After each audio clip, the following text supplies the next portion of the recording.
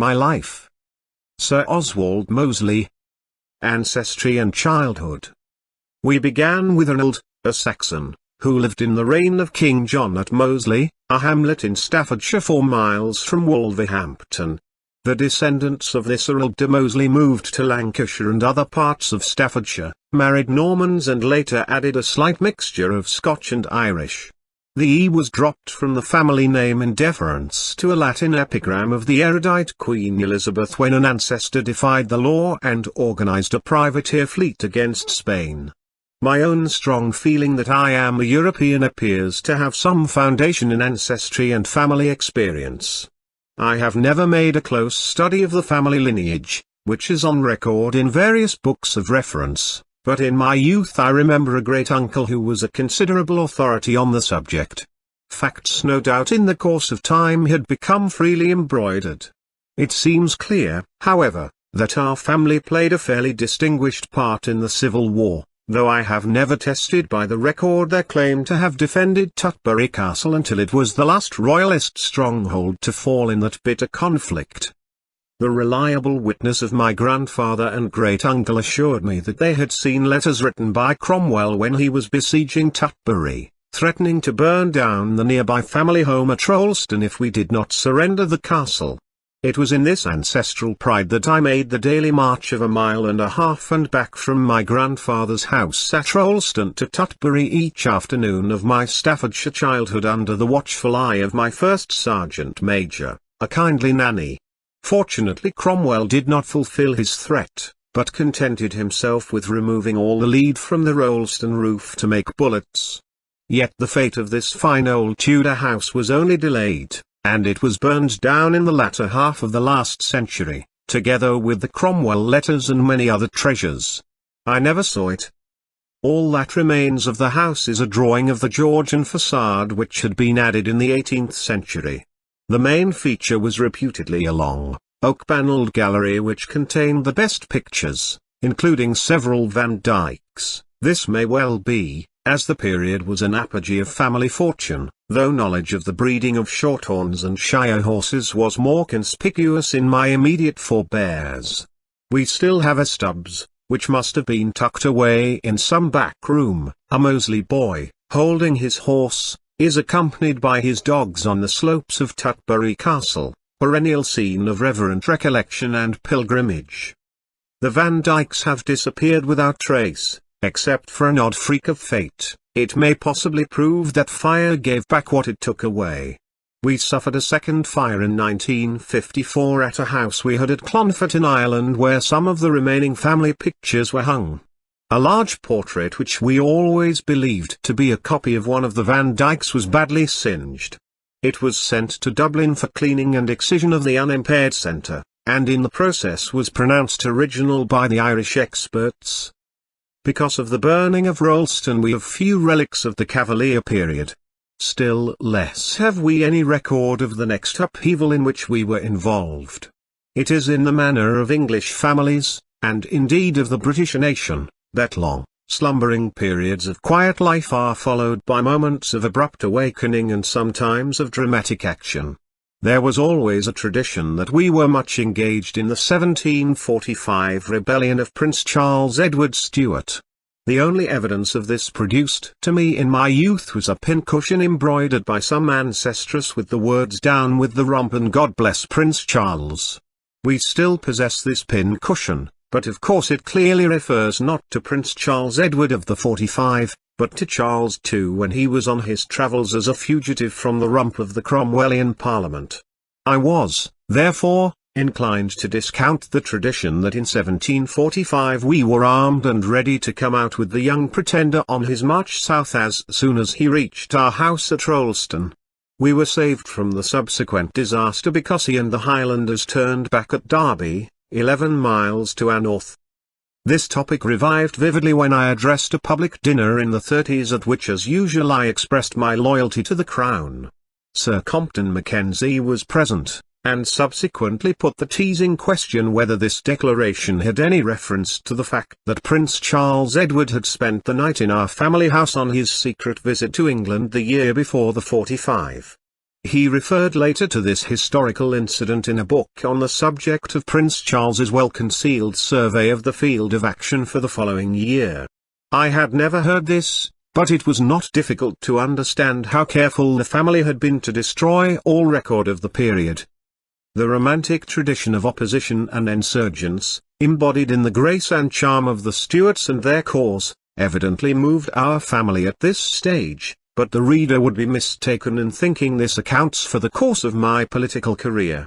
A portentous change followed, when the Mosleys became the incarnation of contrary English qualities. Perhaps we had after all the happy quality, the redeeming grace, of learning from experience. The culmination was my great-great-grandfather Sir Oswald Mosley, whose fire-in-violet portrait gazes down on me in his red robes of learning with massive reassurance of English stability, albeit with a certain whimsical charm, as if he almost admitted it was not quite so serious as he made out. With him we enter a very different period of the family history, an unaccounted metamorphosis from the Jacobite, romantic Tory tradition to the solid, stolid respectable Whig. We are surrounded not by emotional revolutionaries but by squires and parsons, and by professional soldiers of the orthodox variety, like my father's two first cousins who were killed in the First World War, and my own brother Ted, who spent his life in the army.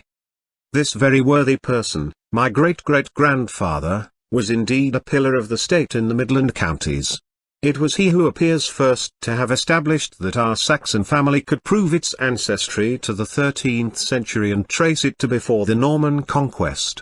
It seems in any case that the family is of a respectable antiquity, for works of reference and public monuments show that it was playing some role at least in Elizabethan times. My great-great-grandfather fortified his Saxon lineage by marrying an Evry from a neighbouring family of Norman descent. This desirable outcross, in agricultural language, appears to have occurred more than once. Armed then with an imposing presence and a weighty erudition in his own sphere, he entered the House of Commons in the Whig cause during the Reform Bill period. Apart from this concession to progress, he showed little sign of possessing a radical frame of mind. I have often been reproached in my political life with the rough part the family played in repressing the Chartist riots in Manchester, although I was never able to understand why I should be held responsible for events so many years before I was born. After all, Peterloo was a mild exercise in violence compared with some of the British doings in India and elsewhere during subsequent years. For all they knew, my indignant interlocutors on the alleged performance of my ancestors might themselves have been able to trace descent from those who during the Indian Mutiny bound sepoys to the muzzles of guns for the purpose of blowing them into the next world in unidentifiable pieces, thus robbing them not only of life but of their chance of paradise. Many of us Europeans would be in for a thin time in this world or the next if we were held responsible for all the dark deeds which adorn our family trees. The real matter of regret and reproof is that our generation has not progressed beyond the wickedness of our antecedents, and has even regressed by comparison with some of mankind's more enlightened periods. The offence of our family's more impetuous members in restoring order in Manchester by a yeomanry charge rather than by persuasion was, of course, aggravated by the ownership of considerable wealth in the area. This was derived from the agricultural land on which Manchester was built, not entirely by the direct exertions of the family. From my point of view they made one disastrous error when they sold leaseholds for 999 years instead of for 99. That extra 9 unhappily made the difference between our wealth and, for example, that of the Grosvenor family, who occupied a similar position in the development of London, but granted shorter leases which fell in sooner. Reflecting upon what might have happened in British politics if I had had so much money to spend, my contemporaries may consider that they can count their blessings. The virtual sale of this land cut both ways, for we lost control over it. It was therefore again wide of the mark when I was frequently attacked in my political life for the subsequent development of Manchester. Not only did this occur before I was born, but the family could not have altered the course of events once they had granted these careless leases. Our last effective influence in Manchester ceased with the sale to the corporation of the Lord of the Manorites early in the 19th century, this time for quite a tidy sum in a shrewd bargain which left some resentment. These rights, strangely, we had shared from early times with the De Lawar family, strangely, because the present Lord De Lawar was a fellow member of the 1929 Labour government. When I last looked, our coats of arms were still side by side in the remnants of our old family house at Encots, a quaint premonition. These events, and also the Cavalier romance, seem well established by the research of forebears. It is difficult for us today to understand this obsession with family trees. I am glad to know that I come from an old English and British family, but there my interest ends. It was different in the last century, when my great-great-grandfather in particular appeared to have shown an inordinate pride in his lineage. During his time in Parliament he is reported to have refused a peerage with the observation that an ancient baronetcy was preferable to a mushroom peerage. Although he was evidently a man of some intellectual attainments and considerable personal prestige, what he had done to merit a peerage is not entirely clear. Still more dubious is the remark concerning the ancient baronetcy, for he was only the second in the line. It appears however that this was the third Mosley creation of a baronetcy, which in earlier years had lapsed because the succession was insufficiently direct. The first creation dated from the reign of James I, so to say it was ancient may have been moderately justified. The story of our family in the Elizabethan period is for the most part clear. Sir Nicholas Mosley was Lord Mayor of London under Queen Elizabeth, and a fine monument testifying to this fact still stands in Didsbury Church near Manchester. A more beautiful monument to another member of the family in a slightly later period can also be found in Rolleston Church. This marks the division of the Mosleys at that time between the earlier Lancashire branch and the migrants to Rolleston, Staffordshire, in the late Elizabethan period. They all seemed to have joined together a little later for the civil war in the royalist cause. Throughout, a certain diversity occurred between the Staffordshire owners of agricultural land with a substantial farming tradition and the remaining Lancashire family who seemed to have been largely engaged in the early cotton trade. There remained however considerable interplay of interests, for the Rolleston branch derived most of their money from the land on which Manchester was built, and the Lancashire families still carried on farming in the Didsbury and Chorley area. The old family house at Horfend still stands, though in a very dilapidated condition. It was abandoned long before my time, no doubt on account of the approach of Manchester which disturbed the rural habits of these countrymen. When I rediscovered the house it was sadly deserted, open to the wind and rain and stripped of panelling, staircase and all decoration or suggestion of a home. I wandered through the deserted stables and outhouses, which evidently came right up to the front door in the style of the smaller French chateau. The only living thing appeared to me in the dusk as a ghostly shadow of a peacock perched on a cowstall. I came nearer, and thought the motionless bird was stuffed, the only remaining relic of the old family life. I stroked it, and the live head turned towards me with a steady, tragic gaze of faraway memories. Perhaps we should never have left. How Sir Nicholas Mosley's diverse energies and interests carried him from this quiet country background to the position of Lord Mayor of London is a matter of legend. The job seems to have required a considerable variety of function and of quality in the incumbent. He is reported to have fitted out a privateer fleet against the Spaniards at a time when Elizabeth was at peace with Spain.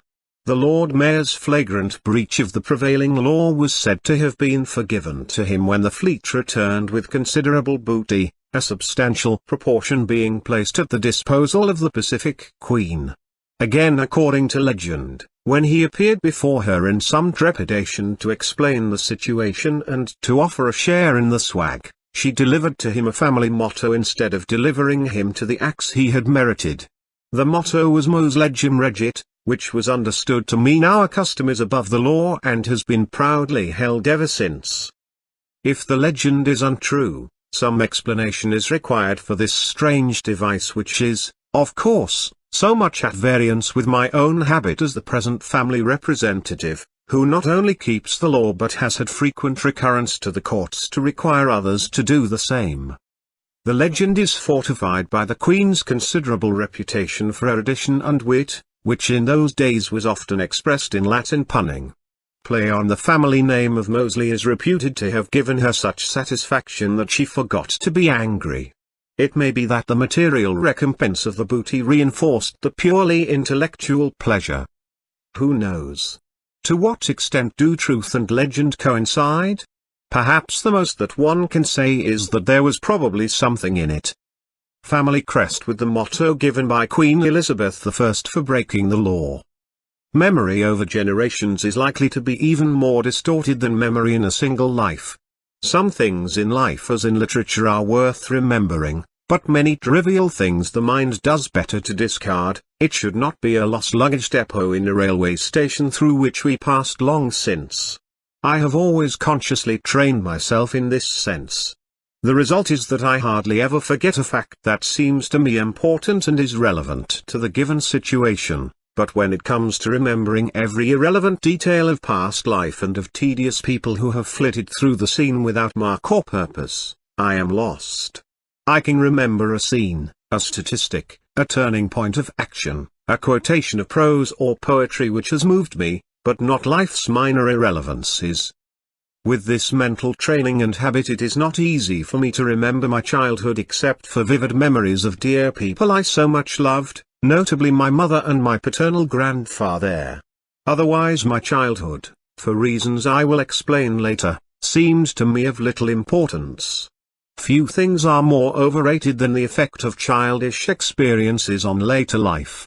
However, I well recall some of the early contrasts of fortune and circumstance which became still more extreme in my later life.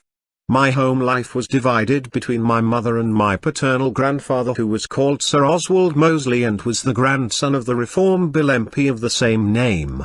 They were usually on the best of terms, and she accompanied me and my younger brothers to his Staffordshire home at Rolston-on-Dove.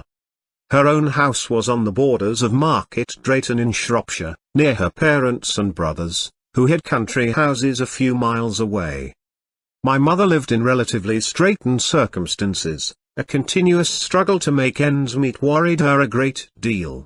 I was very conscious of this, being her eldest son and much in her confidence. The problem was to pay the school fees of 3 boys at what were considered the best schools and to provide us with clothes and enough good healthy food in the holidays. Whatever the difficulty of the situation, she always succeeded in doing these things. We were much better off in this respect than many of my contemporaries. Nevertheless, it was not easy for my mother, and we suspected that it involved doing without many of the things which her friends enjoyed. She was a remarkable woman to whom I owed everything in my early life, and to whom I was passionately devoted until she died at the age of 76 years. She combined strict religious principles with a robust, realistic attitude to life. The tenets of the Church of England were possibly modified by the long-continuing influence of the pagan world which can still be observed in many countries. An absolute morality in personal conduct was combined with a sturdy maintenance of the values of her own kind, an exact reversal of many current attitudes. She was less than 24 years older than I, as I was born within a year of her marriage, and extremely beautiful. Yet I never observed any male influence in her life other than her family and an occasional preacher of exceptional gifts. She was a paragon of virtue, but as loyal and vigorous as a lioness in defense of her own. Conventional education, and appreciation of literature, the arts and music were almost entirely lacking, though she played Strauss waltzes on the piano in a way that entranced me as a child. Her natural shrewdness coupled with a clear head for figures and simple business made her an able woman by any standards. She was popular in the country circles in which she moved, because of her evident good nature, high spirits and considerable humor. Our friends by reason of her background were almost entirely concerned with agriculture and sport, and this was perhaps her chief anxiety, to enable her sons to take part in the sports of the field which she and all her friends felt were the only possible training for a man, and to which almost from infancy we were ardently addicted. It may seem strange in retrospect that she should so have taxed her energies and resources to keep ponies in addition to 3 hungry boys, but hunting in that world was almost a religious observance, and let me freely admit in another age that some of the happiest moments of my life have been spent with horse and hound. Well do I remember as a small boy the night before returning to school, sitting all evening long in a manger weeping with one arm round the neck of some beloved pony while the other hand caressed a favourite fox terrier. It was a ritual of the old country folk with roots deep in a remote past, roots too which gave a certain vitality and resolution for very different purposes. All now very strange and far away, but insistently real at that time. The ponies, and a horse for my mother, were usually a gift of one or other of the grandfathers, but their upkeep was something of a problem even with the cheap oats, hay and straw available in the country. Rough shooting was also provided close at hand by my mother's father, and at Rolleston where my Mosley grandfather had some 4,000 acres there was plenty of such shooting and coarse fishing. The holidays were simply a matter of horse, dog and gun. These were the happy crumbs which fell from the well-laden tables of 2 grandfathers. It may be asked why they did not do more in a regular way to help my mother in her daily struggle to keep going, for they were both kindly men. The answer is probably that it simply did not occur to them. The shy reticence of their kind would inhibit any inquiry unless they were asked, and to ask was out of the question to my mother's reserved pride. The result was that we experienced extremes of contrast in our way of life, particularly in our visits to the Rolleston grandfather. Even my mother's father, Justinian Edwards Heathcote, lived in a very different way to us. Sunday luncheon with the family was a sumptuous occasion, presided over by the grand old matriarch, my grandmother, square inches physique and in mind with clear-cut and determined features, who came from another Staffordshire family. Her principles were rigid, and she never risked their impairment. Someone gave her a book by R. H. Benson, which she put aside with the rebuke that he was a Roman Catholic. I am not going to have them converting me. Nevertheless, within her narrow limits she was a fine woman, always occupied with deeds of Christian kindness from which wide and diverse circles benefited. Rolleston visits provided even greater contrasts with our way of life at home. It was an abrupt transition in childhood from a wayside house with a few rooms, a patch of garden, and one maidservant fresh caught from the village green, to the massive edifice of Victorian comfort, which replaced the burnt Tudor house, set amid its park, lakes and gardens. About 30 gardeners outside and 11 men servants inside maintained this establishment, with a small army of housemaids and of cooks, supplemented by 2 still-room maids exclusively engaged in the making of cakes, which must considerably have contributed to the vast girth of senior members of the family.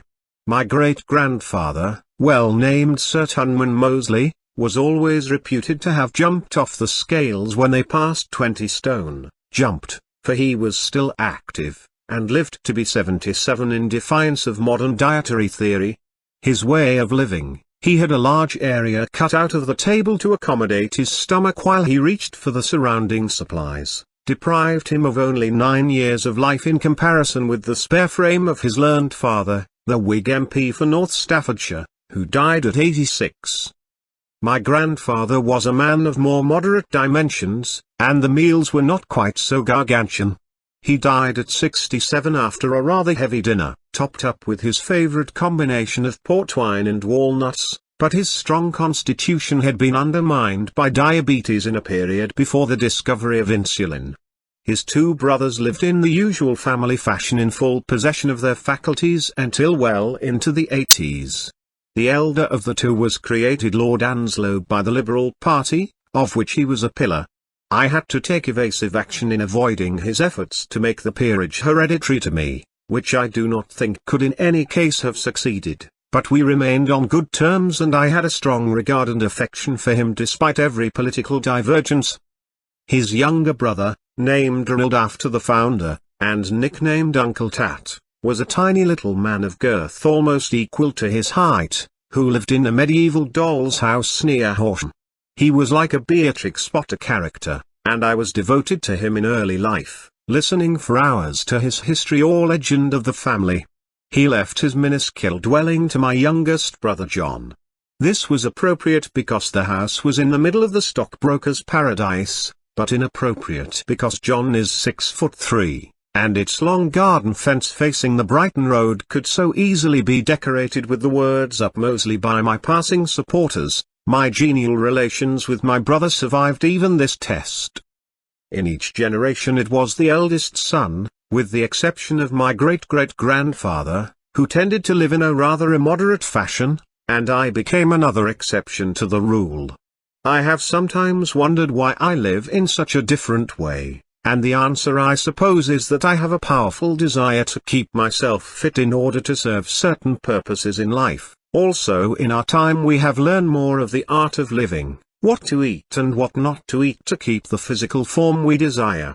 It is curious that these relatively simple discoveries were not made sooner. Only in recent years has the question of diet been seriously studied. Sleep, the second great need of humanity, was also neglected by scientific research until quite lately. Conclusions on that subject in my youth were the purely empirical deductions of practical men. I owe much to the chance that in my first year in the House of Commons two remarkable old gentlemen, as they appeared to the youngest member, gave me the same advice, always to sleep sometime between the midday and the evening meal. One adviser was Lloyd George, and the other Churchill. I took their advice, and am convinced this is one of the chief reasons why I am now alive and very fit after such a strenuous life. Most modern doctors now take the same view. Life at Rolleston was a matter of instinct rather than of science. We were very close to nature. My grandfather had a prize-winning shorthorn herd, and was one of the country's leading authorities on shorthorns and shire horses. I was saturated with the farming tradition, lived in it, enjoyed it, and I still do. We were of the earthy, and I am glad of it. It is one of my deepest convictions that these roots in the soil are a very fine start to life. This calm existence rolled on at a leisurely pace. Farming stock and method had been built over long years, and the skilled men had often been there for generations.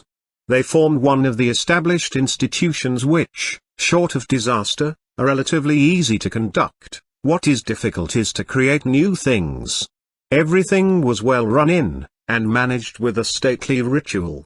My grandfather must have done a lot of work in his little office in a quiet corner of the large house and in his frequent inspections, but to us children the highlight of his efforts and successes shone on Sunday mornings. After church came a visit to the home farm. The whole well-ordered parade must occur between church and luncheon, so a watch would be ostentatiously examined if the sermon continued long enough to keep the men one moment from the Sunday dinner or to risk turning our own beef from pink to brown. Life had its rules, and the Sunday beef was a very serious affair indeed. Placed in front of my grandfather on an enormous dish was always a sirloin of 4-year-old beef, whose breadth still makes all modern fare look puny. Then came the solemn moment when, carving knife poised in hand, my grandfather recited the pedigree and recounted the many virtues of the dual-purpose shorthorn breed.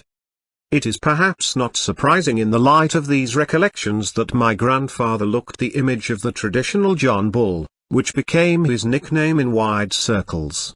He was in his way almost a national figure. Among his numerous contacts with the world outside this completely self-contained enclave of existence were a strangely assorted couple, King Edward VII and Lord Northcliffe. The king saw him sometimes at agricultural shows, and was evidently attracted and entertained by his sterling character. One of his letters expressed a desire to lean over a gate with my grandfather contemplating a rural scene. The king's tact was as diverse as his amusement, and an immense signed photograph was always displayed with loyal pride.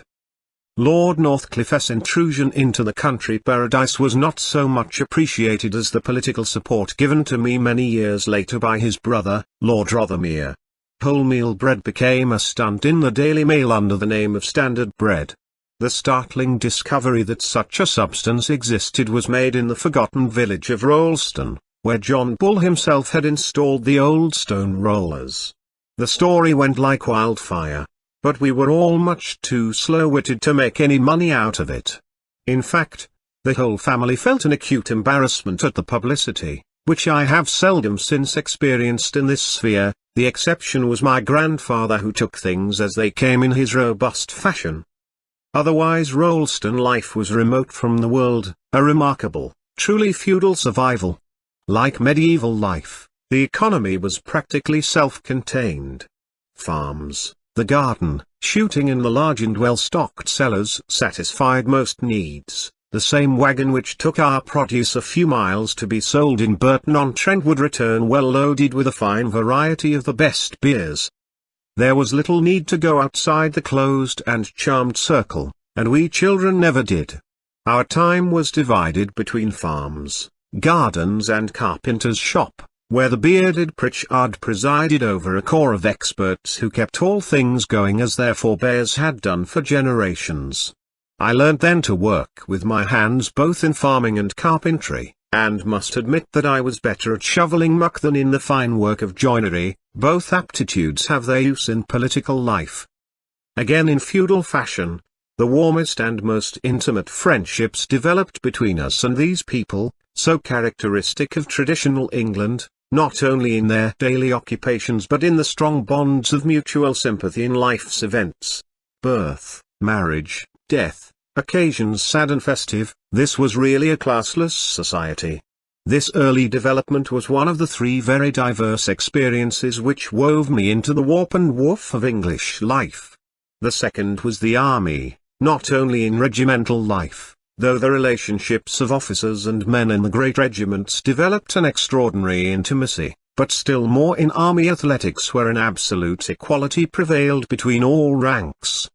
The third experience was very different. When I joined the Labour Party, I spent 2 months touring the country each autumn to make daily speeches. Every night was passed in the house of a different member, nearly all manual workers, from the mines, steel works, shipyards, farms and all the diverse industries and trades of English, Scotch and Welsh life. The wife cooked and looked after us, gave the very best they had, and I have never been better cared for and made to feel more warmly welcome and accepted into the intimacy of family life. I owe much in knowledge and in sentiment to that wide range of cherished memories. These experiences helped me in the days of class to become a classless man, and later to devise a type of political organization which at least eliminated that archaic nonsense. At Rolleston the class values only emerged strikingly at the strangest point, in church. The habit must have developed over generations or centuries that everybody waited until the family took communion. It afforded them no practical advantage, because in any case they had to wait until the service was over. This custom was probably never by their volition, but for some odd reason at some point in time they had established the principle of roping off an aisle of the church. It was peculiar, because they only used 1 or 2 pews and the aisle would accommodate 200 or 300 people. It did not much matter, as the church was never anything like full. Yet even to my childish eyes it looked rather an affront to man, and soon a new incumbent took it as an affront to God. The clergyman was a royal chaplain, by name Canon Tyrwhitt. He was uncle of Lord Berners, the gifted writer, composer, artist and wit, who was a friend of ours when my wife Diana and I were living in Wiltshire in the late 40s. The canon was of a very different type from the usual run of country parsons in those days. My grandfather was landed in this bit of trouble by his royal allegiance. King Edward had asked him to grant the particularly well-endowed living to the royal chaplain. All went well until the clerical eye with the wide and sophisticated glance of a larger world fell on the rope offending both earth and heaven.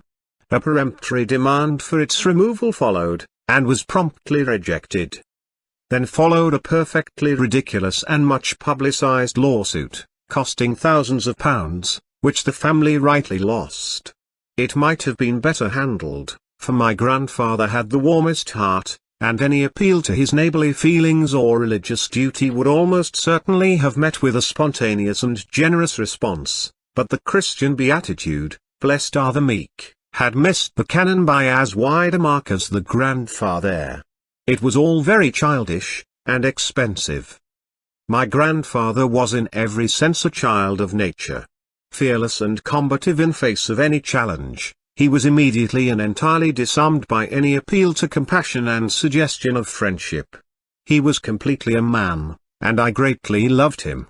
His simple and generous nature made him a most likable person, and he evoked almost universal affection from all who met him in his small world or in wider circles, where he moved with the same unaffected friendship as he did among his tenants, workpeople, country neighbors, or the larger agricultural shows and institutions in which he played a leading part.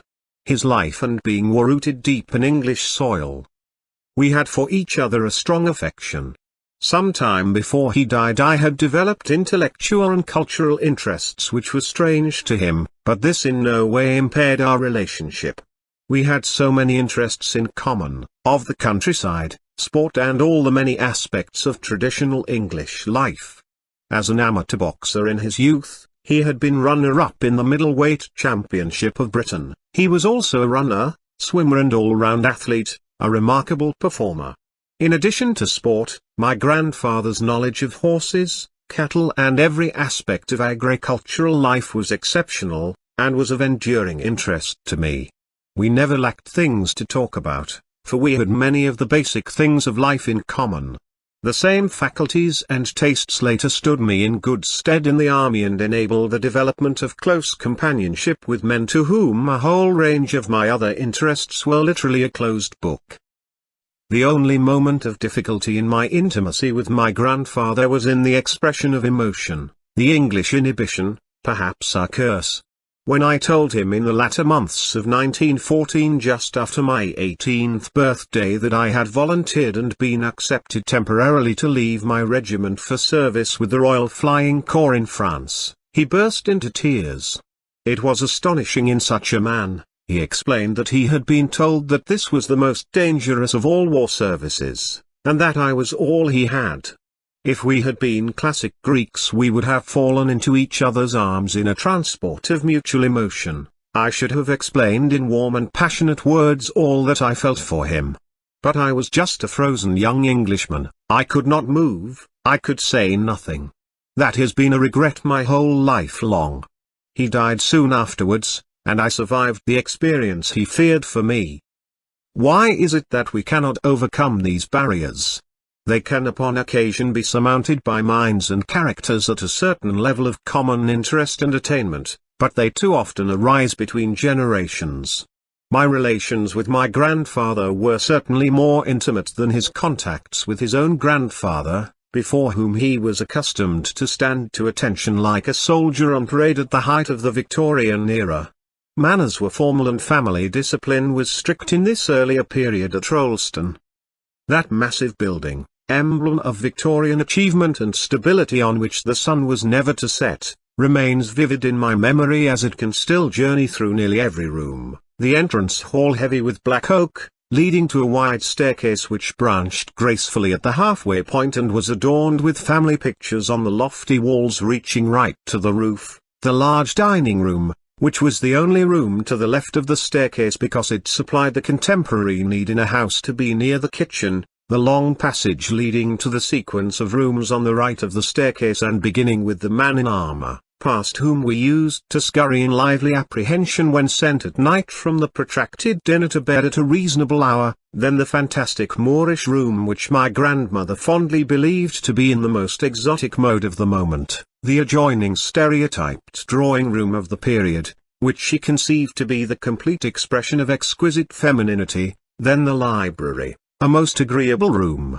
all leather and filled with beautiful books, from which I still preserve some 3,000, next the billiard room, again all leather and redolent of postprandial male jollity, and finally conservatory and ballroom with well-polished floor, which in childhood added shine to the seat of the pants, with my grandfather's little quiet work sanctum lurking beyond. An equally large area in the other half of the house was occupied by the varied cohorts of housekeepers, butlers, footmen, cooks, scullions, still-room maids, housemaids, etc., who lived in almost equal style of victuals and material comforts.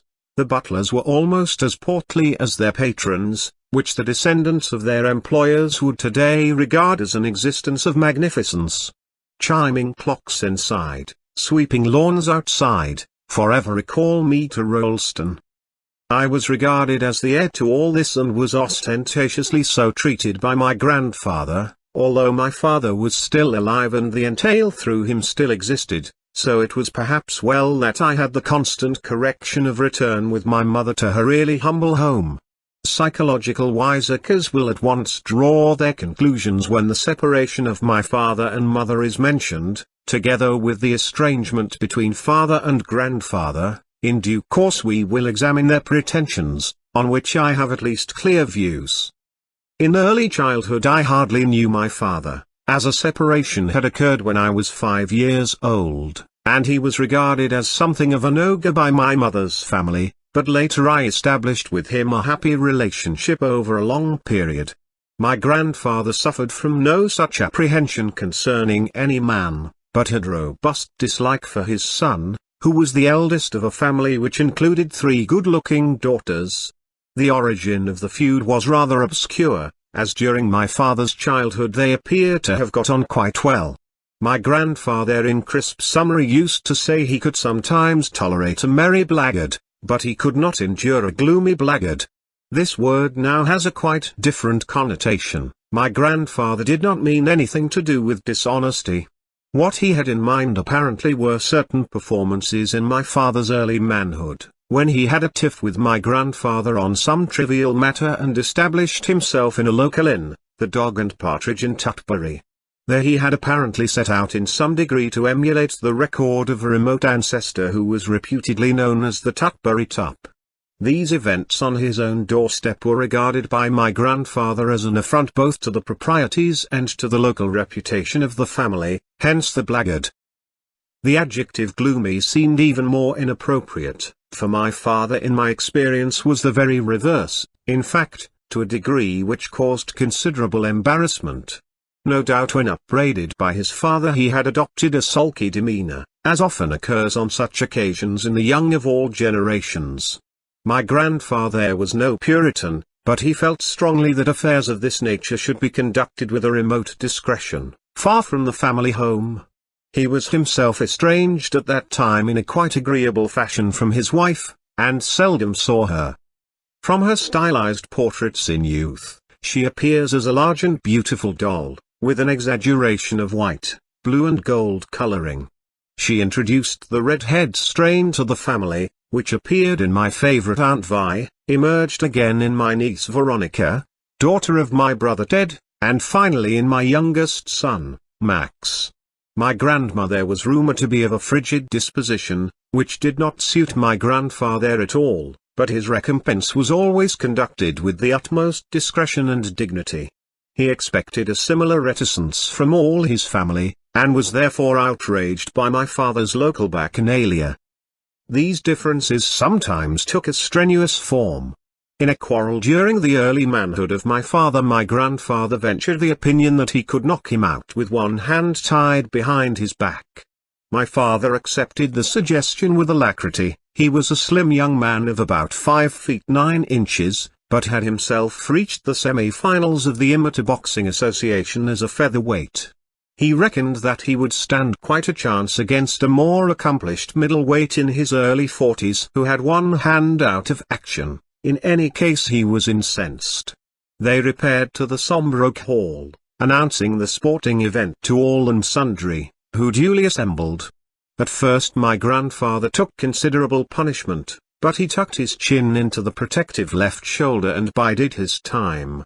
Eventually he saw his opening and knocked my father out with a single right to the jaw, to the warm applause of the assembled family and retainers. Poor Pa, in the parlance of the fancy, was as cold as a mackerel. A more genial occasion of the same Corinthian character occurred when I was 16 and my father 38, more appropriately in the happier atmosphere of the ballroom. My father had some reports of my performance at Winchester, where I had been for some time entirely dedicated to boxing, and he wished to see for himself. Happily I was able to waltz round him almost as easily as I had waltzed on the same floor with the local maids and matrons of the county. My legs were then in good working order and very practiced, they kept me out of all trouble.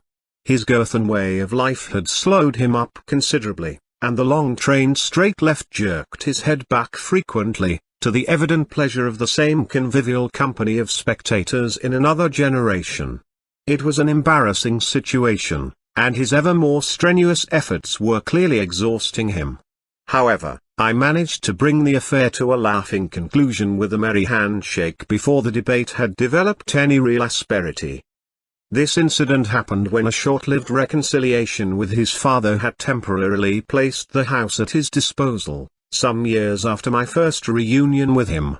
He had previously obtained a court order for his 3 sons to visit him in the holidays. The arrangement was soon frustrated. With the barbarous insensitivity of which small boys alone are capable, we sat around the house in postures of gloom and despair until he could bear it no longer and sent us back to my mother and her family. It must have been very wounding to his feelings, for he was on the whole a jolly fellow and simply wanted to show us affection. If you took him the right way, life could be quite happy with father. This I learned to do later, and established a genial relationship by using our mutual love of horses. He rode superbly. His faults were mostly of a superficial character, but led to some rather disastrous results.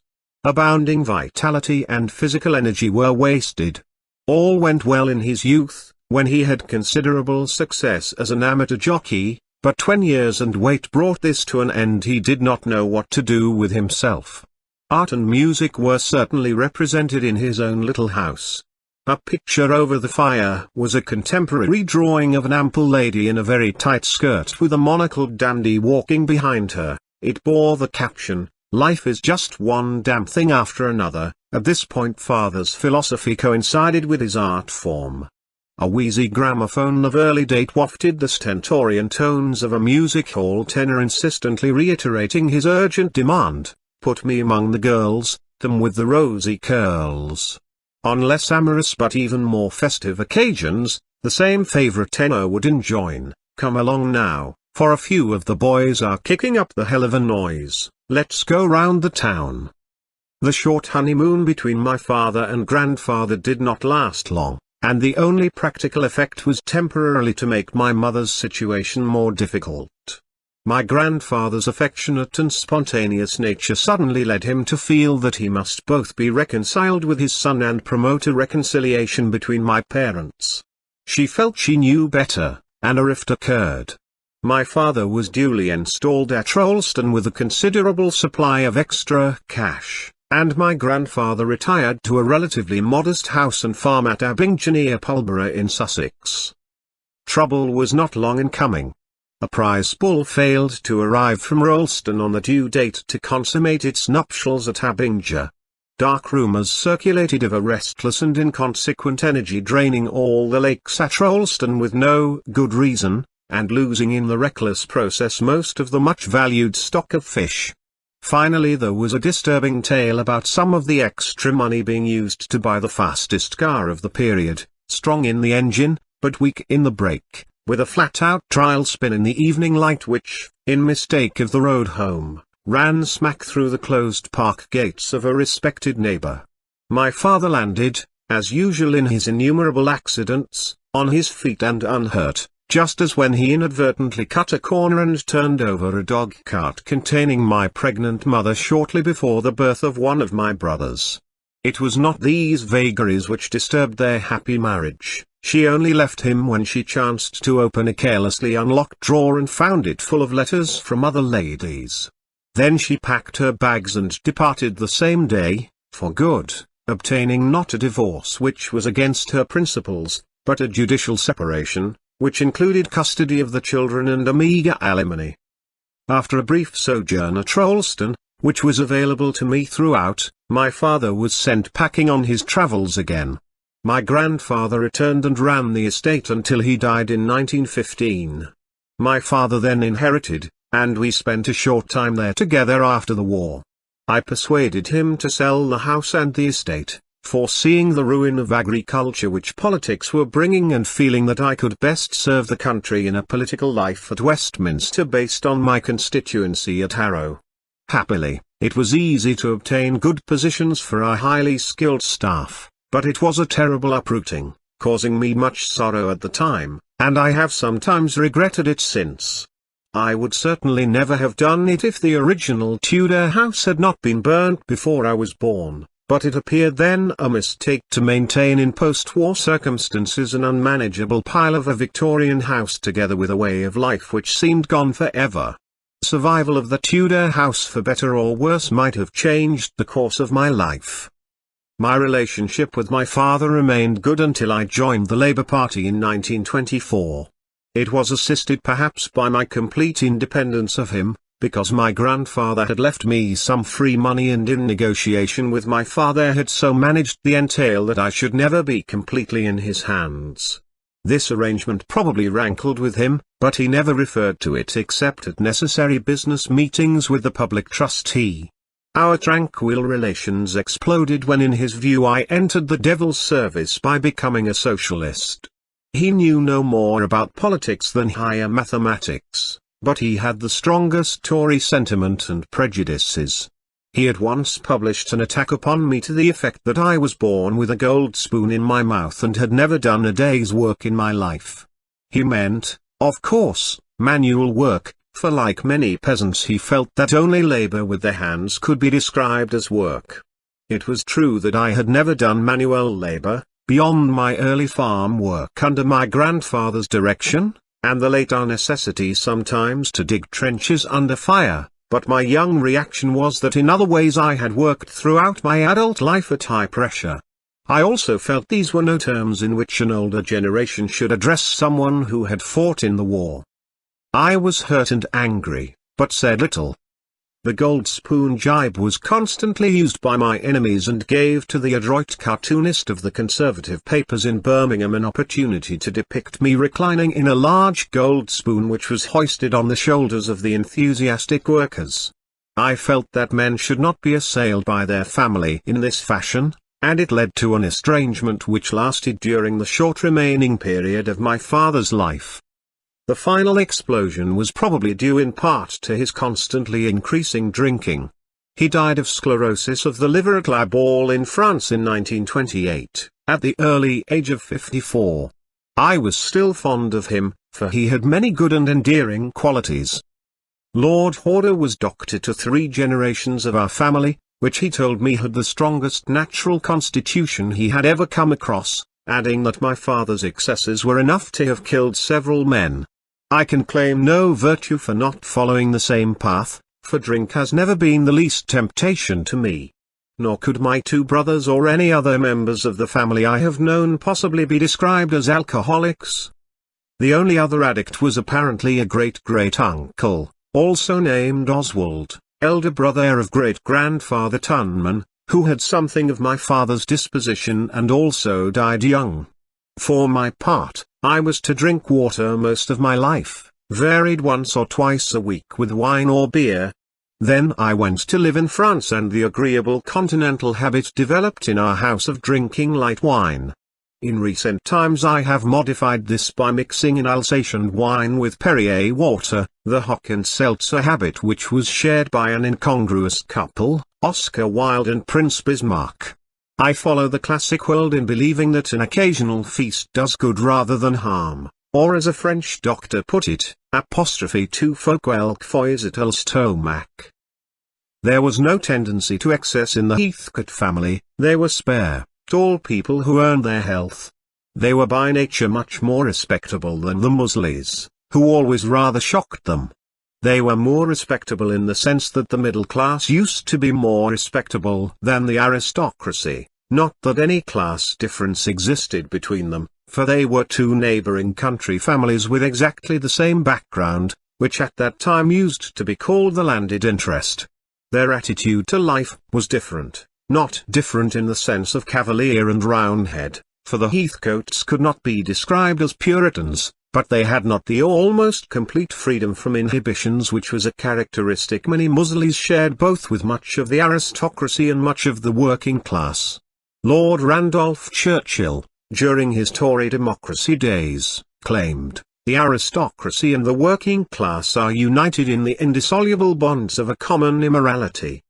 The Heathcotes were a strongly united family, with a vital gaiety in each other's company. My mother had an elder sister who married a lifeguard, Sir Lionel Darrell, 2 younger brothers and a much younger sister, who was only 12 years older than I was and whom I loved as a favourite companion in sport and in a wide variety of young happiness. She married a Leesmailne, who handled a salmon rod almost as well as his nephew was to manage the National Trust. Also cherished with affection was the wife of my Uncle Jack, the daughter of Lord Hill. She looked better on a horse than almost any woman I ever saw. There was plenty of health, life and affection in that circle. They all lived in houses near to each other, a closely knit community with its own attitude, vernacular and jokes, but with no tendency to be severed by the family from the wider life of the neighborhood. They were very friendly people.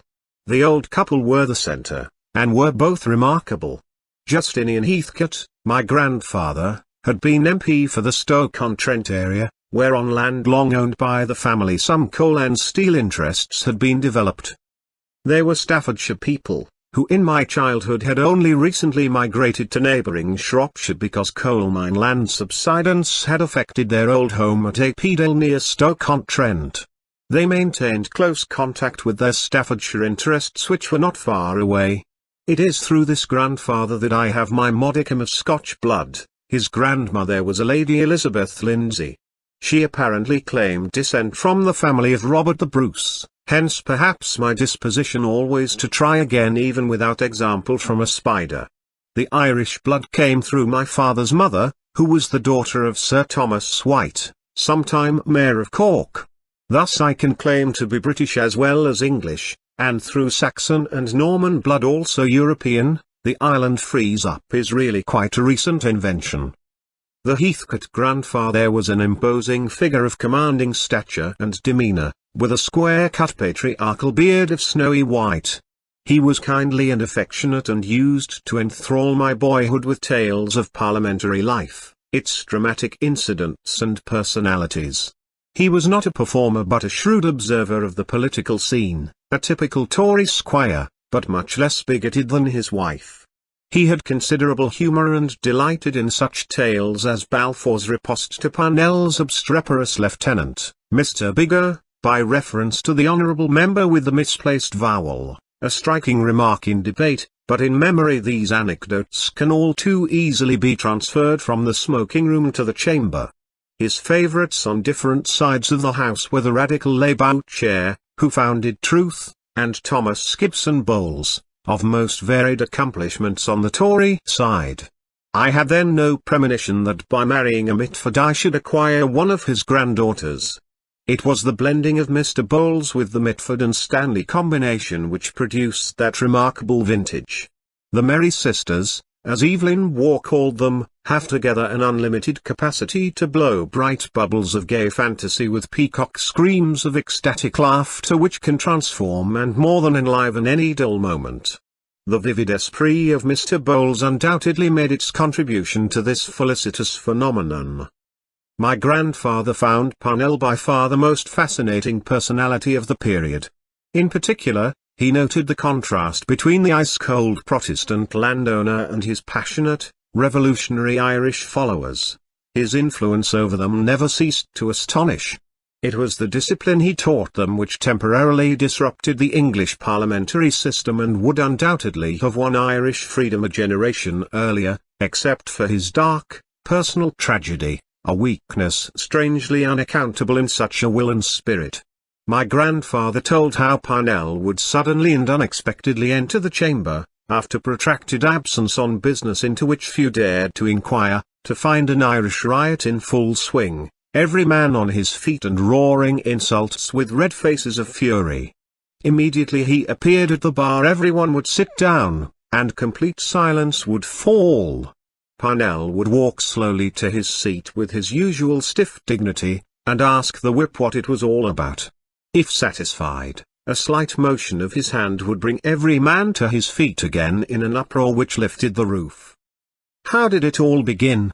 My grandfather explained that Parnell arrived at Westminster as a comparatively young man to find a completely ineffective Irish party under the leadership of an amiable gentleman called Mr. Butt, who usually turned up rather late at night in full evening dress after dining with the Tories. Parnell decided to put a stop to all that and, with the assistance of the member who got his vowel wrong, he did so very quickly. The continual row led on occasion to his being physically removed by the sergeant-at-arms and his assistants, but it was a fight, a hell of a fight, which thrilled all Ireland.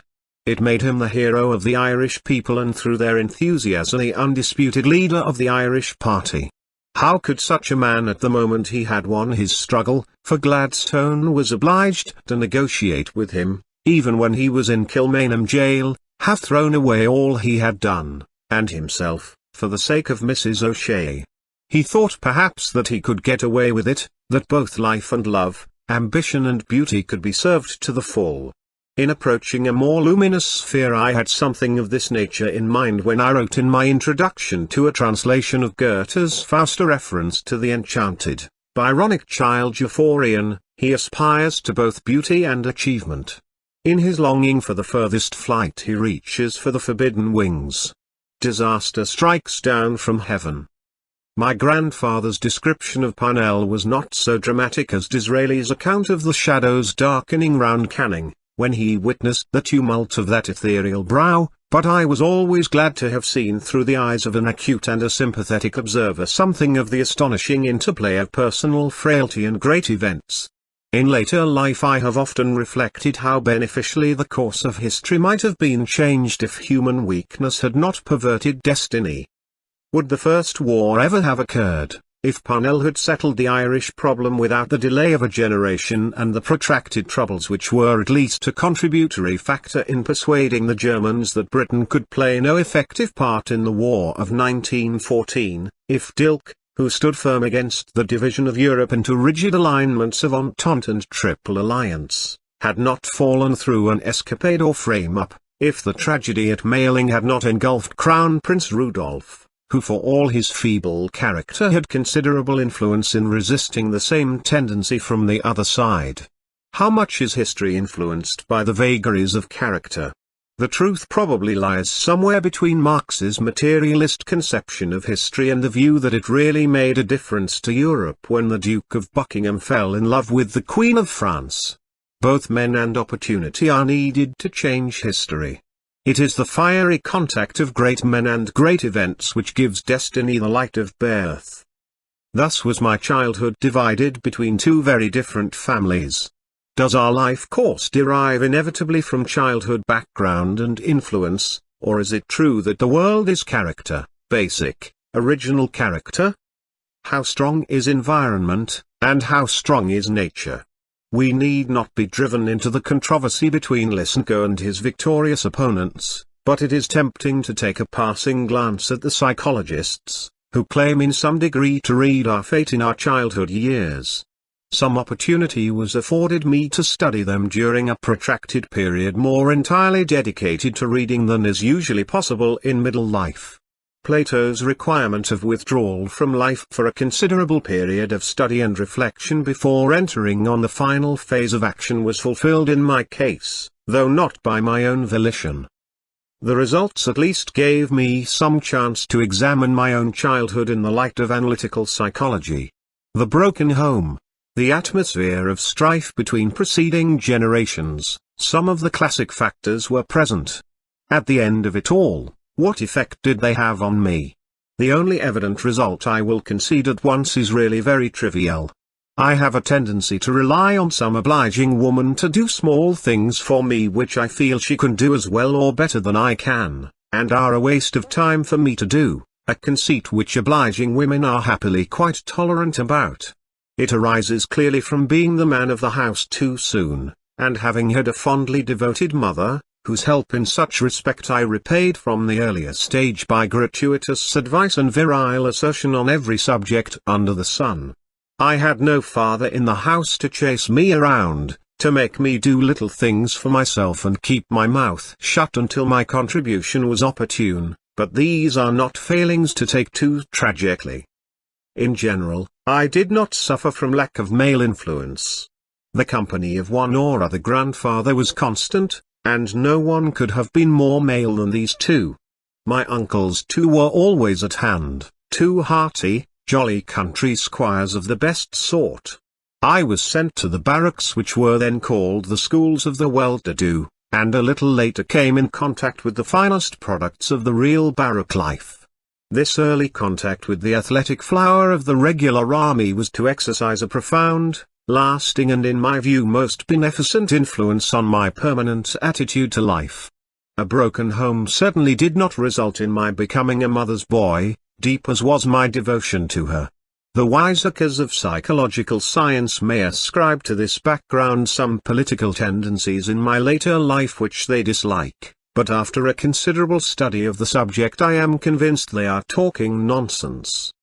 There are certain things which at this stage may be noted about the study of psychology. It is in its infancy, and its protagonists are acutely divided.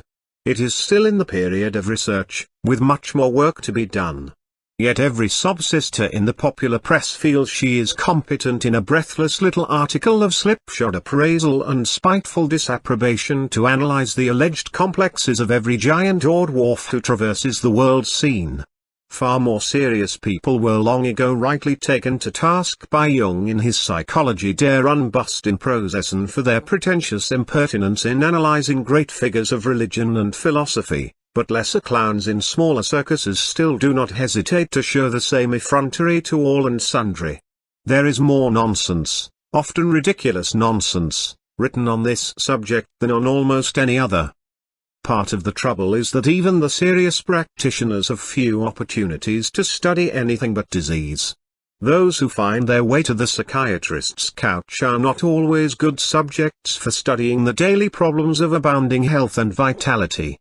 Everyone in childhood or youth must invariably suffer again and again the shocks and disabilities which in later life lead some to the psychiatrist's couch, just as everyone experiences the cuts and bruises which later in life lead some to the surgeon's operating theatre. The healthy psyche throws off the injury which in the weak becomes a complex, just as easily as the healthy body throws off the bruise which in the weak becomes a tumor. It is possible to go even further, and to say that additional strength can come from early injury. I have seen extraordinary experiments in botany where trees seriously injured early in their growth develop a protective resistance which later results in far greater strength than a more sheltered environment produces.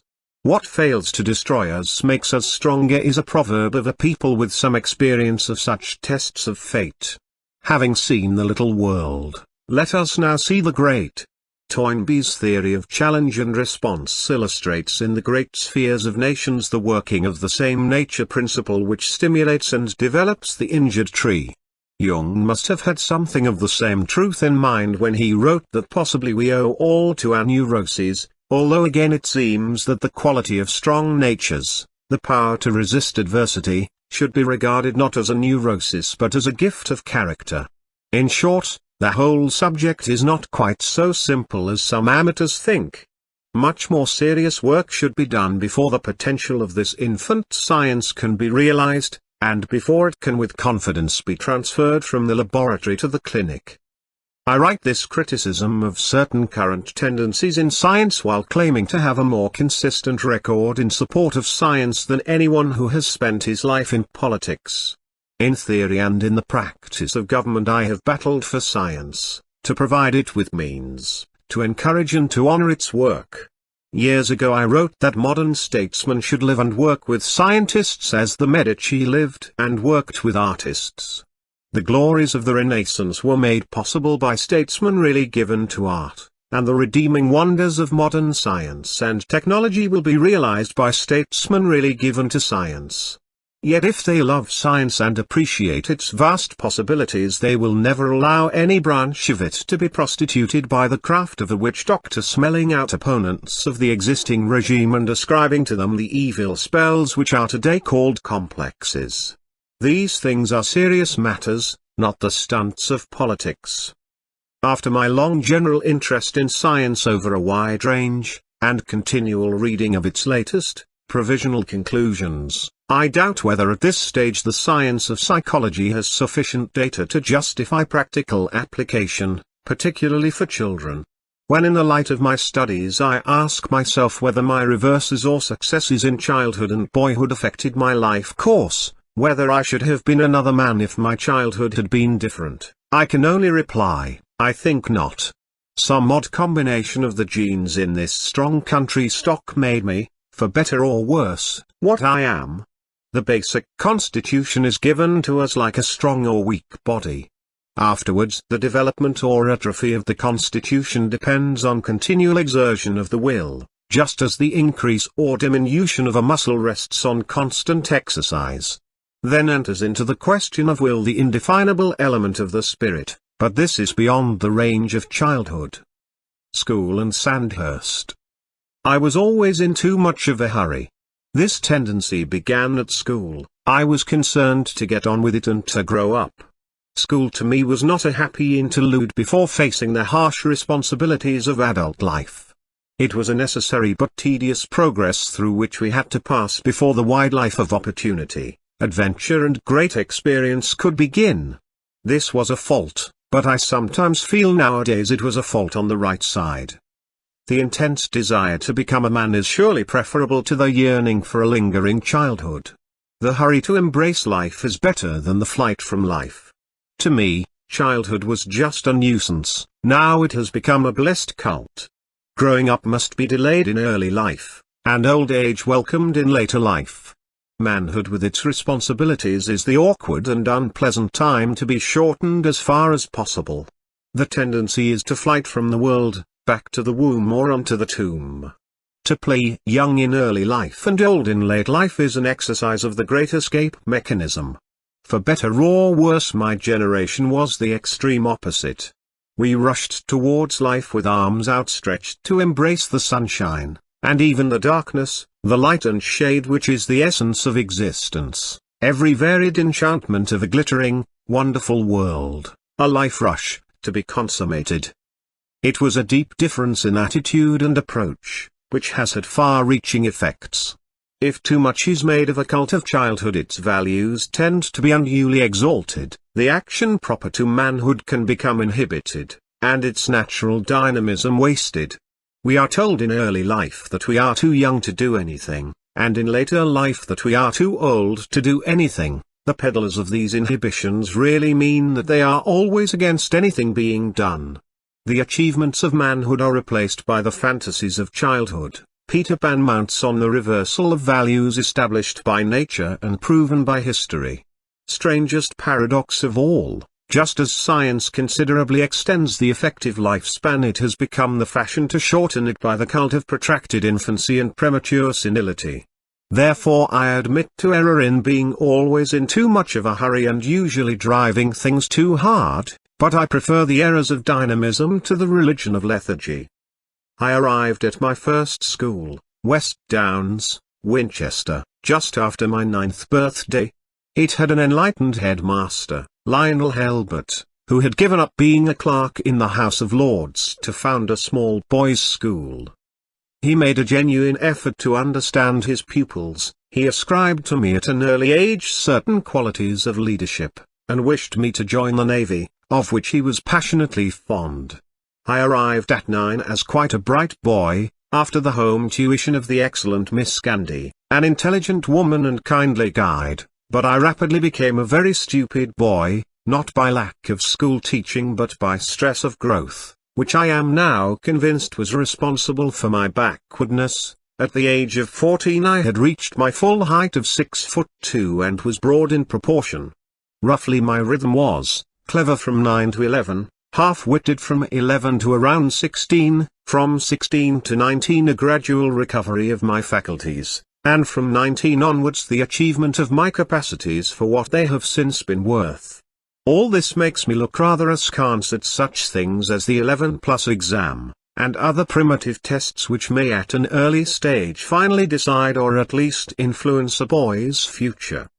In later life I teased public schoolmasters with the remark that in my generation and the two preceding generations they had failed to discover at school any of the men outstanding in political life, Exceptions were the father-in-law of my first marriage, Lord Kurtzen, and one or two others, while the list of those found stupid at school but brilliant in later life was long.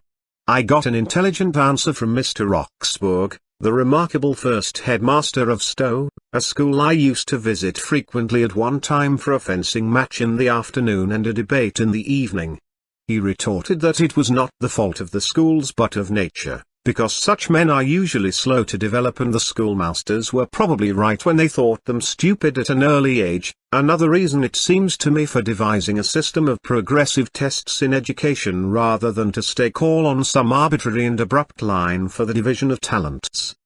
At West Downs my most unpleasant memory is of the intense cold. It was before the days of central heating, and the long stone and wooden corridors were as bitter as the draughty dormitories where the sponges became rigid in the basin at any touch of frost.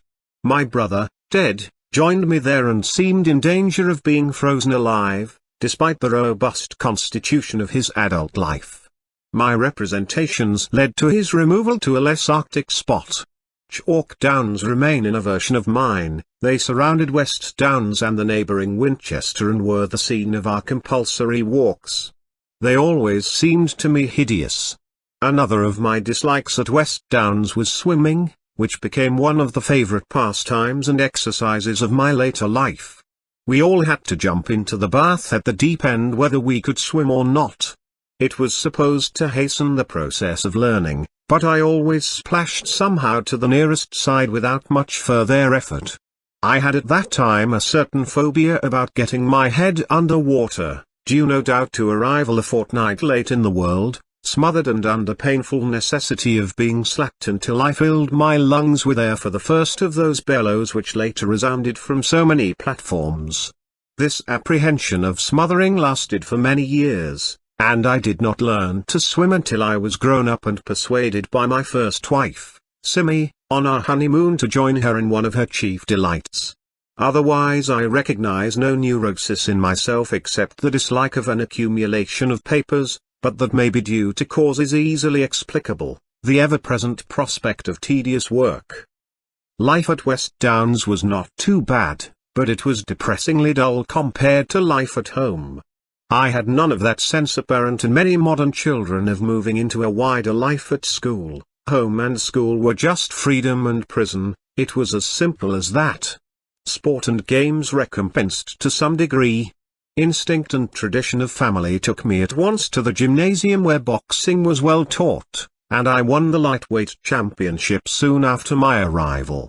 In my opening fight I experienced for the first time incredulity that I could be winning.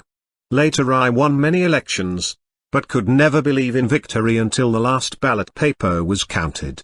Lloyd George was reputed to be the same in a larger sphere. He could not believe he was winning his landslide election of 1918, and in his unnecessary efforts to snatch victory made some speeches which were a subsequent liability he need not have incurred. Churchill on the other hand was usually confident of victory and was reputed not to have anticipated his defeat in 1945. My tendency to be doubtful of success until it was proven carried me to remarkable lengths in this first athletic encounter of childhood at 9 years old. After the opening clash the other boy took to his heels and ran as fast as his legs could carry him round the spacious gym. There were no ropes, hotly pursued as fast as my equally short legs could carry me. At length an insistent ringing of the bell terminated the farce, and we returned to our corners. Breathlessly I inquired of our instructor, "Have I won?" The last fight of the series in the final was my first endurance test. There was not much science, just slogging it out toe-to-toe with straight lefts and rights to the face. Gradually he gave ground and I won my first championship. 3 years later I took a tremendous hiding from a boy in the final of the heavyweight championship. My opponent was bigger, heavier, older and a better boxer. I should have had no trouble in winning if I had waited another year, but, as usual, was in too much of a hurry to go on to a public school and made this attempt, like everything else, prematurely. Halbert, with rare insight, praised me more in defeat than in victory. When we left at the end of the term, he selected 2 occasions to note in my school career. The first was the beating I took in this boxing final. Because I had fought it out to a finish, it simply had not occurred to me to do anything else. The second was my performance in the school shooting championship, when again I did badly. I was captain of the miniature rifle shooting team and could normally have expected to win the individual inter-schools championship at the same time that the school team won the match. It was an off day for me and I shot so badly that I had no hope of the championship. Helbert remarked to the school audience that I had continued to do my best to the end of the day in order to contribute to the team's success. Many boys apparently in his experience threw in their hands on such an occasion in a mood of petulant despair. Again, I had not been at all conscious of any merit, because it did not occur to me to do anything else. Helbert, however, rightly for a schoolmaster, was always on the lookout for early evidence of character. He noted in me that I was capable of the team spirit which has sometimes been denied, wrongly, because I am a completely loyal colleague while a member of a team. It has already been duly noted by analysts who induct from the trivial to the considerable that I was more attracted by individual sports like boxing, fencing and riding than by team games like cricket. Clarification of these turgid convolutions is often simple. I liked these sports better because I was better at them, and my background inclined me to the sports of the country rather than to the games of the town. Individual ball games like golf and billiards seemed to me even more tedious. Was it also some complex that made me prefer conversation, reading or reflection to the playing of cards, extraordinary aberration of ardent time killers? My transition to the public school a year too early was one of the errors of my perpetual sense of haste. I persuaded parents and schoolmasters to let me go ahead for no good clear reason, just from a sense of urgency. I lacked at this point perhaps some calm, male influence to say, "What is the hurry? Why not wait another year at the private school, be head boy, win the boxing, do all the things you like doing at the first school, and then take a higher place in the public school when you are a year older and better fitted to go there?" But I was in a hurry, and this advice was not available. I doubt if it mattered very much. I arrived at the public school a year younger than was normal, and my experience to that extent was tougher than the usual. As the chief merit of that education was supposed to be the toughening process, it can even be argued that it was in this way an advantage. We were up early and to bed late, the food was meager and the water cold, except once a week. We were at early school and enjoying the solace of religion in chapel before breakfast. The rest of the day was a hustling affair divided between lessons, compulsory games and fagging for the older boys. These prefects had almost the powers of life and death over the smaller boys without any effective check or supervision from a master, certainly the power to make their life a misery or reasonably tolerable. The power was on the whole exercised fairly and equally, according to a definite code. Junior boys were treated alike by these older boys in the affairs of everyday life, even the favorites. The strict discipline prevented any form of unauthorized bullying, and the ganging up of boys against each other which is often evident in smaller boys' schools was mostly absent from the public school. The main question, of course, is whether it is right to give boys of around 18 years old a power over their fellow human beings which few would dream of according them in later life, however distinguished their career and however well-founded and proven their reputation for kindly and humane dealings. It is a strange system, which it does not occur to any other European people to employ. In France the general rule is to educate boys at day schools rather than boarding schools. The remarkable lycée system of state education can carry a boy from infancy to the final selective, technical and administrative academies which are among the chief assets of France. There are also schools equivalent to our public schools which are usually conducted directly or indirectly by religious orders. The Reverend Fathers know too much of the world to take any chances with original sin, and the boys are under constant supervision. It is entirely unobtrusive and the guiding hand is not noticed until something occurs. Yet on any scene of undue brutality or affection a firm gentleman in a beret appears very quickly, almost as if by magic. It is all well organized, and anything of that kind is simply stopped at once. In varying degrees most of the European countries rest their education on systems of this nature. The English idea seems to be unique. The ideal system may lie as usual between the two extremes. But the English method, at least in earlier times, certainly achieved its apparent object by the toughening process. Its products had to be tough. They were to be fit to conduct a great empire in arduous and often dangerous conditions. Even the boy who had been granted a power at 18 which seemed absurd, was perhaps thus fitted to take charge at an early age of some large and rough area in an outpost of empire. There was some method in this particularly English instinct, which seemed eccentric to other Europeans. Now that the empire has gone, it would appear the prima facie reason for the public school system has also ceased to exist. The question arises, why maintain for the children of a small class of relatively rich people a system so tough that it would produce an immediate revolution if applied to the masses?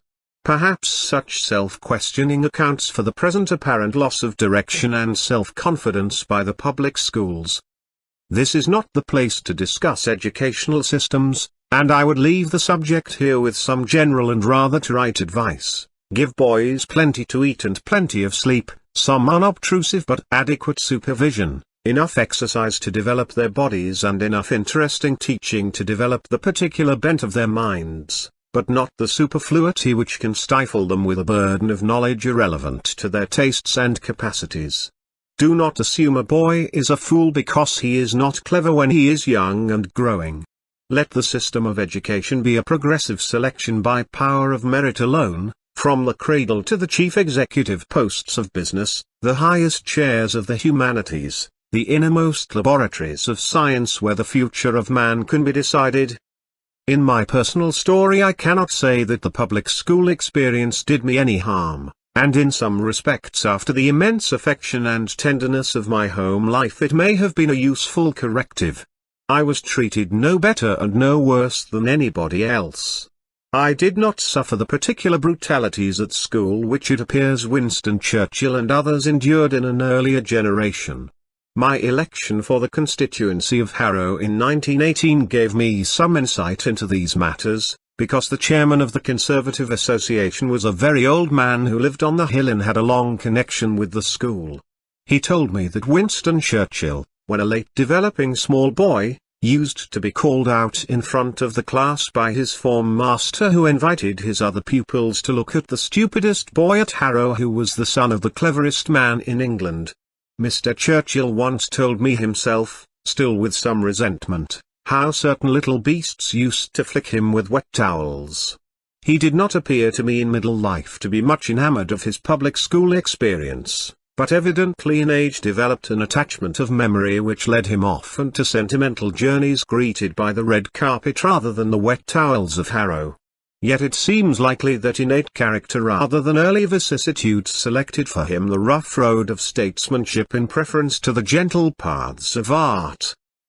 The Wellington view about Waterloo being won on the playing fields of Eton is not the only opinion of the famous upon the practical results of that school. Chatham said that Eton could ruin a boy's intellect and spoil his spirit for half a century, and it does not appear to have done much good to Shelley. Lord Salisbury was approached to preside at a dinner to Lord Curzon and another young man he wished to favour, but refused when he learned it was under the auspices of Eton. Even after all those years as Prime Minister the memory was still too bitter. May we at least congratulate the public schools on their failure to destroy the great, perhaps even on their success in evoking a strong response from the challenge of misunderstanding. Also it should always be admitted and affirmed that these institutions are regarded with strong affection by many good men. They are not made for the exceptions, but nature can look after them. In the modern age the public schools are unlikely to last long in their present form.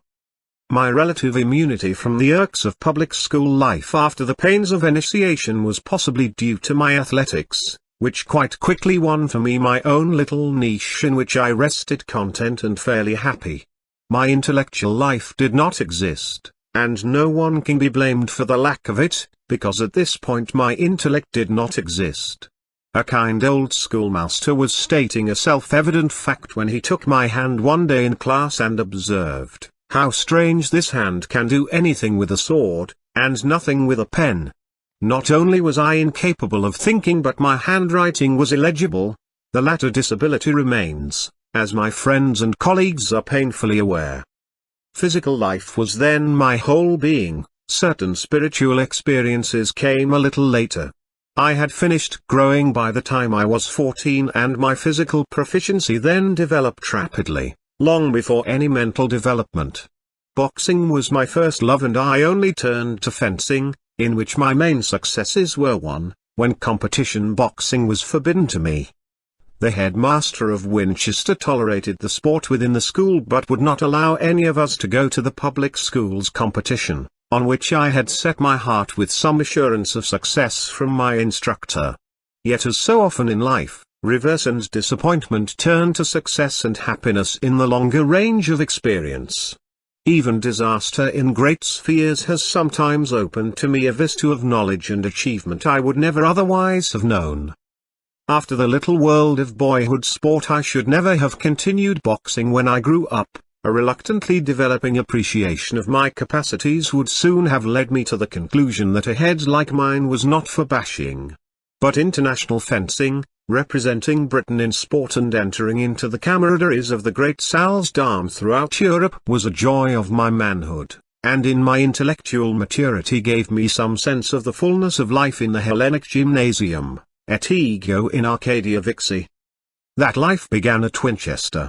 Every afternoon was an escape into another world, the company of the regular army. By far the most potent influences in my young life were Sergeant Major Adam and Sergeant Ryan, the latter in charge of boxing and the former of fencing. No schoolmaster had anything like the effect on me which was exercised by this remarkable pair. They were products of the regular army, to which I had always been attracted from childhood. It had never occurred to me to be anything else than a soldier. Now I was in daily contact with a fine expression of the spirit I had admired from afar, and began to absorb the attitude to life which has stood me in good stead in many different circumstances and countries. This whole tongue, as the Germans call it, is indefinable, but you know it when you see it. It is one of my deepest convictions, which time has never eradicated, that no man can have a better start in life than the regular army. It is true that I did not continue in the profession of arms, for reasons stated to me with his customary lucidity by F.E. Smith when as a very young man I first met him. He had a remarkable gift, often present in men of outstanding talents, of bridging the gulf of generations by talking to the young as a contemporary would. He said, if you were a Frenchman or a German, your profession would clearly be the army, because in those countries it is the great profession. In England it must, of course, be politics or the bar, or both. The same point was put from a more professional angle by the brilliant CIGS Sir Henry Wilson to new arrivals at the Staff College during the period when he was a senior instructor. General Fuller told me how discouragement was tempered by entertainment at the opening words of the first lecture, "Our funny little army has 6 divisions." Why has our funny little army got 6 divisions? Nobody knows, and nobody cares. The army was small, but perhaps by very reason of its limited size was composed of an elite which was at least the equal of any in the world. Even prejudice does not impel me to put it any higher, because now we are becoming Europeans we must learn not to brag in a fashion disagreeable to the ears of future partners. Never say, for example, as English politicians continually do, that Britain will lead Europe. Say rather that Britain will play a vital part within Europe. In these large affairs he does most who boasts least. I will content myself with the claim that the British Army has never had any superior. Yet I admit in the company of Sergeant Major Adam and Sergeant Ryan I might as a boy have been tempted to any hyperbole, which their modesty would have deprecated. There was no time wasted in talk on arrival at the gymnasium. Ryan would snatch you out of the lethargies of youth in a couple of minutes. bayonet champion of the army and runner-up in the featherweight boxing championship, he moved with extraordinary speed. A follower of the classic Jim Driscoll, he determined to give me the perfect straight left. For nearly 2 years I was not allowed to use the right at all. Weaving, swerving, ducking, dodging, he would come at me as it seemed like a flash of lightning. From the moment he was in distance I had to send the left as straight as a ramrod to the chin, and every time in the last split second his glove would intercept it while he mimed like a ballet dancer the groggy effect of a good connection. A brilliant teacher, he took immense trouble with me. Not until the workout had really gone to the limit, was rest permitted, then the interval was well used in stories of the ring. I lived in the epic of his tour of India as second to Tiger Smith, the redoubtable southpaw who knocked out every heavyweight available within the first round. The saga only came to an end when the supply of contenders was exhausted, and the Tiger returned with his laurels to the regiment which had nurtured his manly qualities. It was training for the body and also, I still maintain, it provided some food for the mind and character. These fights were clean and fair, were soon forgotten and left no malice. Until human nature becomes pure spirit, is not this among the better disciplines for the animal within us? At this stage, life for me was all sword and no gown. The sword quite literally occupied my daily life after I was forbidden to box at the public school competition. It was a bitter disappointment to young ambition, for the long army training had provided some hope that I might successfully face the formidable Etonian who at that time had been produced by naval training to rule the roost at my weight. For the moment purpose had gone out of life, but was soon happily restored by conversation with Sergeant Major Adam. This outstanding athlete was in charge of the whole gymnasium and of fencing in particular. He reminded me that the good legs and fast footwork I had developed in boxing might help me to success with the saber, which depended much on speed and agility of movement. He was right, for the Hungarian saber champions I saw later in life used to bounce down the pistoned back like India rubber balls. Thus encouraged by Adam I set to work. And it was soon discovered that nature had added to my speed of foot to rapid reflex action and general aptitude for fencing. He persuaded me to take up foils as well, in which there were far more contestants at Winchester. The upshot was that I also won the foils competition against boys several years older, and at the age of 15 years and 4 months was sent to the public schools competition to represent Winchester with both foil and saber. It was an exciting day for me and an anxious day for Sergeant Major Adam, to whom by then I had become greatly attached. He had never yet had a pupil who had won the public schools competition with either weapon, although on his record both in army competition and as an instructor he might have reckoned to have done so long before. In the previous year his star performer, a long-trained colleger of nearly 19, had been surprisingly defeated in the final by an aggressive Harrovian, who to our disquiet was again a competitor. A few rapid whispered instructions from Adam on how to deal with the Harrovian, and we were at it.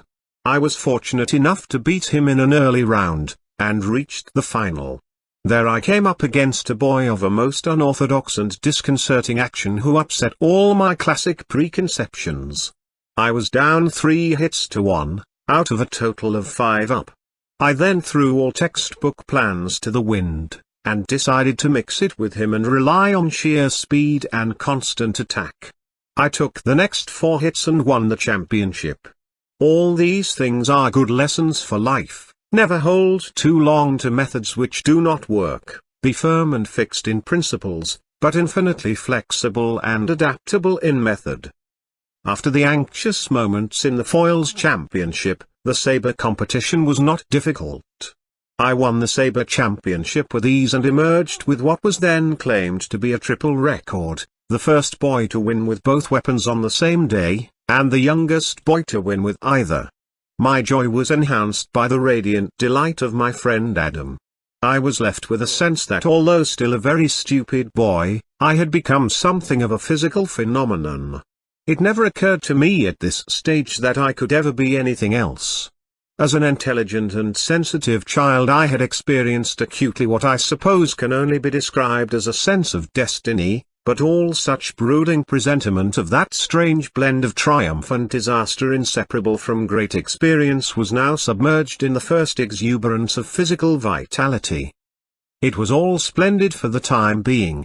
Even my ambition to compete successfully against the Etonians was also achieved by another route. We went to Eton to fight a match between two teams of 3 for 5 hits up each fight.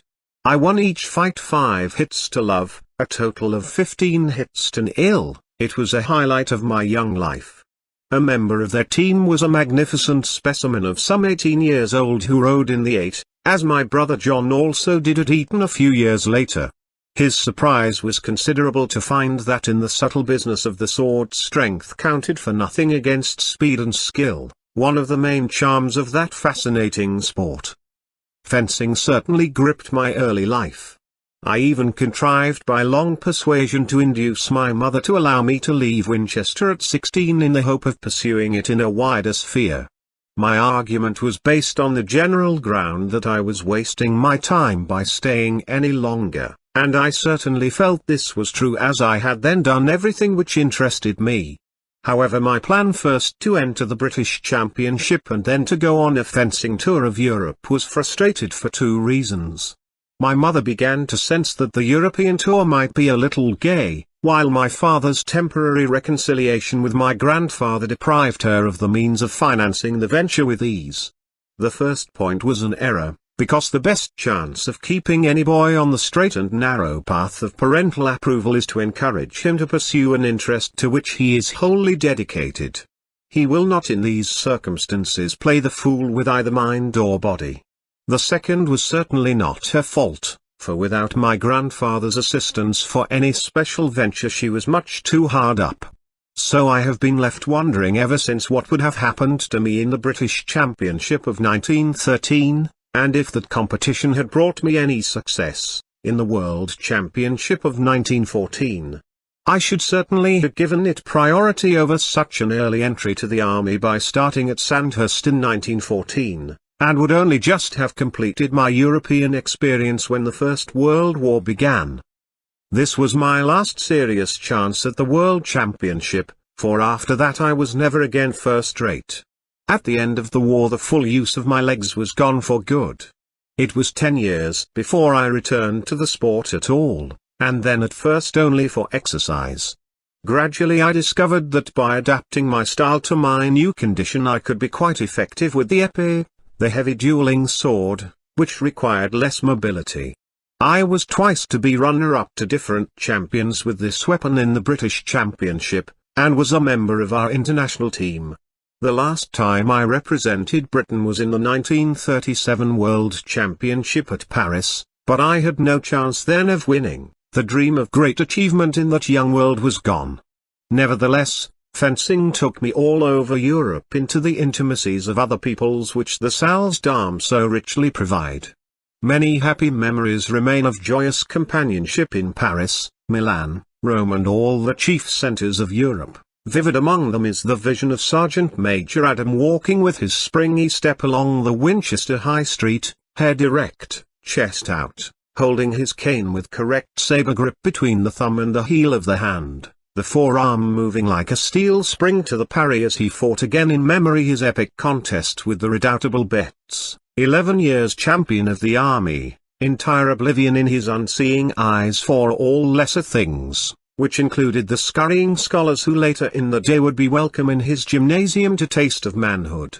May he so walk proudly forever, through an Elysian salle d'armes. Did Winchester then give me nothing except the physical experience, because I was intellectually incapable of appreciating any of the things which really interested me in later life? This is not altogether true, because before my full physical development I had a certain spiritual experience. I must have been confirmed just before my 14th birthday, certainly by wish of my mother and with my own willing consent. We were instructed by a sympathetic clergyman who was also one of the masters, a good man of sensitive mind and delicate spirit. Neither then nor at any time had I any sense of revelation, but I became immensely impressed by the doctrine of love and the extraordinary impact it had on a very different world. It may be that my abnormal speed of growth had left a certain physical weakness as in a man who has been fasting, which made me at that time particularly susceptible. This materialist explanation may have some force, but it is by no means entirely valid, for an impression of the possible power of love has remained with me ever since. It fascinated me later in my preoccupation with a conceivable synthesis between some elements of Christian teaching and the Hellenism which influenced my maturity. 19th century thinking seemed to me laden with this potential, which might in some degree be realized in the thought and even in the action of our day. All this was remote from my consciousness at Winchester, but I look back to that gentle schoolmaster in recognition of a first impulse which was submerged for a time in the torrent of life but returned in some degree in the years of reflection and striving for creation. I have often since wondered whether priests and schoolmasters are wise in their presentation of religion to the young. Anything more repulsive to the religious sense than being dragged to morning chapel between early lessons and breakfast is difficult to imagine. Systematic starvation over a protracted period may induce a state of holiness, but delaying his first meal of the day to a hungry boy evokes the contrary emotions. In some schools this noxious practice has been abandoned, but the question still remains whether the droning of the compulsory services, only occasionally relieved by some fine music in a beautiful old chapel at school or church at home, is really calculated to produce a regard for religion. Perhaps the ancients were wiser in their concepts of the mysteries. Is more interest engendered by private and progressive initiation into the strange beauty of the great religions? What would be the effect on a boy if he were told that the revelation of Christianity could not be imparted to him until he was sufficiently developed to appreciate a story which at least is among the most beautiful in the world? The classic method was exactly the opposite of the modern, but it gradually dissolved in the age of reason when philosophy came with continual questions. From my own early experience I could only, with much diffidence, give the church leaders some limited advice. Not to make religion too dull to the young, but also not to make it too silly by ineffective imitations of current crazes and absurdities with which they cannot hope to compete. Neither in religious practice, nor in royal ceremonial or in politics is any lasting advantage gained by playing the monkey on the barrel organ of transient fashion. In the end, conversion depends on ability, sympathy, example and conviction.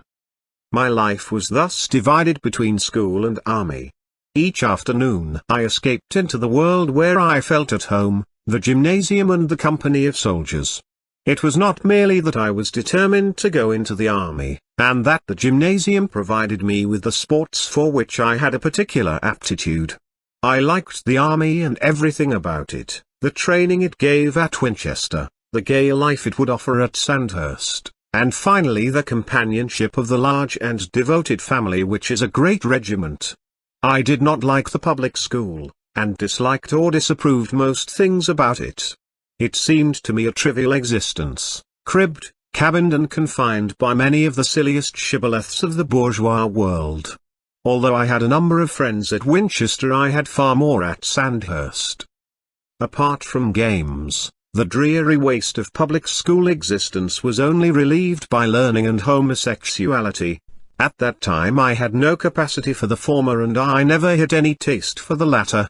My attitude to homosexuality was then much less tolerant than now, because I have long taken the view on basic ground of liberty that adults should be free to do what they wished in private, provided they do not interfere with others. However, I would deal much more severely than at present with the corruption of the young of either sex, and with obvious propaganda designed to that end. Our understanding of these matters in the present period has progressed beyond the curt summary of the situation I heard in my early days in the House of Commons. Some of us were discussing the matter in the smoking room with an eminent K.C. who had been singularly successful in the defense of alleged homosexuals in court. We questioned him on the secret of these forensic triumphs. He replied, "Simple, with the jury system you know that most of them do not believe it exists and the rest of them do it themselves.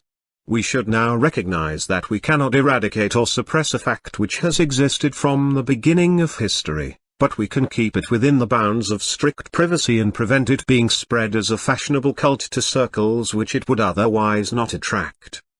Life at school seemed to me not a period to protract, but just a prelude to real life, so my chief desire was to leave as soon as possible. It was probably this attitude which prompted my housemaster, Mr. Bell, to agree with my mother's view when she wrote suggesting I should leave. He replied, "He seems always rather too old for us." I was certainly at that age a bit of a prig. Mr. Bell and I, however, got on well together, as he was heavyweight boxing champion at his university. We were both sorry that because of my early departure we missed a long-standing engagement for a boxing match on my 17th birthday. British Bell, as the boys nicknamed him, was killed in the War of 1914, when he took the earliest opportunity of joining up. This attitude to the public schools may in part have induced me to give our two youngest sons an altogether different education. My two eldest sons went to Eton. After a long discussion, it seemed to Simmy and me the best plan at that time. They went to Eton rather than Winchester, as except for myself and my Heathcote grandfather, all our relations on both sides had gone there. It turned out well, as Nicholas was head of his house and Michael captain of the Oppidans, and the effects in later life have been good. Nicholas, after a distinguished military career in the Second World War, during which he won the Military Cross, has become a widely appreciated novelist. He also wrote a book on A Father, Rains, Not Sunshine. Michael was soon an assiduous and accomplished social worker. Vivian, my only daughter and eldest of the family, after going to a boarding school where she was very happy and made lifelong friends, married Desmond Forbes Adam. Like their mother, my granddaughters seem to like their schools. On the other hand, the Mitfords tended not to last long at English girls' schools, and with Diana the risk was never taken. Diana and I were not inhibited in sending the younger pair to Eton by our war unpopularity, as the elder two had been at Eton either during the war or soon after, and it says much for its remarkable quality of tolerance that they suffered neither disability nor unpopularity. We decided to give Alexander and Max another education because we hoped to make them good Europeans, and thought that a command of languages is a most desirable gift of parents to children. For some time they remained at home in Ireland where they were well taught and had the advantages of country life with horses and sport. Then they went to school in France and Germany, returning to England in time to take their A-levels. Max afterwards went to Oxford, where he took a physics degree and was Secretary of the Union, before being called to the bar. Alexander took a degree in philosophy at the State University of Ohio. I think on the whole it was a good education, and that our choice was right, so do our sons. I would not send boys to a public school today, because I feel they should belong to a larger world. Winchester certainly deserved better than the run of bad luck it had in my time and in the preceding period. Its best-known products were Stafford Cripps, D.N. Pritt, K.C., and myself. However, many of the leading figures of the civil service, combined with the sedate memory of Hugh Gaitskell and the erudite ebullience of R.H. S.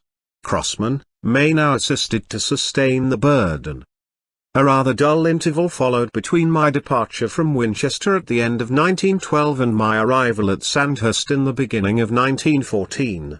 The frustration of the European fencing tour resulted in a dreary sojourn at Westgate-on-Sea and Buxton Spa, selected as health resorts which had adequate teaching available for the Army exam. I strenuously resisted the only available game, which was golf, in discontent at the absence of fencing. It seemed to me a tedious substitute. 6 weeks in the late summer of 1913 were well spent, as I was sent to France to learn the language. Brest was selected as a town remote from Paris and unlikely to be too lively. However, it turned out to be very agreeable. My host was the local depute. He and his wife made me much at home in the good old French bourgeois style, which included an introduction to the best cooking. Something of eternal France was present in this remote provincial city. I still hear in that land of enduring enchantment the same tunes being played at country fairs which at 16 first introduced me to the free life of the continent. As usual in French cities, a salle d'armes was available with some good performers to complete my happiness. In the 30s one of the most redoubtable members of their Olympic team came from another provincial city, Le Havre. Here too I was introduced to the quick-action sport of pistol dueling with wax bullets fired from a smoothbore, which catch you a hard crack but do not penetrate. Special protective clothing and a fencing mask fitted with thick non-splinter glass over the eyes. Years later I revived this sport at my house near Denham at a time when my return to fencing was the subject of some comment. The Daily Herald one day contained a short leading article addressed to my childish delight in weapons. One of my close political associates during that period, John Strachey, was rather inclined to agree with the Daily Herald. The age of 16 saw some revival of my mental faculties, which did not reach full development for another 2 or 3 years, but enabled me to pass the army exams with reasonable credit, and to enter the Royal Military College at Sandhurst when I was just 17, an earlier age than was usual.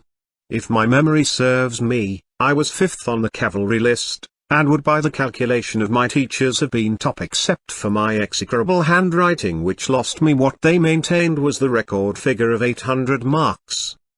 Some pundit may be able to confound my memory by looking up this record, which I have not bothered to check. Irrelevant detail without permanent importance can be left to the scavengers of youth, but these are the figures which remained in my recollections after many wise admonitions to learn to write, an accomplishment I never achieved.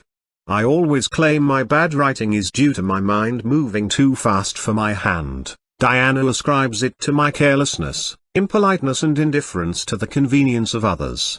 I retort that she could read my writing very well in the first fine flush of romance, but the habit of marriage has dulled her acute sensibilities. There the matter rests, as is the way with marital arguments.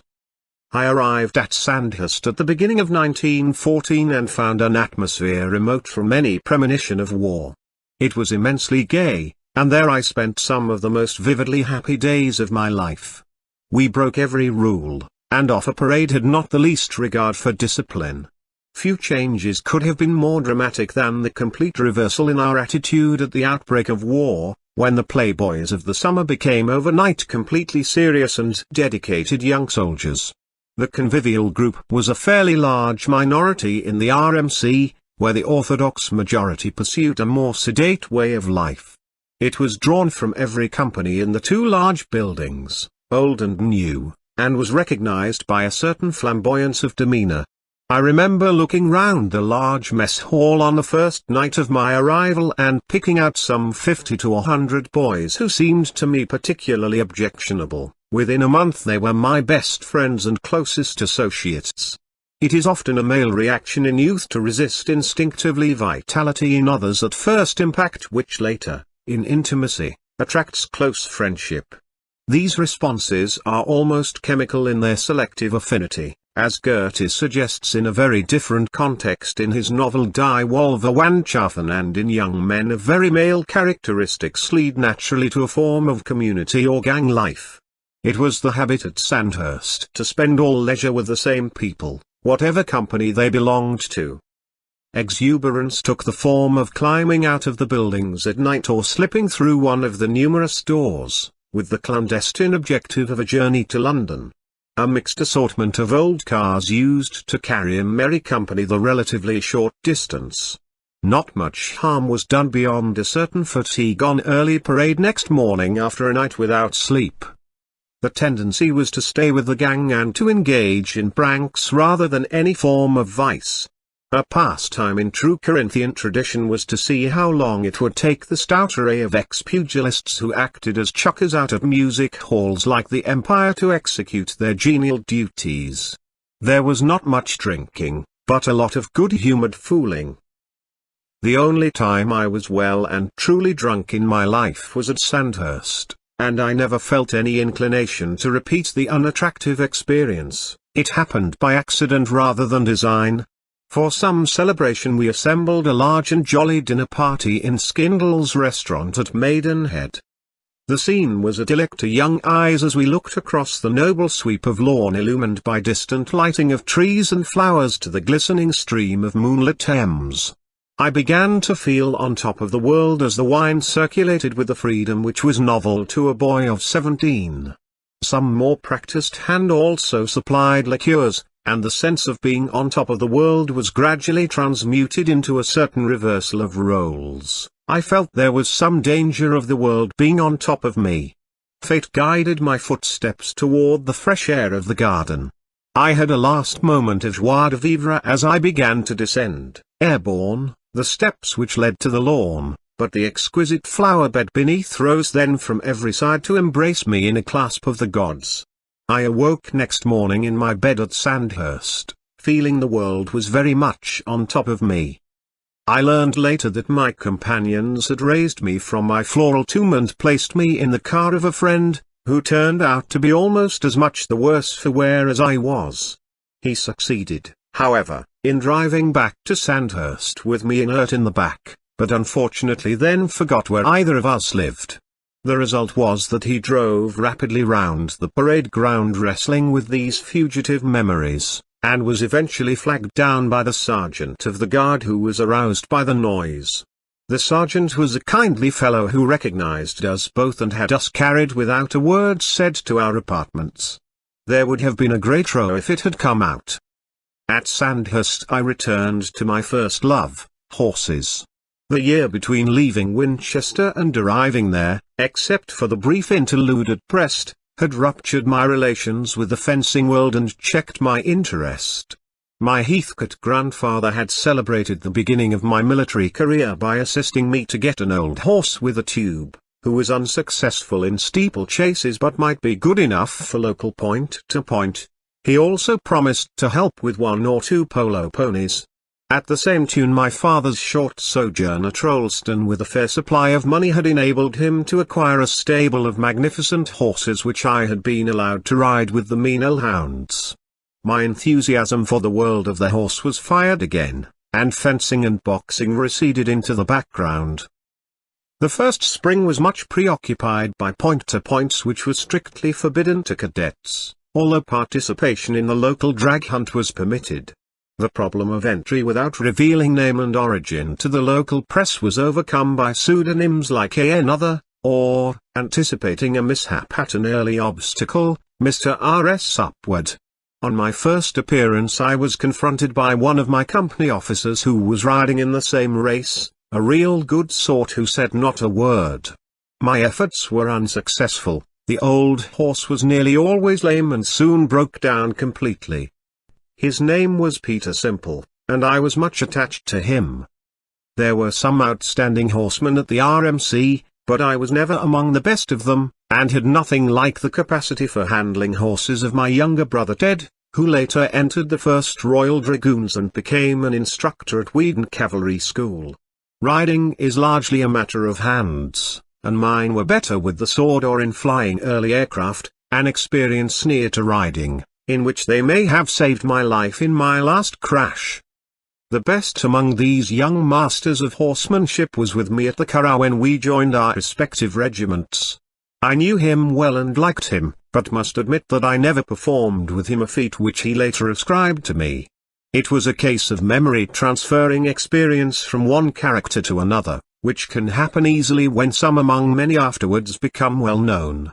It can happen for good or ill. We can easily in legend acquire both merit and demerit we do not deserve. On this occasion I would gladly have accepted a compliment which I had in no way earned. In fact, on this embarrassing occasion I am ashamed to say I did accept it. It was awkward to know what else to do. Not long ago at the Hotel Russell in Dublin I was warmly greeted by this Sandhurst friend, who was surrounded by a considerable company. In introducing me he described an epic ride by moonlight we had once made together from the Curragh to his country house, a considerable distance across country taking all obstacles as they came. Of course he had done it, he was a most daring and accomplished horseman. What he had forgotten was that his companion was not me but some other young officer from the Curragh. My dilemma was whether to deny it was me, and spoil his generous story, or to wear the laurel wreath I had not won. I blushed in silence. At Sandhurst, horses in one sport or another claimed most of my attention. Our work hours at that time were not long or strenuous, apart from arduous early parades. As summer came I began to play polo, and showed enough early promise to get into our Sandhurst polo team, though I was a complete novice and never continued the game long enough to become good at it. I started again soon after the war, but parliamentary duties and general political work made it impossible in my view to continue either hunting or polo. However, polo lasted long enough to cause me my only bit of trouble during my time at Sandhurst. The background was a certain state of feud, almost of gang war in an exuberant hearty fashion between many of my friends and various other groups of cadets. The alignment was by no means simply between cavalry cadets and the rest, although many of us were destined for the cavalry or similar regiments. Most of the scrapping was between gang and gang. There had recently been something of this kind in a tea room of which our friends were inclined to disapprove. I had not been much involved, but shortly afterwards a few of us were observed in a corridor by a considerable number who regarded themselves as affronted by this or similar incidents. A rush like a rugger scrum brought us to the ground, but we were quickly rescued by other friends who were close at hand. I then invited any of our assailants to an individual fight, which was not the prevailing habit. My rather provocative challenge in the heat of the moment was soon accepted, and a large boy was produced from their side who was a familiar figure at the end of the rope in the RMC tug-of-war team. He was certainly older, heavier and stronger than I was, so all depended on what remained of the boxing skill I had not practiced since taking up fencing well over 2 years before. I had a lively apprehension that timing and accuracy of punches would be lacking, in which case I should be for it. He started with a series of rushes and wild, swinging punches, which I avoided with footwork or ducked, without much trouble. It was evident he knew little of boxing, and the only remaining question was whether I could still connect with accurate punches. He became annoyed by my evasions and rushed me with much determination when he thought he had me against the wall. I sidestepped in the manner so often practiced for emergence from the ropes with the good Ryan, and he crashed into the wall.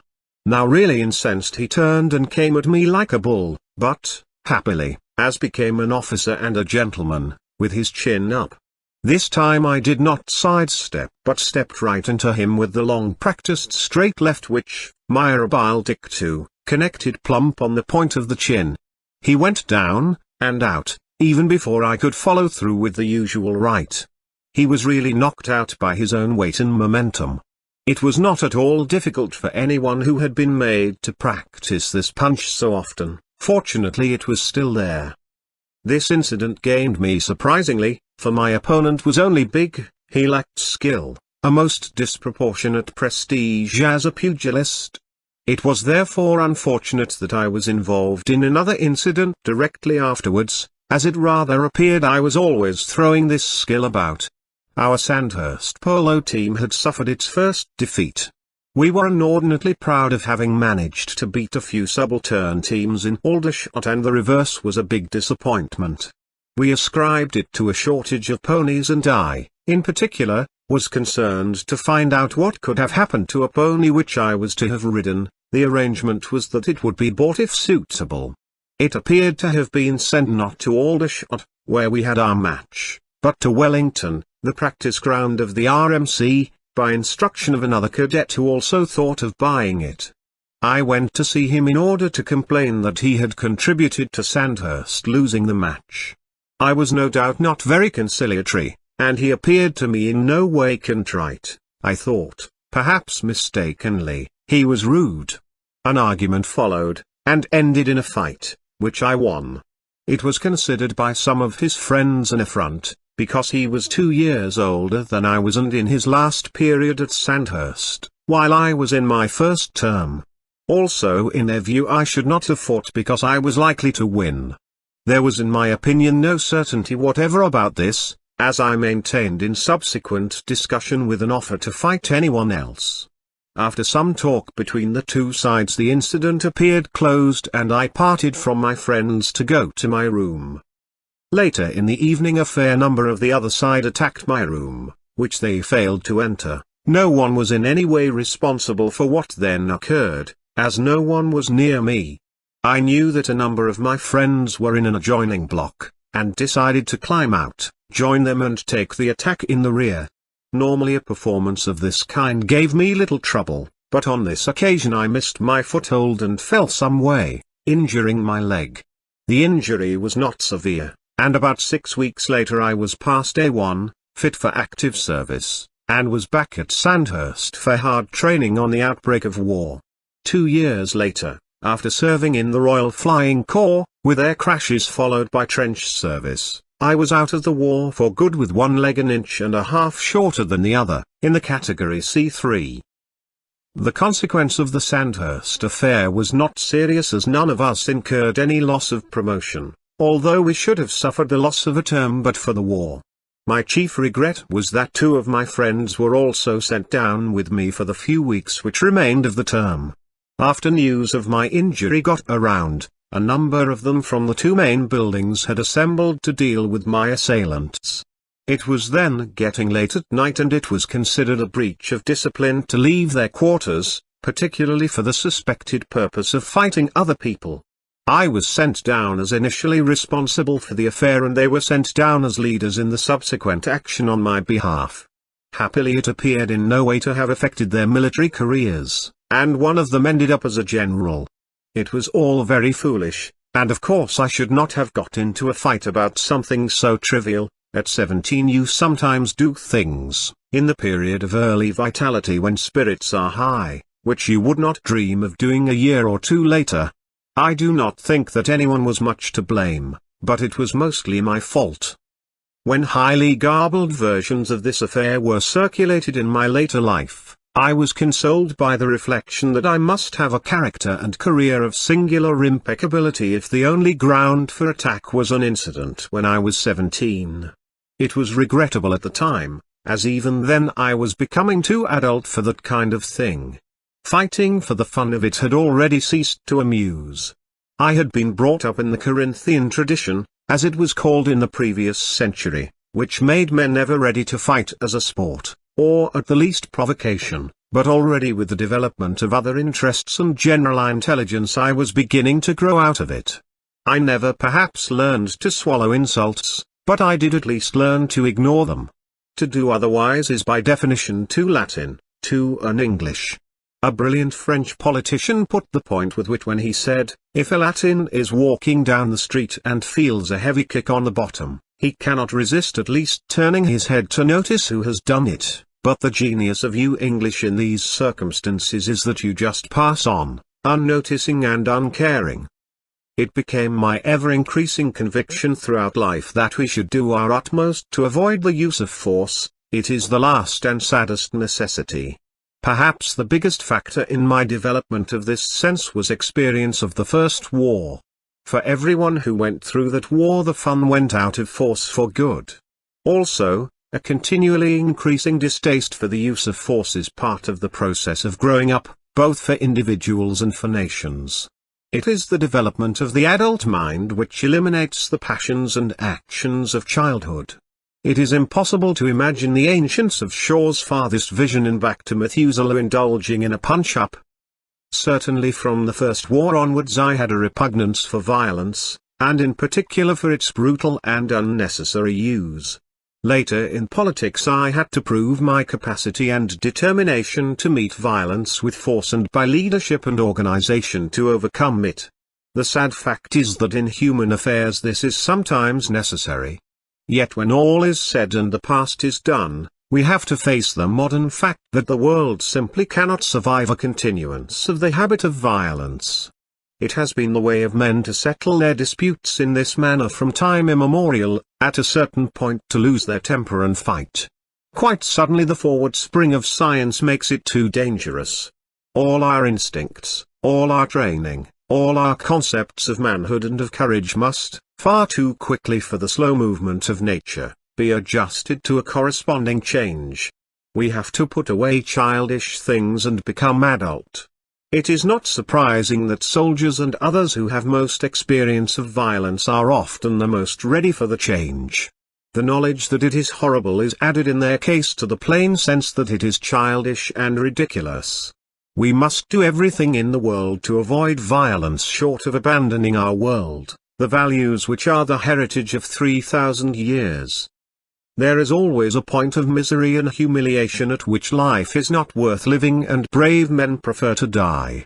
This attitude was superbly stated by Shakespeare: "What's brave, what's noble, let's do it after the high Roman fashion, and make death proud to take us," by Racine. Est sun malus grand que de cessa de vivre? By Goethe in his Achilles, aus der Hand der Versflung nimmt den herrlichen Kranz eines unverwelklichen Sieges. These classic thoughts are appropriate to a moment when mankind approaches suicide.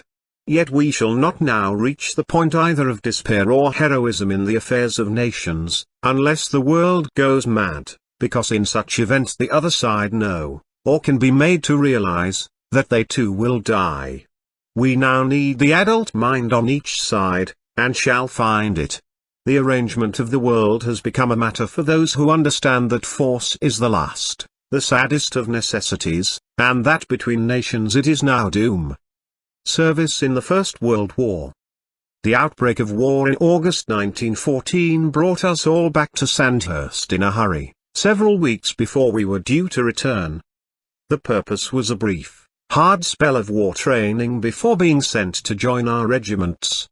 On the way through London I had a glimpse of the cheering crowds round Buckingham Palace, and sensed the air of general enthusiasm which since the Boer War had been called the Mafeking spirit. Everyone seemed to think it would be all over in a few weeks. The reason for this belief was not quite clear, but we were all gripped by it. Our one great fear was that the war would be over before we got there.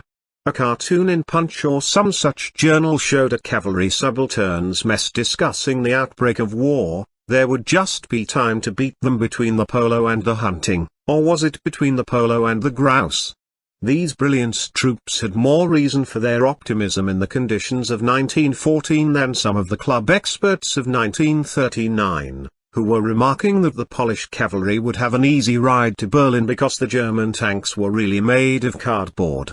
There is always much nonsense talked at the outbreak of war, even after experience. How much tragedy loomed if we could have looked into the future. We had to report to Sandhurst the next day, so in London I went to the Palace Theatre where a young actor called Basil Hallum, a friend of the previous summer, was having an unparalleled success in the company of a glittering actress called Elsie Janis, who was one of the wittiest and most brilliant of the hostesses and entertainers we have welcomed from America. He asked me how long I thought the war would last, a most hopeful question, because I was much less qualified to judge this than the man in the moon. With a crashing lack of tact, a truly wooden-headed display of youthful obtuseness, I indicated that what really mattered was that it should last long enough for us to get into it. His face saddened, and even then I had sensibility enough to realize what a tragedy it was for a young man just at the height of his first success, so recently won, to give it all up and go to the war, as he would feel impelled to do if it went on for long. It was quite soon afterwards that Basil Hallum's parachute failed to open when his observation balloon was shot down by attacking aircraft and he had to jump out in a hurry. It was a rough job. You had to get out fast to avoid the burning balloon coming on top of you. They had parachutes, which we had not in my days in the Royal Flying Corps, but the chivalrous rule of not shooting at a man going down in a parachute was not always observed in the case of someone jumping from an observation balloon. Perhaps the German airmen did not regard them as belonging to the same fraternity. Another friend of mine in that corps was followed all the way down by 2 German aircraft plastering him with machine gun bullets. He always said that he never gave a thought to being hit himself but had his eyes anxiously glued on the cord by which he was dangling for fear it would be severed. The army legend was that Basil Hallham's body hit the ground not far from the Guards band playing his smash hit song of the 1914 summer, "Goodbye Girls, I'm Through." I do not know if it was true. These rumors and legends always circulate in an army, often in highly romantic form. The British private soldier under his rough exterior is much given to sentiment and imaginative credulity. Some believed that Field Marshal Mackensen, one of the most distinguished German commanders of the First World War, was in reality Hector MacDonald, a general of the Boer War who was reputed to have committed suicide in time of peace after some dark event. There were no grounds for believing this story. The tragedy of war was remote from our consciousness as we assembled at Sandhurst. Only the excitement was present. The training now was certainly arduous, and most eagerly accepted. Discipline was absolute, everyone was a dedicated soldier. We were at it day and night, on foot and on horse in continual training. Still I never crossed the Hertford Flats in the comfort of a modern car without recalling those footsore and saddle-sore days. It was soon all over for the happy and hard-working band who were now gathered together as cavalry cadets in the old building.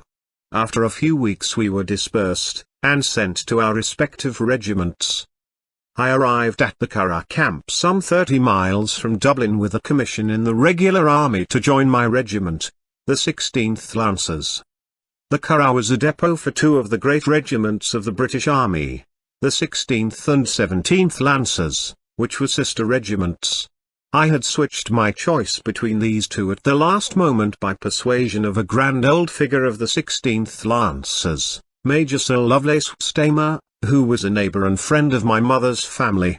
Previously I had been intended for the 17th Lancers, because some of their officers had stayed at Rolleston for a local polo match during my father's brief sojourn just before the war. Among them was Vivian Lockett, a member of the British polo team who defeated in America the celebrated American team led by Milburn. He was a distant cousin of ours. They had been good enough to invite me to join them, and apart from the attraction of their company, the idea of wearing the famous badge, Death or Glory under a skull and crossbones, won at Balaclava, had a strong appeal. But the immense prestige of the 16th Lancers coupled with the kindness of our old family friend led me on the spur of the moment to state a preference for the 16th. I arrived at the Curragh with the sense that it was a privilege to be accepted by either of these brilliant regiments, but in some trepidation that my slight change of direction had given offence. However, nothing happened except a little friendly banter, and I quickly felt that the question which regiment I joined was not quite so war-determining as I might have imagined. They were all extremely kind, and the necessary moral deflation was applied with a far gentler hand than that of the British Treasury in any equivalent economic situation. It was the tradition of the regular army to assume that at Sandhurst we had learned nothing at all. We had to go through the whole business again, barrack square included, exactly like the last recruit who arrived as a private soldier fresh from making hay or from the factory bench. Above all, we must take command of nothing until we had passed out. One day we were out on a ride in charge of a rather pliable sergeant, a few simple maneuvers on horseback which by then I felt I knew from A to Z. With his consent I took charge of the party, as I felt it would do me more good to develop the habit of command than to ride around in the ranks doing things I had learned so well at Sandhurst that I could almost go to sleep on the horse. Suddenly I was surprised by a stentorian rebuke in front of the whole parade by one of the Rolleston friends who was a senior officer in the 17th Lancers. What was an officer who had not yet passed out doing in charge of a ride? The sudden transformation of an easy, charming friend into a fierce martinet was something of a shock. But half an hour later in the mess he reverted to his usual form and attitude. He was right, for that was the way of the regular army. On parade discipline was absolute, with the most meticulous regard for time-honored rules vigorously enforced in a fashion quite adequately rough. But in the mess, with the complete relaxation of a club of intimate friends, we were even required at once on joining to call everyone except the colonel by his Christian name, a habit which the newcomer was inclined to adopt with some diffidence. This way of life had developed over generations, and it worked. The rigors of discipline were tempered and indeed sustained by the warm loyalty of dedicated friends. The same attitude prevailed with other ranks, although we did not see much of them off duty, except in sport. But every man was made to feel that he was a member of a large family and would in all circumstances be looked after. The most intimate confidence was encouraged and freely given with complete trust. The officer must and would take the utmost trouble to assist any man in his troop or squadron in any difficulty, either in the regiment or in his private life. Not only was this relationship developed by encouragement to make application for assistance in orderly room on official occasions, but every man had the opportunity during the occasions of daily routine in the most casual way to ask an officer's help or advice. Every morning we had a ceremony called stables, which consisted in the grooming, watering and feeding of horses, all performed with minute regard for a formal ritual which must never be varied. I learned there, as much later in such a very different institution as the Foreign Office, that these rigid rules for addressing the carelessness and fallibility of human nature have their considerable practical uses. If doing a thing properly becomes a fixed habit, with dire consequences if it is disregarded, fatal or less serious errors are in practice reduced to a minimum. The stables ceremony, whether in barracks or in the field, had to precede any human care. Horses came first, and we could neither look after ourselves nor others until this care was complete. Again, without this fixed rule, occasions of stress would clearly arise in which the horses would be forgotten, and on them depended not only the success but the very life of the whole corps. There was a natural logic in this business, for the army was composed of practical people whose methods had been evolved in a long experience. There was no question of sentiment. At this morning's ceremony of stables opportunity was provided for the most intimate relationship to be established between officer and men. The horses would be discussed during the work, together with the previous day's events and coming exercises.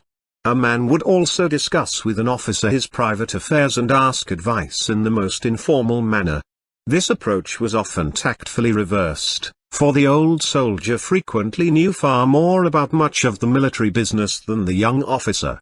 His attitude was invariably protective towards his technical superior in a good regiment, and he would never let his young man make a mug of himself if he could possibly help it. Many were the friendly warnings quietly given and gratefully accepted, without the least impairment of the rigid hierarchy of discipline which maintained the whole steel structure.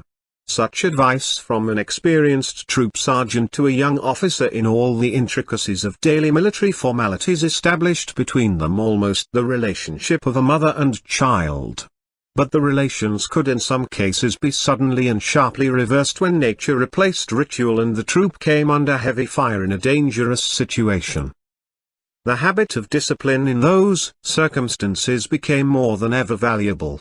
The varying performances of regiments in the supreme test of war could always be traced to their discipline and leadership. Regiments would acquire through this means a collective character so individual that you could almost calculate with precision what in given circumstances they would do. To take an example almost unbelievably crude and simple, it was possible in support trenches in dry conditions to allow everyone to take off their boots if certain regiments were in the front line, because you knew they would hold long enough if attacked to give those in support plenty of time to move up. But this was not advisable in all cases. This collective character of regiments, this intimate relationship between ranks and these practical working methods, can only be created over a long period of time.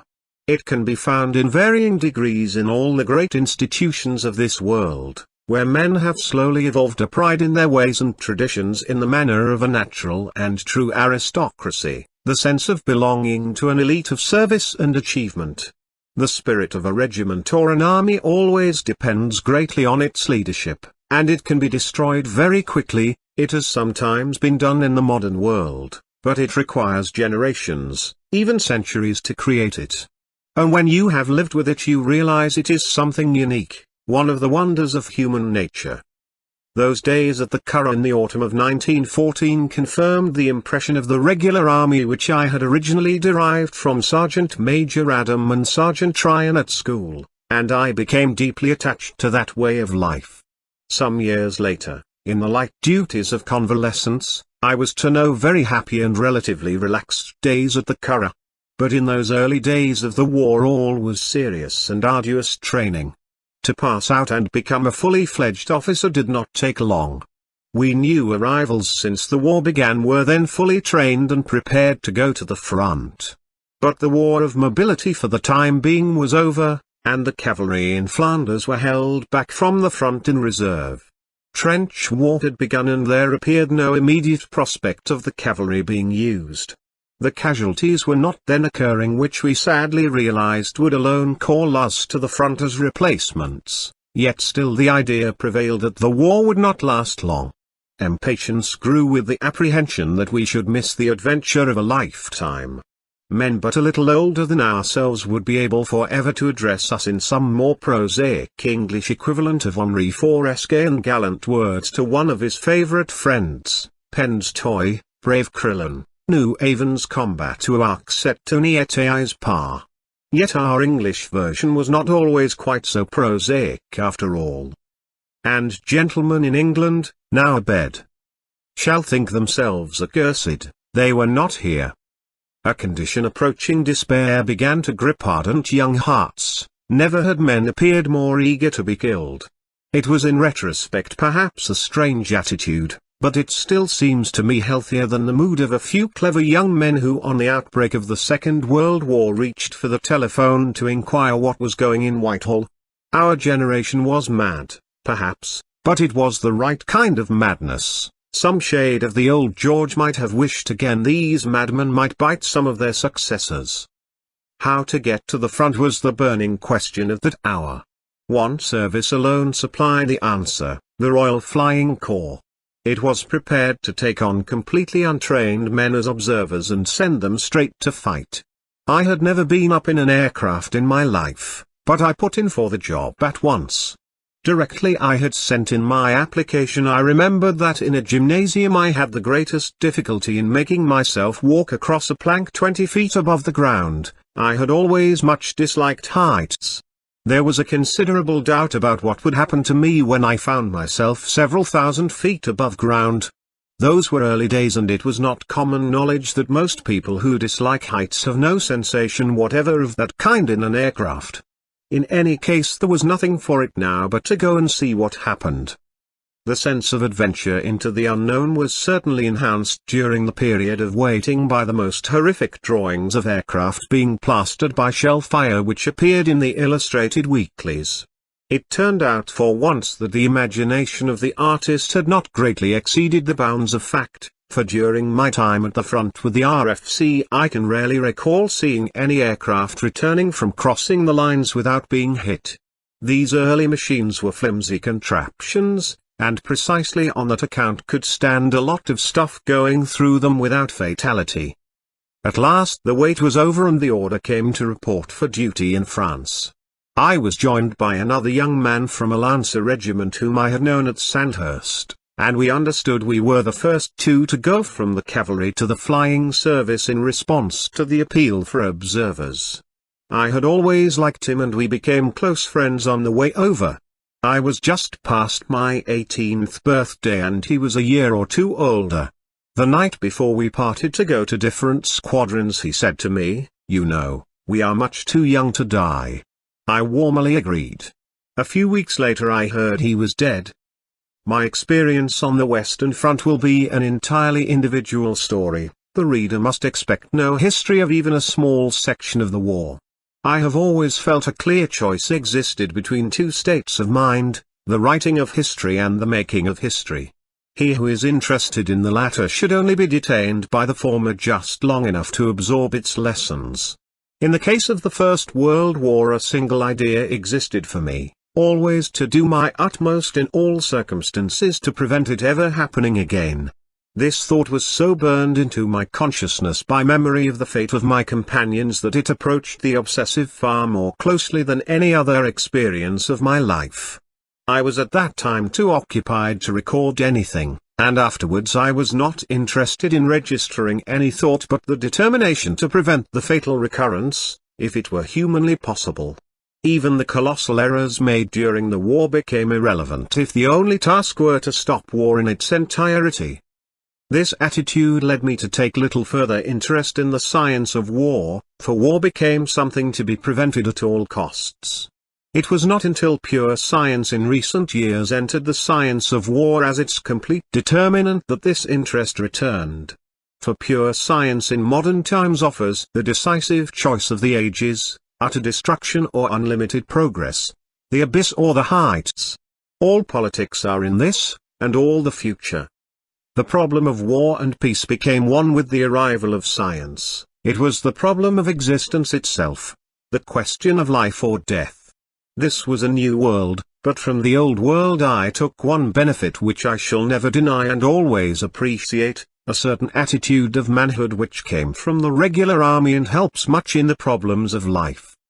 I am therefore not concerned with the weighty volumes which record the details of these vast events, but only to describe the personal experience of one individual who might have been any other of the millions who fought, and often died. What happened to us in our daily life then, and how did it affect our later life, if we survived? Most of our companions, of course, did not live, particularly in the Royal Flying Corps at that time. Memory is a parade of dead men. We reckoned during that period at the end of 1914 that about 60 men, pilots and observers, actually flew. I have never checked the figure exactly. We were organized in two wings, the first under the command of Hugh Trenchard, who already had a high reputation and who became famous in later life. I was posted to the other wing, which contained No. 6 Squadron, then under the command of Captain Beck. I spent most of my time with them. At the end of 1914 we were at Balliol, and during most of my service we were either there or at Popering, not far away.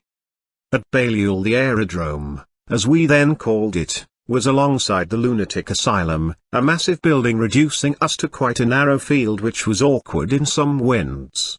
It was there that my pilot said the day after my arrival, "Well, let's make a start." I went up in an aircraft for the first time in my life, and this valuable observer had not the least idea whether he was on his head or his heels, going or coming, for it was rather bumpy. That day we flew along the lines but did not cross them, just to get used to it. The pilot kindly pointed out all the landmarks which later became so familiar. For some time I never had the faintest notion where I was until I caught sight of the triangular pond at Zillebeek. I was never very quick or handy with compasses and map. It was an odd idea to send completely untrained men to act as observers in the belief that they would see more than the highly trained pilots. There was something in it, however, because in the degree of fire to which we were subjected on reconnaissance the pilot was usually fully occupied in taking what evasive action he could. All the same, his trained and experienced eye even then often took in more of what was happening on the ground than the unskilled observer. It was some time before the observer flying under actual war conditions became any use at all. Until then he was liable to be a deadweight in the machine, and therefore to handicap rather than assist the pilot. Nevertheless, he probably learned more quickly under these conditions than in peaceful training at home. As Dr. Johnson said of the man who knows he is facing death, it concentrates his mind wonderfully. The authorities were short of men, and naturally wanted to get things going quickly. On my way to the squadron I met the most experienced airman alive, the holder of pilot's certificate No. 1. I do not remember now whether it was at GHQ or Wing HQ that I first met Ivan Brabazon, who later became a friend in many diverse circumstances. At that time I only saw him briefly, but we entered Parliament together in 1918 and were closely associated in the new members group. Between the RFC and Westminster I had learned to know him well in the company of mutual friends of his early days, who consequently called him Ivan, which he always remained to me in preference to the later Brab. He was a remarkable character, who combined with the most indolent demeanor an exceptional capacity for action. In his youth he was the first man to fly a mile, and in later life he won the Cresta race at Street Maritz at some incredibly advanced age for such a performance, varying these efforts with first-rate displays in sports as diverse as motor racing and golf. Stranger still, he added to a continuing athletic capacity a first-rate mind. These gifts may succeed each other but they rarely coincide. He was serving on the staff when I first met him, having ceased to fly before the war after witnessing the death crash of his great friend, Charles Rolls. Apart from a pleasant interlude towards the end of the war, the next time I was to have a glimpse of him in effective action was in Parliament soon after my arrival. His immense experience and authority in aviation fitted him perfectly to be Parliamentary Private Secretary to Mr. Churchill when he became Air Minister. Ivanhoe Brabazon was never a character who sustained easily the restrictive chains of office. During an air debate Mr. Churchill sought a little respite in the smoking room, and engaged in conversation the circle in which I was sitting. Soon a whip hurried in and said to him, "You had better come back to the House, your PPS is up and he is knocking hell out of the Ministry." The exit from the smoking room was portentous. At the end of 1914 the work of the squadron was regular and arduous, and after the first trial flight along the lines I was launched straight into it. We did a reconnaissance at least once a day, and it usually took nearly 3 hours. It was normally a shallow reconnaissance over corps tried to observe troop concentrations near the front line, but quite frequently we did a reconnaissance in depth which took us about 70 miles behind the German lines to observe their forces coming up. This further flight was much preferred to the observation sweep of about 20 miles behind the lines, and was regarded as quite a relief from the more exacting daily routine.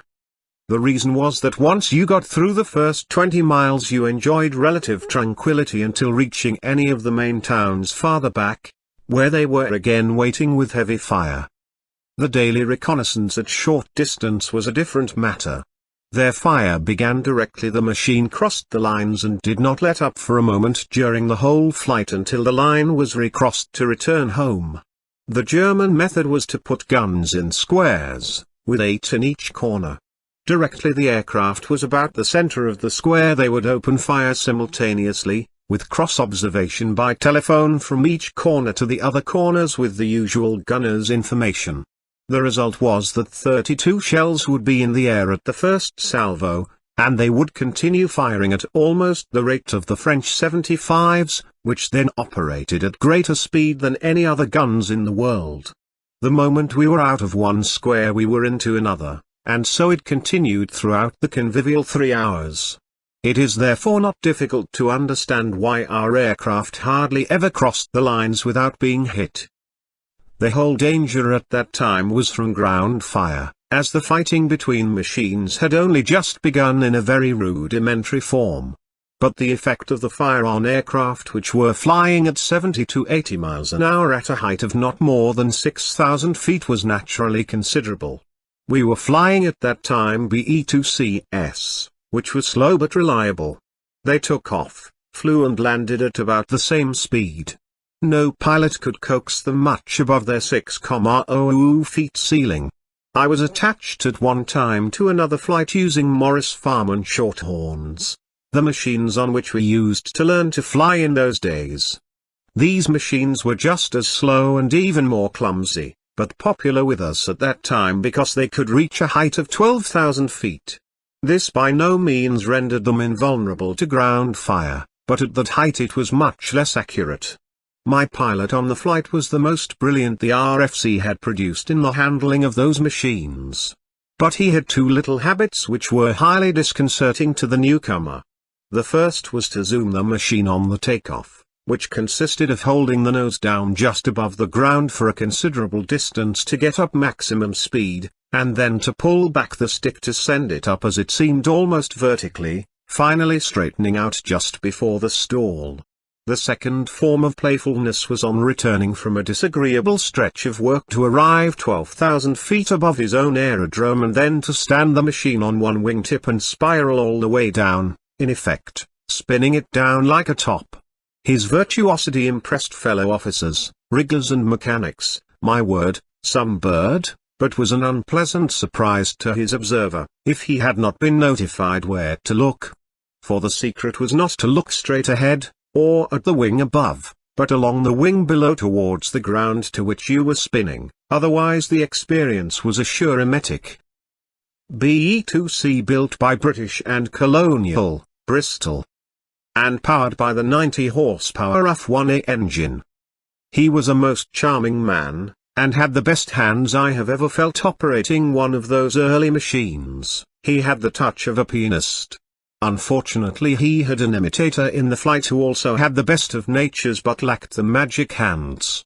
He was the observer's dread, for every time it was anyone's guess whether the initial zoom would stall the machine or not, while extricating it from the final spiral just above the ground required an exquisite delicacy in the handling whose absence could result in a spinning nose dive, generally fatal at that time.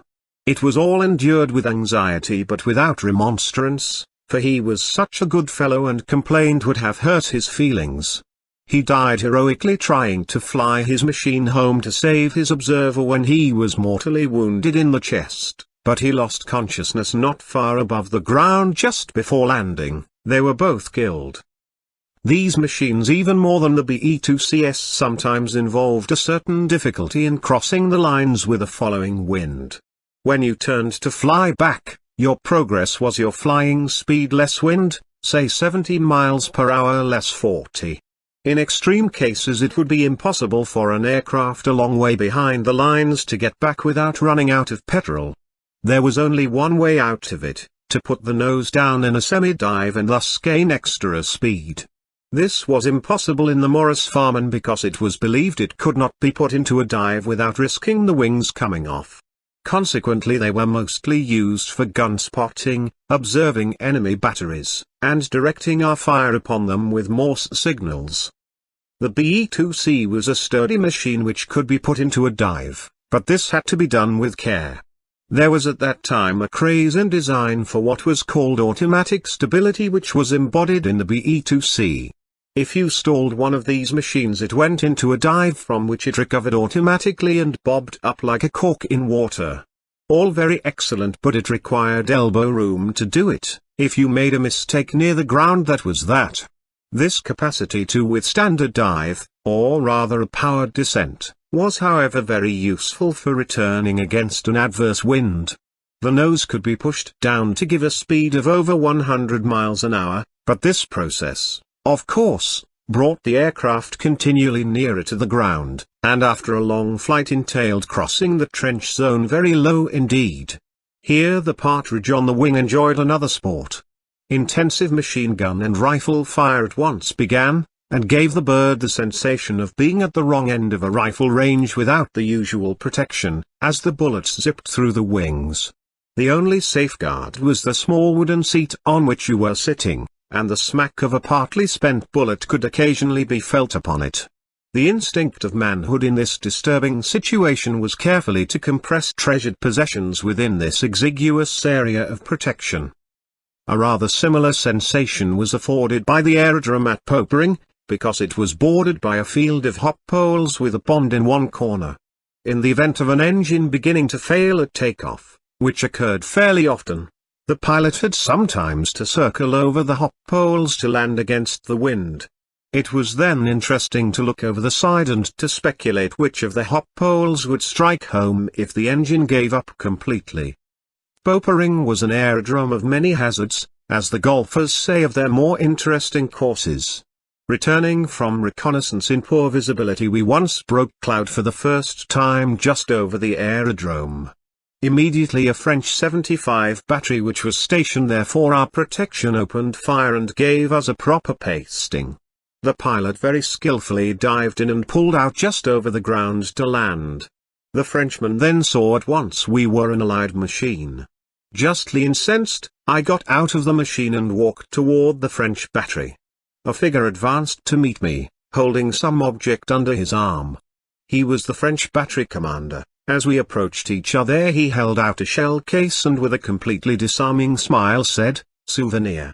It was the case of one of the French 75 shells he had fired at us, and to this day I still have it in the form of an old-fashioned dinner gong. It took the place of the melodious cowbells at Rolleston which used to be sounded in our childhood to summon us to the happy board. Our relations with the French gunners, and with their flying squadron which shared the aerodrome with us, were usually of the happiest. Perhaps natural affinity was enhanced by fate's fortunate dispensation that the chauffeur of the French squadron commander, in the genial, democratic forms of French military organization, was the head of one of the best-known brands of champagne in France. We tended afterwards in their mess to see through a roseate glow even the most trying incidents of the day, as when the two squadrons took a different view of the direction of the wind, with the result that two machines landing from opposite points just managed to avoid meeting head-on in the middle of the aerodrome and escaped with a mutual ripping of wings. There was much improvisation in those early days among the French, who had that capacity to a degree of genius. But we English were able to make our contribution in the efforts of one of our most gifted members, who later passed into the immortality of heroism. L.G. Hawker was there in his early days with the squadron, very young, very inventive, always trying out new things and new methods.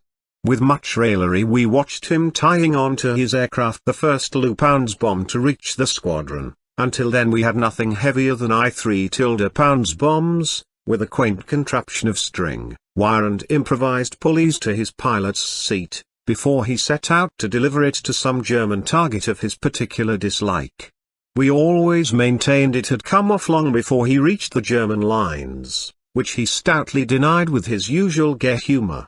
However, he managed soon to arrange things as he wanted. He won the DSO for destroying a Zeppelin on the ground with light weapons under very heavy fire and the VC for a successful battle against great odds in the air. Finally, he was shot down after a long air fight with the great German ace, Richthofen, who also died in the same way soon afterwards. They rest together in the pantheon of heroism. Hawker won his VC some time after I left the squadron. Another VC of the squadron, by name Liddell, was a very different type. He was as calm as Hawker was highly strung.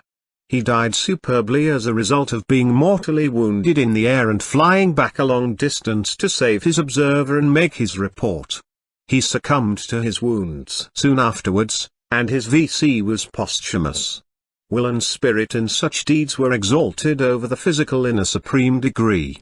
His was not the only case of men dying of wounds soon after landing, having flown their aircraft back a great distance. It seemed that the will alone held the spark of life until the task was done, it was extinguished as will relaxed. Hawker was quicksilver compared to the steel of such natures. It would have been difficult to guess from his manner or appearance that he would be a VC, yet he was one of the greatest of them all. He was very intelligent, nervous, and acutely sensitive to the conditions under which we were living. In the mess he would almost jump from his chair if someone dropped a plate. The continued noise during our daily flights had really affected him as, in different ways and varying degrees, it touched us all. Noise was to my mind the worst part of the war, whether on the ground or in the air. In the trenches the earth naturally received a great deal of the shock of shell fire, while it always seemed to me that explosions in the air were mostly absorbed by the aircraft and its occupants. I do not know if this sensation has any scientific basis, it may simply have been an illusion fostered by the greater loneliness of the air. You were up there by yourself while apparently the whole world shot at you. The hatred of mankind concentrated upon you. Certainly the woof crash of shells bursting round us continually during about 3 hours of the reconnaissance each day affected us all in various ways. Hawker would never eat or drink before he flew, not even a cup of coffee. He would simply walk up and down while we were waiting in the morning, nerves on edge. This concerned me greatly during the considerable period I was his observer, because there was a belief then current that a pilot might faint in the air if he flew on an empty stomach. It had not much basis in fact, but in the early days of flying we were full of such legends. It was a new subject in a sphere new to man. Yet try as I would, I could never persuade him to eat anything.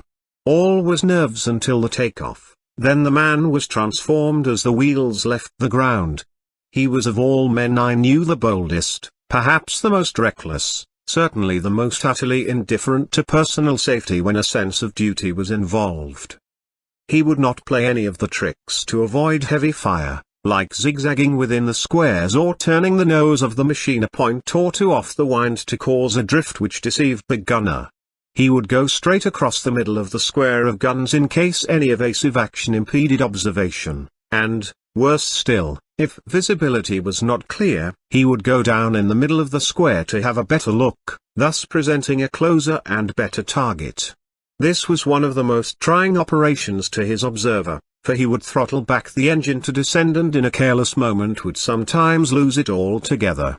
There was only one way to start these old engines again, which was to dive and thus make the air rush swing the propeller. The most likely explanation of this sudden dive to the observer in front was that the pilot had been hit and had fallen forward on the joystick, as we used to call it. The only possible course of action then was to unfasten the seat belt, struggle round in the narrow cockpit and try to lift the pilot in the rear seat off the stick. The reassuring climax was the grinning face of Hawker as he pulled the machine out of the dive with a triumphant roar of an engine restarted. Fighting in the air was at that time not much developed because we had not yet got machine guns and were simply supplied with the old short cavalry carbine. The nightmare of the pilot was that the observer would accidentally shoot through the propeller, so these rather ineffective combats were not very eagerly sought. But Hawker, even on a long reconnaissance, would turn round to engage several German machines at once miles behind the lines, even if to the hazard of the combat was added the risk of running out of petrol on the way back. The bundle of nerves before the takeoff became berserk in the air. This contrast between previous nerves and subsequent action is a phenomenon to be observed in outstanding performance in very diverse circumstances. For example, in Lloyd George before a speech. Hawker would take risks for fun, a rare characteristic in the middle of a war, and was always on the lookout for new sensations and experience of flying. Unfortunately, I had spent some time as observer to an experienced pilot who was most expert in the trick then called tail sliding, to which the BE-2C was particularly well adapted.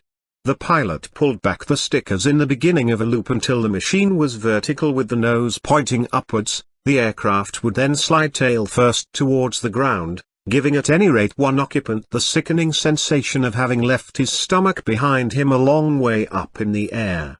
The pilot would then throttle back the engine and the nose would come down, taking the machine into a dive from which the beak recovered in 2,000 feet, but not before. My old pilot used occasionally to perform this awkward feat in sheer joie de vivre above the aerodrome to celebrate our return from some trying mission. I always felt that these performances might or might not be all right for the pilot who controlled the situation and had his own life in his hands, but they were not so entertaining for the observer, who had no effective say in the business. However, I was unwisely persuaded by Hawker one day to go up with him for his first attempt at this trick in order to inform him if he did everything as correctly as the expert had done. Arriving at the necessary altitude, he stood the machine on its tail in proper form and we started the slide, but in his forgetful fashion he omitted to throttle the engine back at the right time. The consequence was that the nose of the BE-2C remained in the air and we fell in this way much farther than usual. Again I had to struggle round in the narrow cockpit to indicate that the engine should be throttled back. When this was done we were unpleasantly near the ground, and the question arose acutely whether the BE-2C would come out of its protracted dive before we hit it. We emerged just in time, skimming low over the aerodrome hangars. After a moment's pause for reflection I noticed that the aircraft was climbing once more and again I turned round. Hawker indicated that he was going up again to have another go. I equally firmly intimated not with me. He then put me down in the gathering dusk and a developing snowstorm. Nothing daunted, he went off alone, and did it to his own satisfaction. Such is the stuff that VCS are made of. Hawker's early death was a tragedy and a continuing loss to his country, for his gifts and qualities would through a long life have given it high and enduring service. The tragedy was always masked by gaiety. The extreme, almost exaggerated gaiety of those who flew on each side has been noted recently in films which have skillfully reproduced much technical detail but have been less successful in their characterization. It was perhaps necessary to live with those men to understand why this gaiety was a necessity, sustaining an attitude to life which has never yet been correctly portrayed. In short and crude expression, a dinner party of intimate friends has to be merry if night after night there is a strong possibility that some of those present will not be there the following evening. In the trenches casualties could, of course, be terribly heavy, but, in a strange sense, death was more natural in those bleak and sinister surroundings. We were like men having dinner together in a country house party, knowing that some must soon leave us forever, in the end, nearly all. This experience must also have been familiar to pilots and air crews in the Second World War. An attitude later became clear to me which was at first incomprehensible and something of a shock. Soon after I arrived with the squadron, we were in a truck just starting a short journey into the town to lunch after the morning reconnaissance, when one of our machines came into land obviously rather out of control after being badly shot up. It hit the ground, bounced and turned over on its back with a crash which smashed it badly. By a lucky chance it did not then catch fire in the usual fashion. I jumped out and started to run toward the machine to help pull out its occupants. Shouts came from the truck, "Where are you off to?" ? Come on, jump up, we are late for lunch, the men on duty will see to that lot. Off we drove. The pilot and observer in the crashed machine were very popular, yet not a word was said about them. Suddenly they appeared in the doorway, very much the worse for wear, but, surprisingly, alive. Roars of laughter resounded through the little room. Well, we thought we had got rid of you that time, never mind, have a drink." Packets of backchat ensued. That was the way of it, and it was the only way. The RFC celebrated the same spirit in its own macabre songs in the lugubrious, humorous tradition of the British Army. These men were nearly all officers of the small regular army who had volunteered to fly in the early days, an elite of a corps d'élite. On a convivial occasion they would break into a long, sad but merry chant whose title was "The Dying Aviator." He was expressing his last wishes after a fatal crash, in which he had suffered multifarious mutilations described in bloody detail. A little depressing were some of the melancholy lines enjoining with much technical terminology the careful removal of various engine parts from the more delicate regions of the human frame. In fact, the legendary warrior was particularly fortunate, for he was not burned alive. We had in that period no parachutes, and men had to stay with the machine until it crashed. The flimsy contraption of wood and canvas would then almost invariably catch fire as the petrol exploded from the burst tank. The most fortunate were those killed instantly in the crash, or first shot dead. My most interesting experience during the whole of this time had nothing directly to do with flying. At the beginning of the Second Battle of Ypres in April 1915, the Canadian Expeditionary Force had just arrived in the line for the first time, and we were detailed to work with them in spotting enemy guns and directing their fire upon the German batteries by Morse signals. I was instructed to make contact with them and to take with me a wireless mast to receive these messages. On a calm spring day I set out in an RFC truck and duly reached the Canadian guns at the usual distance behind the lines without incident. It was our habit to drive about in these trucks, often within enemy range, and as that part of the line happened to be quiet, it was rare for them to spot it or take the trouble to open fire. This had only happened once before, soon after my arrival with the RFC, and was the first time I came under fire. I stopped with the truck in a small wood where there were no marks of enemy fire, thinking we would be unnoticed, but we were spotted and heavily shelled. The little wood was in splinters, but we escaped unscathed. I remember writing to my mother a delighted letter about the incident, because I experienced the common sensation of a great exhilaration at coming under fire for the first time, a peculiar ecstasy which soon wore off. I reported to the Canadian guns that there was no particular reason for anticipating trouble that afternoon, although some rather abnormal troop concentrations on the other side had been noted from air reconnaissance. The work was soon finished by the corporal and 2 men accompanying me who were expert in the job, of which I knew little or nothing. Meantime, I had established genial relations with some of the Canadian officers, and having the rest of the day at my disposal, decided to send the truck home and stay with them a little longer. In these quiet conditions it would not be difficult to get a lift back to Popering before nightfall for my usual work next morning. All went well in the small, shallow dugout where I was being generously entertained, until suddenly the Germans opened the heaviest barrage which the war had so far produced. Any movement appeared now to be out of the question. For the time being there was nothing for it but to sit tight in our little hole of earth and hope that we would not stop a direct hit. The barrage went on for what seemed to be an interminable period of time while the whole earth shook. This period of dull, tense waiting was eventually interrupted by something then completely novel. We noticed a curious acrid smell and at the same time a slight feeling of nausea.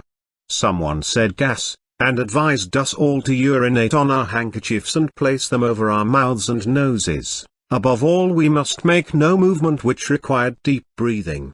It was the first gas attack of this war or any other. The advice we received was good, for this gas was not very lethal. The consequences were only severe to those who moved and breathed deeply, absorbing much of it into their lungs. Shortly afterwards it became known that the combination of this exceptionally heavy barrage and the completely new experience of the gas attack had resulted in the entire exposure of our left flank, which had been held by French colonial troops. The Canadian commander was thus confronted with the hard choice of retreating to prevent the turning of his flank, or throwing in his reserve to cover the exposed position on his left. He chose to stand, and the order came to hold our line as it was. At this point it appeared highly probable that we would be encircled, and the commanding officer of our battery ordered me at once to make my way as best I could back to our unit at Popering. It was useless to add fortuitously a flying corps officer to the possible loss, and on return to my squadron I could give some account of what had happened. The barrage by this time had rendered all communication very difficult. I set out on foot, as no transport was available, and in any case it had no chance of survival under a fire of that intensity. From a small rise in the ground in the first stage of my return journey I looked back to see what was happening. It was an unforgettable spectacle. As dusk descended there appeared to our left the blue-grey masses of the Germans advancing steadily behind their lifting curtain of fire, as steadily as if they had been on the parade ground at Potsdam. At that point it appeared there was nothing to stop them. Some of these extraordinary troops were already legendary to all on our side who could appreciate such values because they themselves were members of an outstanding corps d'élite, the British Regular Army. We had heard the stories of the First Battle of Ypres when the Prussian Guard came out to attack, with the officers in front drawing on their white gloves as if they were walking towards a routine inspection. One of my fellow officers, an observer of the Royal Flying Corps who had been in command of some British guns in that battle, described to me how some of them had exceeded their objective and came within a few hundred yards of his battery without support of any land. A small party of them passed into a little declivity in the ground where they disappeared from view, but it was clear they were completely isolated and in a helpless situation. So he sent over a few men with a white flag to require their surrender. They were found lying down in the small hollow. The young officer in charge said they could not surrender as that was against the principles of the Prussian Guard. They were exhausted, but when they recovered they would continue the advance. They were aware they had no chance. After a brief respite, they came out towards the guns, the young officer in front with his sword at the carry and all of them doing the ceremonial goose step for the last time. They were all killed. It was a performance utterly useless and incomprehensible to the layman, but the purpose was clear to any practitioner of the science of war. Troops of that spirit can and will do things which most troops cannot do, and they did. Capacity to appreciate a great enemy is one of the characteristics of the true soldier, accounting quite simply for the mysterious fraternity of arms which some have regarded as blameworthy. This spirit was evinced when the airmen on each side sometimes dropped wreaths to mourn the death of a great opponent held in honor for his courage and chivalry. It is not to be regarded with suspicion as a sinister emanation of the military mind, but rather welcomed as a spark of hope for Europe, when in some future a transcendent spirit of youth, courage and natural nobility will surmount this period of bitter passions and dark revenges. It is sad that in recent years it has been left to Russian rather than to Western films to portray the great enemy with truth, as he was. It is also dangerous to the cause which neglects it, because such art can influence in a high degree the minds and spirits of men. The communist state with all its detestation of Western values has often in its cinema approached with something near truth the force which inspires the other side.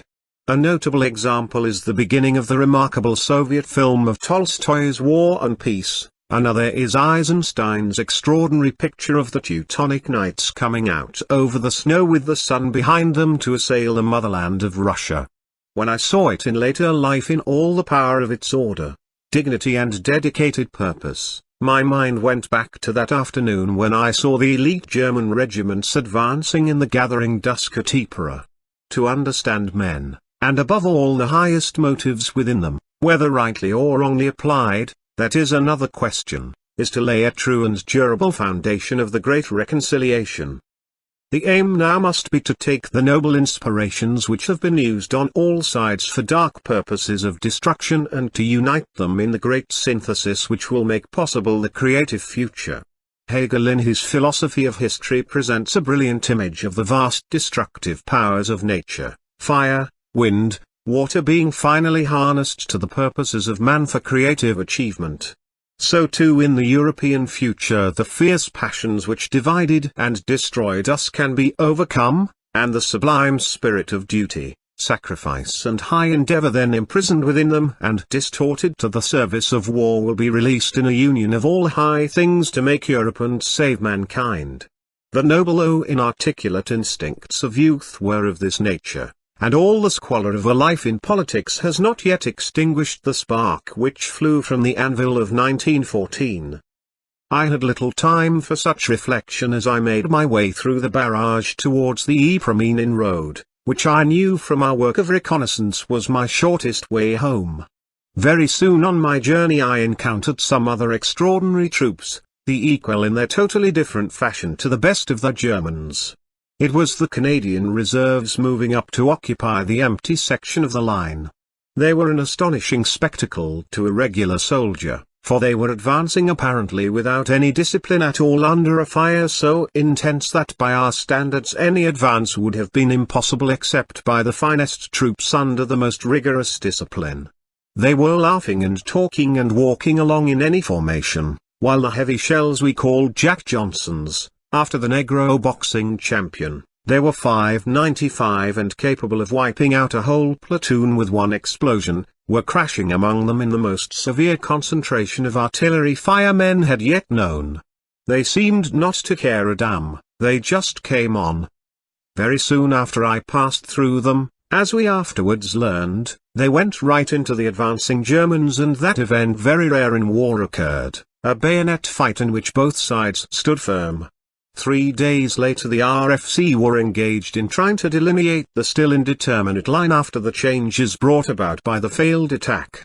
I reported that the line went through a place called Street Julian where heavy fighting was taking place in what had been the little town.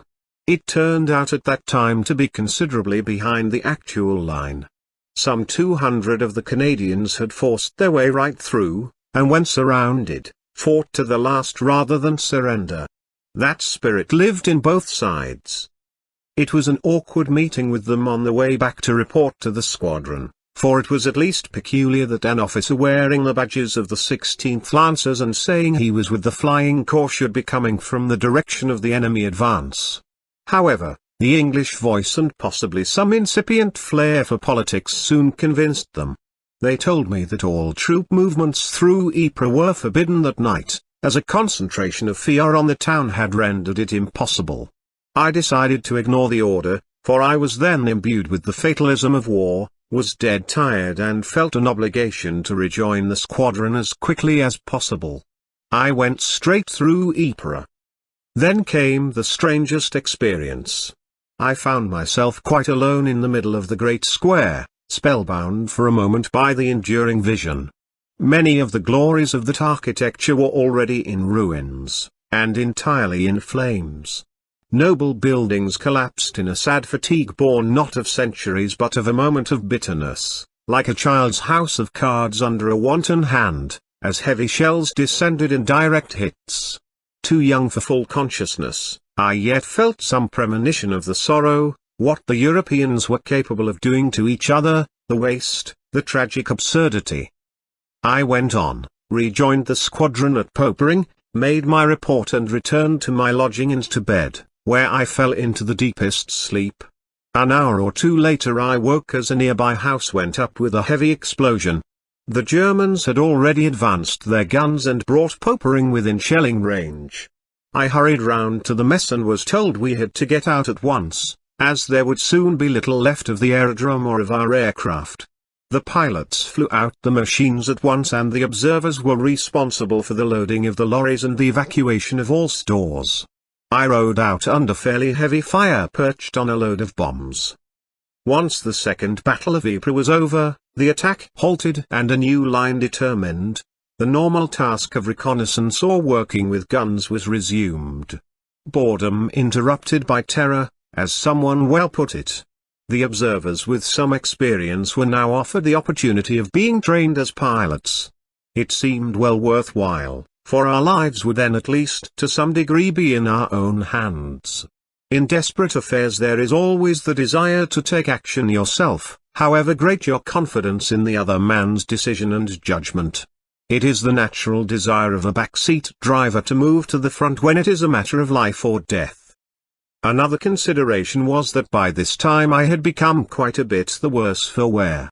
During a reconnaissance a partly spent piece of shell had hit me on the head and knocked me unconscious. It had not penetrated my flying helmet and must have struck flatly rather than with the sharp edge.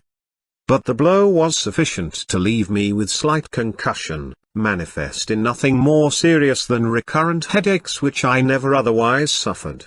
On another occasion return in a damaged machine had ended in the pond at the corner of Popering Aerodrome with a crash that threw me forward in the cockpit and damaged my knee. I walked with some difficulty. The opportunity to acquire the desired pilot's wings, coupled with these disabilities, decided me to accept the offer of a training course. After a visit to a skillful bone setter in London who put the knee right, and a short spell of leave and rest at home, I reported for duty at the flying school at Shoreham, near Brighton. The aerodrome at Shoreham was small and badly placed, next to the river. A takeoff over the river was fairly frequent in the prevailing winds and resulted in a good bump soon after the wheels left the ground, when the nose of the machine was elevated and the flying speed low. The transition from land to water in these slow and clumsy machines always produced this shock. Early aircraft simply wallowed in these air pockets which might push the nose up, tail up, or one wing down, and needed instant correction to prevent a stall, a dive or a side slip. It was not therefore a good idea to give beginners conditions in which a certain wind direction was bound to produce a severe land-water bump soon after takeoff. In this position too an engine failure, which was frequent in early days, meant a descent in the river. However, these were war conditions and everything had to be arranged in a hurry. I noticed that in later years the position of the aerodrome was changed. We lived in agreeable conditions in a bungalow town near the aerodrome. It was possible to hire a cheap and individual bungalow, and my mother came to stay with me for a time. Training was pushed ahead at a speed incredible to later generations. If I remember rightly, I had only about an hour and a half of instructional flying before my first solo flight. There was an advantage in having been an observer, for this gave one the flying sense. But it cut both ways, as it was liable to make a beginner overconfident. It was better in the early days to be a little nervous and on the lookout for mishaps. It was remarkable even in the case of experienced war pilots how many of them were killed in ordinary flying, apart from the war, through overconfidence and carelessness. You could not take any chances with early aircraft.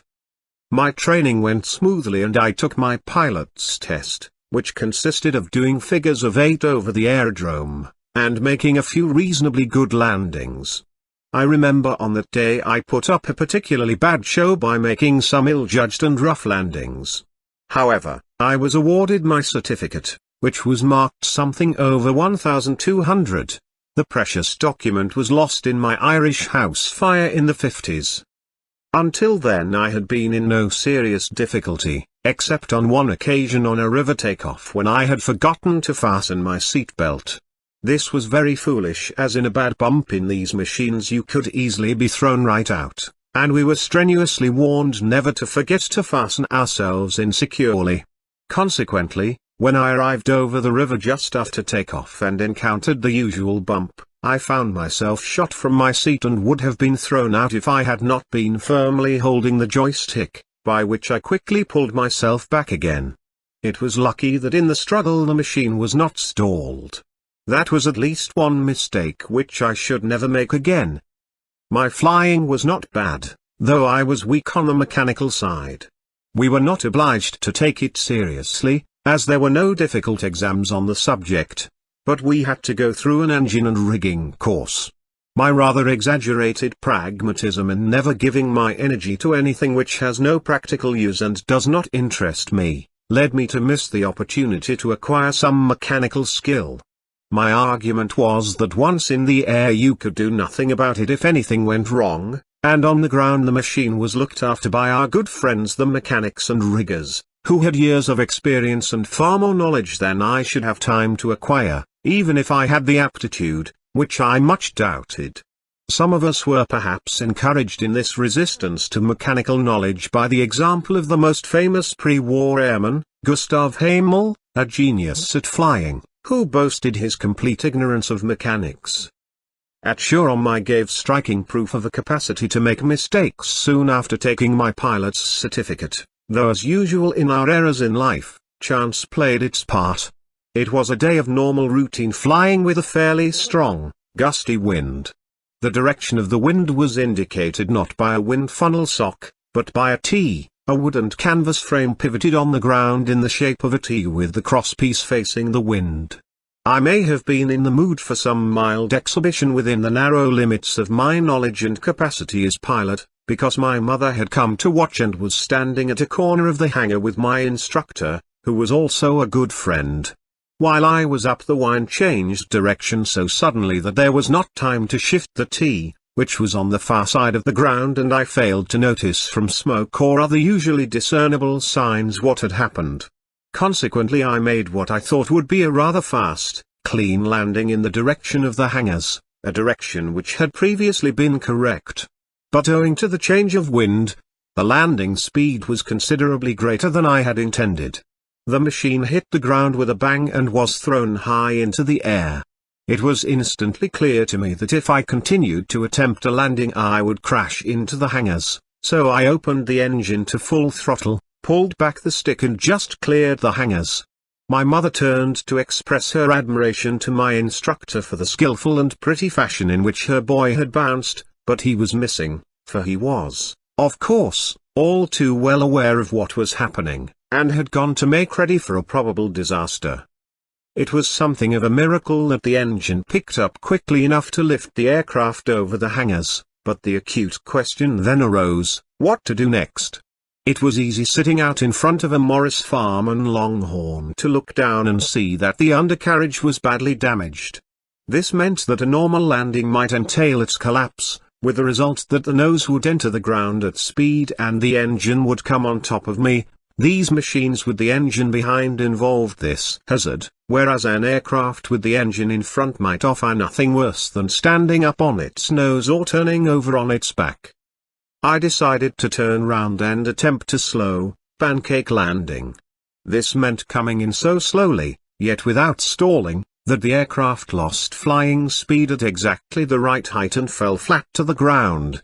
If it lost speed too high above the ground, the nose would go down and the fatal crash with engine in the back could occur.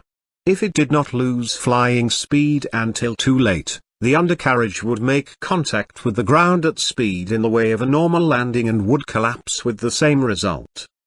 With some difficulty, I managed to make a pancake landing, but from a considerable height and with a crash which was consequently severe, though the loss of flying speed did not decline enough for the nose to come down and cause a disaster. It was a classic pancake landing, but a heavy shock. My legs were driven hard into the floor of the cockpit and injured, one of them severely. Strangely enough, as sometimes happens with severe shock, I felt nothing much at the time as I was completely numb. I even managed to walk from the machine, and was unaware of the extent of the hurt until later, when the pain and swelling began. I got leave and went back to the bone setter, but was informed that the injury was much more considerable this time. The treatment was not entirely successful. I could walk, but with some difficulty. During this period I had news that my regiment required officers, because that spring they had suffered severe losses, particularly of officers, from the explosion of mines in the front line. I was in a dilemma, as I wanted to complete my training course and return to the RFC as a pilot, but on the other hand felt that my first duty was to my regiment. This was the overriding reason which decided me to return. It was not an order but a choice, yet I may have been influenced also by a desire to have the two experiences, air and the trenches. I was still moved in some degree by the strange desire to have all experience of this extraordinary and, as we believed, unique event. Duty and inclination therefore to some extent coincided. It was a sad fact that there was no longer any difficulty in getting to the front with the 16th Lancers.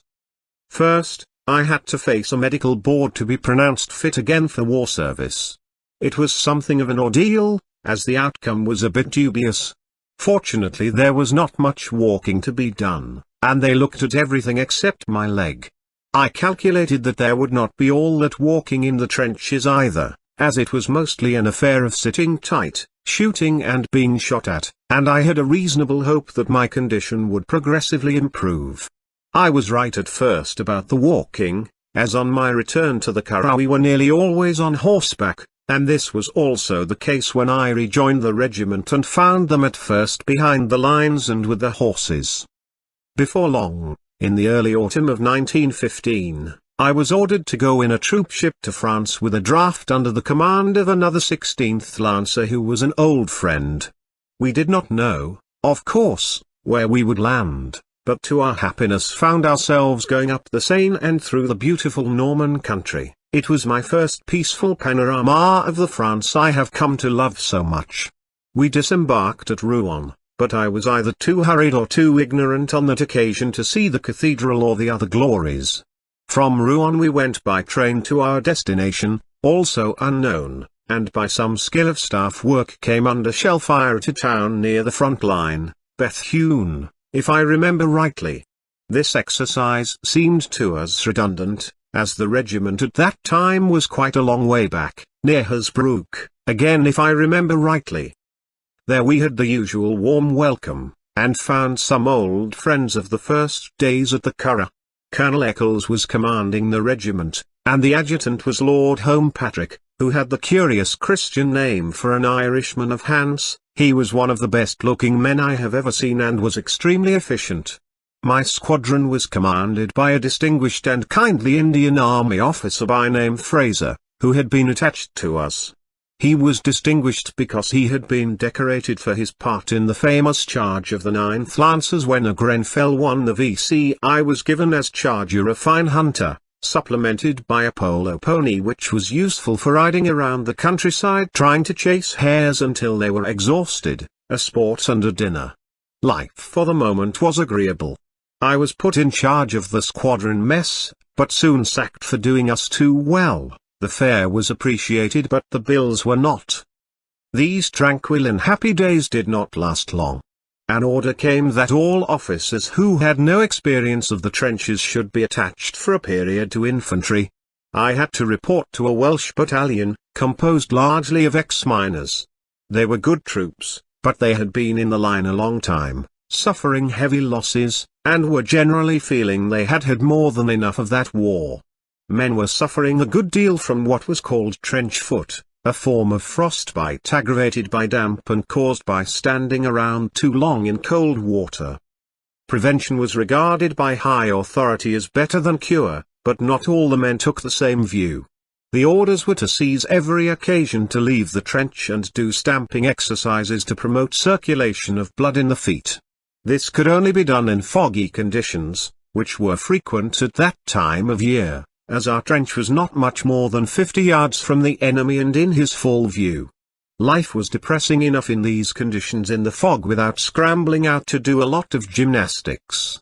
Such was the view of the troops most forcibly expressed, and it took all the admirable tact of the officers who understood them well and were on the best of terms with them to turn the whole thing into a bit of a joke and thus to secure fulfillment of the orders without much ill humor.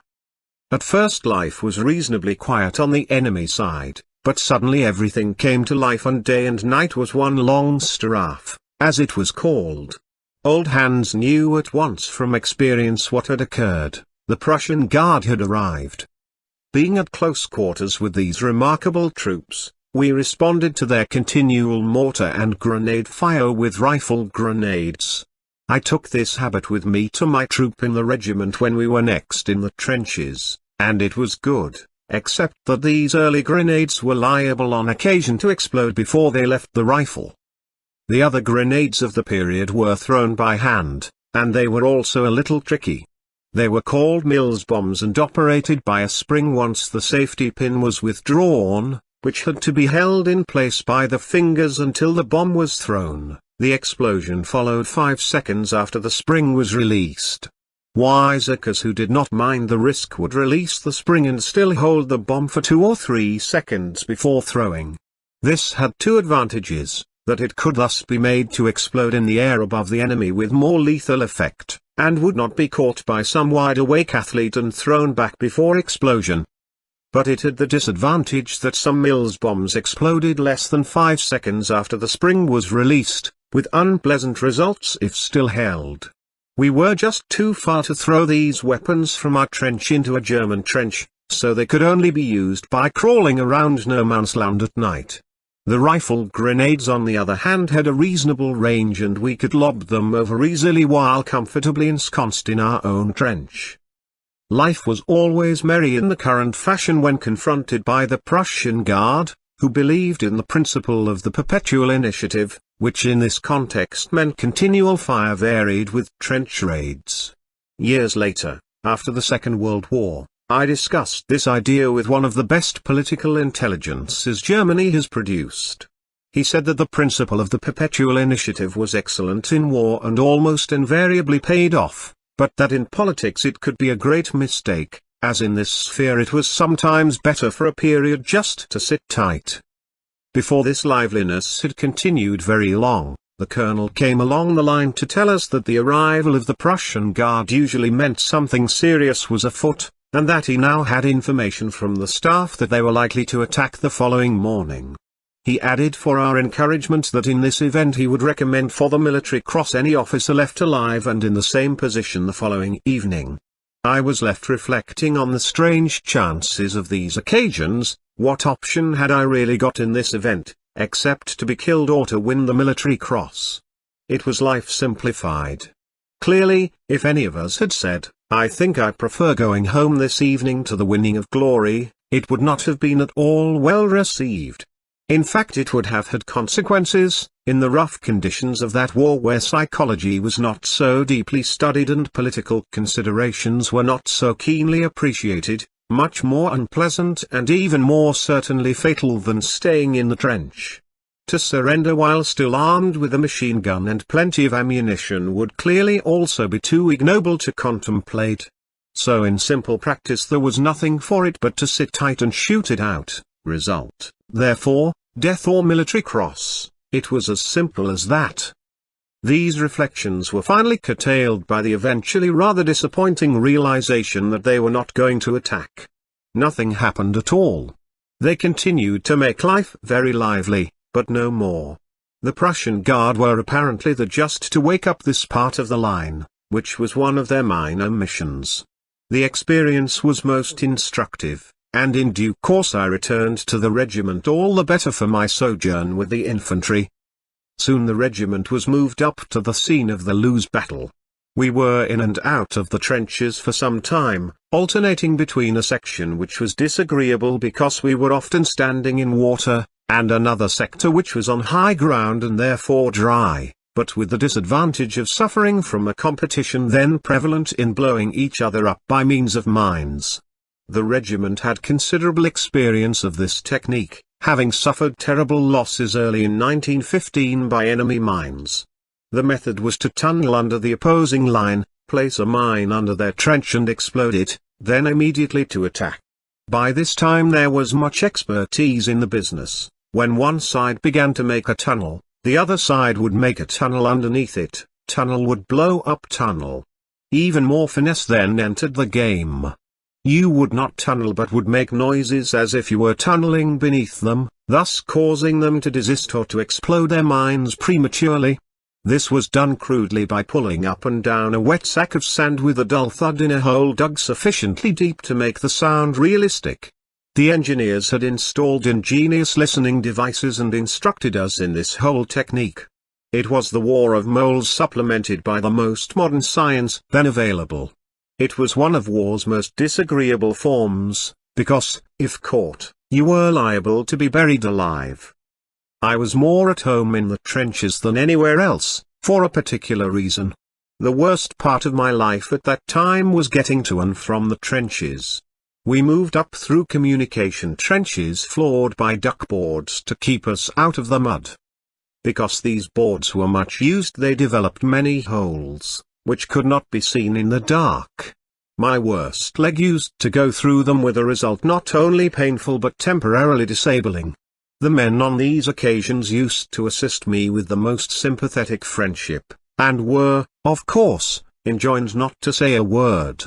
Once installed in the trench I was quite all right, because any movement outside it was limited and in any case usually done on hands and knees. At that time I developed a considerable sympathy with an act of indiscipline which it was my duty as an officer to prevent. The men always wanted to go up to the front line, not through the squalid misery of the twisting communication trenches but over the top where the going was better. This risked losing one or two among us before we got to the front line, as a good deal of shooting was always going on. Yet it is an interesting fact of human psychology that at a certain degree of fatigue and boredom men lose all fear of death, just as people at the end of a long illness can be observed almost to embrace it. Rather than endure the long, weary tramp through the muddy communication trench, troops would prefer to risk death by marching over the relatively firm and easy open ground. There comes a limit to the nuisance of life in some conditions. There was too a certain exhilaration in going up over the top at night. Lights fired into the air continually from each side illuminated the night sky, and the whistle of passing bullets contributed to the eerie beauty of the stark surroundings. There was a certain tragic loveliness in that unearthly desolation, the ultimate nihilism of man's failed spirit. Also, for many at that stage a wound could seem a release, and death was peace.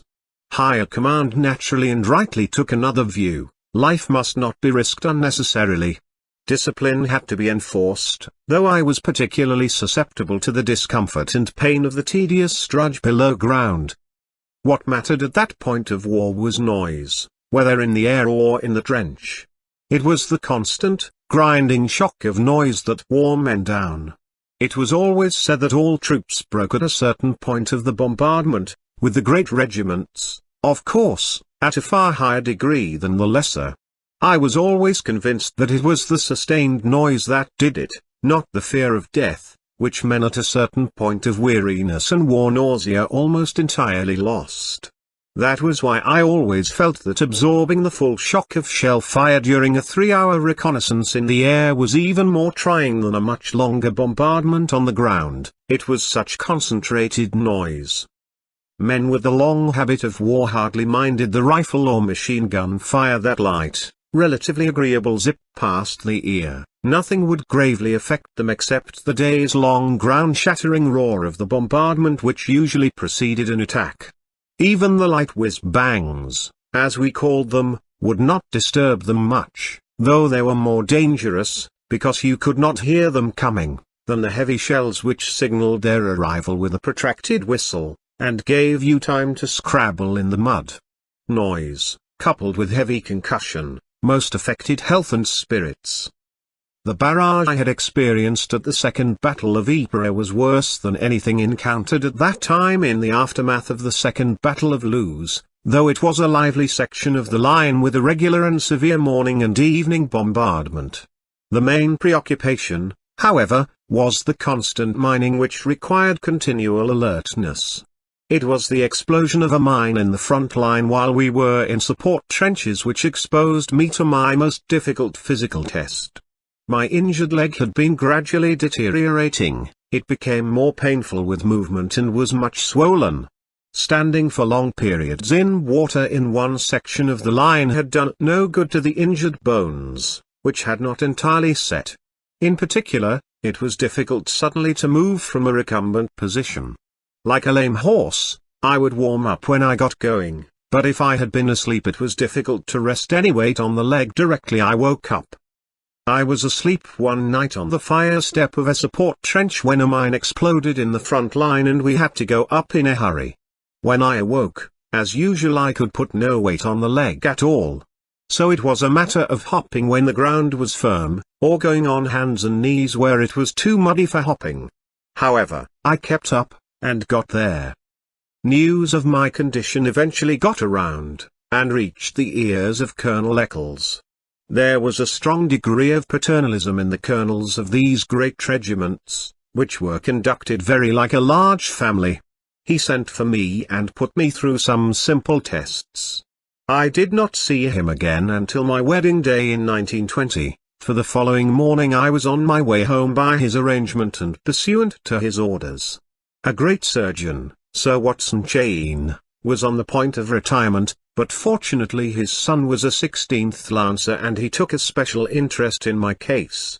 He warned me that only a 50-50 chance of saving the leg existed, which was in a sorry state after long neglect. He operated, and his skill saved the leg, though after a second operation towards the end of 1916 it was an inch and a half shorter. I had entered the war in the category A1, and left it in the category C3, fit for office work only. The administrative and other experience which I gained from this exclusion from war belongs to another part of this story.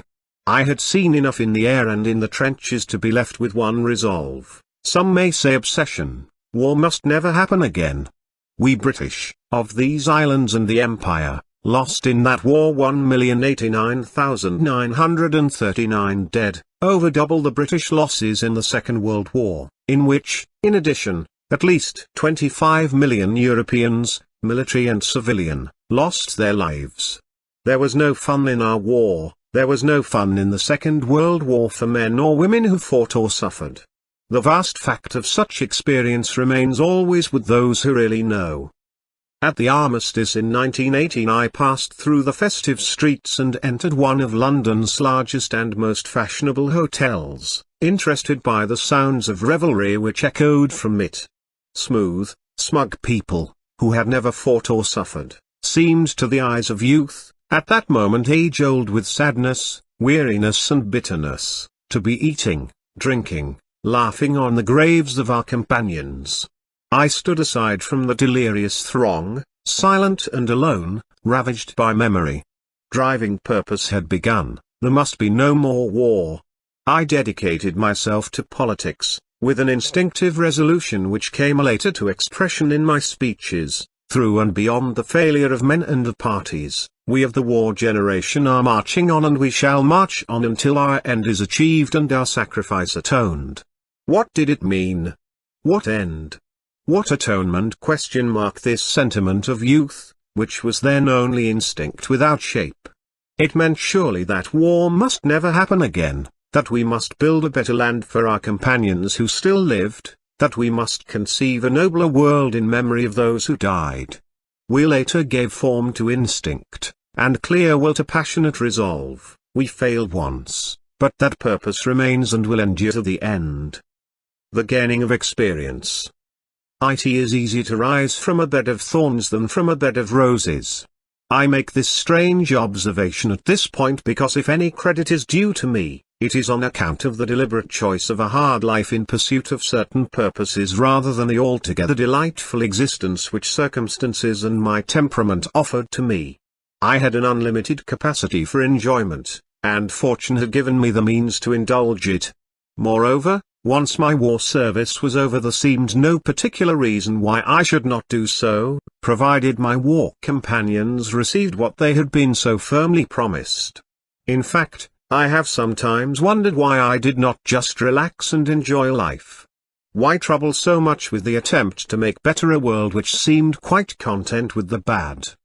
The question struck me years later, during a period of adversity, when a public official of ability and insight told me that he had always wanted to meet me to see whether I was mad or not. He was surprised to discover when he got to know me well that I was sane.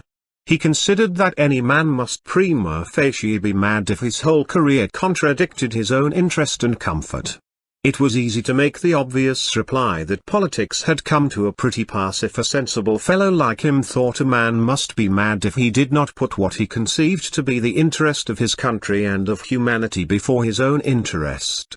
Yet it was inevitable that I myself should sometimes wonder if there were not better, more profitable and happier things to do than insist on saving people who were bent on drowning. Let me not be misunderstood, I do not pretend to be a saint, let alone a Puritan. I always seized every opportunity to enjoy life to the full, provided it did not impede my purpose, and many opportunities came my way. But I gave a clear priority to purpose, an attitude which is simply common sense. Any other course means that boundless capacity and considerable opportunity for enjoyment always win, or at least confront you with a continuing series of agonizing choices between duty and pleasure. He who hesitates between the Grail and the Venusberg is lost. But happily there are moments of repose. Life should be a march toward great objectives, but with time to warm your hands before campfires, a process which preserves both sanity and energy. At first there was no conflict, purpose and pleasure entirely coincided. Clearly the way to getting things done was to enter politics, and I was offered a choice of the primrose paths with much classic tinkling of the lutes and flutes. This account will now be for many pages a success story. The summits of private happiness were balanced by the heights of public acclamation. It began directly I emerged from hospital in the war and continued for a good 15 years. I enjoyed every moment of it. There was no conflict between purpose and happiness because during this period it still seemed possible to do what was necessary by normal and reasonable means. We, of the war generation, had not really believed all the guff turned out by the politicians a land fit for heroes to live in and so forth, at least most of us had not. But we had thought that a decent home and living wage could be provided for our companions, who survived the war, because it seemed so relatively easy to do. Yet they had to wait until after a Second World War for the precarious possession of a living wage, and many of them are waiting still for the decent homes. It was the slow realization that the old world could not or would not give these elementary things, and was heading instead towards further and possibly irretrievable disaster, which finally brought the choice between purpose and the normal way of life which could have given me not only security but much happiness. It might have been different in another age. There are periods in history when change is necessary, and other periods when it is better to keep everything for the time as it is. The art of life is to be in the rhythm of your age. This is clearly a great age when decisions can vitally affect the whole future of mankind, perhaps in this sense the greatest age the world has known.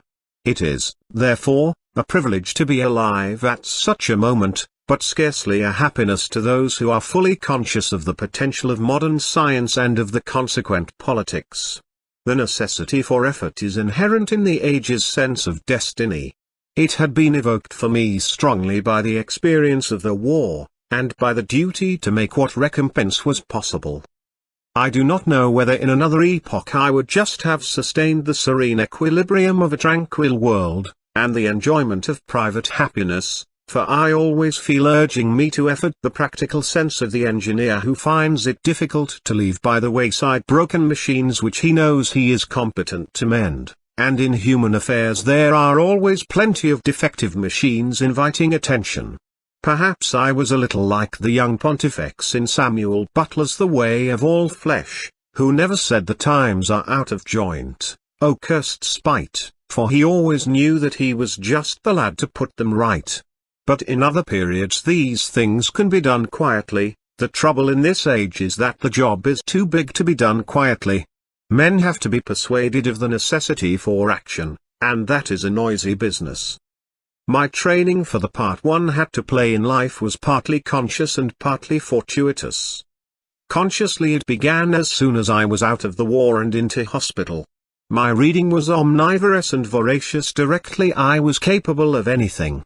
I wondered if I had missed much by not going to university, and interrogated my Oxford and Cambridge contemporaries in order to discover if they knew much that I did not. The results were reasonably satisfactory, for though like all autodidacts I found gaps in my knowledge, I learned things the universities would not have taught me.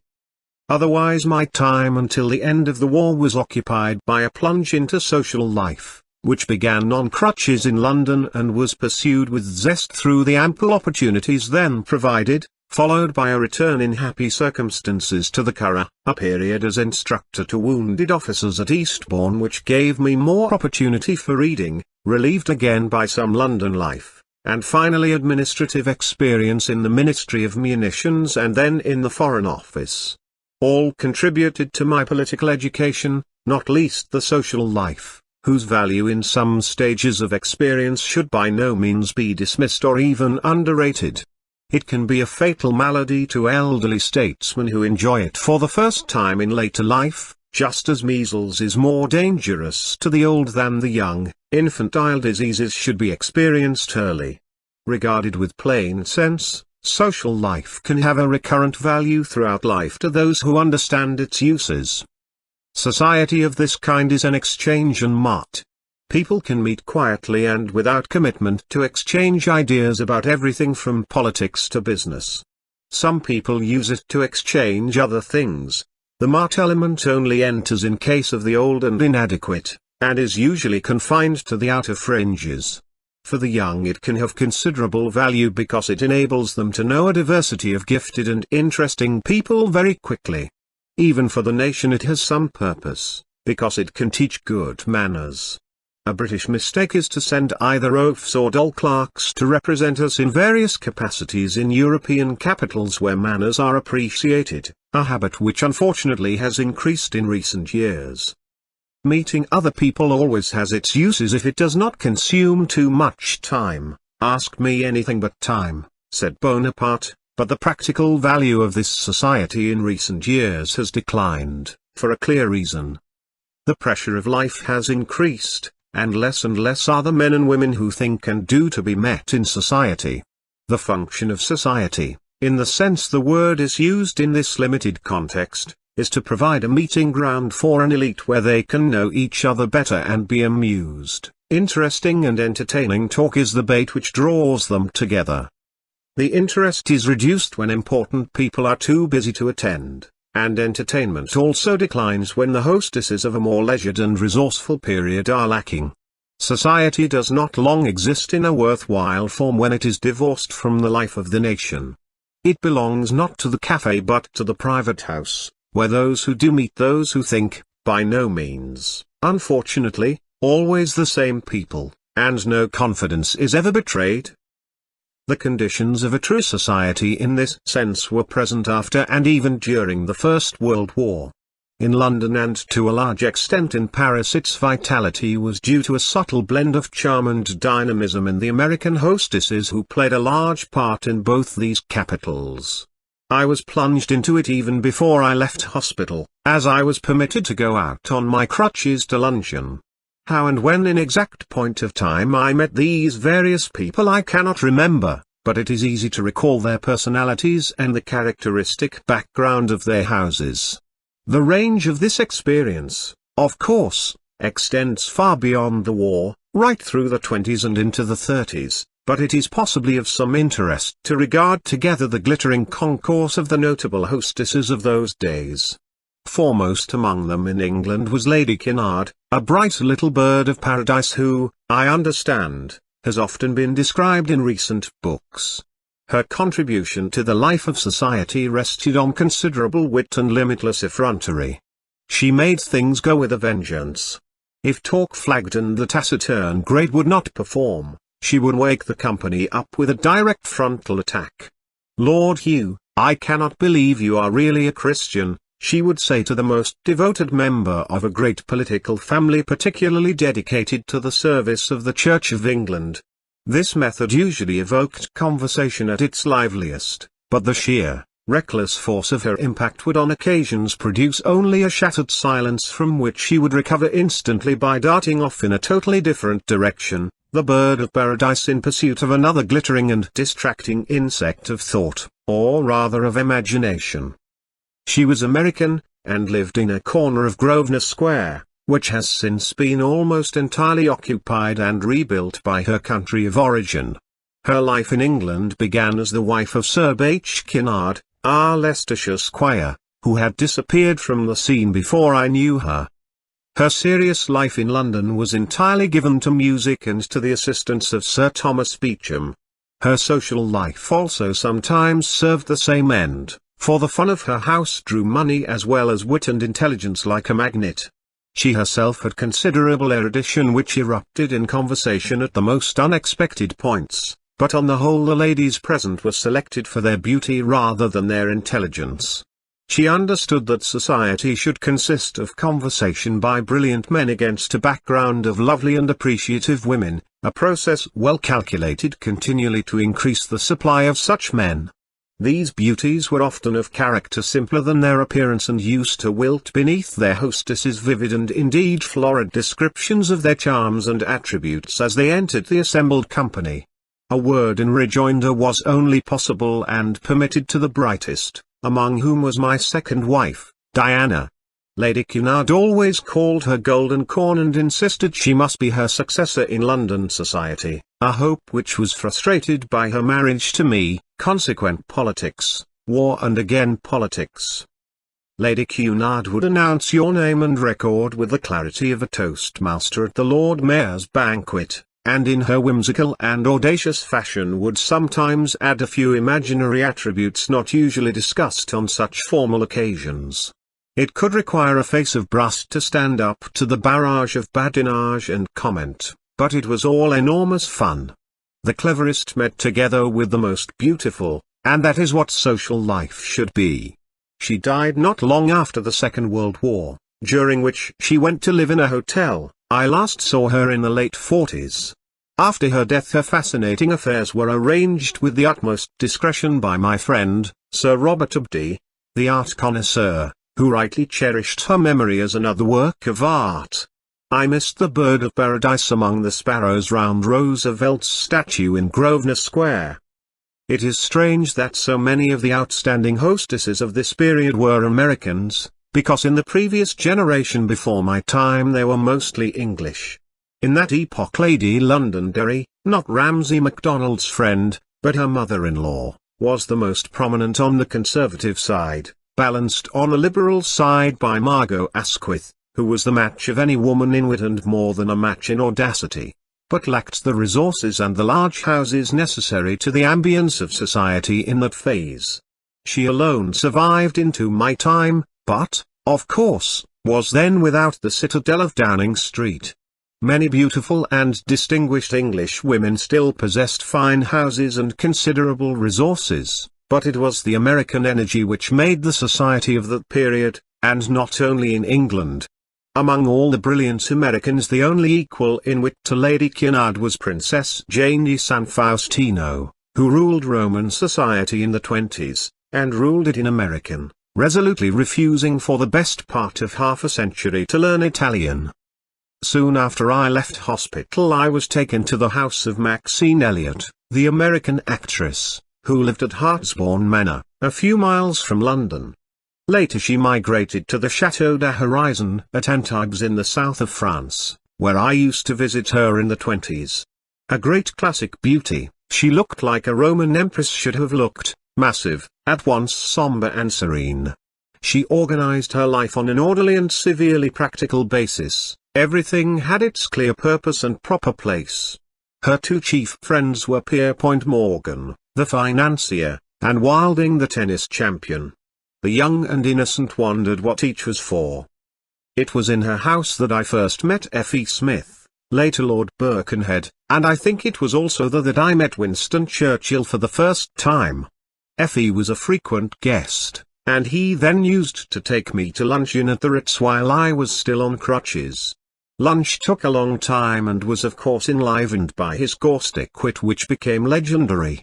About this time he invited me to a river party which left by boat from the House of Commons under the command of another MP, his friend Commander Warden Chilcot.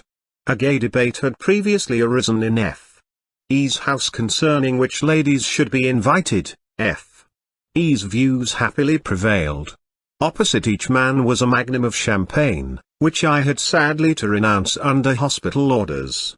We arrived at Tag's Island, where we dined very well, and subsequently embarked to face the problem of navigation on the return journey, which the gallant commander found much more difficult than the outward trip. We soon ran aground, and appeared to be stuck fast for the night. There was nothing for it but to return on foot to Tag's Island and find other transport to London. The tortoise on crutches had not much trouble in winning the race from the well-dined hares. F.E. soon turned up, full of charming contrition that I had had such a doing in my delicate condition. He got hold of a car and a driver, and said he would at once personally take me back. No doubt in recompense for my trying experience, he began to tell me a story which we of the younger generation were agog to hear. The details of the celebrated road during his visit to GHQ in France. I woke with Big Ben booming midnight chimes in my ears, as we passed the House of Commons, and F.E.'s voice booming too with indignation at the culmination of a long account of his dramatic experience. After the fatigue of my crutch race I had fallen asleep at once, and to this day I do not know the intriguing ramifications of that famous tale. At Hartsbourne F.E. would often sit up till 3 or 4 in the morning talking in fashion entrancing or combative according to the company, but his merry sounds could usually be heard on the tennis court by 7 next morning. The candle was burning at both ends. At a rather later stage Winston Churchill used to come the two, and nocturnal debate became very lively. F.E. had the readier and quicker wit, but by next morning Churchill usually had a complete answer after a night's sleep on it. Another visitor from politics was Freddie Guest, a chief whip of the Lloyd George Liberals, an energetic and enterprising man who combined politics and racing until he reached quite an advanced age. He suggested that I should enter Parliament under their banner at the post-war election, but I already had some engagement to that other formidable whip, Sir George Younger, the chief organizer of the Conservative Party. These two efficient men had different views of their duties. Freddie Guest always used to say a whip should not think too much about politics, mooning around in other people's business, but should get on with his own department of organizing. Younger, on the other hand, was always a busy intriguer and once made a spectacular entry into the political scene. He retreated for good under F.E.'s crushing inquiry since when has the cabin boy mounted the bridge? The third American who played a considerable part in the political and social life of London was, of course, Lady Astor, a far greater role before her entry to Parliament than afterwards, because she was taken more seriously, or perhaps it would be truer to say she was more appreciated. Her audacious wit often passed all bounds, and was usually fun. However, such jokes sound better in a drawing room than in the lobbies of the House of Commons, certainly to the ears of a pompous victim uneasily aware of the proximity of the parliamentary correspondents. She often met her match in the wits of the period, drawn from all sections of society. Most of these occasions are probably apocryphal, such as that when a voice from the back of a temperance meeting is supposed to have met her statement, "I would rather commit adultery than drink a glass of beer," with the penetrating query, "Who wouldn't?" But there is an authentic ring in my favorite tale of battle in her own fortress, St. James's Square.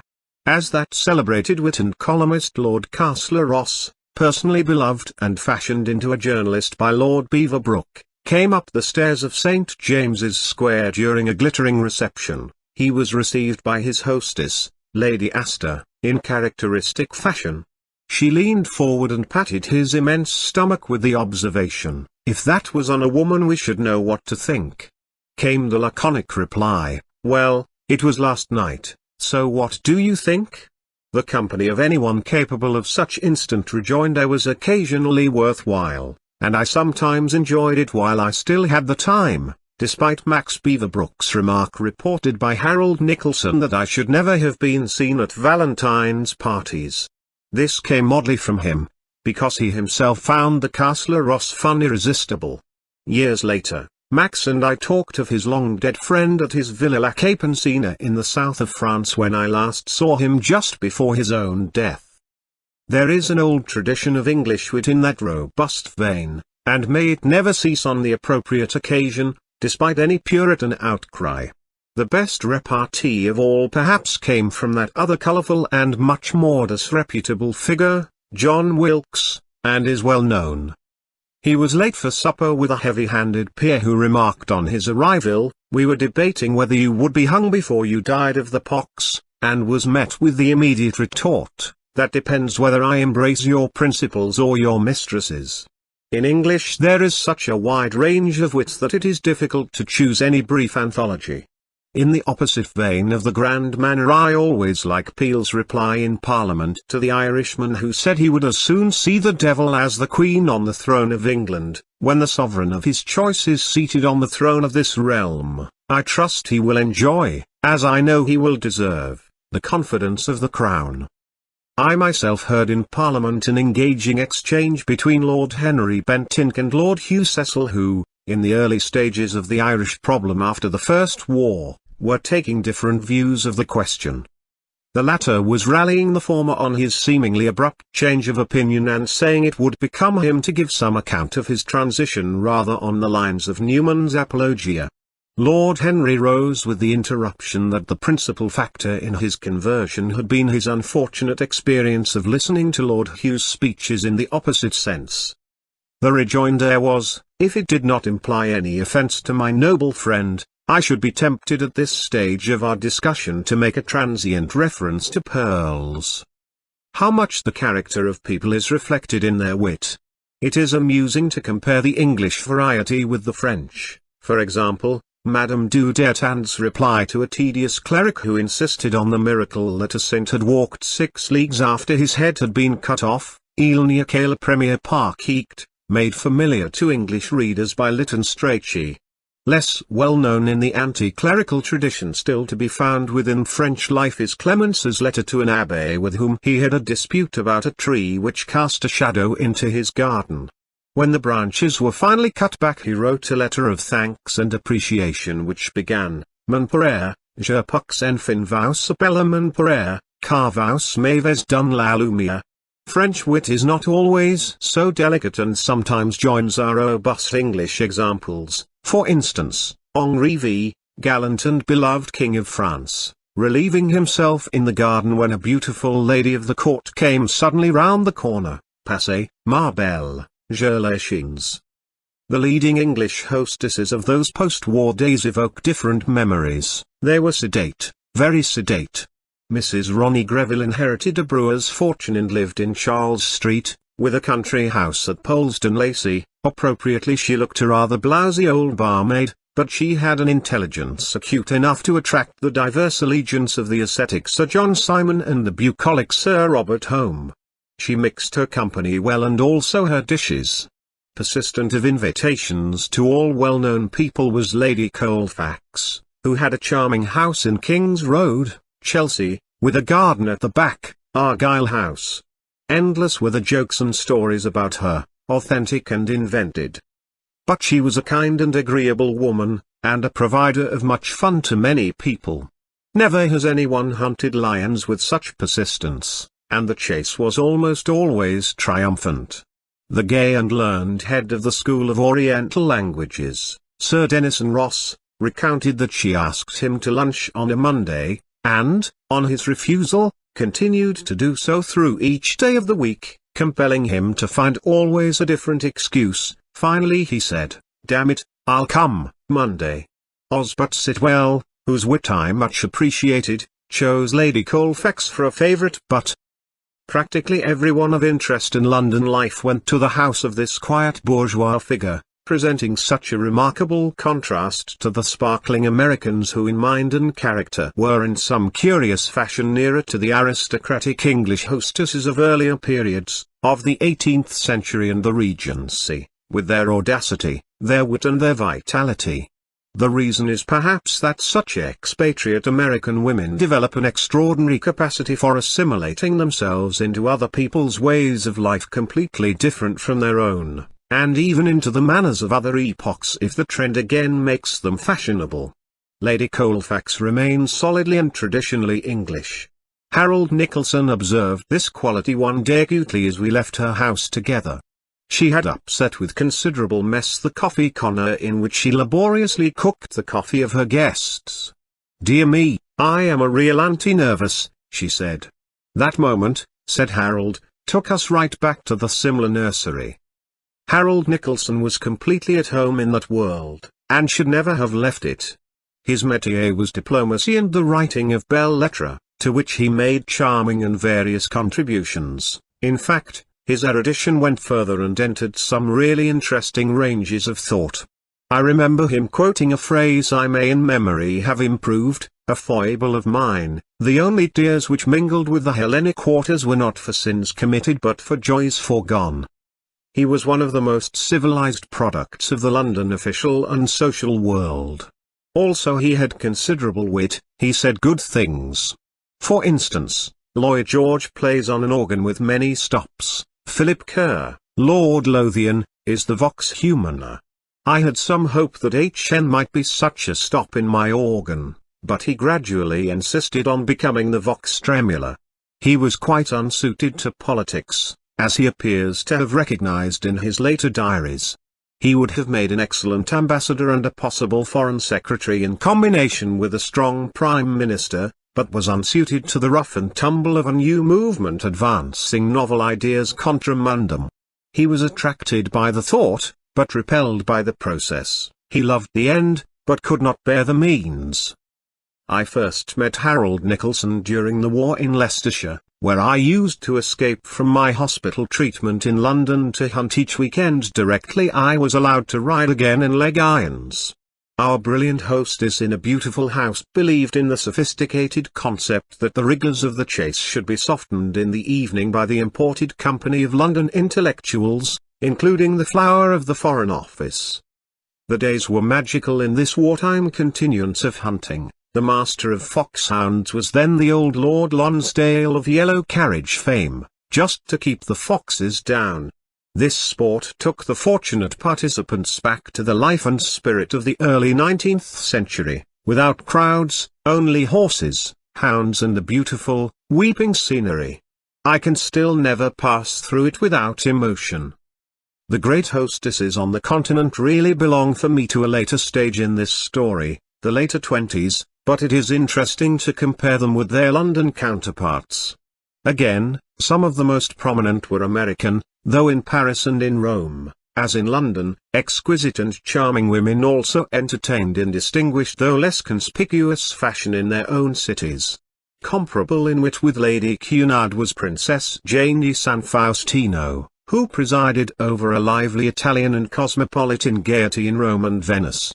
But the two styles differed sharply because Lady Cunard was almost a prude in conversation, while Princess Jane was outrageous.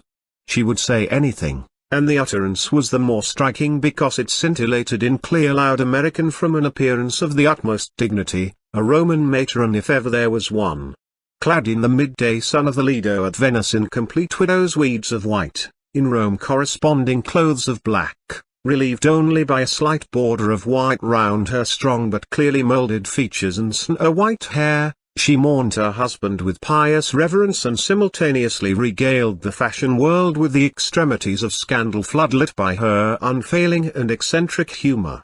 She occupied the central cabana of the classic beach where all newcomers must pass.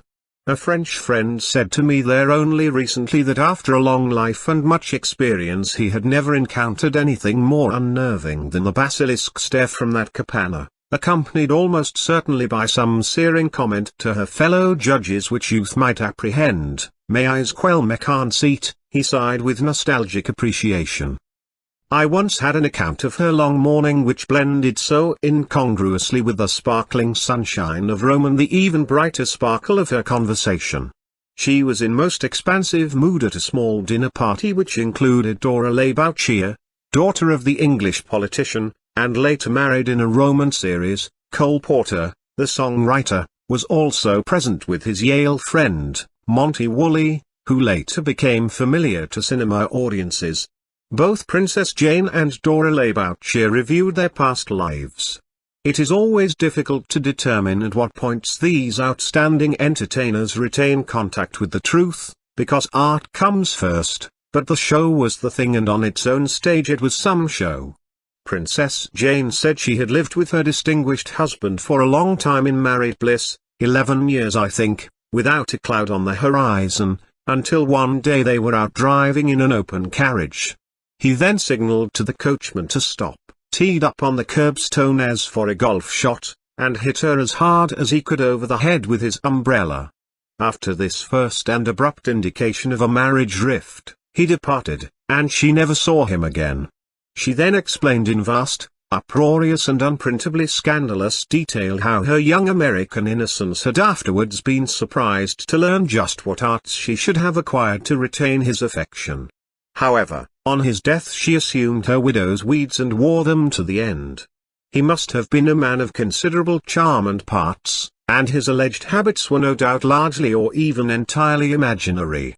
Invention came readily to the rich fecundity of her imagination. Not to be outdone, Dora Laboutier described her marriage with Prince Rudini, who had regaled her as a young girl on her honeymoon with an extended tour of the seamier side of Paris nightlife. The detail was profuse. The marriage ended in an annulment which cost her at least considerable trouble and time. Finally, in the dramatic recitation came the morning of the successful severance with the annulment complete, adorned by an enormous bunch of flowers and a note from Prince Rudini saying that he would have committed suicide by the time she received it, and he had.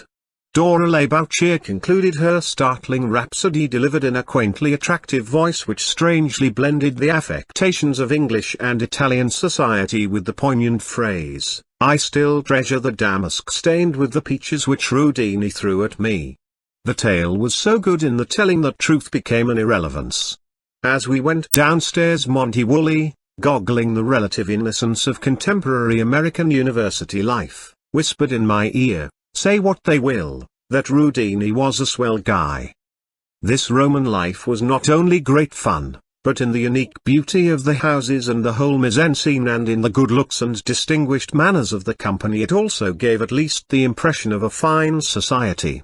It was a university of charm, where a young man could encounter a refinement of sophistication whose acquisition could be some permanent passport in a varied and variable world. If he could stand up to the salon of Princess Jane, he could face much.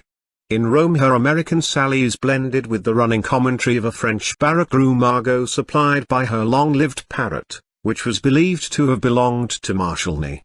From Venice emerged onto that classic strand a widow of statuesque dignity whose hand even in her old age Lord Byron would have dismounted to kiss on his morning ride along that same beach, because her conversation would have further enlivened, perhaps even have rendered unprintable, the stanzas of Don Juan.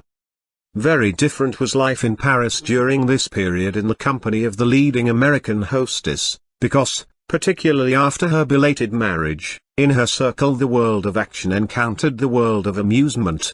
Elsie de Wolfe had herself made a considerable fortune in New York as an interior decorator, and much of American business life could be met in her house at Versailles, to which was added later a flat in the Avenue de Lino in Paris.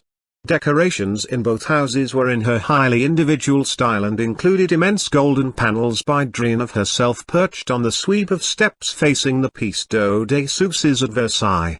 Sunday there was usually lively with 20 or 30 people of all nationalities and professions to luncheon or dinner, in a setting which varied from a swimming pool to a floodlit garden, innovations in those days.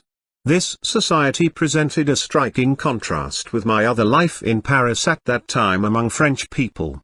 I was entranced by the varied company of the French in diverse situations, always entertained and often instructed by their conversation, which was and is perhaps the best in the world. Mr. Wolfe's conversation was distinguished by men's vivacity rather than intellectual content. In fact, vitality was the keynote of her whole character. When nearly 90 she was still doing what she called her morning exercises, which consisted of being slung around by two powerful men of ballet dancer physique.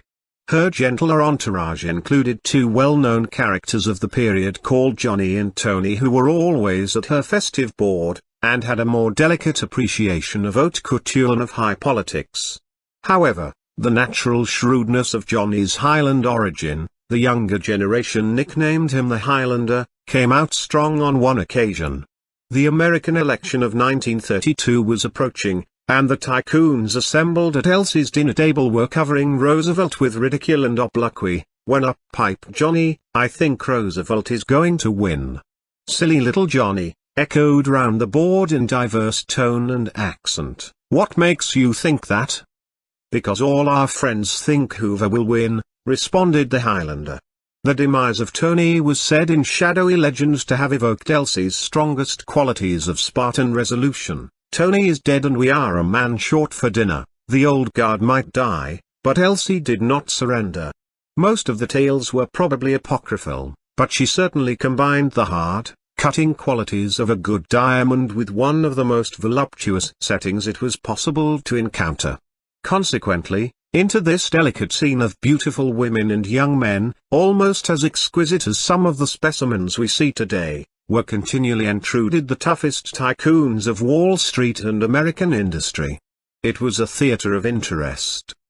Elsie married my friend, Charles Mendel, whom I knew well after my first visit to Paris in 1920 and last saw there a few years ago just before he died, well in his 80s. It was a marriage as remarkable as it was unexpected, for both were getting on and she was some 12 years the senior, a marriage of scent and old brandy, as we called it. But he had considerable qualities in addition to being one of the outstanding bons vivants of our time. After a rough, cattle-punching youth in the Argentine, he was a most manly figure. He had turned up by some inexplicable process during the First World War as an official at the British Embassy in Paris responsible for dealing with the press, and there he remained until the Second War. Sinister rumors attached to his activities, but I soon became convinced they were quite untrue. There was much talk of the Chevalier de St. George, a reference to the old allegation that British diplomats abroad always tried to bribe the foreign press and had ample funds available for this purpose. Mendel had at his flat in the Avenue Montaigne one of the best cooks and was himself one of the best judges of wine in Paris. He invited me frequently, and as a young MP and later as a minister I met there some of the most interesting personalities of France.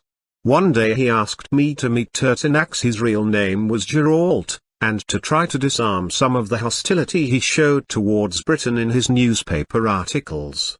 I found him charming, and we got on all too well, for when I was returned to Parliament at a by-election in 1926 he wrote a leading article entitled Le Retour de Quibiades in a mood of hyperbole which ascribed to me among other more acceptable qualities capacities which would be more appreciated in French than in English politics. These thoughts no doubt occurred to him because we met in the house of Charles Mendel, who was preoccupied with this side of life. When I used to see Charles alone in his old age, his mind was still running to some extent on one of his chief life interests. He had an exchange one day with his doctor, who combined in true Gallic fashion a considerable professional capacity with much charm and wit. "Doctor, I still think a good deal about women. You must keep on thinking, Sir Charles, keep on thinking." Charles was a gay and lovable person, and I miss him with all the happy clamour of Versailles in those far-off days. What was the purpose of it all, the object of going into society?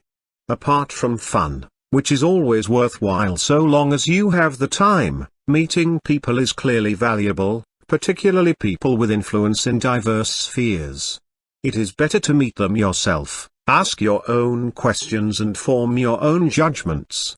It can, of course, be done to some extent vicariously, in the manner of Sir William, late Lord Tyrrell, a great ambassador in Paris and also a chief of the Foreign Office, who used Charles Mendel for this purpose. He did not go out much in Paris, and Mendel was his intermediary between the British Embassy and French life. I had the warmest regard for Tyrrell, whom I used often to see alone for long conversations and from whom I learned much. He was a masterpiece of diplomacy. After him nature broke the mold, as Macaulay would have put it. Yet if you have the energy and the time, it is better to do it all yourself, to meet those who are most interesting and get to know them well personally.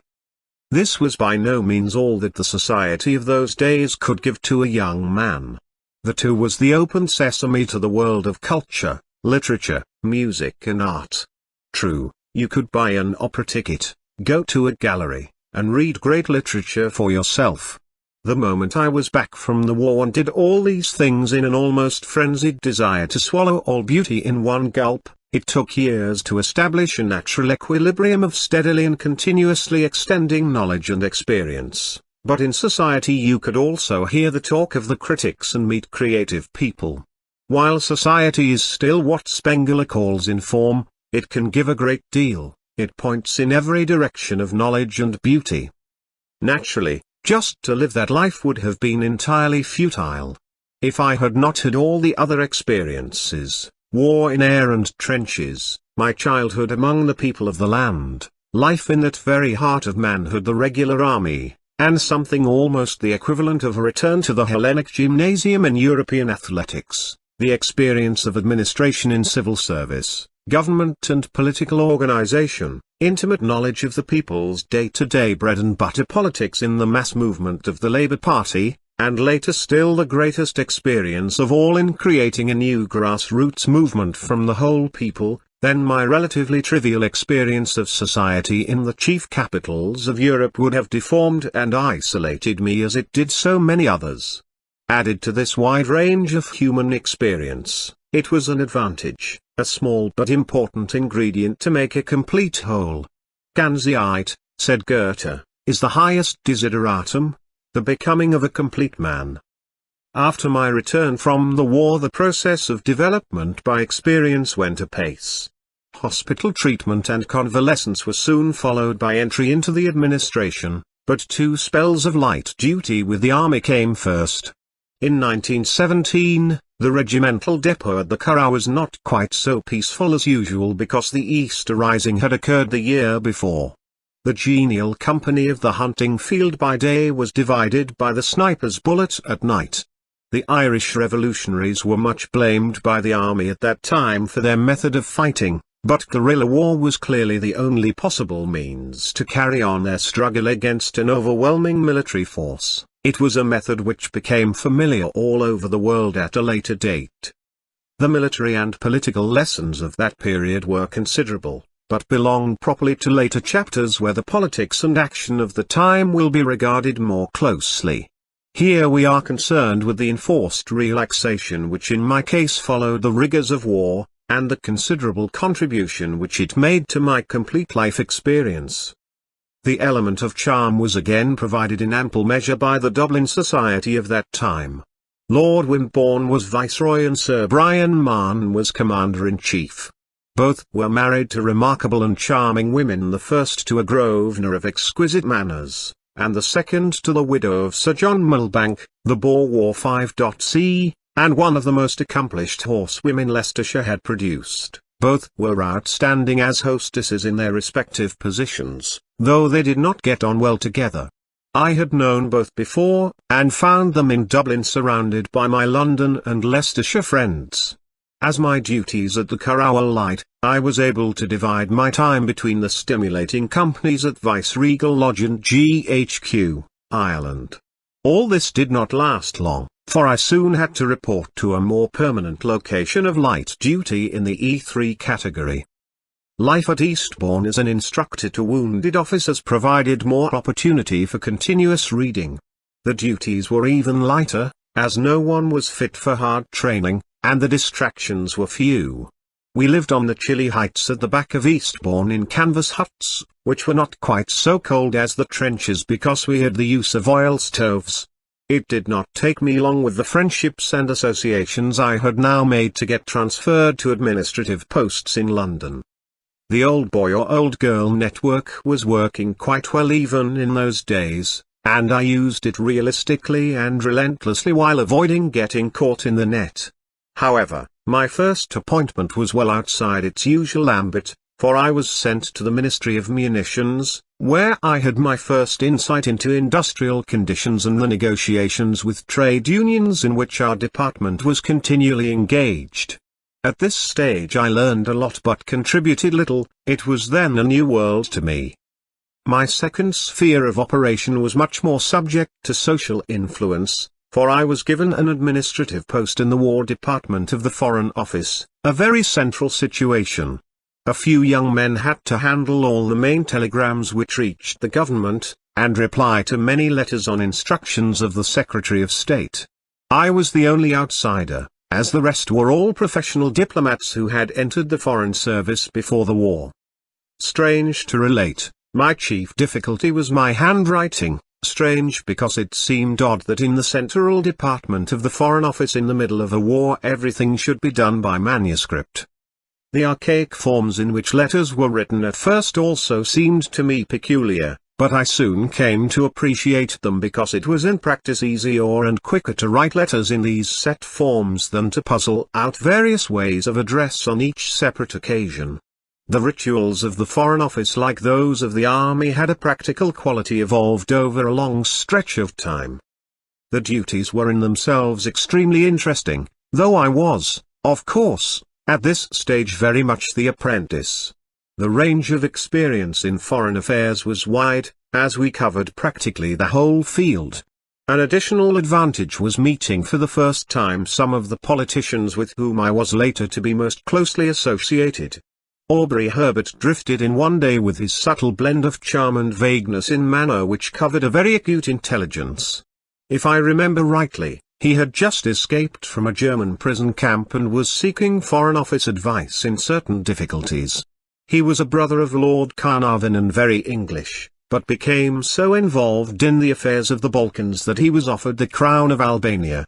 After the war, during weekends in his beautiful Adam house at Pixton, I used to combine shooting with speaking for him in his constituency at the neighbouring town of Yeovil. His adventurous nature was then calmer, but he had still on occasion to be restrained from diverting his guests by standing on one side of the balustrade at the top of the house which surrounded the deep well and jumping across to catch the opposite rail with his hands, a habit of his youth. His Albanian brigands were reputed to have enlivened the rural countryside before the war by galloping through the villages, shooting their revolvers in the air as a warning to their neighbours, because they suspected that a fusillade of guns from an adjacent shooting party was an ambush. Aubrey was reticent when rallied on these old stories. He was a fine character and always on the right side in opposing all mean and cruel dealings, like the coalition government's treatment of the Irish after the war.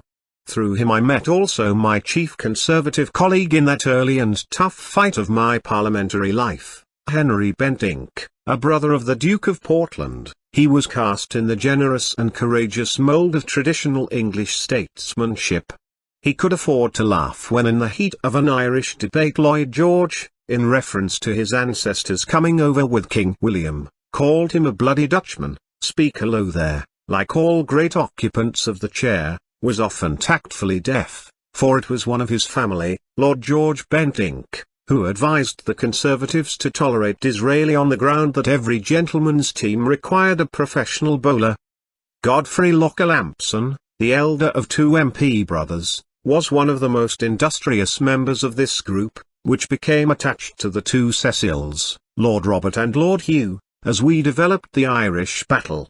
It was the Foreign Office which first brought me into contact with these able men of fine instinct and character. Other well-known figures were then also connected with this service, though our paths later diverged.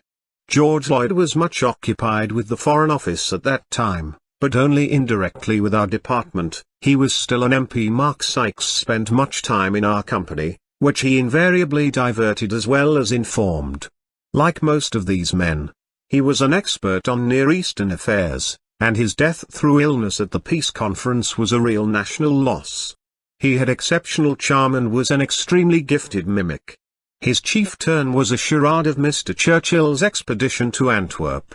It began with Churchill's alleged address from the steps of the town hall: "Citizens of Antwerp, the might of the British Empire is at your disposal," and ended with the alleged escape of Mr. Churchill's stepfather, George Cornwallis West, on a borrowed child's bicycle. These men were intermediate between me and an older generation, and their attitude was strikingly irreverent. The dramatic performances of Mr. Churchill evoked the liveliest sallies of their merriment, but their attitude to Mr. Lloyd George was much more severe. They detested him, and always called him the goat, a reference to his slight legs under the massive torso surmounted by a magnificent head, which did in general effect rather suggest the great god Pan, but Pan at his best, using his most seductive pipes. I differed from them strongly in later years concerning the character and capacities of Lloyd George, for whom I had a warm regard when I got to know him well. No account of the work in the Foreign Office during this period need be given, because it consisted chiefly of the routine fulfillment of duty at the center of a war administration which now belongs to history. It was later that the rise of Russian power with the aid of British policies supplied a good quota of the professional traitors of communism to this classic department, which had long been a pride and distinction of British administration. An important and indeed essential ingredient in my experience was the knowledge of administration and method gained at that time in two very different departments, the Ministry of Munitions and the Foreign Office, which touched British life and our relations with other countries at many diverse points. This was an opportunity to see the administrative machine from underneath. Later, in my period within the Treasury as a minister, I was to see it from on top. The combination of these administrative experiences added considerably to my equipment for political life, and helped me to understand the work of government as a whole. Entry into politics. The opportunity to enter politics soon came. There were two chances to be adopted as Conservative candidate, the first in the Stone division of my native Staffordshire and the second in the Harrow division of Middlesex. It seemed improbable that I should succeed in Harrow, as two strong local candidates were in the field and a third was a personal friend of Manor Law, then leader of the party, who was understood to have indicated privately his hope that this candidate would be adopted. I knew no one in the constituency, but the Central Office was willing to put forward my name and it seemed worthwhile to try for a seat so near London. I was still in the army in 1918, though seconded to work at the Foreign Office, so my opportunities for political activity were limited, but it was not forbidden to stand in the post-war election. I decided to see what could be done in Harrow before taking long and necessarily rare journeys to Stone, where I had many friends and a better chance of being adopted. Each evening I went by train to call on the dignitaries of the Harrow Conservative Association, mostly old men. They were amiable but not encouraging. However, they decided to have what was called a singing competition, to give the four prospective candidates a chance to show what they could do as speakers. This was for me an ominous occasion as I had never made a speech in my life. It was rather like my previous daunting experience of arriving on the Western Front as an accomplished aviator, having never before left the ground in an aircraft. I decided to write out my 15-minute speech and learn it by heart. It was quite a good speech but shockingly bad in delivery. As one of the old politicians present said afterwards, good stuff, but badly chanted. I was far from having acquired the range of voice and variation in rhythm and tempo in which I later attained some competence. I did not even realize the necessity. To stand up and say something sensible seemed to me adequate. The speech consequently fell flat, though they applauded politely, possibly in sympathy with a very young man in uniform. Then came questions, and in that hour I was launched into politics. They were good, pointed, often expert questions, for Harrow was a dormitory of London where men and women lived who worked in the city and were versed in every intricate question of Britain and the Empire. I had by then read enormously and was vastly interested in politics. The fascination of the argument brought me alive and evoked some latent power of exposition. Questions ended in a scene of considerable enthusiasm. I was adopted as prospective candidate by over 90% of the votes of those present. Next arose the question of programme at the coming election. I knew little of conservative sentiment, and cared less. I was going into the House of Commons as one of the representatives of the war generation, for that purpose alone. Yet Harrow was a traditional stronghold of the Conservative Party, and among the older people there began to be much talk of far-off things, of pre-war politics. I had joined the Conservative Party because it seemed to me on its record in the war to be the party of patriotism, and that was the first principle. But patriotism to me was not something static, a sentiment of good things to be conserved. It was something dynamic and creative, seeking to build a better and more modern nation, constantly adapted to the development of the age and inspiring it. Particularly was this the case when so much needed to be done in providing a fair livelihood and above all good homes for our surviving companions of the war. Already the National Housing Scheme appeared in my program, as opposed to slow dealing through multitudinous local authorities. Munitions were produced like that in war, so why not houses in time of peace? Slums were to be abolished, and back-to-back houses. Land was to be taken for this and other social purposes by compulsory acquisition. The profiteer and jerry builder were to have short shrift. Electricity and transport were to come under public control. Already the debate between public and private ownership seemed to me irrelevant. It was just a question of which method suited best in circumstances which were constantly changing. In my program health and child welfare schemes anticipated by many years anything effective being done in these spheres, and the chance of education from the cradle to university was to be provided for all who were capable of using it. Finally, the home market was to be sustained by a high-wage system intended to produce an equilibrium between production and consumption.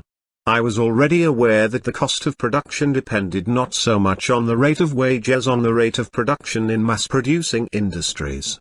It was thinking of this nature which more than 40 years later sent two successive British governments bunking and shuffling toward the European common market, where mass production for an assured market is possible. In elementary form many of my later ideas were already born, and it is indeed surprising in retrospect that the Conservative Association of Harrow was at that time prepared to play the midwife. The opportunity then was to keep and to develop the British Empire for constructive purposes, not only to preserve the empire, but to make it capable of giving to our British people and to all its diverse races the good life which its latent wealth made possible. I expressed my chief principles of the 1918 election with the slogan "Socialistic Imperialism." It was an ugly phrase, but it was pregnant with the future.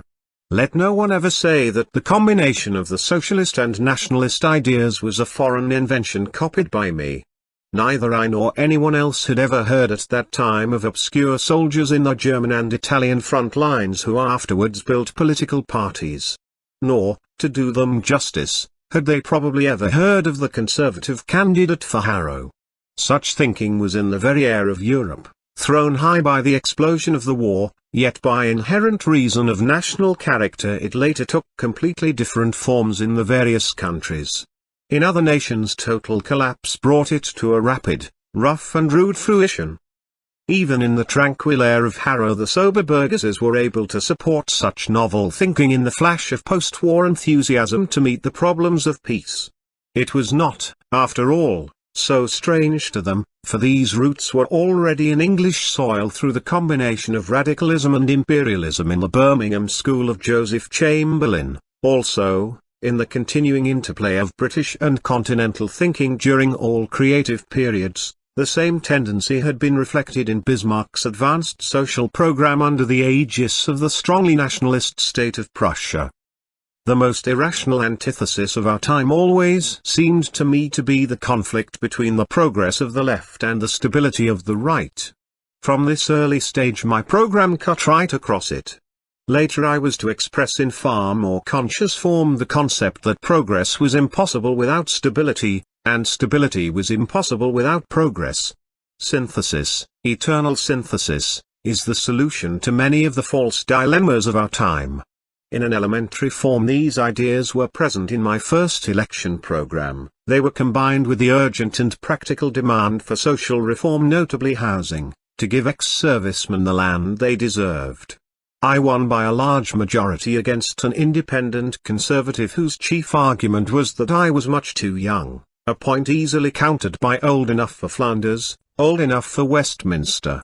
So on the wave of post-war enthusiasm I was swept to the House of Commons at just 22 years of age as the youngest MP, which I remained for some time. The Air Navigation Bill provided an early and appropriate opportunity for my maiden speech. After quoting Chatham's celebrated reply to Horace Walpole concerning the atrocious crime of being a young man and mentioning in becomingly modest terms my flying experience in the war, I launched into my main theme, which was the saving of the nation's air industry from the stranglehold of bureaucracy. Heavy penalties for negligence were preferable to the tender care of some government inspector who worked on the time system. It required no exercise of the imagination to see that the aircraft and the tank would soon supersede infantry as the decisive factor in war. The Secretary of State for War, Mr. Churchill, was falling into the same error as his predecessors at the War Office, who had refused to credit the possibilities of such a rapid extension of the activities of aircraft as had already occurred. The result of this quite lively assault was agreeably flattering to youthful vanity. Among other references to the occasion was a cartoon in Punch showing the young and dynamic airman painting Mr. Churchill as a doddering old man and urging him to bring his ideas up to date. It was our first encounter in debate, and I was on the perennially popular ground of the youth racket. It is entertaining in retrospect to see it used against Churchill when he was just 44 years old. If the youth mania had then been in full swing he might have been retired from politics 21 years before he became Prime Minister in the Second World War. It was a thin house, but a number of influential members were present, notably the distinguished Speaker Lothair, who was in the chair. It was his praise of this first effort in the inner circles of Westminster which really made my early parliamentary reputation. I realized fully how much he had done for me in this respect some time later, after his retirement to the House of Lords as Lord Ullswater, when he devoted to my maiden speech his opening remarks from the chair in presiding over a debate in which my opponent was the Duke of Northumberland, a man of die-hard conservative principles but engaging personality. Lothair was an outstanding speaker who had already become a legend on account of his firm character and penetrating wit. My favorite example was a pre-war tale of some pretentious bore making a speech of inordinate length and finally saying, "Now, Mr. Speaker, I ask myself this question." Both front benches distinctly heard a voice from the chair replying, "And you'll get a damned silly answer." The secret of Lothair's success was a sense of the drama of the House of Commons. He would always, if possible, call the member, old, young or middling, who was most likely to make an effective reply to the previous speaker. He liked to heighten the tension of the debate in the confidence that his personality could maintain order, while less gifted speakers sometimes tried to diminish it and to reduce discussion to the commonplace. His decisions were clear and firm, but I was warned soon after arrival by the Cecil brothers, well versed in the subtleties of procedure and of human character, never to spring anything on him. This always entailed a negative. The method was to notify him in advance that you were going to raise a point, and when he had had time to think it over he would allow it if it were at all reasonable. A real personality of that kind in the chair is a big factor in maintaining the prestige of Parliament. After this maiden speech my part in debate was not noteworthy until the autumn of 1920. My divergence in the interval from the majority in that House of Commons on the subject of the Versailles Treaty will be discussed later. This period was spent in the intensive study of politics and all its related questions, also in learning to know better its leading figures. Particularly my association with the group of Henry Bentinck, Aubrey Herbert, Godfrey Locker Lampson and their friends grew continuously closer, and a little later came my relationship with Lord Robert Cecil and his organisation, the League of Nations Union, and with both him and his brother Lord Hugh Cecil over the Irish question. Meantime, I was liquidating all my outside interests and distractions. The well-loved horses soon went, both hunters and polo ponies. Politics had become for me the overriding interest and required single-mindedness.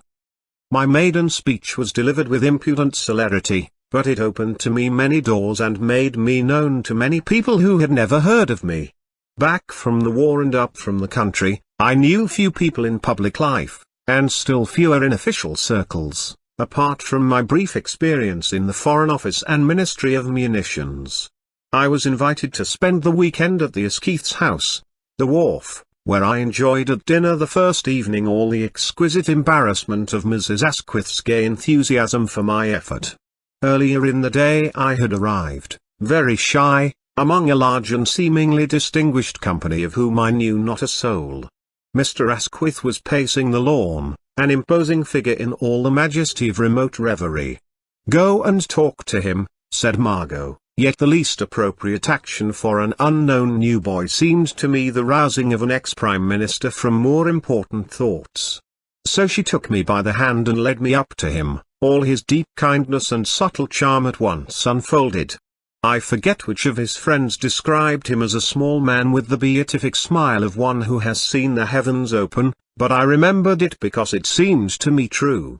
His extraordinary serenity in adversity was perhaps due to his great scholarship. He rested on the sunlit heights of Hellenism, but nevertheless attended a Church of England service every Sunday morning, with only rare accompaniment of family.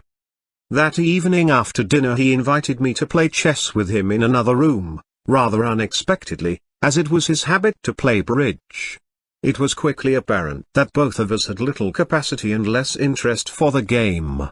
Soon he desisted and began to talk of the political past, magnificently. I listened entranced, and he long continued, as old men will when a young audience responds with a reasonable appreciation. Eventually, feeling selfish and socially apprehensive at this happy monopoly, I murmured some regard for his other guests. He replied, "Generally I only play bridge to protect myself from the conversation of the people Margot brings to this house." My awe at the other guests and my credulity of the less worthy Asquith legends simultaneously diminished. He was reputed to be unduly addicted to bridge and to drink, but I never saw him, or for that matter Mr. Churchill, another victim of the same rumour, in any way incapacitated by drink. Certainly they pursued the old English habit of living which reached its apogee in the 18th and 19th centuries. They both did themselves well, but seemed none the worse for it. Their way of life was very different from mine, which rested on the sound advice of the classic Greeks, moderation in all things, especially in moderation. I believed in an ascetic or rather athletic life, relieved by convivial occasions, rather than continual indulgence. Yet I was always resentful of the violent attacks upon these eminent men which derived apparently from the vicious disposition among the baser ranges of the Conservative Party to slander formidable opponents. I recall still some of the tales they used to circulate during my childhood about the man who has since become the tribal deity of their party as well as the hero of a large majority of the nation. The local dames of the sub-primrose variety in our county circles were avid to believe anything bad about Mr. Churchill during his Liberal days of the Land Campaign and the Ulster explosion. A house in a neighbouring county was burned down where he happened to be spending the night, and their verdict was clear and simple: naturally God sets fire to a house if the devil enters it. I do not know who circulated the stories about his breaking his parole in the Boer War, which were so conclusively refuted in numerous lawsuits. But I only heard the truth when I arrived in the House of Commons and got to know him and his friends. It may be some such experience which moved Lady Churchill much later to say, according to a newspaper report, "I can remember the time when my husband was more hated than Sir Oswald Mosley is today." Mendacious scurrilities and personal vendettas are chiefly revealed by history in periods of degeneracy, and they are no good portents for our national future. Happily in our country they were confined to relatively small circles remote from the generous stream of English life. It was also disgraceful that some Tories used to refer to Mr. Asquith as Squiffy and circulate rumours as filthy as they were fantastic about his wife. There appeared to be absolutely no foundation for these stories. Their only conceivable justification was the entirely uninhibited character of her conversation, designed possibly to épate les bourgeois, in which she certainly succeeded, and recompensing with a sparkling wit her almost complete disregard for facts. For instance, during my first dinner party at the wharf she concluded her generous account of my maiden speech by fixing my hand with her claw-like grip and my eye with her ancient mariner regard as she said, "Your speech reminded me in some ways of my old friend Lord Randolph Churchill, but, dear boy, do not share his vices, never live with 6 women at once, it is so weakening." This exotic friend of Rosebery and Balfour, and in her youth of Gladstone, certainly traversed in her wayward fashion a wide range of life experience. Mr. Asquith moved serenely above all lesser things. He had no genius, but his own conduct recalled in some degree his fascinating phrase in another context, "Genius alone on its golden wings soars beyond heredity and environment." He clearly lacked the decisive and dynamic qualities necessary for a period of great action. He was rather the man for a Walpole period of protracted peace and relative tranquility, but he added to calm, poise and judgment a vision of the need for steady progress and embodied the finest English qualities of integrity and honour. Mr. Balfour was another link with the more remote political past, and I met him first when I was just out of hospital in the war, even before entering Parliament, where we were fellow members for only a short time before he went to the House of Lords. In a happy and uninhibited early life, the opportunity to meet the great often comes by introduction of a bright and beautiful lady. Fate aided me in this way on more than one occasion, and I met Mr. Balfour through a lady in whom he had a purely intellectual interest, and the reader will naturally conclude that at 20-odd I followed reverently the statesman-philosopher's example. Strangely enough, we came together for the purpose of playing tennis at Queen's Club. Mr. Balfour's years were balanced by the leg irons which I had to wear on leaving hospital and for some years afterwards. He brought another lady to make a fourth, whose name I forget. My partner in the intervals of playing tennis enhanced my impression of her mental and aesthetic qualities by observing, "You have a precocious and unnatural facility in the combination of words." This seemed to me at the time entirely just, as she was quoting something said of the younger Pitt. They were happy days in life, a restoring contrast to the recent war experiences. Mr. Balfour, during my few meetings with him in this cursory fashion, was an interesting study for a young man. He had great charm, and the appearance at least of absorbed interest in any companion of the moment, which is more often the attribute of successful hostesses than of distinguished politicians. Like so many famous men, he appeared to be proud of anything except his acknowledged accomplishments. At tennis his performance had a clear priority over his reputation for statesmanship and for an erudition in philosophy rare in politics. He had in reality or posture a complete detachment and indifference to all mundane things. He was clearly pleased when a little later, in some slight clash in the House of Commons, I described his conduct with the quotation, "He handles all things mortal with cold immortal hands." The contrast between his languid demeanour and the steely resolution of his action as Irish Secretary is well known. Some sections of the bourgeois world were deceived by the gentleness of his manners. They misunderstand good manners, because they have none, and make the grave error of mistaking gentleness for weakness. H. G. Wells, for instance, called Balfour that damp Madonna lily, and Lenin called Mr. Wells that dreadful little bourgeois. It would have been grimly entertaining to see the soft rotundity of H.G. summoning resolution to face the Irish gunmen with the calm of A.J.B. only 5 years after they had shot dead a predecessor in the broad daylight of Phoenix Park. Before he had been Irish Secretary for a few months, the welkin of the left was ringing with bloody Balfour. His placid, almost drooping manner masked a tough and ruthless character. The same affectation often conceals outstanding capacity for action in the professional officer class of various armies.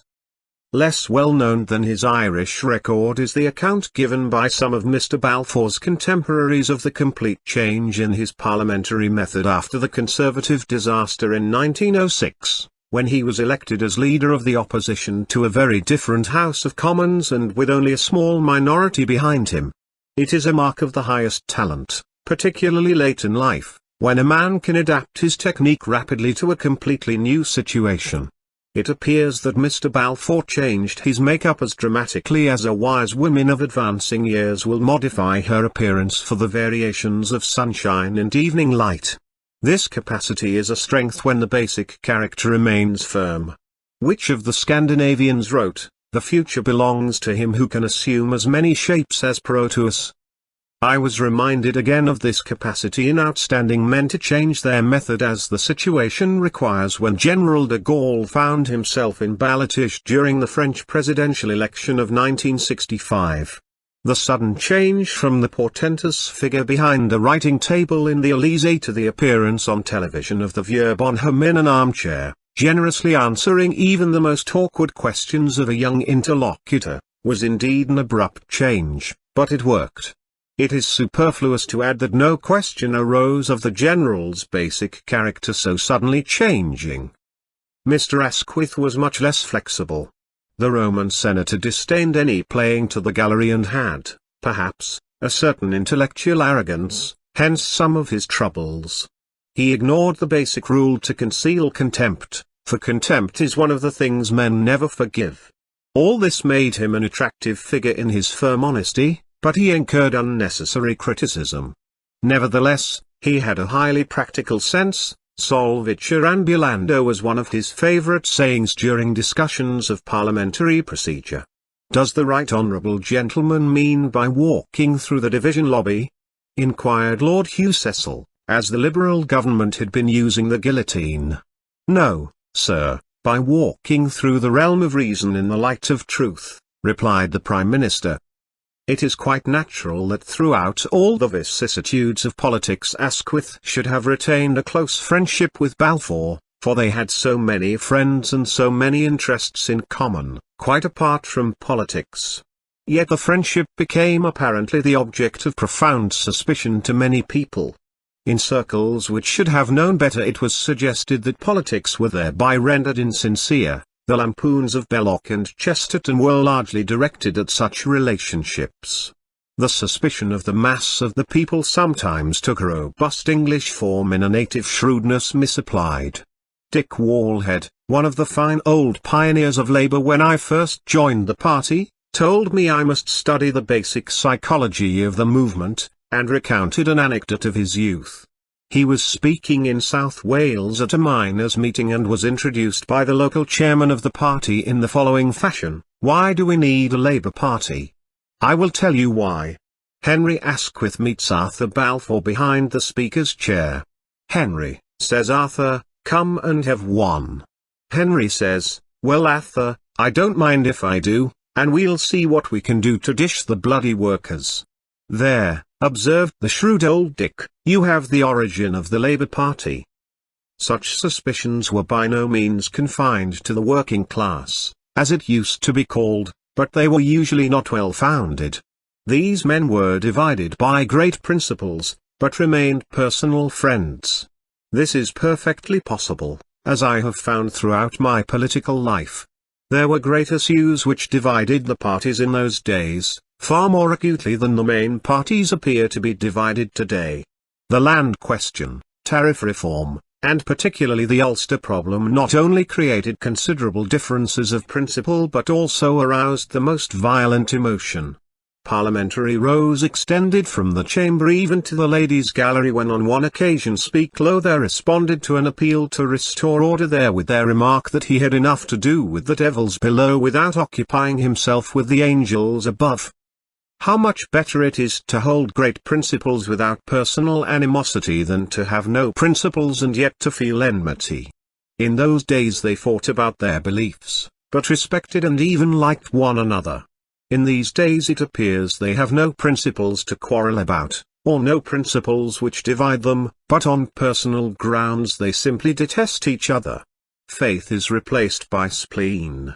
The strangest parliamentary malady of modern times is that fundamentally the parties appear to agree about everything. When anything goes wrong they just adopt each other's policies, but abuse each other for doing it. All very practical perhaps, if it works, but disastrous to the practitioners when it ceases to work.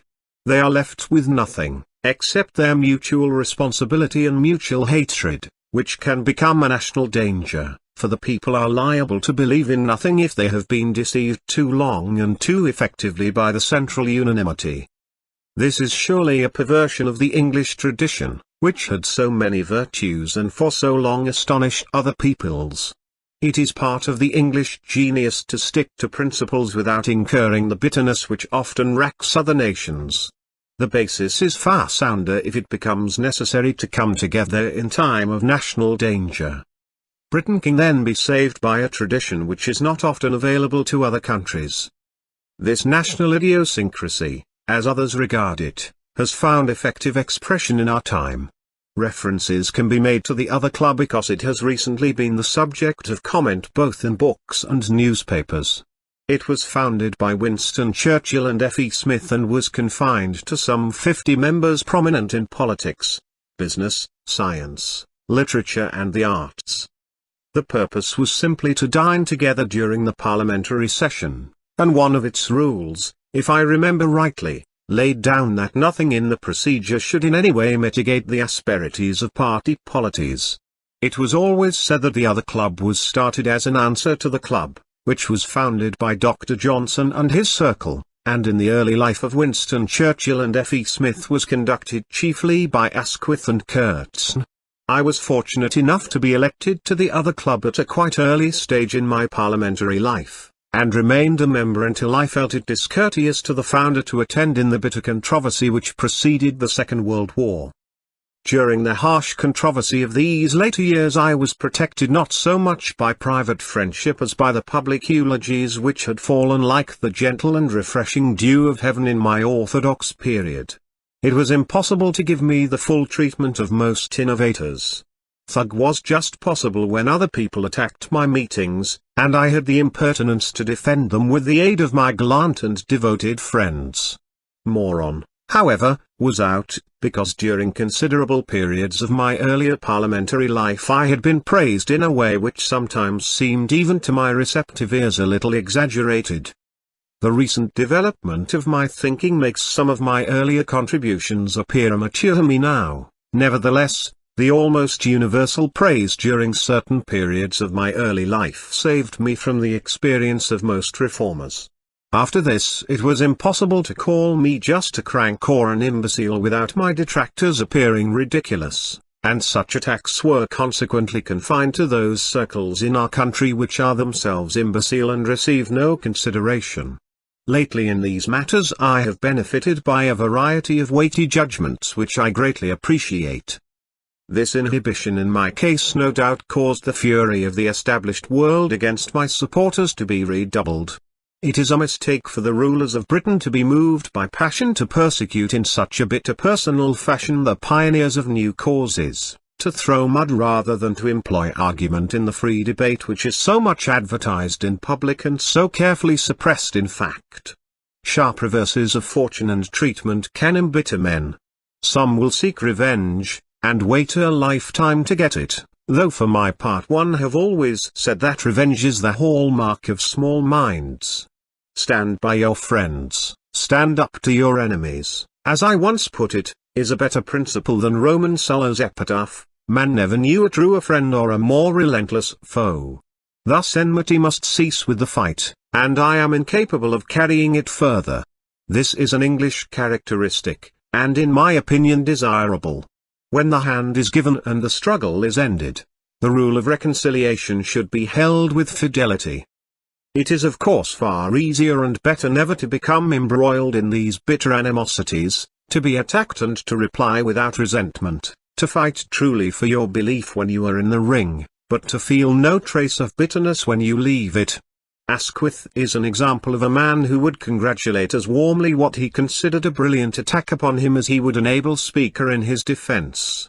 Such an attitude is sometimes considered to be detached from humanity, but it has at least the merit of avoiding some of the more egregious of contemporary errors. It followed naturally from my general attitude that my first serious work in politics was an attempt to form a movement of the centre, which immediately received the benevolent interest of Winston Churchill and F. E. Smith and, over a decade later in more definite form, the active cooperation of Lloyd George.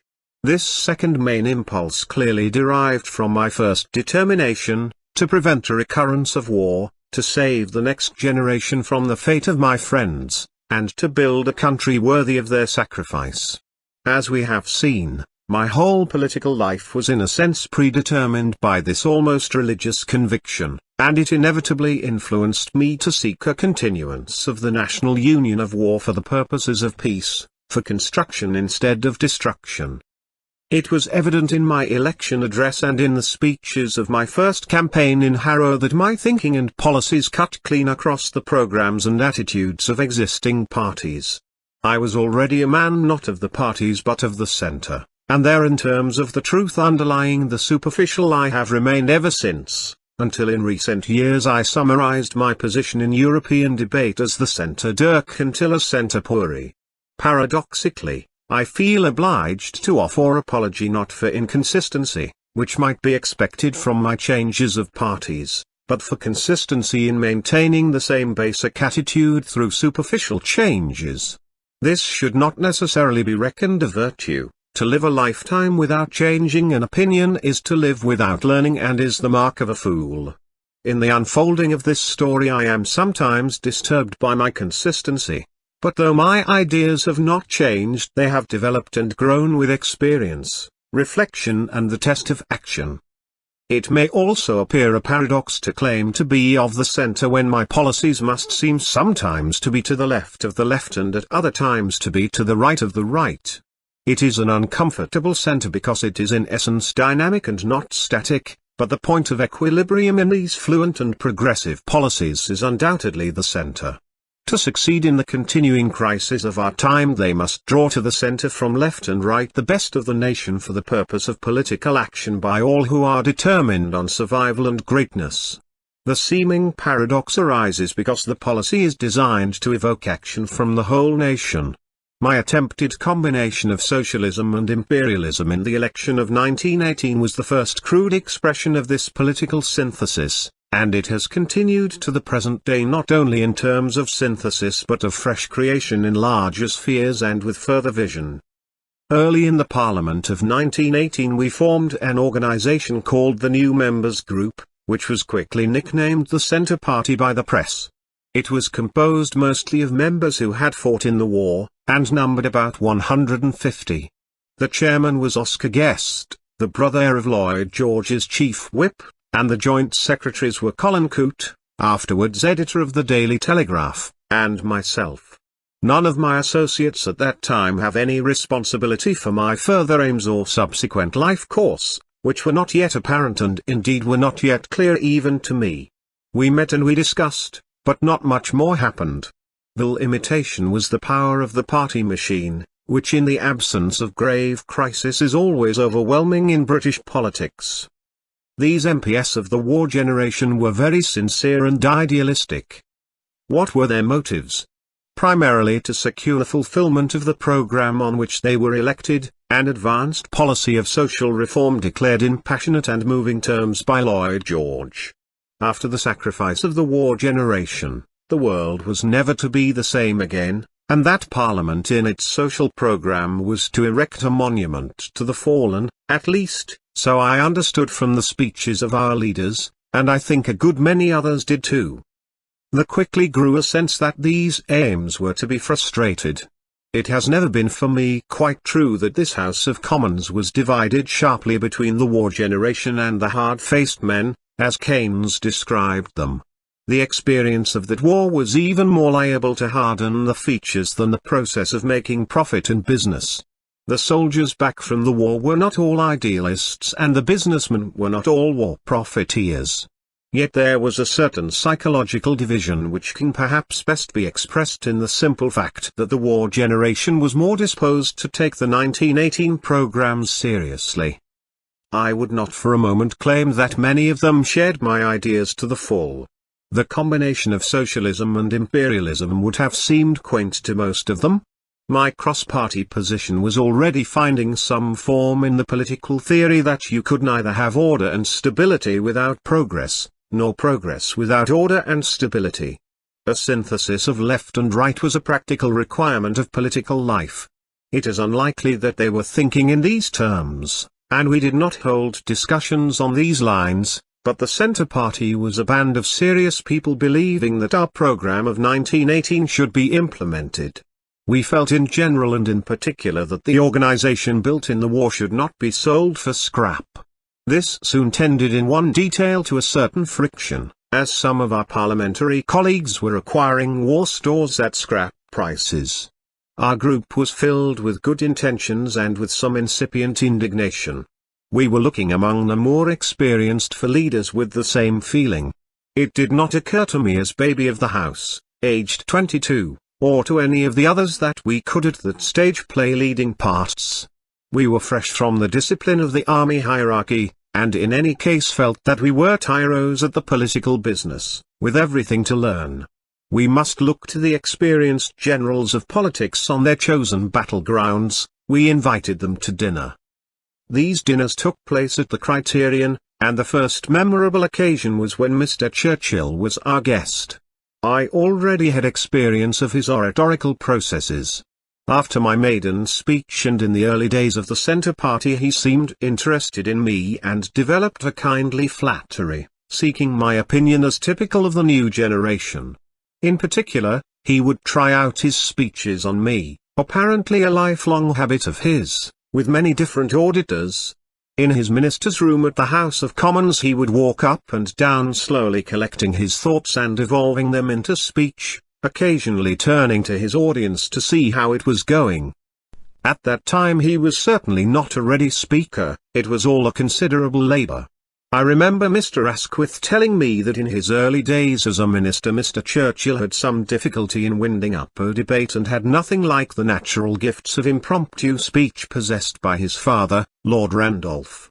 Nevertheless, as time went on he developed a remarkable aptitude for extempore repartee in the House of Commons, though sometimes an elaborate trap would be laid in advance for the intended victims into which they almost always fell.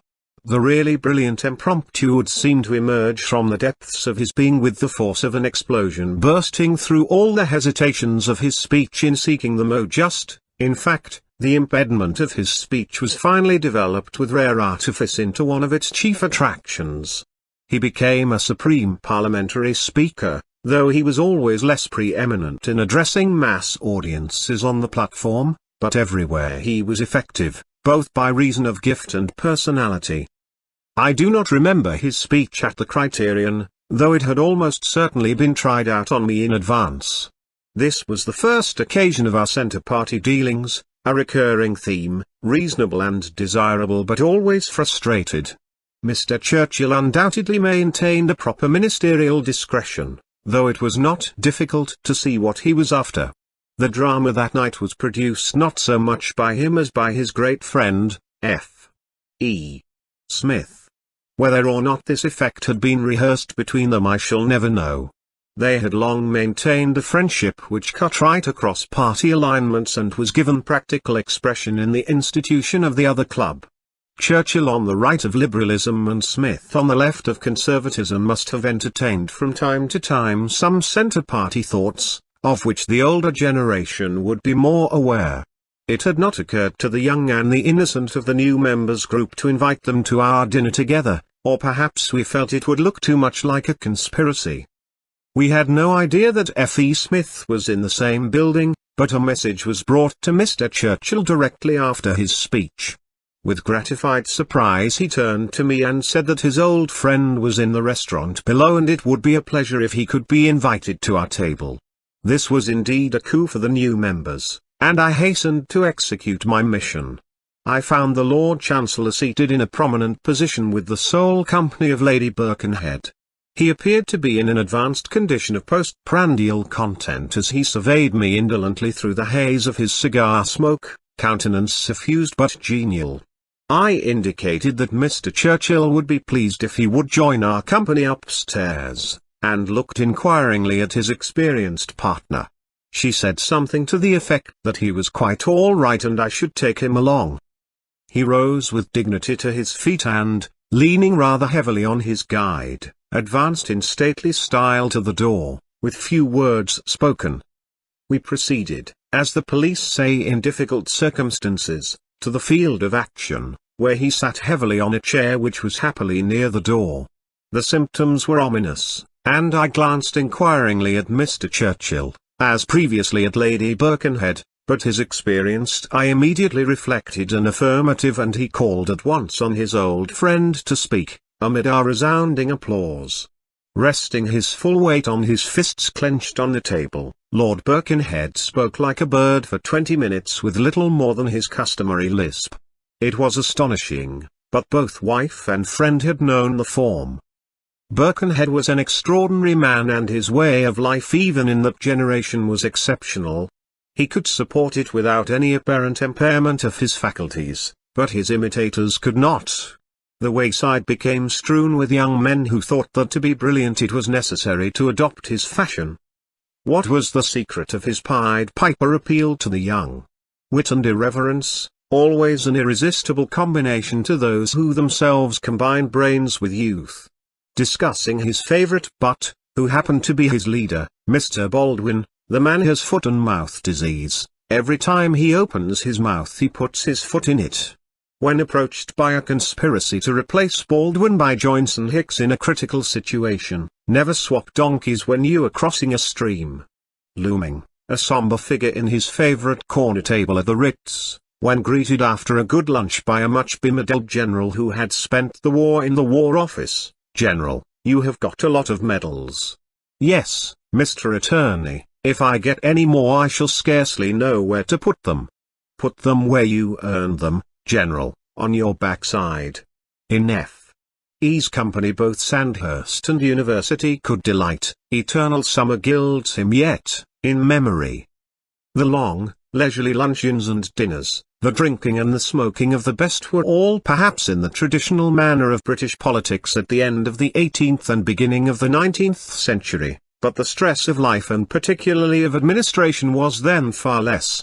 Yet even in a man so brilliant as F.E. I always had the impression that while the performance of youth could be indefinitely repeated, with almost greater effect in age, it was not so easy with such a habit of life to absorb new knowledge or to learn new tricks, equally difficult for old dogs and old drunks. There were plenty of people too in the classic world who lived in this way, but in that stressful and testing period they never achieved the heights of success by the arduous contemporary standards. As Cato said on the eve of his suicide, only one man came sober to the overthrow of the state, but on that occasion the state was overthrown. It always seemed to me that such habits in varying degrees became the stock in trade of most of the statesmen during my early period in politics. An outstanding exception was Lloyd George, by reason of the extreme effort of mind and will necessary to start a great speech. It is a terrible thing to face a large audience, when both you and they are stone cold, yet once you make the painful effort of warming yourself up with your own exertion, your momentum soon develops effortlessly. I drink coffee before a big speech, but if you start on coffee, you end in another fashion almost as drunk as those who begin on alcohol. The choice is whether you start sober and end drunk, or start drunk and end sober. The former is much better, both for the health of the speaker and for the effect on the audience. The reason is that alcohol taken before a speech replaces the function of the endocrine system, and as the alcohol wears off at the end, the speech falls rather flat. If on the other hand you start cold, the exertion of speaking gradually floods your system with adrenaline and you end in a condition of excitement which is communicated to the audience. The effort of calming yourself later in order to sleep requires an almost equal exercise of the will. Some have been prematurely exhausted by reason of their failure in this respect. I understand that science supports me to some extent in these reflections, which in my case are fortified by long and highly tested experience. I offer them for what they are worth to young speakers. The recurrent theme of the Centre Party soon ended at this stage, so far as I was concerned, by reason of a rapidly increasing political divergence from Mr. Churchill. When it was resumed over a decade later, with far more vigorous impulse, Lloyd George was more in the picture than Churchill. I had by then ceased to be a political infant because I had established my reputation with my speech of resignation from the Labour government, and in the discussions of that later period had become competent to speak for the younger generation. Although the initiative from the older statesmen in this later stage of our story came mostly from Lloyd George, with the aid of Lord Rothermere, Mr. Churchill was certainly on occasion present at our discussions, but he did not attend them all, or in the earlier phase play any leading part. The reason perhaps was that his relations were none too good in that period with all the young MPs with whom I became associated after my departure from the Labour government, and in particular he had some personal friction with some of the younger Conservatives. My own relations with Mr. Churchill remained reasonably good throughout, and were only intermittently interrupted by some spasm of passion at one of my more outrageous utterances. Even when he was moved on one occasion to shake his fist at me across the floor of the House, with a muttered "You damned puppy," a welcoming grin in the lobby would follow a few days of scowling oblivion. He never bore malice. For my part, I always liked him, and it was part of the tears of things that deep differences in attitude to politics, though not to life, soon parted us and finally severed threads of fate which for a moment had been entwined. Kaleidoscopic memories of Winston Churchill are reflected from many different occasions, happy, sad, passionate, but never mean or ignoble. Our clashes in debate were numerous and often ended in much gaiety, but never in prolonged ill-feeling. On one occasion he had wound up the debate after I had made a rather noisy, flashy speech for the opposition, which had transmuted a dull and flat occasion into a lively and enjoyable uproar. He described in rolling periods how stricken and dismayed appeared the opposition and how lost their cause, when forth sprang our young Astyanax, the hope of Troy. There were roars of laughter at my expense, and I was left wondering how he had managed it, for I was tolerably certain that he had never read a line of Homer. Later in the lobby he came rolling up to me, smiling broadly, and said with a dig in the ribs, "Bartlett's familiar quotations, my boy, never be without them." A large part of his charm was that he was completely devoid of humbug. He detested the goody-goodies, as he used to call them. Churchill, with all his impulsive and emotional character, had a certain solid sense which traversed acute party divisions in a very English, no-nonsense manner, and made him normally and essentially a man of the centre. Typical of this quiet common sense was his remark, "Blood will only come from the nose in England," said to me with a certain calm content when our black shirts were clashing with their red challengers at our meetings all over Britain. He was frank in remarkable degree about himself and realistic about his prospects. "What is the use of racing all your life if you never win the Derby?" he said to me across the table at the other club a few years before the war, and on another occasion, "The trouble is I have been on the placards too long." He had then evidently despaired of ever becoming Prime Minister, and to all appearances it was a just appraisal. What was the basic reason for that vast divergence of principle which separated me permanently in politics from a man I liked so much, Winston Churchill? The answer is clearly found in his son's biography, where a letter written by Winston Churchill in 1909 is quoted. "Do you know, I would greatly like to have some practice in the handling of large forces. I am sure I have the root of the matter in me, but never, I fear, in this state of existence will it have a chance of flowering in bright red bloom. He had other moods, as his son points out, but it appeared to me that this attitude prevailed throughout the years which followed the First World War. It was noted in the second by Lloyd George, who wrote to his wife, "Winston likes wars, I don't." This tendency of Mr. Churchill clearly rendered impossible a close political association with someone who returned from war with my passionate dedication to peace. This became evident at an early stage and was reflected throughout our relationship in all things, small and great. It began with his Russian adventure in 1919 and continued until the Second World War. He seemed to me constantly to risk war without good reason.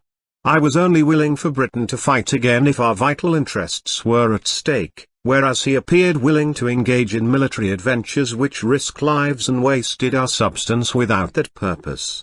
The main clash belongs to the later stage of this account, but the first encounters were sufficient to end a happy relationship in the incipient Centre Party. My purpose here is not to write history, but to explain a personal course in life. I shall deal at a later stage with my case against the war of 1939, it is enough here to indicate my position in disputes which history will finally judge. My quarrel with Mr. Churchill soon after the First War related to three main issues, the Russian, Mesopotamian and Charnak adventures, as I regarded them. History may possibly hold Mr. Churchill guilty on the first two counts, but not on the third. Lord Snow quotes Lloyd George as saying Churchill was responsible for the initiative in both Russia and Charnak. LG complained that in 1915 Churchill got out his map of the Dardanelles, and see where that landed us. Then in describing his post-war government LG added, before I could look round, he had got out his maps of Russia and we were making fools of ourselves in the Civil War. When that was over he got out his maps again, Greece and Turkey, and brought my tottering administration to a close. Most students of the period will probably agree however with A. J. P. Taylor's view in his Oxford English History that Lloyd George himself was primarily responsible for the enterprise in Greece, and that Churchill was only a belated convert to the undertaking. For my part, I opposed all these adventures, Russia, Mesopotamia and Charnak, whoever was initially responsible, and I expressed myself on grounds of principle with a clarity which was adequate but with an invective which was perhaps exaggerated. Lloyd George's general attitude to Churchill, described long afterwards by Lord Snow, that he was a dangerous and unsuccessful military adventurer, a bit of an ass, was certainly the view expressed in my speeches at the time. On one occasion in debate after observing that Mr. Churchill was borrowing his principles from Prussia to supply leadership to the National Liberal Party, which borrowed its name from Germany, I summarized my view of his performances. My complaint is that he is an inefficient Prussian, he is always beaten. Unfortunately for the taxpayer whose money is consumed in the maw of his omnivorous ambition, whenever he meets vigorous and determined opponents, such as Lenin and Michael Collins, his vaunted military genius appears impotent to effect a conclusion. And, at the end of an unsatisfactory and fluctuating combat maintained at the expense of English lives and money, upon the sheathing of his ineffective sabre, these enemies of his, whether they have been hailed as monsters on thrones of skulls or merely as chiefs of murder gangs, are received into his paternal embraces. We really do not get value for money. It is no good keeping a private Napoleon if he is always defeated. It is altogether too expensive a luxury. The right honourable gentleman has waded through blood to defeat in many adventures. He has often been compelled to surrender to force what he has previously refused to reason. The charge was political profligacy and military incompetence. We had suffered the experiences of Antwerp, Gallipoli, Russia and Mesopotamia, as well as the bitter Irish events. This savagery of debate against a man who was then himself unbridled in his utterances, monster on a throne of skulls for the Russian leader and chief of the murder gangs for the Irish leader, with whom he was shortly afterwards cracking jokes over a rifle in Downing Street during the peace negotiations. did not begin suddenly but developed gradually. I supported Mr. Churchill when government policy during a military operation was threatened by trade union action, although on practical grounds of the national interest I later opposed the policy as mistaken, and then urged withdrawal. We were in Russia as an operation of war, a fact demonstrated with much force in Mr. Churchill's speeches, and had to extricate Russian soldiers who had acted as our allies. It was therefore an outrage to everyone of my mind and temperament when labor leaders threatened a general strike to enforce their political prejudice in favor of the Soviet power against which our troops were fighting. There is no doubt about that threat. It was deprecated but explained by the moderate Mr. Kleins, then Vice Chairman of the Labour Party, in a speech in Parliament on July 20, 1919. There has now been formed in this country so strong a feeling in the mind of organized labor that assurances can come only by a complete reversal of the policy so far formed in relation to Russia, and so strong is that feeling that it has been, I regret to say, deliberately resolved by a very formidable organization known to the country as the Triple Alliance to take such steps as might lead to something in the nature of a national strike, unless we reverse our policy on this question. I should hope that the working classes in the use of the industrial weapon will neither now nor in the future commit an act which would supply to any other section of the community any excuse for the defiance of the law at some time or other. The mild Mr. Kleins need not have feared a precedent, for such crimes were only permitted to the left. Can we give a better definition of high treason than the calling of a general strike to enforce a change of policy by government, and in so doing to deny supplies and munitions to our troops fighting in the field? While strongly supporting Mr. Churchill in the face of such threats, I nevertheless became convinced that we should extricate ourselves as quickly as possible from the Russian campaign. The parting came when the Russian expedition seemed to be in danger of becoming a crusade to crush Bolshevism. If we don't put our foot on the egg, we shall have to chase the chicken round the world's farmyard was then reputed to be a Churchill phrase which has a genuine ring. I then began to oppose him, and successive governments pursuing the same policies, as part of consistent principles which I have pursued ever since.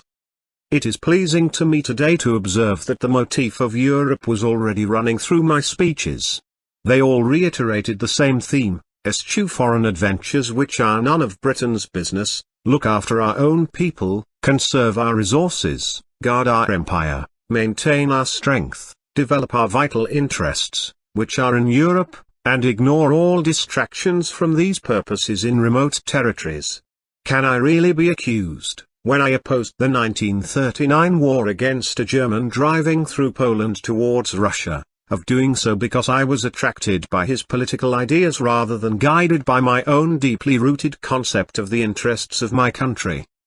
Aversion to wars I regarded as unnecessary swung my young allegiance in this decisive period from the side of Mr. Churchill to that of Lord Robert Cecil. The enterprise in Russia in 1919 seemed to me to risk British lives without British purpose, and in military terms it occurred to me that Mr. Churchill might not succeed where Napoleon had failed. Lord Robert Cecil, on the other hand, stated with great force the sensible and honourable theme that we must fulfil war-incurred obligations to allies, but extricate ourselves directly it was done from remote adventures which were no concern of Britain's. Yet it was impossible not to feel some personal sympathy with Winston Churchill, and this relationship endured many years after the parting of our political ways.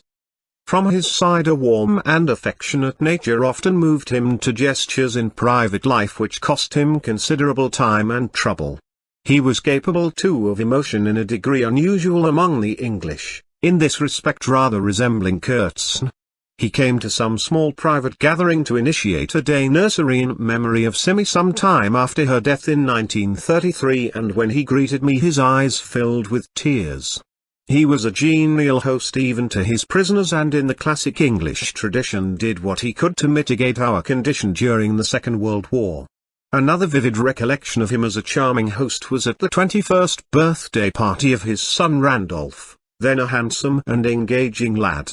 The present Lord Birkenhead also made a speech on that occasion, as a very young man with some of the wit and more than the charm of his father. As many others have noted, Winston Churchill had no ungenerous qualities, a fact quite apart from his capacities as a statesman or the grave question of his policies. To the dismay and even to the disgust of some of my friends in several countries, I have never been able in personal as opposed to political terms to regard Churchill as a scoundrel or Roosevelt as a criminal. It should be possible, and it is possible in what we conceive to be the interests of our country and of our continent, to oppose men with every fibre of our being to the extreme of personal sacrifice, without treating as villains those who are personally honourable, even though, in our view, profoundly mistaken. To believe that all errors are diabolic shows a misunderstanding of the world, although if they threaten the ruin of our country we must combat them as if they were. It is noteworthy too that even across all the bitterness of international divisions a certain regard, even admiration, for a great enemy is an imprimatur of the great periods of history. It was a moving moment in the surgent genius of the British when Napoleon came onto the bridge of the Bellerophon at Plymouth Sound by request, to show himself to the people in the fleet of small boats who had rowed out to see him, and every man in the crowd took off his hat. It must be conceded that he had committed no crime comparable with modern crimes. Yet since then we have travelled far down a road whose end was revealed in previous civilizations. Revenge today pursues not merely individuals but whole peoples, and the flames of animosity are stoked continuously with a propaganda hitherto confined to time of war. It was not long in time from the luminous moment when Caesar wept by the bier of Pompey, although the death of his great rival made him master of the known world, to the dark hour when the execrable Octavia, wife of Antony, placed a golden coin in the mouth of the murdered Cicero with the squalid jibe, "So much for your golden tongue." Yet it marked a steep descent on the road to Avernus. When two great friends of intimate relation were thrown against each other by fate to fight for the world, it was a deep tragedy that one must die. The news of unparalleled victory was lost in sorrow as Caesar kissed the forehead of the fallen Pompey and then retired for several days, prostrated by grief. The extreme contrast with modern behavior was not due to weakness, for never in the long history of action have the two essential qualities been so united in one man, the brain of ice and the heart of fire. That is how I like to think of our Europe. I do not refer to the chivalrous wars when Frederick the Great and Maria Theresa fought for the exchange of a province, without any of the deliberate devastation of non-combatant life which returned to warfare with Stonewall Jackson in America. There is no need to revert to the moment depicted by Velázquez in the Prado, which shows the Spanish conqueror descending from his horse and bowing lower than the defeated Netherlander, before he embraces him to show that he honors a brave enemy. I refer to the young airmen who were my companions in Flanders in the early days of the First War. They were of the modern age, its very flower, yet they felt the same high regard for the young enemies against whom they were thrown to death by the folly and failure of the old world. If my generation felt in this way about the finer spirits among our enemies of the First War, it is surely right for me to retain no less a sentiment about my chief opponent among my fellow countrymen. With no bitterness and with some appreciation of the infinite variety of human existence in the tangled but brightly woven pattern of the fates, I recall one of the last evenings in the other club when I was sitting opposite Winston Churchill. He looked across the table and addressed to me a brief but prescient oration which I remember, and for good reason.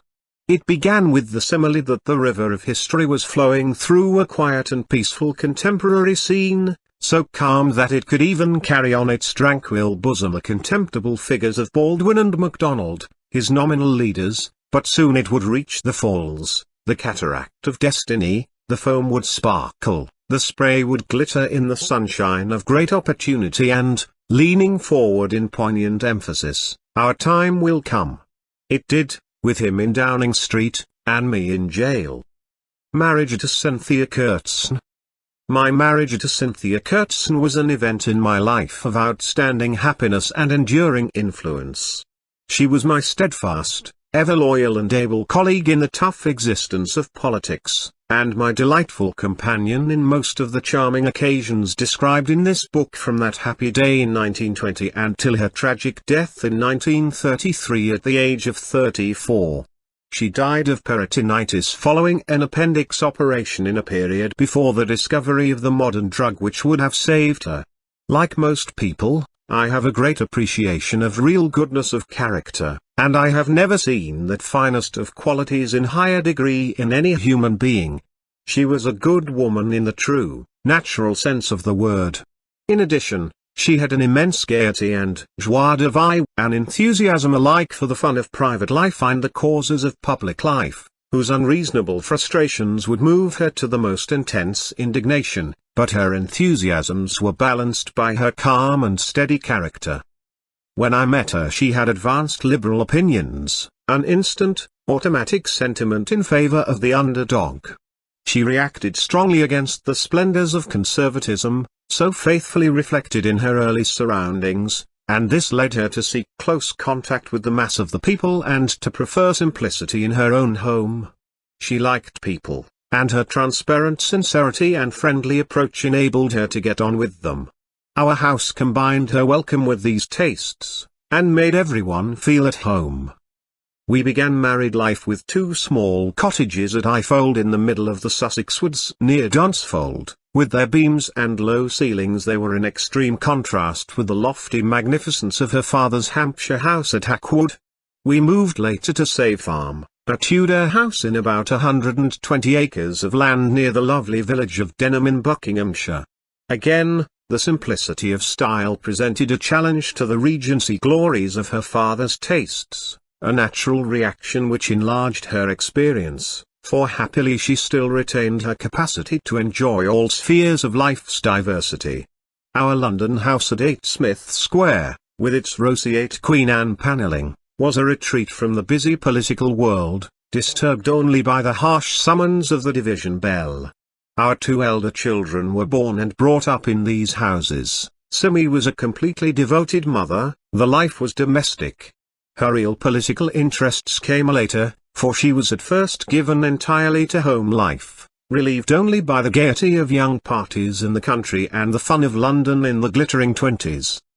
As Simi grew to political maturity she combined a passion to end avoidable suffering and unnecessary poverty with an urge towards the essential action and a hot impatience with its frustrations.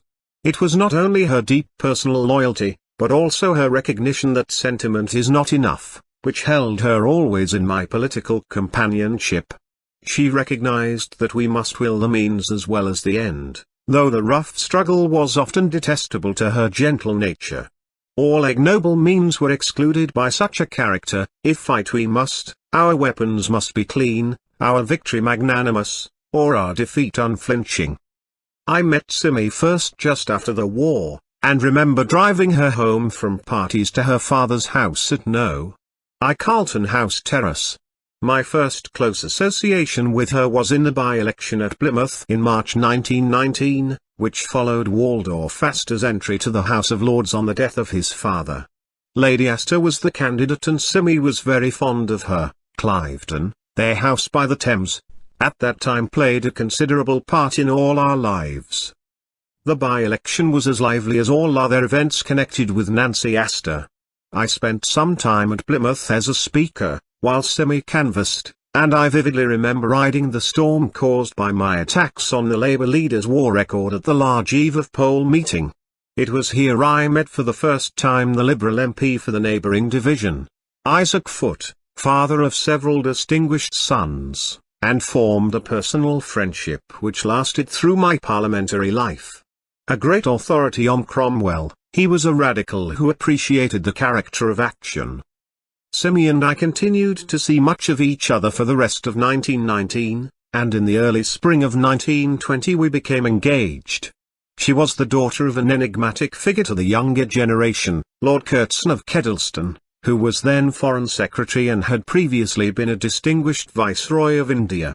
The stories of his dignity and pomp, of his archaic and affected manners were legion, and always include his old-world habit of giving words like grass a short a, as in bat.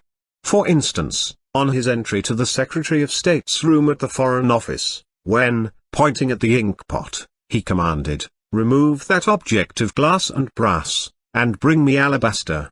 I had never met him, but soon discovered that his real character was very different from his public image, as it would be called in these days. Simi, his second daughter, was on the best of terms with her father, though resistant to the exaggerated magnificence in which she had been brought up. His hobby was acquiring old castles for national preservation and doing them up in the grand style of his most discriminating taste. He was a snob, the theme of many of the stories, and she was not. He quietly observed to me one day, "If you are the leader of the House of Lords, it is your métier to be a snob." No doubt he apprehended that Simi's independent character might lead her to some marriage less desirable than the alliance with the eldest son of a prominent peer which he might have selected for her. She was a little uncertain of her reception when she entered his room in Carlton House Terrace to announce her engagement, and her entertaining account of his demeanour on this possibly trying occasion was long a cause of merriment to her friends. When she said, "I'm engaged," he rose and embraced her warmly, always affectionate and always correct. Then she thought she detected just the whisper of a sigh as his eye roved along the imposing array of finely bound books on his library shelf until it reached the humble reference books. For a moment it paused on Debrett, but moved on without hope to Who's Who. Then he spoke, in his curious, archaic accent with clipped, short "A, pass me that red book, and tell me his name." Laughing, she passed over Who's Who and brought him instead Debrett. I was one of the lesser denizens, but still just inside the magic circle. I liked him at once, from the first meeting. Lord Curzon was certainly a distinguished and imposing figure. His appearance was almost a parody of what a leader of the House of Lords should be, but his dignity carried it without absurdity. "God's butler," the young used to say, and it was a joke to which he referred with quiet appreciation. He was aware of most of the tales and quips at his expense. He collected them rather as Henry Ford gathered jokes about Ford cars, and would often analyze their degree of verity. Such stories as his alleged observation when he saw men just out of the trenches in a bathhouse behind the lines, "I never knew before the lower classes have such white skins," would be laboriously dissected, with the conclusion that it was quite natural to note how remarkably clean these men had managed to keep themselves in these filthy conditions, yet, in the case of someone who had been haunted from Oxford days by the epithet superior person, it had to be twisted into this absurdity. He was much misrepresented, which to some extent was the fault of his rigid and frigid demeanour, though it was partly the result of shyness and partly due to a perpetual pain in his back for which he wore a support.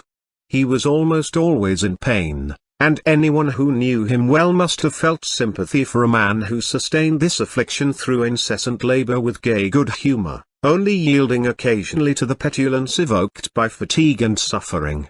He combined a sense of public duty with a zest for life, and though our conception both of the former and of the latter was deeply different, his apparent sympathy for me in our initial relationship may have rested on recognition of some corresponding motives.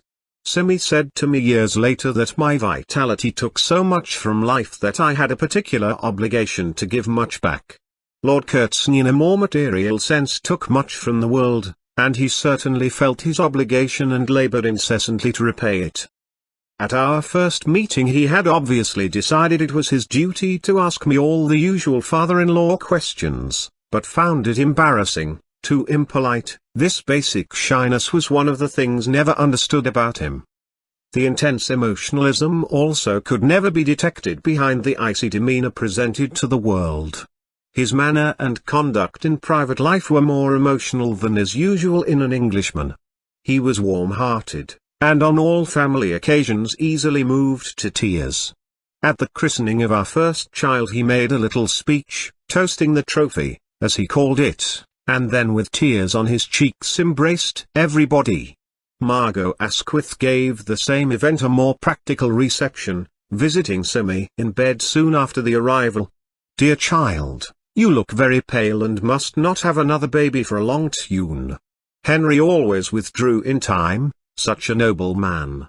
We were left pondering the effect of this private exercise on public affairs. Lord Curzon could, of course, inadvertently be very intimidating to anyone outside his own circle. Billy Ormsby-Gore, later Lord Harlech, told me one of my favourite stories. He was on official duty at some meeting of a committee of the War Cabinet in Carlton House Terrace. Mr. Barnes, the estimable Labour member, the first to arrive, was clearly rather oppressed by the sombre pomp of the surroundings. Seeking relief, he pointed to an enormous photograph on the wall and inquired, "Lord Curzon, what is that picture?" The crisp, short A's were prominent in the patient explanation, that, Mr. Bames, is a photograph of myself and of my staff, riding upon elephants. This ray of viceregal sunshine did little to relieve the imperial gloom which was liable to settle on the Regency's splendours of Carlton House Terrace on an occasion when unsuitable company was present. The reaction to one of his own people who transgressed could be very sharp. The finer points of etiquette and dress were sustained with meticulous care when he gave dinners to the King and Queen at Carlton House Terrace. He had written, on the first occasion we were invited, our letter in his long flowing hand to the palace, asking that I might be permitted to wear trousers instead of knee breeches. My smashed leg, of course, looked odd in the more formal dress. It is not therefore difficult to conceive that the sky was darkened and the earth shook when Sir Ronald Lindsay, of the Foreign Office, ambled up the stairs to shake hands with his chief and host standing at the top, clad in trousers. The hands were raised to heaven, the shorter was resonant, Lindsay I am aghast. It was doubly an outrage, as on two clear counts Lindsay should have known better. Firstly, he was already well on the way to his subsequent achievement of becoming head of the Foreign Office, and secondly he was brother to an earl of ancient lineage. Lord Curzon, however, in another context commented adversely on men of no personal significance who took undue pride in official uniforms, and concluded, if I walked naked down Piccadilly people would still look at me. There was quite a run of bad luck around these royal dinners. We ourselves began very badly indeed. The formal invitation arrived and I carelessly handed it for acceptance to my secretary, who was a member of the Labour Party and unversed in the intricacies of these affairs. We will call him John Smith. The reply to Lord Curzon ran on the following lines. Dear Lord Curzon, Mr. Mosley asks me to say that he and the wife will be glad to dine with you and the King and Queen on the I5th Prox. Yours sincerely, John Smith. By return a letter arrived in the long, flowing hand. In the first place, your secretary should address me, if he must address me at all, as my lord. To those who knew him well, there was a world of weary resignation in that bracket. Then followed a complete social register, how and in what order of precedence every dignitary of the realm should be addressed and placed. It was most useful. We were able to be a little helpful in return at an embarrassing moment on one of these regal occasions. George Robey had been invited to sing to the King and Queen after dinner, a sensible choice, for the royal taste was hearty, and Robey was finally knighted.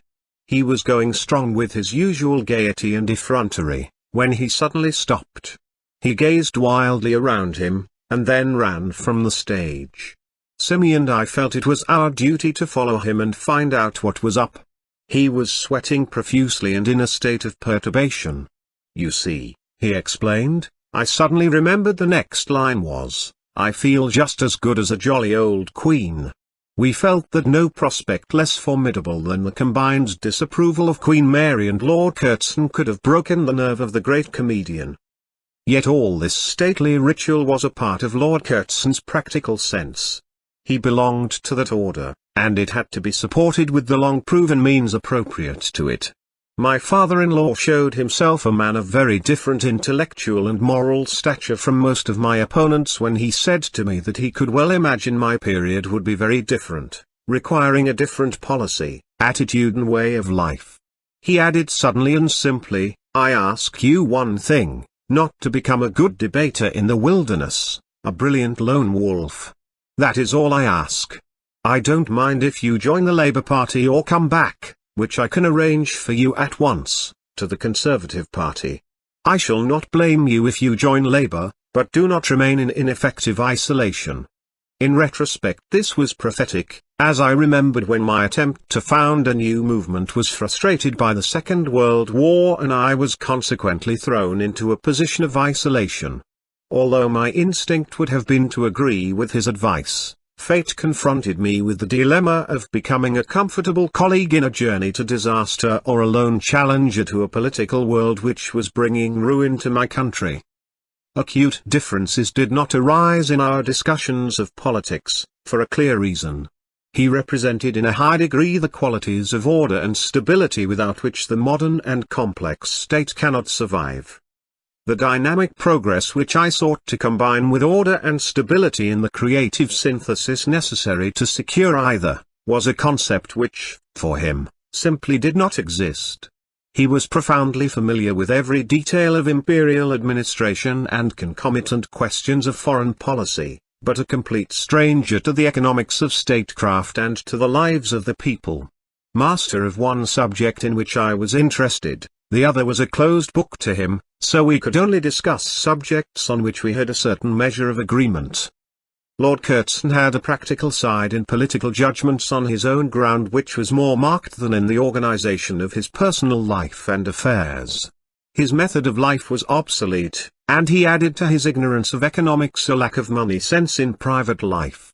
I remember him showing in conversation, when he was Foreign Secretary, that he had not the least idea how the franc had moved during previous years. And his attitude in his personal affairs was the simple proposition that adequate money should be available to support his expensive tastes. He felt it a public duty to maintain in proper state the various fine establishments with which his exquisite and sophisticated judgment had endowed the national heritage. This led to some friction with his daughters, as most of the necessary money happened to belong to them. When we married, the question arose of how Simi should deal with the money inherited from her American mother, who came from the Leiter family, which had amassed a considerable fortune in real estate. Years later they were stated by my political opponents to be Jewish. But when I was in America with Simi in 1924 this was never suggested. They were then reputed to be Dutch immigrants, and those I saw were big, blonde, blue-eyed people. The rumor probably arose from the founder of the fortune being called Levi Leiter, but these Old Testament names are as common in the Welsh valleys as they are in Holland. The thought that they were Jews appeared in that period never to have occurred to anyone, but the story was freely circulated in England during the 30s, when I found myself in conflict with certain Jewish interests, for the clear but transient reason that I was trying to stop the outbreak of the Second World War. Needless to say, if Simi had been half Jewish it would not have made the slightest difference either in my attitude to her or in my political action in opposing anyone, Jew or Gentile, who in my view was agitating in favor of war. Simi decided on our marriage to leave some of her money with Lord Curzon for a short time in order to tide him over a transition which might be awkward for him. He had little money of his own, but his second wife had a considerable fortune. Their expenditure was very large. Already his eldest daughter, Irene, had departed with most of her money, to his considerable indignation. It was therefore a difficult moment when Simi decided, with my support, to take the rest of her own. I insisted, and she agreed, that no detailed rejoinder should be made to his reproaches. It would have been all too easy, but would have created additional and unnecessary acrimony. It was a sad business which clouded a relationship otherwise invariably agreeable and happy. Lord Curzon was difficult in money matters because he appeared to think that society owed him not merely a living but an existence of singular magnificence. He had the attitude of a spoilt child. This foible brought its nemesis, for his time was inordinately occupied with redundant domestic details.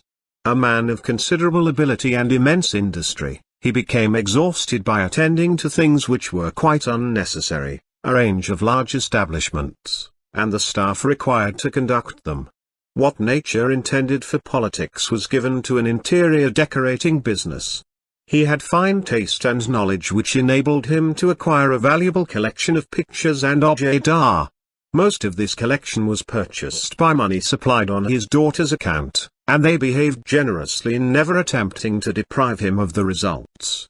He would have been wiser as well as more correct had he lived in a fashion more modest and less exacting, surrounded by a few objects whose beauty he rightly loved, leaving his time available for more serious considerations. Lord Curzon's private life was indeed curiously organized, and in a manner which clearly exhausted him prematurely. I found him one day nailing down the stair carpet at Hackwood, and ventured to suggest that this was an inappropriate exercise for the Secretary of State for Foreign Affairs, as half a dozen footmen were available for the task. Could not one of them do it? Yes, but not so well, was the reply. He suffered from what I call the Bonaparte complex. A cherished possession was one of the best libraries in the country on the subject of Napoleon, which he afterwards bequeathed to the Bodleian at Oxford. He had firmly grasped the central fact of Bonapartism, that by working 18 hours a day one of the ablest men who ever lived could personally supervise every detail of the working of his state and army. It was said down to the last button on the last gaiter of the last soldier. What my father-in-law never fully understood was that Napoleon's was the last epoch in which such a way of life was possible, even with such ability. The machine has become too big for such personal control by even the most gifted individual. In a later age even Caesarism has to be collective. The opposite method must be employed, which entails delegation, and rests, above all, on the choice of men. The ideal of modern organization is that the ablest man in the central position should have only two functions, to initiate, and to repair when no one else can. He should be there to create ideas and to derive them from the whole nation, particularly from science, to launch them, and to drive them forward, also to act as a permanent breakdown gang in the event of disaster, which cracks the nerve of most men or passes beyond their capacities. That concept of modern method was not within the range of Lord Curzon. Curzon was a great public servant who deserved better than the shabby treatment he received in the end. He was not in touch with the mass of the people as modern prime ministers must be, and he lacked the sensitive antennae which enable men to know what completely different people are thinking and feeling and so to devise their action. But as prime minister he would at least have saved the country from the squalid betrayal which led the nation toward war without providing the necessary armaments through fear of losing an election. In that sense was justified, after Curzon's defeat. His bitter jibe that Baldwin's appointment was the strangest event of its kind since Caligula had made his horse a consul. Curzon's limitations in the sphere of economics should not necessarily have inhibited his rise to the highest office of state, because others could then have taken adequate economic measures in spheres unfamiliar to the prime minister. He would, however, have been impossible as prime minister in the present period, because the intimate revelation of television immediately presents as a figure of fun any archaic aristocrat who is clearly as remote from the lives of the people as he is ignorant of the all-important subject of economics. It is also unattractive to see a man destroyed through advice being given to the crown by his best friends without a word of warning being conveyed to him. Then dear George will be Prime Minister ? We understand his intimates inquired of Lord Balfour after the giving of crucial advice. No, dear George will not be Prime Minister, was the feline reply. Another old friend who intrigued against him on that occasion was St. John Broderick, later Lord Middleton. Lord Curzon used to recite some lines about this contemporary of his which I think were of Oxford composition. Every dull complacent plodder was meant by fate to be a brodder. Then how did St. John learn to brod? Why, by the special grace of God. His early connections and friendships did not prevent, indeed, they possibly promoted Curzon's betrayal at the crisis of his career. Loyalty in the party which advertises loyalty is not always so apparent on these testing occasions as in the simpler homes of the mass of the people in their dealings with each other. Lord Curzon did not deserve the trivial malice of some of the attacks made on him since his death. It is a modern fashion to ignore most of a man's public service and to publish instead any private scandal that can be raked from the ashes, but it does not give a true or complete picture. From some accounts it might be imagined that money and romance played a larger part in Lord Curzon's life than his service to the state. He certainly had an affair with Eleanor Glyn which was subsequently much publicized. She spent a long period decorating his beautiful Elizabethan house at Montacute, where Simi as a young girl was often in her company. As a result, I met Eleanor Glyn when we became engaged, then a most sedate lady without aid of tiger skin and full of good advice. She was more intelligent than her books. They clearly excluded marriage with a foreign secretary before tenure of that office became a comic turn. If Eleanor Glyn had never written a line she would have been an appropriate wife for an orthodox foreign secretary. She was a model of decorum, exceptionally well behaved, slightly prim for the aristocracy, but a good example of what the bourgeois world then believed a lady to be. She was also well educated and capable of discussing subjects with which few of her athletic heroes or exotic heroines would have been familiar. She knew what would touch the neo-romantic mood of the period and gave it to them, as others do today for a different market. Authors of this type are often not so silly as the books they write, but have sound money sense. When Curzon married again, his relationship with Mrs. Glyn ended. Apparently he had omitted to tell her about his intended marriage. I knew little of the rights and wrongs of the matter, but would guess that the news broke sooner than Curzon anticipated. He was probably quite happily engaged on two fronts and felt no urgent necessity to withdraw from either. The exigencies of Venus in this situation differ from those of Mars.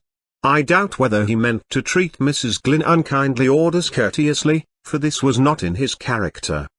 There is some reason to believe that the distinguished strategist was engaged at this time on yet a third front. After so much ill nature in posthumous accounts of this side of his life, a more genial story can do Curzon no harm. A drawing room in Grosvenor Square was rocked with laughter during successive luncheon parties because a letter had arrived beginning, "My beautiful white swan." Lord Curzon had inadvertently transposed two letters in their envelopes, one a formal refusal of an invitation from Lady Cunard and the other intended for Mrs. Astor, afterwards Lady Ribblesdale, who was a widow, rich, beautiful, and an American. Lady Cunard used to explain in exquisitely embroidered detail how touched she was by this unexpected attention. Lord Curzon's policy and record in his various high offices can be left to history. The personal story of him can be left at my wedding day, a most trying occasion for one of his character and temperament, which illustrated his deep good nature. The trials were nearly all my fault, perhaps in one respect also Simi's. First, I was late. Lunching too happily at the Ritz with an old Sandhurst and Army friend, who was my best man, I was approached by Lady Cunard with the apposite inquiry, "Were you not being married 5 minutes ago?" We jumped up and hurried hatless down St. James's Street to the Chapel Royal, where Lord Curzon and the bride were waiting. He said not a word, but Simi afterwards teased me by saying he was obviously thinking I had run out at the last moment. It was also awkward because 2 kings and 2 queens were waiting, monarchs of Britain and Belgium. The latter had been at Hackwood during the war, and worse was to follow. Not realizing the enormity of our youthful enthusiasms, we had arranged for a passage from Tristan and Isolde to be played at the end of the ceremony. It took far longer than we had realized, and all were standing throughout. To keep 2 kings and 2 queens standing while you played your favorite music was not included in Lord Curzon's social register, but it was the young people's day and their every whim must be satisfied. He took it all on the chin and never blinked an eyelid. That was good nature. Our honeymoon was spent at Portofino, near Genoa, then an unspoilt fishing village. We lived in the Castillo Brown, which belonged to the family of Francis Yates Brown, who wrote Bengal Lancer. History and beauty were there in rare combination. Both Dante and Napoleon had slept in the medieval fortress. Across the lovely bay you could see at Spezia the tragic water, wine dark with Shelley's Drowning. Along the heights which linked Portofino with Rapallo strode Nietzsche in the ecstasy of writing Zarathustra. Simi and I followed the same route more prosaically riding donkeys, and falling off them among the fireflies in the dusk. Every day we went through the orange groves to the sea, an enchantment which we recaptured the following year. Travel in those early years engaged us much, and some account of it belongs properly to this chapter of continuing life experience and of the happiness of marriage, even if it means anticipating a little in time and leaving politics for a moment. The memory of Lord Curzon should always be joined to a journey through India, the land to which as Viceroy he gave so much. We went to India in the winter of 1924. If contrast is the essence of life, it was certainly present in the diversity of this extraordinary experience. Within India we found extremes of beauty and of ugliness, of flaunting wealth and abysmal poverty. We determined to see everything, and we did. At that time some of the worst working conditions and the vilest slums in the world.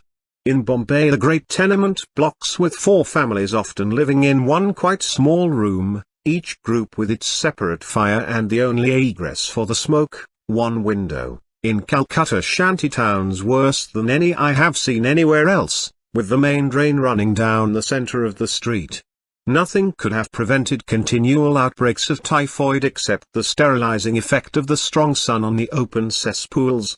In the cotton mills they worked for a wage of 5 shillings a week, often with modern machinery supplied by Lancashire for its own suicide.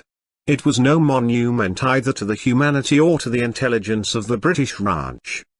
The contrast was the supreme beauty of India and the massive achievement of British administration in at least procuring with slender means peace, tranquility and life without bloodshed. We went by P&O boat and stopped shortly in Cairo, where we combined seeing the wonders of Egyptian antiquity with a tour of the local slums. They were bad, though not so bad as those in India. I remember finding in a Port Said bookshop for the first time Shaw's book on Wagner. It had not yet appeared in his collected works. The Sphinx should always be seen for the first time as Shaw's favourite hero saw it, by night. The same is true of most of the world's masterpieces, notably the Taj Mahal and the Piazza San Marco at Venice. We may arrange these moments, but chance brings often the most poignant emotion, as when suddenly and without forethought in the Protestant cemetery at Rome I read the words, "Here lies one whose name was writ on water." Sometimes the acute experience of beauty is due to the fortune of solitude, as lately in Greece when for over half an hour I found myself entirely alone in the Parthenon during the luminous sunshine of the afternoon, and felt that Goethe's pilgrimage was realized, das Land der Grünen mit der Seelsuckend. The journey to India by boat gave us the opportunity to read everything that could be found in London on the Vedas and the Upanishads. Every aspect of Indian religion had to be studied. It was interesting in itself, and it opened many doors which might otherwise have been closed.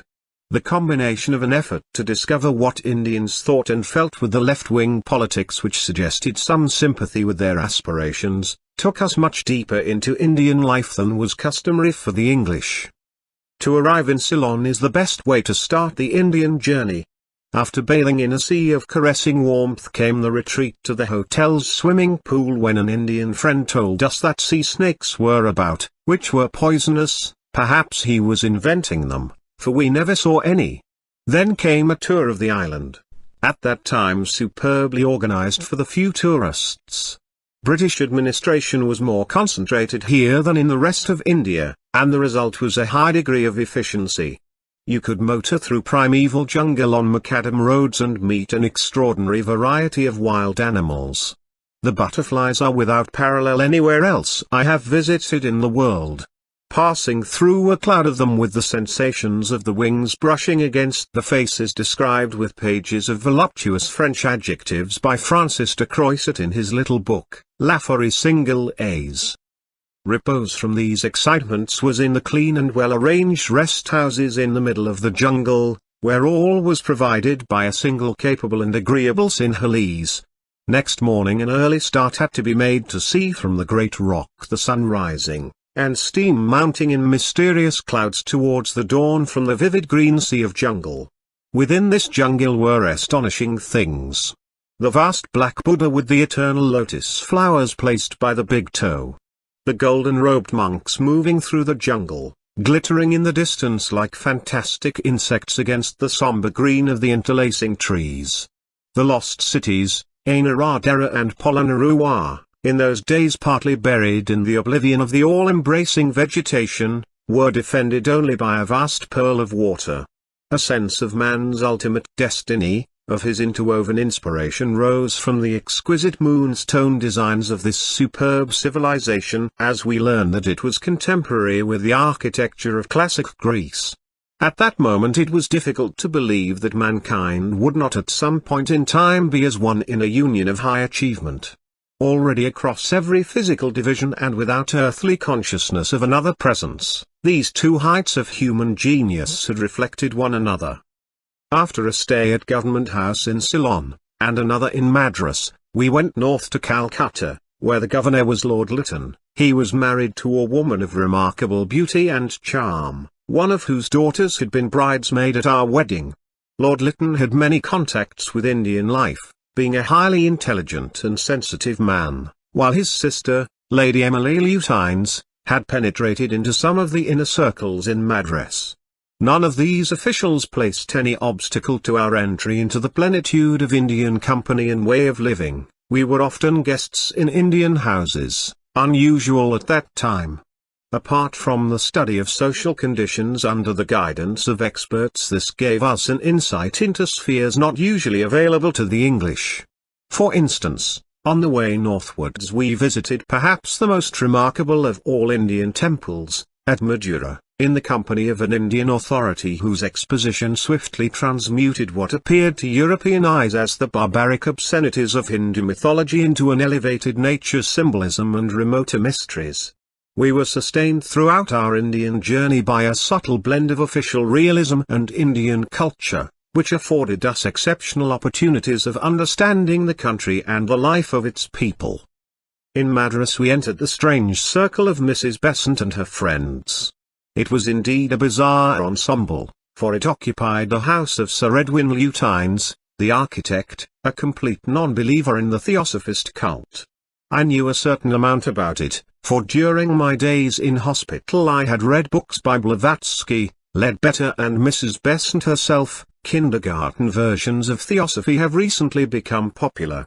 It appeared to be a quite logical religious theory, with less of the obvious contradictions which in some cases make metaphysical debates so easy to the experienced dialectician, but it was, of course, entirely lacking in proof for anyone who had not enjoyed these strange and felicitous experiences in dream journeys. The absent Leadbetter or the happily present Mrs. Besant could explain to you every detail of their journey in the astral or Devshanic plane, but any request for evidence would be regarded as Philistinism. Sir Edwin Lutine's hearty English character would burst through all this like an elephant through tissue paper. "Annie," he would say to Mrs. Besant at breakfast, "I have just dreamt that we were married in our last life, and you did not let me smoke in bed." He was a most whimsical and engaging fellow of whom we were very fond. At that time he had just had his estimates drastically cut for the palace he had been commissioned to build at Delhi, and this threatened to spoil all his proportions. Among other things, the avenue for his ceremonial march of elephants had been shortened, and the hill was consequently too abrupt for their gait. His imitation of an elephant waddling in these conditions with a viceroy on top of him, was almost as diverting as his quick pencil distortions of the ceremonial coat of arms on official menu cards into the face and body of an angry Pekingese dog, which made us laugh during pompous speeches at the Lord Mayor's banquet some years later. He was a great droll as well as a gifted architect, and got on strangely well with the brilliant band of Indian thinkers and mystics who surrounded Mrs. Besant and Lady Emily. Chief among them was Ramaswamy Iyer, then responsible for law and order in Madras, who combined in a degree exceptional for those climes, the capacity for thought and action. This circle at least gave me a certain insight into Hindu thinking and character. Unfortunately most English people in touch with Indian life belonged to freak cults of this kind. The rest seemed to be entirely cut off, although officials at the highest level were making painstaking efforts to understand. The mass of officialdom appeared to live entirely apart, particularly the women. They seemed conscious of little or nothing except the heat, which of course always affects Europeans more after a long sojourn than it does during the casual visit. Their manners to Indians for the most part left much to be desired. I remember commenting afterwards that India would be lost by bad manners. Some distinguished Englishmen, Lord Willingdon, for example, were loved, simply because they had the good manners which Indians appreciate. It was embarrassing a little later to sit next at dinner in Paris to one of the most beautiful and distinguished of the Indian princesses who had been educated in that city, and to have my inquiry why she never came to London met with the reply, "Because in Paris I am treated like a lady." Indians were then very sensitive, but they had cause to be. It required, therefore, a certain degree of intelligence and sensitivity to get on with Indians at that time. They were full of complexes, well described in E. M. Forster's A Passage to India. This attitude contained both a sense of inferiority and superiority. We were staying with the Viceroy, Lord Reading, Rufus Isaacs of Mr. Asquith's cabinet, a man of considerable capacity and of appropriately distinguished appearance, when the foremost orator among Indian statesmen came to dinner. "Tell me, Mr. Sastry," said the Viceroy, "how did you acquire such a perfect command of the English language?" "Your Excellency, I had the inestimable advantage of 4 years at Oxford University. But many of our young men have had the same chance, without becoming orators like you." "Your Excellency, I had one very slight additional advantage, 4,000 years of culture behind me." My mind went back to the story of Disraeli's retort to the suggestion of Lord Malmesbury that he was an upstart. "My ancestors were princes in the Temple of Solomon, while yours were running through your wet English woods with their backsides painted blue." Yet this arrogance could blend with the opposite complex. I had been up in the Rajput country staying in the magnificent dwellings of the Rajas, and on returning observed to one of my best and most intelligent Indian friends that I had not seen a single painting by any of the European masters among all their wealth of possessions. At once came the shadow, and I knew he was thinking, "The European feels that we are incapable of appreciating his art." It took me 3 days' hard work to restore the old good relations. It was so absurd, because I should not have expected to find exquisite Persian miniatures in the country houses of England, and would not have been offended if an Indian had suggested that some should be acquired. I did not feel blameworthy for that, but a gaffe in the Rajput country made me feel guilty. It was in Udaipur, the lovely Venice of India, a city built on water. The Maharaja invited us to stay and arranged an elaborately organized tiger shoot. We were placed in a high tower well out of harm's way while about 1,000 retainers drove through the jungle. They were dressed in bright gold, as sunbeams, to emphasize the historic fact that the Maharaja was descended from the sun. The sunbeams converged on us from all sides, but no tiger, he had escaped. A small porcupine ran out, and I shot him, meaning to show that we were in no way put out by the failure of the tiger shoot and that we still regarded it all as a jolly occasion. But my festive gesture was taken sadly amiss, as a sign of derision of the shoot provided for the Maharaja's guests. Again, it took some hard work to return to grace and favor. One Englishman at least well understood India and the Indians, a clergyman, C. F. Andrews, who was an intimate friend of Gandhi's. This Englishman of saintly character introduced me to the Indian saint. I entered the room to find Gandhi in Khadja, the cloth he used to spin, sitting cross-legged on the floor. I too sat down cross-legged opposite to him, instead of using the chair provided for the European, which seemed too pompous in the circumstances. He was a sympathetic personality of subtle intelligence who in appearance, mind and sense of humor reminded me irresistibly of Lord Hugh Cecil, perhaps because he was another ardent metaphysician with a sense of fun. He invited me to a private conference then being held between Hindus and Muslims to try to make a united front. He was chairman. At the first session a roaring row developed between the Hindus and the Muslim Ali brothers, 2 mountainous men in flowing robes. Throughout the uproar Gandhi sat on his chair on a dais, dissolved in helpless laughter, overwhelmed by the comical absurdity of human nature. Not the intervention of the chairman, but the sinking of the sun eventually restored order. At the ordained moment the Ali brothers stopped short, whirled round to face the appropriate direction and flopped down on their knees with their foreheads in the dust. After the specified interval, up they jumped and launched the row again, full roar, just where they had left off. I later wrote a report on the Indian situation which was privately circulated among British politicians. It made two main points. The first, that we could stay in India as long as we wished without so much trouble as some anticipated. Hindus and Muslims were hopelessly divided. Never had divide et impera been so easy, for it had happened naturally. Further, if we did go, there would be bloodshed on a great scale. The first point was proved by the ultimate division of the country. The second was tragically proved when we left, and nearly 1 million were killed in the riot and massacre which followed. I tried to put the economic problem in a nutshell with the phrase, India needs a Mughal with a tractor and a deep plough. After a study of Indian agriculture and the land tenure system, it was evident that starvation would be perennial until that great plain was deeply ploughed and sown with cereals, but every form of social and religious custom stood in the way. When a man died, his holding was divided among his family into small plots surrounded by low banks. These bunds were sacred and must not be touched, so no plough could cross them.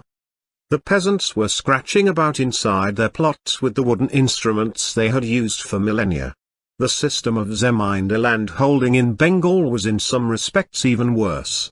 Add to this the problem of the large population of sacred cows with free feeding range, even to eat vegetables off market stalls, and it is not difficult to observe the basic problem of Indian economics.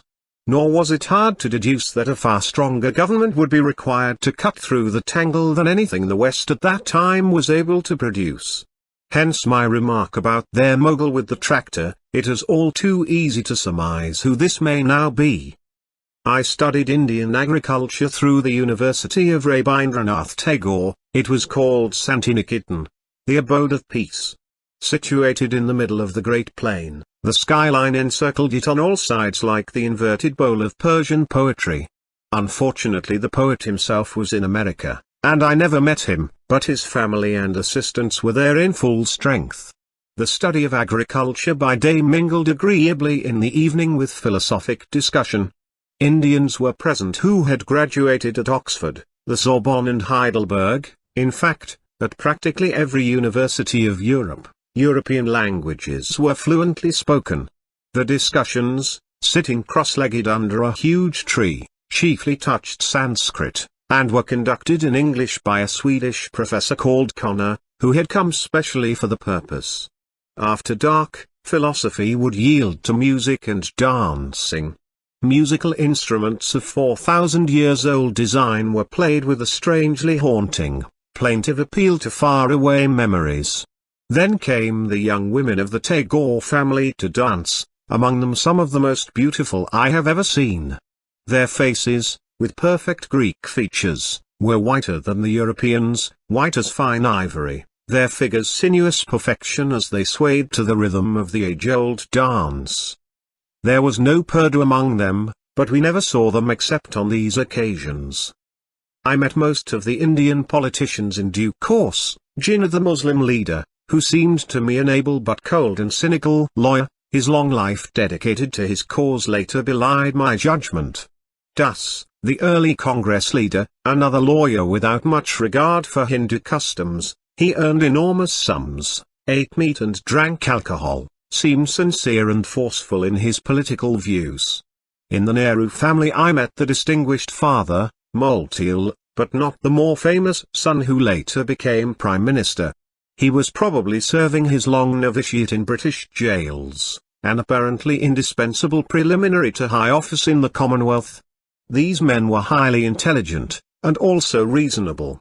It should surely have been possible to arrange any necessary transition in due order, without the final panic-stricken evacuation which caused so much bloodshed and left so much bitterness, even if we had not the strength first to solve the economic question, which is the real problem in India. the looming tragedy behind all the chatter and posture of the demagogues, both British and Indian. This is not the place to discuss the present political and economic problems of India. They must either be solved from within, or else from without under the overwhelming pressure of material disaster. A truly Indian solution would require another Akbar, an extraordinary genius of thought and action of the supreme Caesarean category. Akbar had all the great qualities: the capacity for the most seductive persuasion linked to a reluctant ability for ruthless action when all else failed, the extremes of gentle sensitivity within the steel framework of statesmanship. His relations, as so often happens, separated and exaggerated all the qualities which in him found such exquisite harmony. The execrable Aurangzeb expressed his Muslim faith by cutting off the heads of Hindu monuments in the same wanton spirit of childish, vicious fanaticism which moved some early Christians to strike the heads from what they considered the pagan idols of classic Greece. The heavy paw of the ignorant, bigoted clown is not confined to one continent, the loutry is everywhere, always.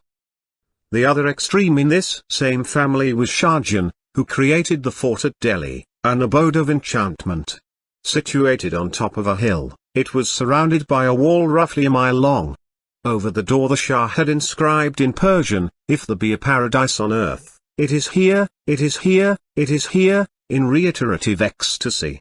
He spent his days in a pool containing 40 niches in which he and 39 wives sat neck-deep in warm water while over them were sprayed 40 different scents, one for each. Between their feet swam a glittering variety of oriental fish with jewels round their necks and tails, while into his hand was pressed wine in a goblet cut from a single ruby.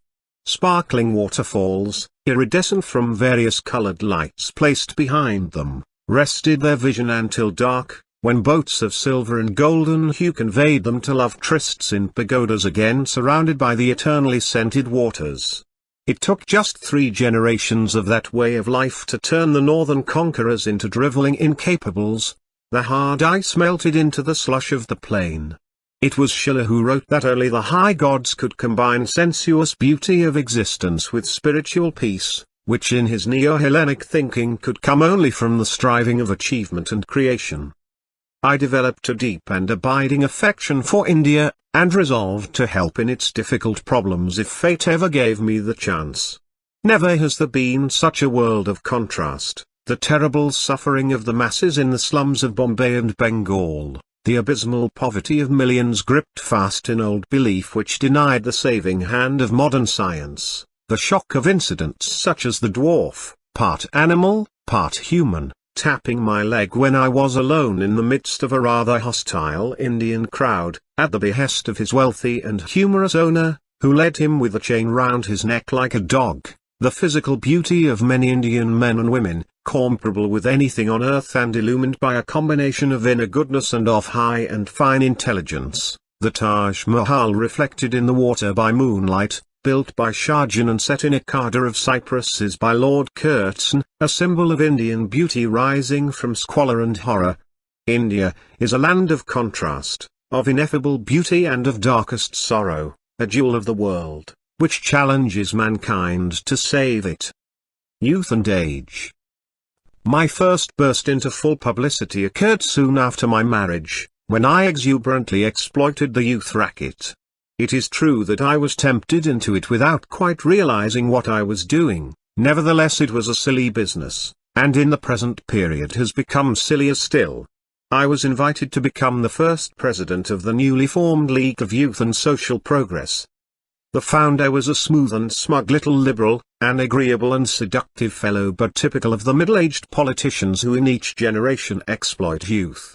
They are particularly absurd when playing young with creaking joints, for the pretense is obvious in men who were never athletic even in their youth. I was not called upon to revive such performances, because at 23 I thought for a period the war had ended all that for me. My simple task was to deliver the inaugural address, and after the flattering invitation to become its president, I felt I must do the League of Youth and Social Progress well.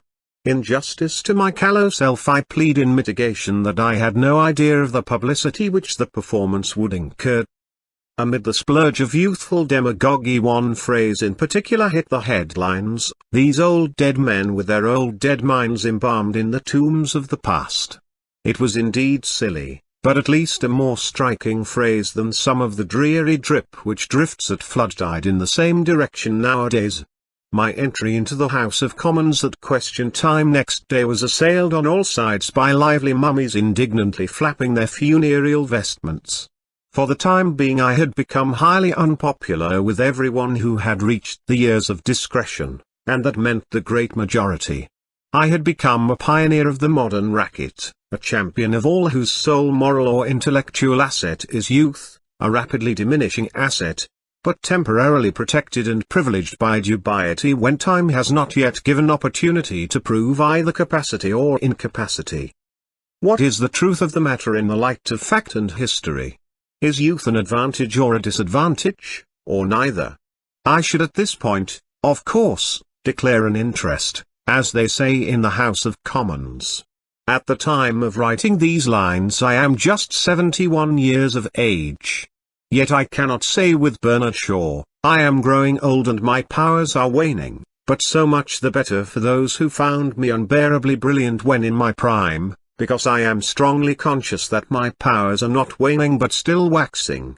My most competent professional advisers support me with the information that my way of living and my family constitution should with ordinary luck give me many more years at the height of my powers.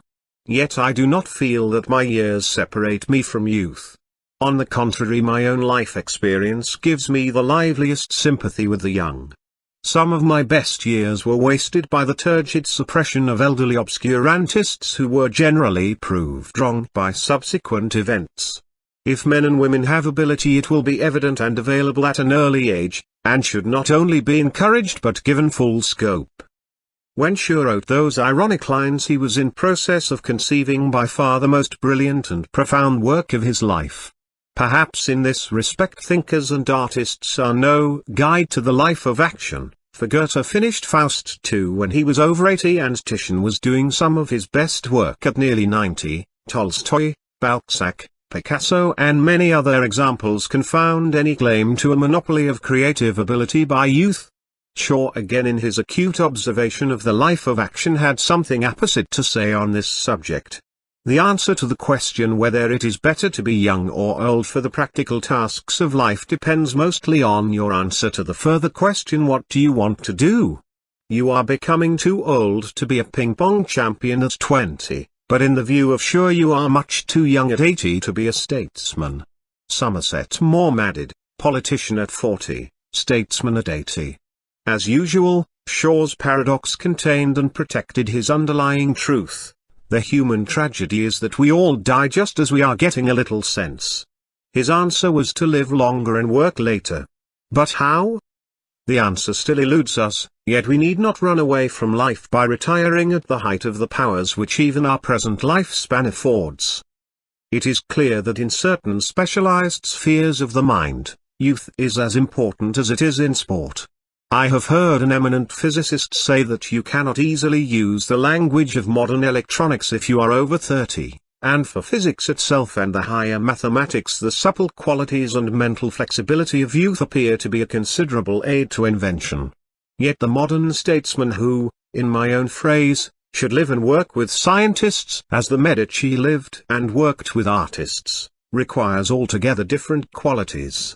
His business is not to delve into the intricacies of the process, but to judge its effective results and to coordinate them with the results of other processes in a creative synthesis. This requires in supreme degree the qualities of balance, harmony, judgment, acquired authority by long proof of commanding capacity, attributes which are more usually associated with full maturity. If we can see the organization of the scientific state in the future as a pyramid in form, the lower layers of the edifice will be occupied by the most highly specialized departments and the apex by the most generally experienced intelligences which coordinate the whole. Between the base of extreme specialization and the apex of general direction will be many layers, or stories, of increasing coordination. At each stage will be minds which can coordinate the work of the separate, specialized departments immediately beneath, and their intelligence will become more general, more dependent on judgment rather than narrow, specialized knowledge, as the structure of organization approaches the summit. This method of organization, which I first suggested long ago in the alternative, 1947, may well be remote from the final form, but a world in which we overcome such absurdities as, for example, the complete division then prevailing between psychological and endocrine research, must surely evolve some such method of administration. When we contemplate these possibilities, it is not difficult to conceive different but beneficial uses for the diverse qualities of youth and age at all levels. In the present world, this question of youth or age depends largely on whether opportunity comes early or late. A few kings of genius, like Frederick the Great or the two outstanding Swedes, had their opportunities early. Either heredity or evolution may give the early chance. Bonaparte had opportunity early, in a revolutionary situation which affords such men at all ages their opening. Yet it is not clear even then whether early opportunity is in fact an advantage. Napoleon at Waterloo appears in modern research to have been a burnt-out old man, although he was almost exactly the same age as politicians now recommended by the parties to head government and opposition as conspicuous examples of young statesmanship. It is comical to regard Bonaparte at Rivoli in his 27th year, and all the bright boys who were subsequently his marshals, and then to hear the present generation of heavily middle-aged politicians in Britain described as young. The youth cult they have done much to promote could so easily be used against them, who have neither the athletic appearance and quality of youth nor the dynamic capacities which in history have often been found in old men of outstanding quality. Would Bonaparte have done better if his opportunity had come later? Would he then have avoided the egregious errors which destroyed him? There is much modern evidence which suggests an affirmative answer. The mysterious process of maturity appears in itself to achieve much. It is mysterious because it is indefinable. It is not just the acquisition of experience, but rather an almost physical process like the maturing of wine. Disraeli said, "To the creative mind experience is less than nothing." Ideas may occur at all ages and quite independently of experience, particularly in some spheres. But is it not equally true to say that experience aids the execution of ideas? The ideal combination is clearly energy and experience. So long as men in later life retain their energy, the addition of experience or the strange process of maturity makes them better than when they were young, normally much better men. It is true in this event that a good old un is better than a good young un. A man may either burn out or rust at a very early age. He can burn out like Napoleon or rust out like some of the drift we see around today. That depends on the stress of events or the way of life. Hence, the phenomenon recently observed in America, that a man may be old at 40 or be young at 75, it is biological age, not chronological age that counts. It appears that very few modern statesmen can stand the strain of high office for more than a few years. I remember H. A. L.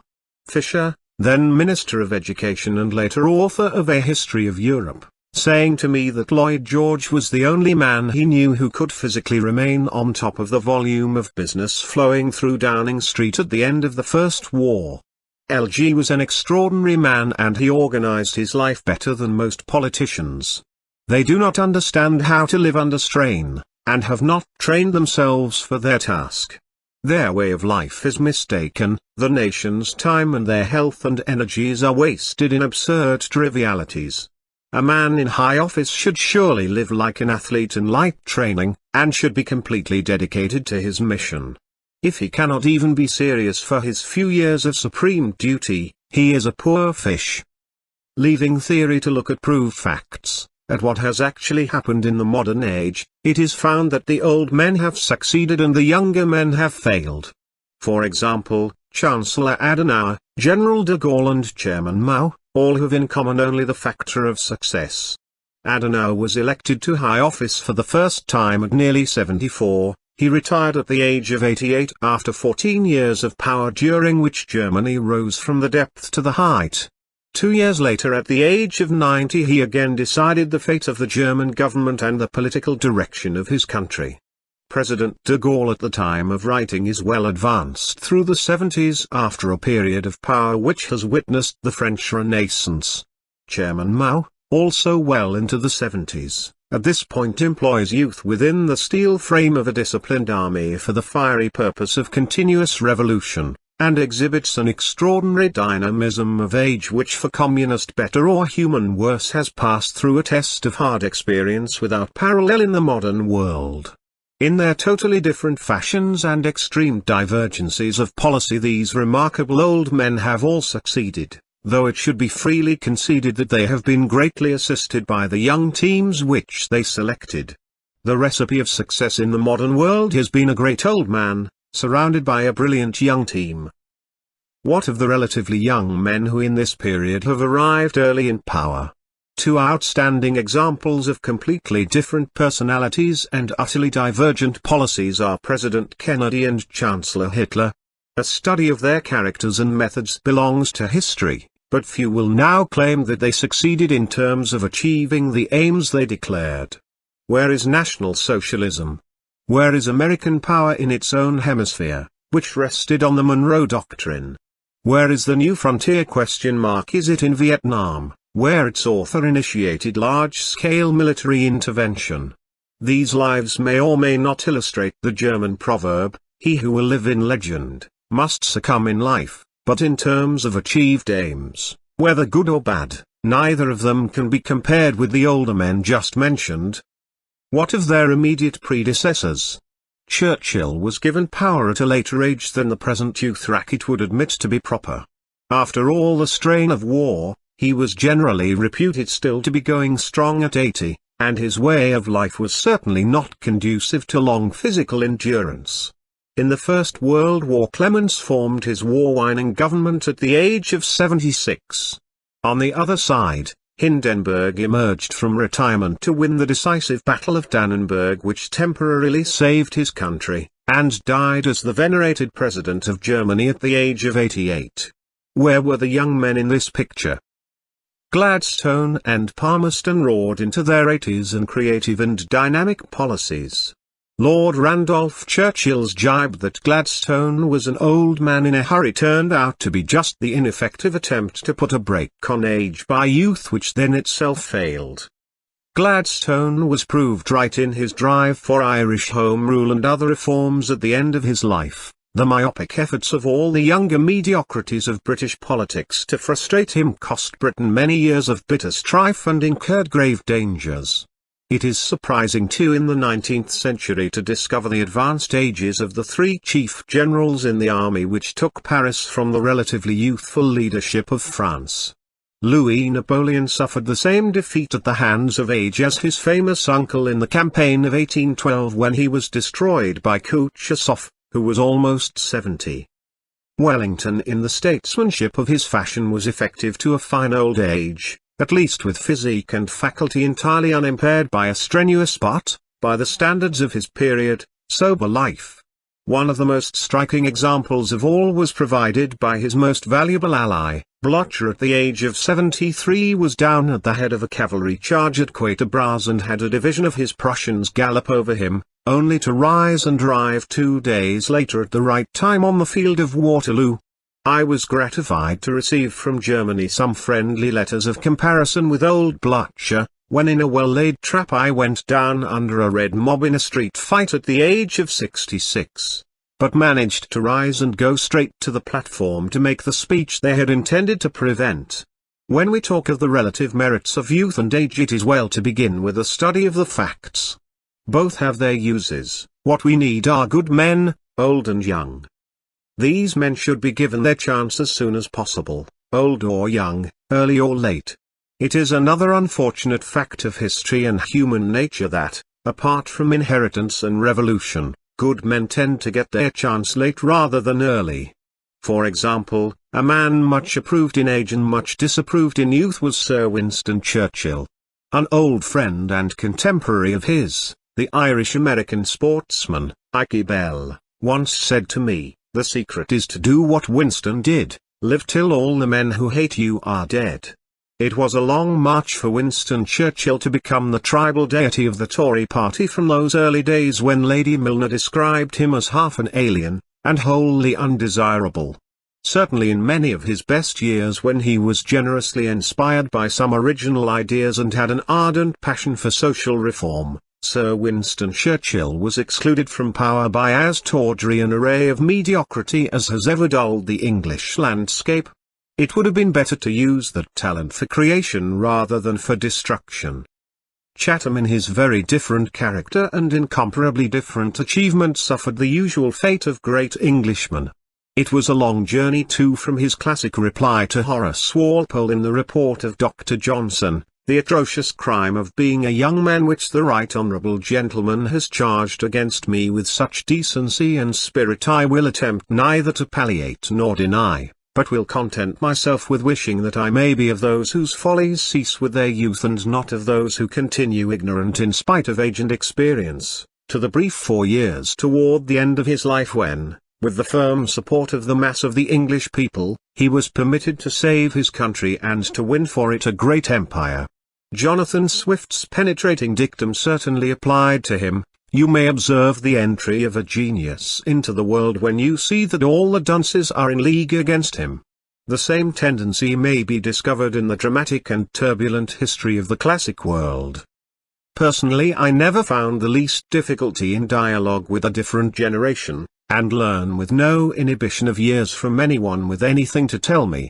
Young men and women should be consulted about their learning, which should relate to their future lives. They should be treated as adult by universities, and by the law. The present clash of age and youth seems to me one of the silliest misunderstandings in contemporary nonsense. The war of generations is more foolish than the war of class, for it has less reason. It is almost always the sign of some intellectual inadequacy on one side or the other. At a certain level of intelligence the clash of generations simply ceases to exist. Would two physicists at the age of 20 and 50 on the verge of a new discovery decide they could not work together on account of the difference of age? On the other hand, between complete illiterates the difference of a few years seems to be all important. Primitives live in narrow little age compartments.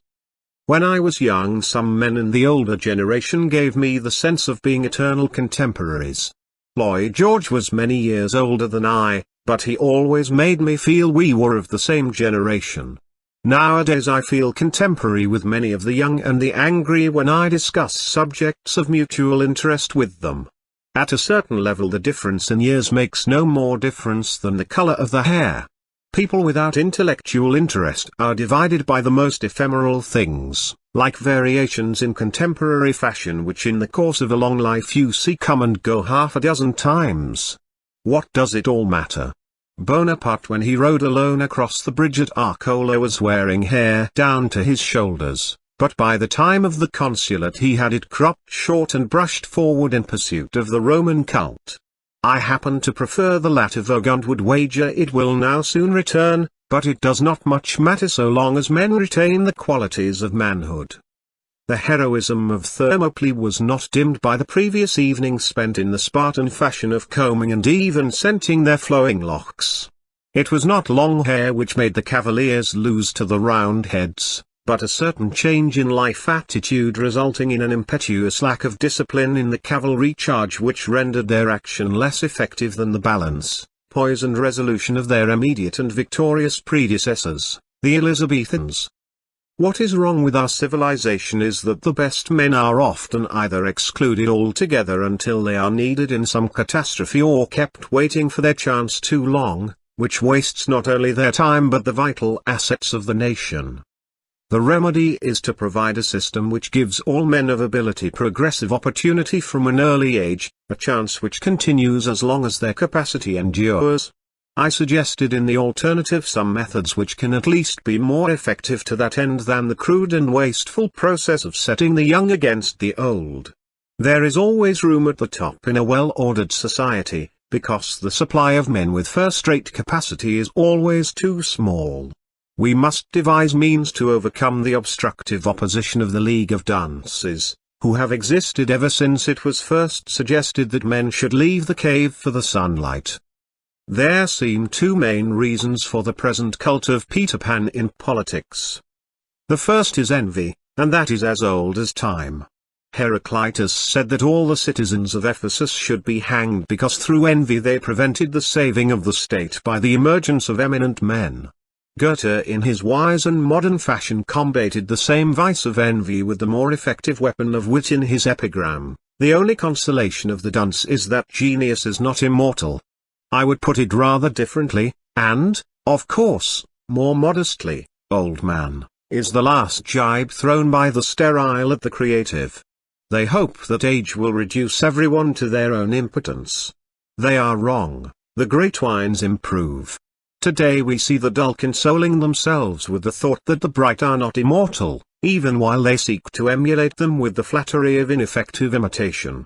It was admiration rather than envy which was the mark of great ages, honor matters dam, and still more in modern terms to the masters of intellect and character. The desire to tear down all excellence is the instinct of Sile News and his long-eared band, whose excesses in the last moments of decadence usually precede and even evoke renaissance among peoples still capable of great thought and action. The second reason for the urge to seek ever younger statesmen, until the cradle itself is in danger of being ransacked, is surely due to the instinct to escape from a failing society. The older men and also the bogus young of the present period become discredited because they are trying to work policies doomed to failure. The remedy is not to make Peter Pan Prime Minister, but to change the system. The whole present process is particularly ridiculous at a moment when science is continually expanding the effective lifespan. In face of the historic examples already quoted, why deny capacity to experienced men just at the moment when the scientific genius of the modern world is much prolonging that capacity? The nonsense will pass with the hour of crisis, and we shall return at least in serious matters to the Roman gravitas which has been the imprimatur of all great periods. May this brief and rather dogmatic digression be some expiation for the folly of my own youth, a libation poured on the statue of Peter Pan which was graciously and appropriately erected in Kensington Gardens at the beginning of this epoch, soon after the manly exposure of Achilles in Hyde Park had been decently veiled by petition of the ladies of Mayfair. My young energies were soon given a more creative outlet by association with Lord Robert Cecil. The ablest son of an outstanding Prime Minister, Lord Salisbury, he embodied the mature, experienced and traditional wisdom of statesmanship, not only in mind but in the physical presence of an age-old eagle whose hooded eyes brooded on the follies of men, while they still held a light of a further and beneficent vision. I was first attracted to him by my sharp difference with the government of the day concerning the unnecessary risking of British lives in Russia. Cecil was also prominent in new ideas of social and industrial reform, such as co-partnership and profit-sharing, in which I warmly and actively supported him. Our policies in this sphere anticipated almost exactly informed by some 40 years in time proposals which were regarded as most revolutionary when advanced in the 1960s by the progressive thinkers who were announced as the young lions of liberalism. Participation is the latest version. Most important of all to me were Lord Robert Cecil's constructive efforts to secure peace of Europe and of the world in his advocacy of the League of Nations. Early in 1920 I began actively to assist him in his work. Peace was throughout my overriding passion, and the League of Nations was the first and last effective and disinterested effort to secure peace by comprehensive international action. It was well conceived for that period, because the organization consisted of similar peoples capable of acting together and voluntarily undertaking certain obligations of international law in accord with their own traditions. On the withdrawal of America it became in practical effect a European organization for the maintenance of world peace. Finally we shall see that the League was wrecked by lack of will in statesmen rather than by defects in the machinery. The first task which began in the company of Lord Robert remained the continuing struggle to extricate our country from Mr. Churchill's adventures. I could never be called a pacifist, because I was ready to meet the test offered in the First World War, and later when I believed it to be necessary to meet violence with self-defense in order to save free speech in Britain, I then organized the Black Shirt movement and achieved this object. But through my whole political life I have been strongly opposed to the sacrifice of British lives in any but a British quarrel. This attitude was clearly summarized in two of my speeches opposing the adventure in Mesopotamia, now called Iraq. They were made after Bernard Law's government was formed in 1922, by which time Mr. Churchill had lost his seat in Parliament. He had been the ministerial champion of the policy when I had opposed it in the company of Lord Robert Cecil. I still opposed it when it was taken over by Bernard Law's government, of which Lord Robert became a member in circumstances which will be explained. The personal relations in that period were complex and variable, but my political themes were consistently pursued, and these speeches were a typical example from a protracted controversy. Though as always determined to extricate our country from military commitments which did not serve British or European interests, I should now take a more realistic view of oil necessities than I did then. It would in any case have been wiser to have developed the oil which was subsequently discovered in our own empire, of which the Geological Survey had still been neglected even by 1939. My main charge against government in this period was that they were always running round the world looking after the business of every people except their own. When they finally woke to the importance of the British Empire, which could have supplied all their needs with forethought and plan, they threw it away as a present to anarchy in a panic at the weakness to which their extraneous errors had reduced our country. My speeches at least attempted to call a halt to these adventures and to concentrate attention on the interests of our own people. Speaking on February 15, 1923, I referred to our position in Iraq and observed that the matter has been flung, as all difficult and insoluble problems are flung, to the League of Nations. It is curious that the League of Nations is never invoked to stop the favorite wars of statesmen, it is only invoked to stop those wars of which they are getting rather tired. I then developed one of my main themes, that if we allowed the matter to drift on we should be faced with the alternative of fighting a disastrous war, entailing immense expenditure in lives and money, or of withdrawing with grave loss of prestige. I often reverted in later years to the argument that it was foolish to scatter universal pledges of support, and dishonorable then to honor only those which suited our own interest, the principle of a selective honoring of binding pledges. Many years later, in the much larger sphere of the 1939 war with Germany, I stated exactly the same principle and made the same charge. Our statesmen had gone to war with Germany and sacrificed many lives to honor a pledge foolishly given to Poland, while later they sat back supinely while Russia permanently subjugated Poland. This tragedy could arise again in our time if we were called upon to fight a world war in support of pledges lightly given in Asia, which I have opposed for the same reasons in recent years. When taunted in 1923 with advocating scuttle, I retorted that recent experience had shown everyone was in favor of scuttle in the end. The question was when to scuttle, before or after the row began. There was nothing so detrimental to national prestige as being full of bluff and bluster until you got into a difficulty and then quietly climbing down. It is possible to walk downstairs with some grace and dignity of one's own free will, but it is impossible to be kicked downstairs with grace or dignity. In the present recurrence of history, these remarks apply to our situation east of Suez today. I then drew attention to warnings from soldiers as eminent as Sir Henry Wilson and General Robertson, and reminded the House of the fate of those empires which have endeavored in the past to maintain enormous commitments in far-flung territories with inadequate force. Our small and scattered forces in Iraq and throughout the world were endangered by this policy, and our home defense was jeopardized by the absence in Iraq of essential air squadrons. We were taking the gravest risk in this matter of our air defense, and in addition were squandering resources in these remote adventures which were urgently needed for education, health and housing at home. I denounced statesmen whose eyes are averted from the destruction which their blunders since the war have caused in their own country, who can regard with tranquil gaze the seething cauldron of European politics. Their eyes were fixed on eastern deserts, and they had scant sympathy with many of their fellow countrymen who have to live with starvation and are familiar with sorrow and anguish. If they continued to burden industry with these colossal commitments, they would risk a collapse of the finances of the country.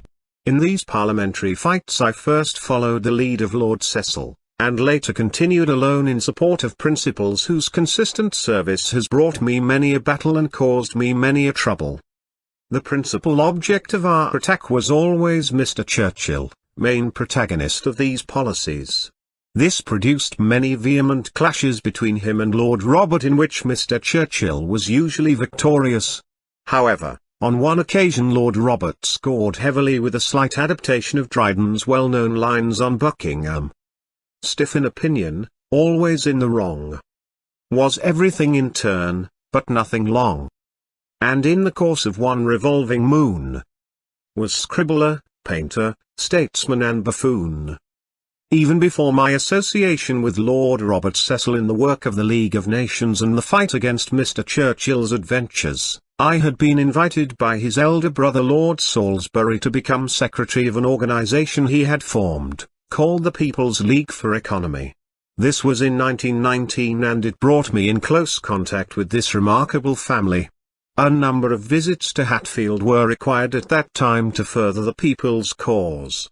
It was a sound concept by any standard, as the profligacy of the coalition government, both in the wild expenditure of public money and the sale of public assets at knockdown prices, often to dubious political characters, had become a public scandal.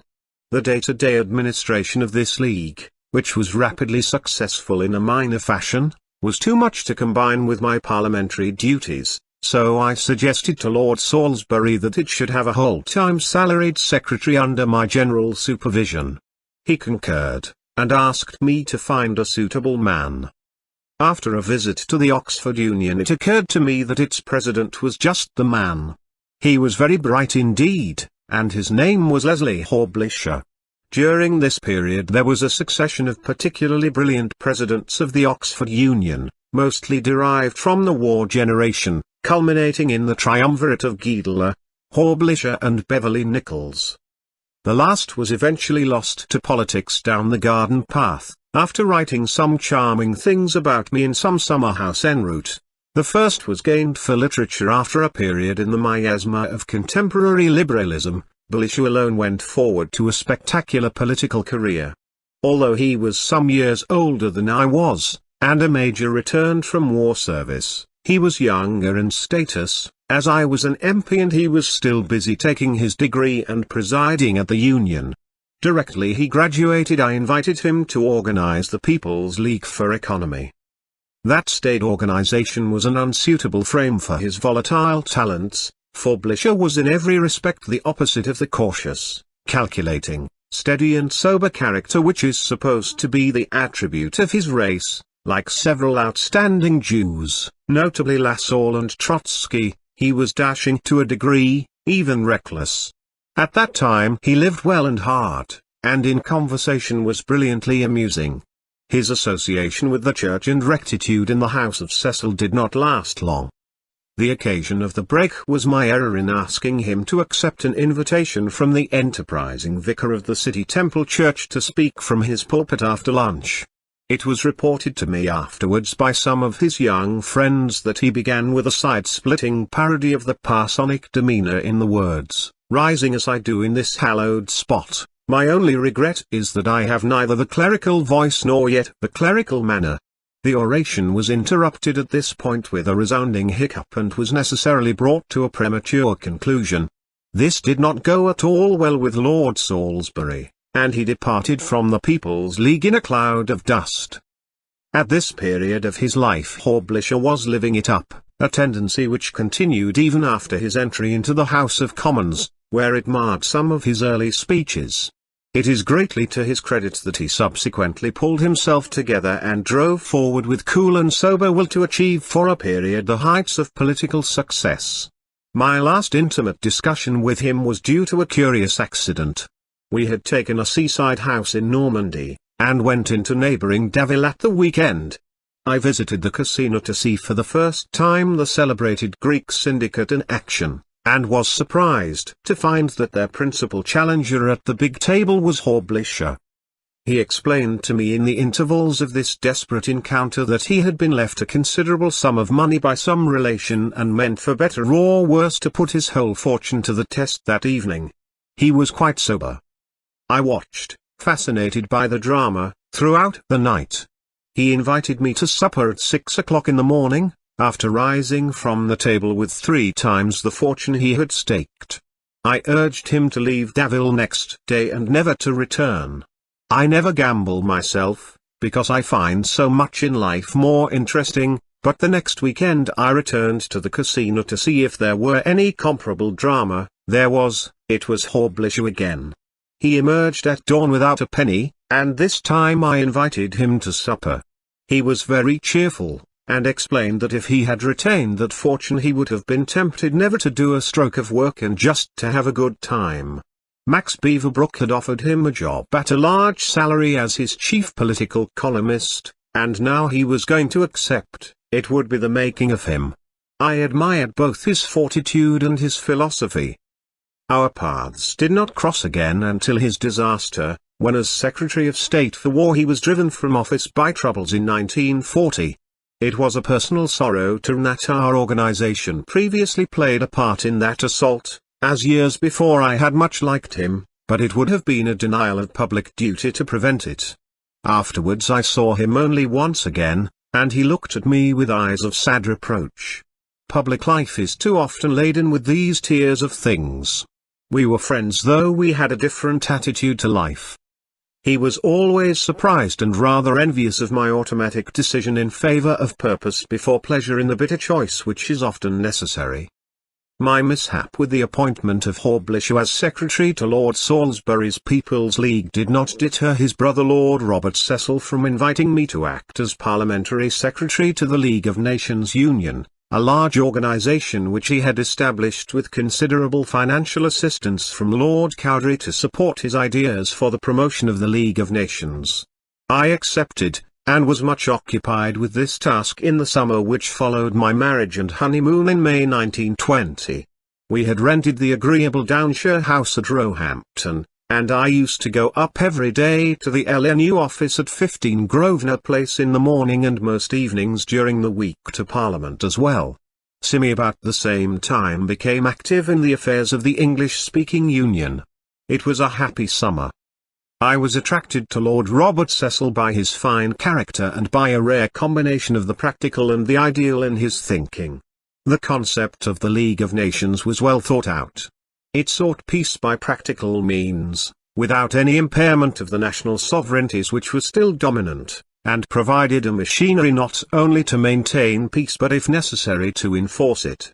In addition to all the mechanism of conciliation and arbitration which could anticipate grave disputes and attempt settlement in the early stages, the decisive Article 16 provided very effective means for international action against any deliberate aggressor.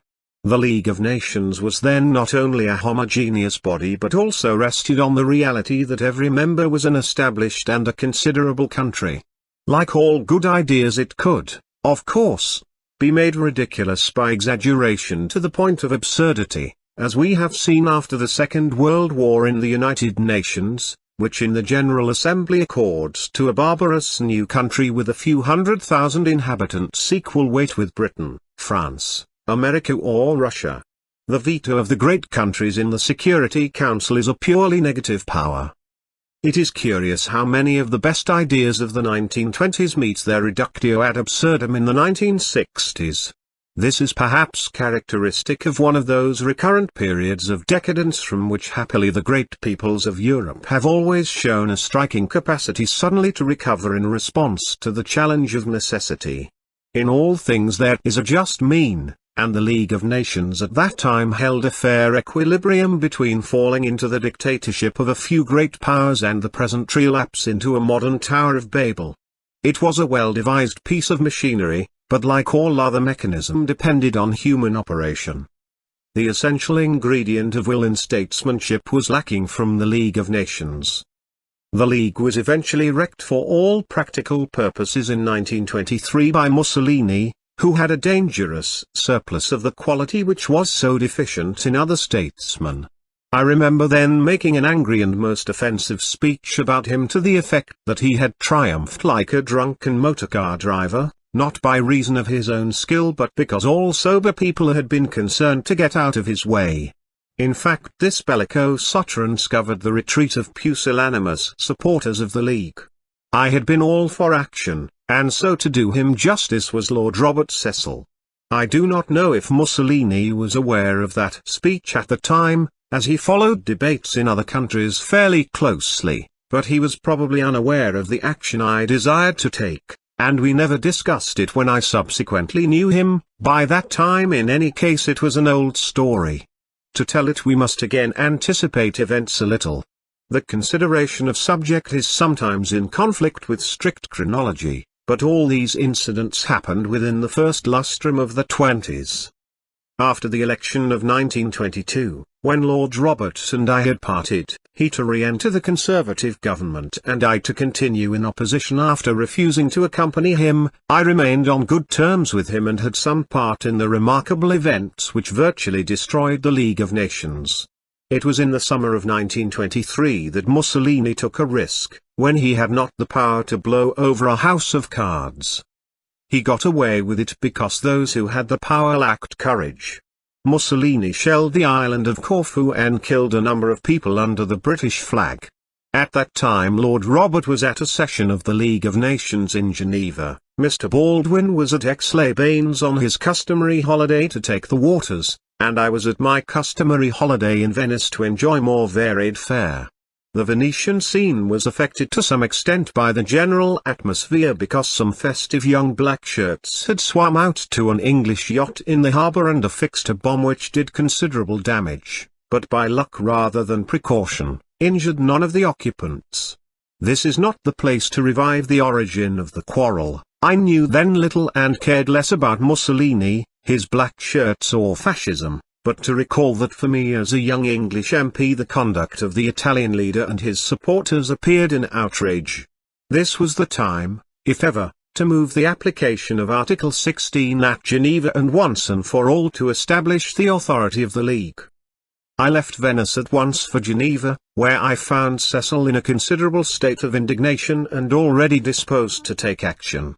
I added what fuel I could to the flame, for this seemed our best possible chance to affirm the rule of law in international affairs. Mussolini had only recently come to power and had no adequate armed forces, his finances were weak and the lira was tottering. If Article 16 had been applied it would probably not have been necessary to do more than to secure a return of his ambassadors from the country of every League member, which would at once have caused the crash of the Italian currency. In my contemporary judgment and in my subsequent appraisal of his character, after some opportunity to study it, he would have been much too realistic in a weak position to challenge overwhelming force once it firmly confronted him.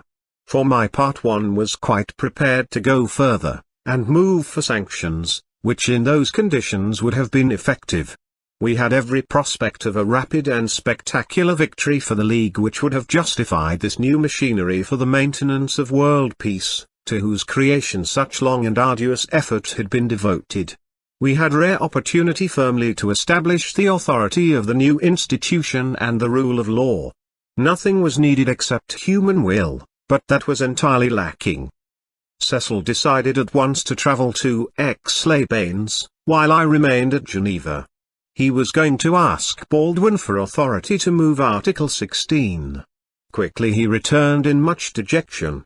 He had found the pitiful figure of the Conservative leader complacently immersed in the soothing waters, showing scant interest in international events. Damper even than usual, the feeble flame of that spirit had scarcely flickered at the news that people under the British flag had been killed by what appeared to us an act of international piracy. Baldwin made to Cecil the incredible reply that he must use his own judgment at Geneva and do what he thought fit. The Prime Minister of Britain would take no decision, and would bear no responsibility. Lord Robert Cecil was not prepared to go ahead on his own, though the outcome of taking the risk might well have made him Prime Minister. His life work would have been crowned in the triumph of the League, which was more important to his honest nature, but inevitably his own political position would thereafter have been so impregnable that it must have rallied all who combined the desire for clean politics with the will to action. This will was not available, because in such men it is only aroused by intense emotion. They were then reluctant to establish the authority of the League by an act of cold will fortified by the calm calculation that they had every prospect of victory and their opponent had none. Yet men of this kind in 1939 in a condition of white-hot emotion were prepared to risk their country, their empire, the life of Europe and of world civilization, when by any cool calculation all the odds were against them. They missed their chance when it was easy, and took it when it was desperate, but at what a cost. Strong moral feelings are certainly necessary to great action, but they should be exercised with realism. We need the heart of fire but the brain of ice.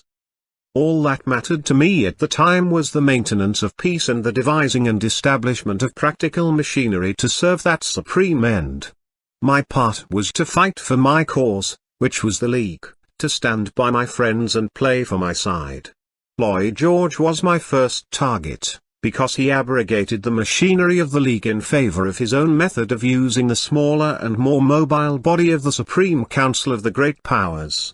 It is, of course, always easier to decide and act in a small body of able men representing great powers, but in the long run it is not so effective in mobilizing the opinion of mankind for peace. Lloyd George never had much grasp of deep principle and in practice had endured for years an extraordinary experience of obstruction in national and international affairs, consequently he favored the Supreme Council in his feverish search for rapid action. This appeared to me to undermine the authority of the League. My object above all was to establish the comprehensive authority of the League in place of the old balance of power which divided Europe and risked recurrent war.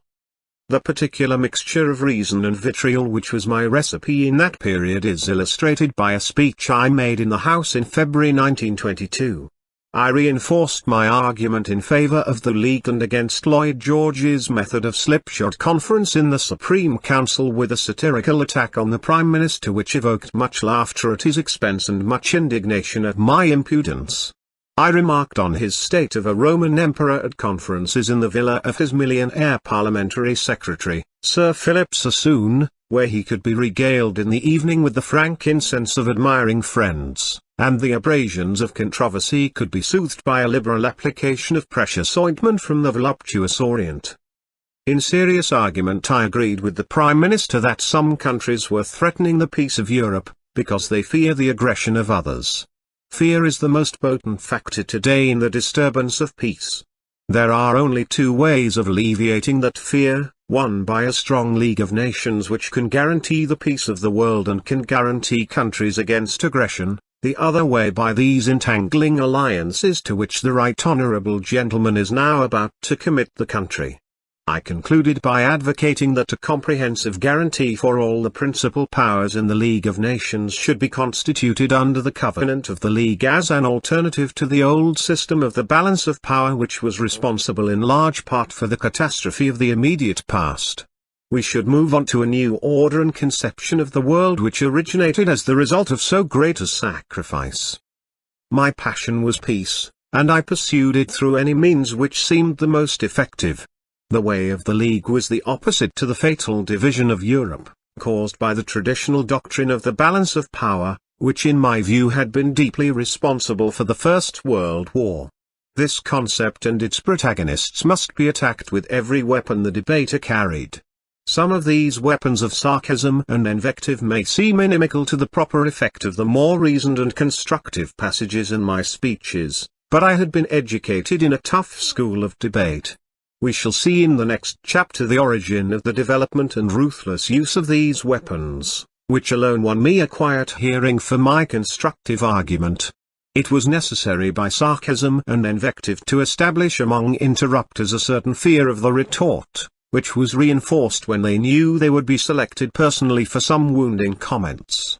I was not at fault in the beginning of this situation, for I had begun purely with the method of reason, But I was to blame in the flush of my youthful success for using these weapons too frequently and too roughly when I discovered their potency. Sir Philip Sassoon was one of the butts of this speech in February 1922 because he was rather a joke among the younger generation for serving Lloyd George as private secretary in peace directly after he had served during the war in the same capacity to General Haig at GHQ in France. Sassoon was in many ways a most engaging and obliging fellow whose amiable idiosyncrasy was to entertain the great, the bright and the fashionable. I first saw my second wife Diana at a ball at his magnificent establishment in Park Lane several years after this speech. She looked wonderful among the rose-entwined pillars of the voluptuous Orient as the music of the best of orchestras was wafted together with the best of scents through air heavy laden with all Sassoon's most hospitable artifices. Her starry blue eyes, golden hair and ineffable expression of a Gothic Madonna seemed remote from the occasion, but strangely enough not entirely inappropriate. The last occasion I saw Sassoon was one evening at supper at Lady Cunard's, years later in the 30s. I was alone with her in the drawing-room when the Prince of Wales entered, followed by Mrs. Simpson, Mr. Simpson and Sir Philip Sassoon. It was a little awkward because Sassoon himself was a Jew, and I was at that time engaged in a violent clash with certain Jewish interests. The quarrel had nothing to do with anti-Semitism, it was concerned with the possibility of a Second World War if a boycott of German trade were organized. The Sassoons were not connected with the agitation, and in any case both he and I knew how to be polite on delicate occasions. The superlative manners of the prince was unconscious of all such things. In this same speech of February 8, 1922, I baited Lloyd George for the failure of the conference at Cannes, when Briand fell from power immediately after playing golf with the British Prime Minister. This incident illustrated one of those occasions when English and French do not well understand each other. We are accustomed to the portly figures of elderly statesmen posturing in front of photographers in a pretense to play games at which they are obviously inept. The British may see through the pretense, but they feel it is endearing, a flattering tribute to our national idiosyncrasies. The French take a sharper and more realistic view which, translated from their Latin urbanities into our Anglo-Saxon crudities, runs roughly as follows: we have paid these old fools to conduct the affairs of nations, not to lose time looking silly on the golf links. Briand was getting the worst of the game of golf, and of the conference. In the match with LG it was enough. He disappeared. I also defended Lord Robert Cecil's alliance with the former Liberal Foreign Secretary, Lord Grey of Fayaldon, who in private opinion I always found a singularly tedious and ineffective figure. It is true that I met him rarely. At the time he was being cast for a central part he was away bird-watching in Northumberland, and from my short experience of him I felt it was better that the birds rather than England should continue to enjoy his company. Lord Robert Cecil, however, liked him as much as he detested Lloyd George, and did all the work while Grey watched the birds. They may have fixed up some act between them of Cincinnatus Grey being recalled from the plough or the gulls which follow it, for the classic performance of the disinterested figure who has to be persuaded to return from the calm beauty of nature to the ugly turmoil of politics. The intrigues became quite febrile, and Grey was certainly aware of them. I remember at the time a meeting being arranged in my house between Robert Cecil and Arthur Henderson to discuss a political combination under Grey for the defeat of the coalition under Lloyd George. This meeting was of course never publicized, but the manoeuvres became well known and on one occasion were splashed in the press under the headline, "Grey Whigs on the Green Benches." Henderson appeared interested, but Lansbury and others of the Labour left were strongly against. Cecil by himself would have been much more generally acceptable than in the company of Grey. It seemed to me a strange complex that he should desire the shelter of this name, for he was in every respect 10 times the man Grey was, and his relatively advanced ideas of social reform together with the considerable international standing acquired by his able and ardent advocacy of the League made a far wider appeal. Lloyd George rather than Grey was the man who might have made the League work and have fulfilled all our hopes, if he had been one for the idea. I did not know him at that time, as I never met him until after he ceased to be Prime Minister. He was detested by all the outstanding Conservative, Liberal and Labour supporters of the League, and it may well be that he felt this solid block of hatred closed to him the door of League policies and impelled him to his own methods in the Supreme Council, which I felt so strongly at the time were destructive. Yet he could have made the League work, with his dynamic energy and consummate political skill. Lloyd George evinced some emotion in domestic politics but gave scant indication of deep moral feeling, either in impulse or inhibition. It was this lack combined with the general incompatibility of temperament which separated him from men like Cecil, whose cause might have been brought to success if they had worked together. It has been one of the tragedies of our time that the good have so often been divorced from the dynamic. The ideal, of course, is the union of these qualities in one character, but that is rare. The English aristocracy in this period detested Lloyd George, who in tragic paradox was the only man who might have realized their fine ideals. This was true of all the men with whom I was then associated, the two Cecils, Henry Bentinck, Aubrey Herbert, Godfrey Locker Lampson and, until his premature death, Mark Sykes. Why did they so hate and distrust Lloyd George? His faults were obvious, and so to any insight were their origin. What did they matter in comparison with his extraordinary capacity to get things done, if he were under the right influence, aimed in the right direction? There was no doubt of his genuine desire to build an enduring peace, it was his methods which were in question. Yet it is surely possible in retrospect to realize a little of what he was up against, and to understand that he could never have achieved his results without methods somewhat foreign to their narrow rectitude, which was fortified by an established, an hereditary position.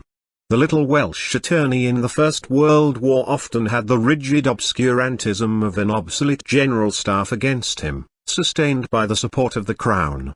He and the troops won the war in spite of them. Churchill in the Second World War came from a very different milieu and was aided by memories of the First. He had none of these disadvantages. He was not obliged to pass through the struggle of his ancestor of genius to attain his triumph. Marlborough, like Lloyd George, had to make many bricks without straw, to manage the Crown with the aid of his wife, to maneuver an often hostile political situation at home, to handle obtuse and intractable allies, to intrigue by devious means in order to free his capable hands for great action. It is lamentable that such men should be placed in such a position, but this is a familiar situation in British history. Macaulay could write of Marlborough, at 20 he sold his vigour and his beauty, and at 60 his glory and his genius. But it may be asked whether in the conditions of his time John Churchill would have emerged from obscurity, or the will of England would ever have been imposed on Louis XIV, if his methods had not been a trifle unorthodox.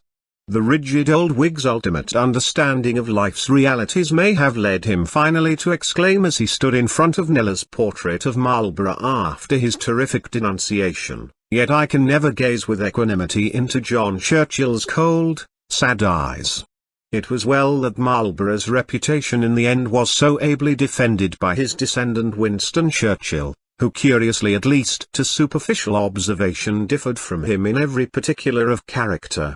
The descendant was in personal dealings conspicuously honest, warm of nature, impulsive, emotional, swayed by passion to a dangerous degree in his assessment of men and situations.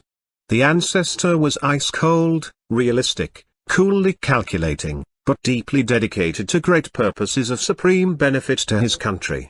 He was the Englishman who alone in the company of Chatham could match the two great Latins, Caesar and Napoleon, or the Teutonic genius of the two Fredericks, Hohenstaufen and Hohenzollern, on the dusty plain of action.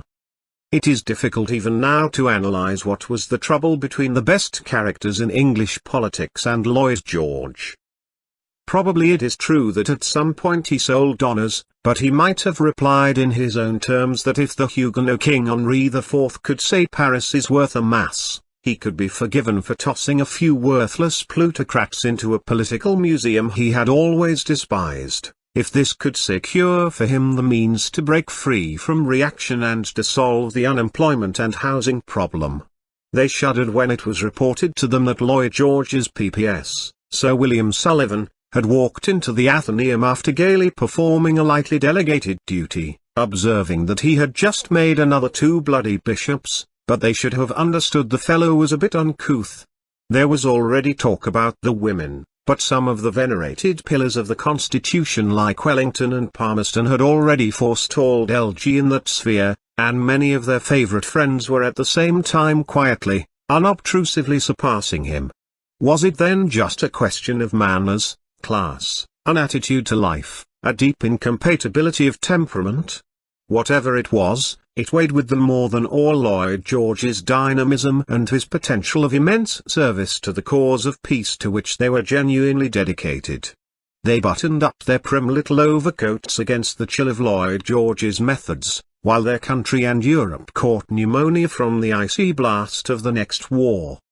I may be unfair, and it may be true that they had previously made efforts to work with such men which had proved impossible, but I suspect that the emotions, complexes and personal prejudices of the old aristocracy cost this country dear in the days when their influence was still often decisive. They should have forgiven Lloyd George's minor faults, and have embraced his genius to use it for fine ends. Great affairs cannot afford the luxury of emotions. To be divided from men who can have value by reason of their imperfections is to misunderstand the world, which is imperfect. The character of the Cecils was a strange and interesting phenomenon of English life. The subtle political wisdom of their Elizabethan ancestors still lived in some degree among them, and I learned much from the inner discussions of this association. Yet there was a febrile quality in their action which must surely have been absent from the massive calm inherent in the practical achievement of the Tudor period. Particularly was this noticeable in Lord Hugh Cecil, who in some respects was the most brilliant among these 3 sons of the great Prime Minister. His religious convictions traversed and permeated his whole political being, and they were dragged into the most inappropriate occasions.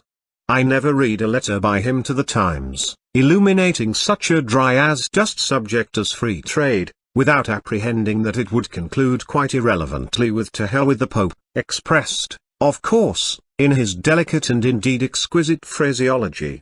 His intellect was entirely mastered by his emotions. If someone inadvertently touched one of the key controlling buttons of his complex mechanism, Lord Robert in his saintly personality and in the high endeavour of his politics represented probably the last attempt for a long time to make the contemporary world sensible, humane and civilized, a world of well-arranged peace. He was nearly a great man, and he was certainly a good man, possibly as great a man as so good a man can be. There is something in a basic concept of Greek thought, stressed by the Neo-Hellenists, that an element of the Dionysian is necessary as counterpoint to the Apollonian in the perfect harmony of creative nature. Lord Robert too suffered in some degree from the inhibiting emotions which should never intrude in action. When the emotions were touched, plain sense was liable to fly out of the window. It is always sad to see such minds clouded by feelings irrelevant to great purpose, deflected from practical achievement by the triviality of personal likes and dislikes. It is a common condition in these delicate aristocratic constitutions which cannot easily endure dual strain of thought and action. At the other extreme of politics, Lord Russell's combination of clear vision with a tendency to emotion dims the clarity of his thought in the moment when effective action is possible. In so many cases of brilliant men the fine motor of the intellect is wrecked directly it enters the rough field of action, because the chassis of physical constitution and concomitant willpower is not strong enough to sustain it. This is the basic reason why so few who can truly be described as intellectuals are effective in the world of action. Calm deserts them in the moment of decision when it is most required. Mr. Asquith was nearly right in his telling epigram about the Cecils: they can never make up their minds until they have lost their tempers. This psychology was the exact opposite of the character and temperament of the masters of successful action. For instance, authoritative comment on the nature of Julius Caesar notes the entire absence of feeling or passion in serving his overriding purpose. He would sit calmly at dinner with a false friend who he knew had recently been plotting against him, even to encompass his death if he could again be won over and could be used for present purpose. Shaw's sensitive insight into such natures portrays this character in his fascinating play, which is surrealist in the true sense of the word. Caesar offers his arm to Cleopatra to escort her to a dinner party, knowing that the assassin she has prompted has already been quietly eliminated, and explains that there is no bad feeling because the point at which she would betray him had always been foreseen and was consequently forestalled. This extreme of icy, brutal but effective realism was the opposite pole to the temperament of the Cecils. They had little contact with the hard world of action, even in its relatively gentle, modern forms. The Elizabethan forebear must have been different. But those were rougher days. In past and present we can see how big a part is played in these grave matters by the personal feelings and trivial emotions of statesmen. In my view, the truth probably lies between Marx's materialist conception of history, in which economic forces alone are decisive, and the view that personal relations can be all-important. At this time it was certainly true that much might have happened if Cecil's dislike of the dynamic Lloyd George and liking for the ineffectual Grey had been reversed. These elective affinities may be all very well in love affairs, but they are all wrong in statesmanship. Greater men, of more balanced character, further vision and firmer will would have overcome this incompatibility of temperament and used Lloyd George as driving force in service to their fine ideals. There have been men in history capable of this higher wisdom. The petulant passions of these nervous aristocrats divided them from all real possibility of attainment. When they looked at Lloyd George they should have ignored small things in the high Elizabethan fashion of their own tradition, and have said with Carlyle in his defence of Byron and Burns, when the ship returns to harbour with the hull battered and the rigging torn, before we assess the blame of the pilot, before we award the verdict of posterity, let us pause to inquire whether the voyage has been twice round the world or to Ramsgate and the Isle of Dogs. The immaculate state is easier for the sterile than for the creative. The Irish question. Moral feeling is essential but emotion is disastrous in great affairs. This was the sum of my early experience. Ireland in the autumn of 1920 evoked intense moral feeling. I felt that the name of Britain was being disgraced, every rule of good soldierly conduct disregarded, and every decent instinct of humanity outraged. These strong feelings can be judged on the facts presented to me at a time when I and my friends had advocated the granting of Home Rule to Ireland with Dominion status, and found instead that a special auxiliary force had been recruited, nominally to maintain order, but in reality, as we were soon convinced, to break the spirit of the Irish people by systematic terror reinforced with full license to commit individual crimes. Generally I had opposed government policies on practical grounds, in speeches which both preceded and followed this moral breaking point in 1920. My recurrent theme was that we should conserve our resources for the benefit of our own people and the development of our own country and empire, and should refrain from extraneous adventures which exhausted our means and jeopardized those ends. This line I followed consistently until it brought me to the final clash in 1939. It was in origin an essentially practical viewpoint, a pragmatic concept of the interests of my own country. It entered the moral sphere only when the loss of British lives was threatened in addition to the dissipation of British substance, because this touched the deepest chord of my being after my experience of the First World War. At that time no major war was imminent, and what appeared to me as the errors of government related rather to the exhaustion of the present and the jeopardy of the future than to any urgent moral issues. The Versailles Treaty deeply concerned me because it cast the shadow of future war. However, I did not feel competent nor justified as a complete newcomer in the sphere of foreign policy to break with my party and go into opposition on these grounds. The Versailles Treaty was certainly one of the main motives for my subsequent decision, but at this point my action concerning the treaty was negative rather than positive in that I vigorously resisted all attempts to put pressure on Lloyd George for the destruction of Europe by the permanent pursuit of vengeance. These efforts were organized at Westminster by an almost symbolic combination of decadence and dishonesty, Claude Lowther and Horatio Bottomley. The former's delicate claim to fame was the decoration of his fine Norman castle by placing multicolored fairy lights along its battlements and ensconcing rose-crowned cupids to relieve the severity of its internal alcoves. Bottomley was made of sterner stuff. He finally went to jail for swindling ex-servicemen and old women, after claiming in the Sunday press that he received personal messages from heaven. Lord Buckmaster, a former Lord Chancellor, told me he had seen a letter to Bottomley from an ex-serviceman dying of wounds asking to meet the author of these articles and be consoled in his entry to the afterlife, which was sent on by Bottomley to a local crony marked with the query, "Is there any money in this?" He had a demagogic success both as a journalist and speaker which was difficult to understand. His writing was clearly such blatant humbug that it should not have deceived a child. His style in speaking was peculiar, rocking from foot to foot like a captive elephant in the zoo while his hands seesawed his spectacles in a monotonous motion, but he had a certain force of a revolting personality. He used to advocate a business government, some business. My speeches in denunciation of the division of Europe and a return to the balance of power were inspired by my opposition to Versailles, but in point of time followed my move into opposition, for which the Irish question was the actual occasion. I received the initial evidence on the Irish atrocities by pure chance. A young man came to see me who knew the Curtson children because he was their neighbour at Hackwood. Simi remembered him well. He told me a truly astonishing story. After the war he had knocked about the world, and eventually found himself rather hard up in one of the main cities of the British dominions. There he had been approached by some form of recruiting official to join as an officer and new auxiliary force for use in Ireland. The conditions were good and he had had considerable military experience, so he accepted. Consequently, he soon found himself in a black and tan mess in Ireland, not only in the company of junior but of senior officers. The first night a young officer entered the mess with blood on his clothing, remarking, "I can't make the swine talk." This was his initiation. The methods employed were a commonplace of conversation among the officers concerned.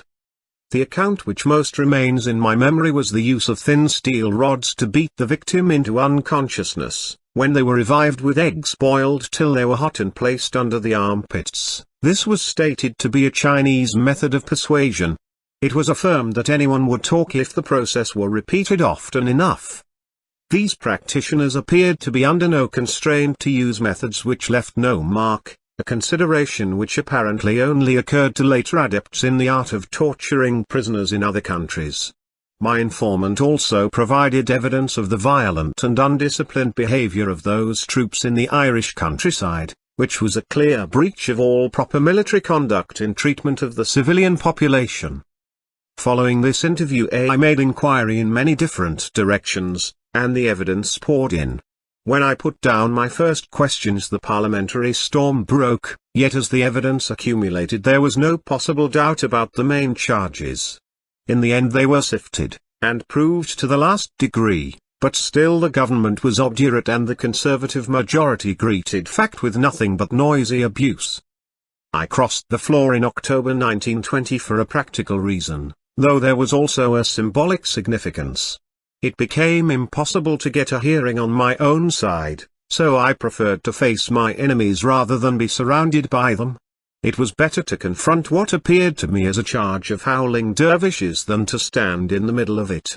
I was astonished by the furious reception of my initial remarks on the Irish question from the Conservative benches.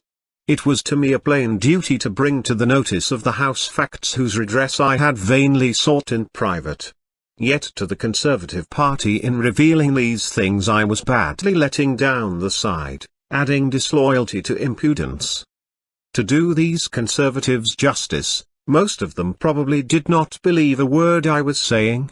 When I first received my information I went at once to Edward Wood, a senior for whom I had considerable regard. He was subsequently Viceroy of India and well known as Foreign Secretary under the name of Lord Halifax, in the jovial vernacular of the Churchill family, Lord Holy Fox. We were at that time on good terms and he listened to my account with kindness and patience. He then said quite clearly and definitely that agents of the British Crown did not behave as I had been informed. This was not the way of the British people and I could dismiss the whole incredible tale from my mind. He was the embodiment of the Mandarin, see no evil, hear no evil, speak no evil. Yet I was convinced that the alleged events were at least in part true, and urgently required investigation. I had no other recourse except to raise the matter in the House of Commons. Then came the storm. They simply, crudely meant to put me down. I resisted, and used a method which soon won me a hearing again in the House of Commons. It was direct, often brutal personal attack with every available sarcasm, satire and invective.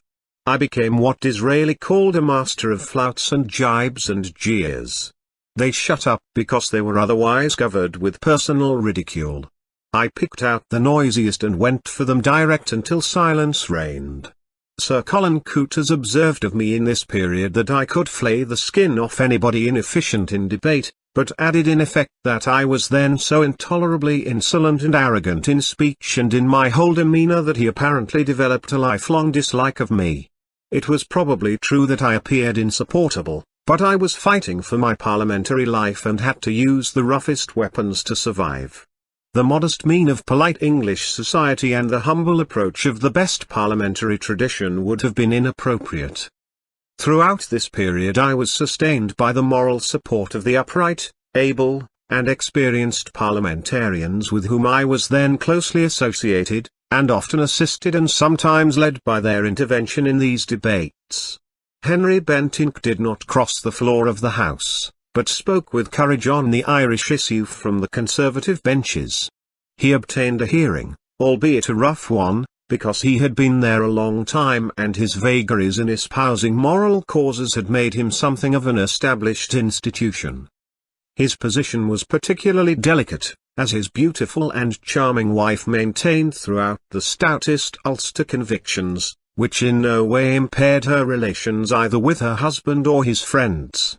The two Cecils went so far for a brief period as to speak from the front opposition bench.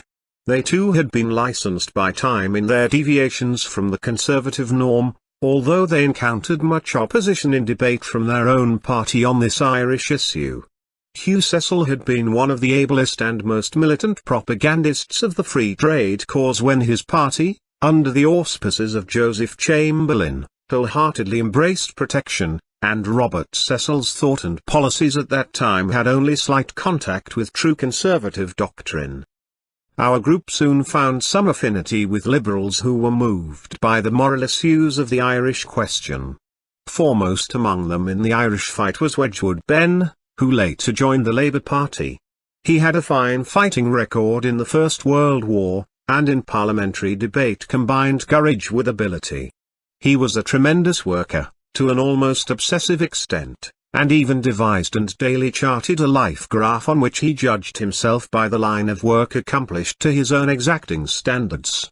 In addition to this novel preoccupation he had a clear mind, a tongue quick and ready in debate and a vast fund of moral passion which inspired his unflinching stand. He was a small man with an explosive personality who used to go for Winston Churchill like a fox terrier at a badger, to be met on one hilarious occasion with the retort, "The honourable member must really not develop more indignation than he can contain." He was a splendid companion in a tough fight. Another Liberal who stood firm and fought hard for the cause of justice in Ireland was Pringle, an experienced parliamentarian who died before his time. During the war he and his brother-in-arms of the Westminster variety, by name Hogg, but no relation either familial or political of the distinguished Conservative father and son, had been bitter thorns in the side of Lloyd George's government, as they were devoted Asketeens. Pringle was a master of parliamentary procedure and, though no orator, of a caustic debating method. The Liberal Party was able to put into the Irish field a formidable team, occasionally with the massive support of Sir Asquith. When jibed on one of the older statesman's frequent absences with the cry of "Where's your leader?" Pringle continued his speech with the calm observation, The leadership of the Liberal Party is tonight in most capable hands. He was never disconcerted. It was natural that in the course of the Irish struggle I should have become closely associated and very friendly with some of the Liberals, but the story afterwards circulated that I accepted the Liberal whip was untrue. The occasion of the tale was that in my years as an independent I had none of the normal party information concerning parliamentary business, because, of course, I had no whip, and therefore a Liberal whip, Mackenzie Wood, arranged to let me see the notices sent out from the Liberal whip's office. It was a purely personal arrangement with a close friend. I was indeed often pressed at that time to join the Liberal Party, and refused on grounds of political conviction, but with personal regret as I much liked some of them. An agreeable memory of this period is that Lady Violet Bonham Carter, now Lady Asquith, became godmother to my son Nicholas. It is one of the few positions from which it is impossible to resign. We were in a small minority, Labour, Liberal and Conservative dissidents against the massed ranks of the Conservative majority supporting the coalition. This tended to draw the opposition together in a comradeship of arms during the savage debates on these events in Ireland. The Liberals were quick to grasp and use against the government all available evidence on the Irish question, and some Labour leaders, such as Henderson, also came lumbering into the fray in their slow way. Conservatives like the Cecils were at first not so easy to convince. Robert Cecil was a K.C. with an acute legal mind, and had been one of the counsel in the Marconi inquiry, of which he retained vivid memories. He required exact evidence before moving, and Hugh Cecil was in this matter at first even predisposed against us. They were relations of Balfour, who had the toughest experience as Irish Secretary, and Lord Frederick Cavendish, assassinated in Phoenix Park, was another intimate associate of their older generation. The Cecils had long memories. Yet above all they were just men with an acute sensibility to moral issues. The necessary evidence was soon available in all too ample measure. Finally the parliamentary battle against the Irish atrocities, or reprisals as the other side preferred to call them, was successful to the point of securing peace with Ireland. This seems at first sight a high claim, but there is evidence to support it. We had stood throughout for Dominion status, which was in effect the final settlement, and in question and debate we had exposed facts which the British government could not justify in face of world opinion. Even in Britain's much stronger situation of those days there were limits to the public odium which an administration could sustain, particularly in an issue which so closely touched America by reason of that country's large Irish population. The Irish insurgents were not only supported by funds from America but also by a highly organized world propaganda from the same source.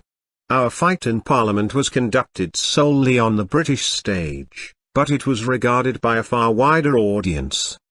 My own opinion both at the time and in retrospect is that the decisive factor was our organization of the Bryce Commission. Lord Bryce was then an old man and out of politics, but his name was particularly potent in this sphere because he had presided over the inquiry into the German atrocities in Belgium. Celebrated for his fine intellect and character in liberal politics, he had become a world figure by reason of his chairmanship of a tribunal which set no precedent for modern times because it at least appeared to be conducted with conspicuous fairness. He was just the man for our purpose, and we soon persuaded him to act. An unofficial Bryce Commission was constituted with him as chairman, myself as parliamentary secretary and a barrister as legal secretary. We set about collecting evidence, and did not lack for material. By that time facts reasonably established by local inquiry and presented without any adequate reply in parliamentary debate were available, such as the shooting of the pregnant Mrs. Quinn through the stomach as she sat in her doorway, and the firing on a crowd containing children at a football match.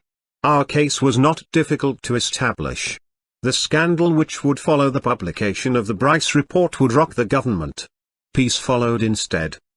How did these incredible events happen? How could I possibly in later years feel any regard for Lloyd George? They apparently happened, like most other brutal stupidities in British politics, almost by accident.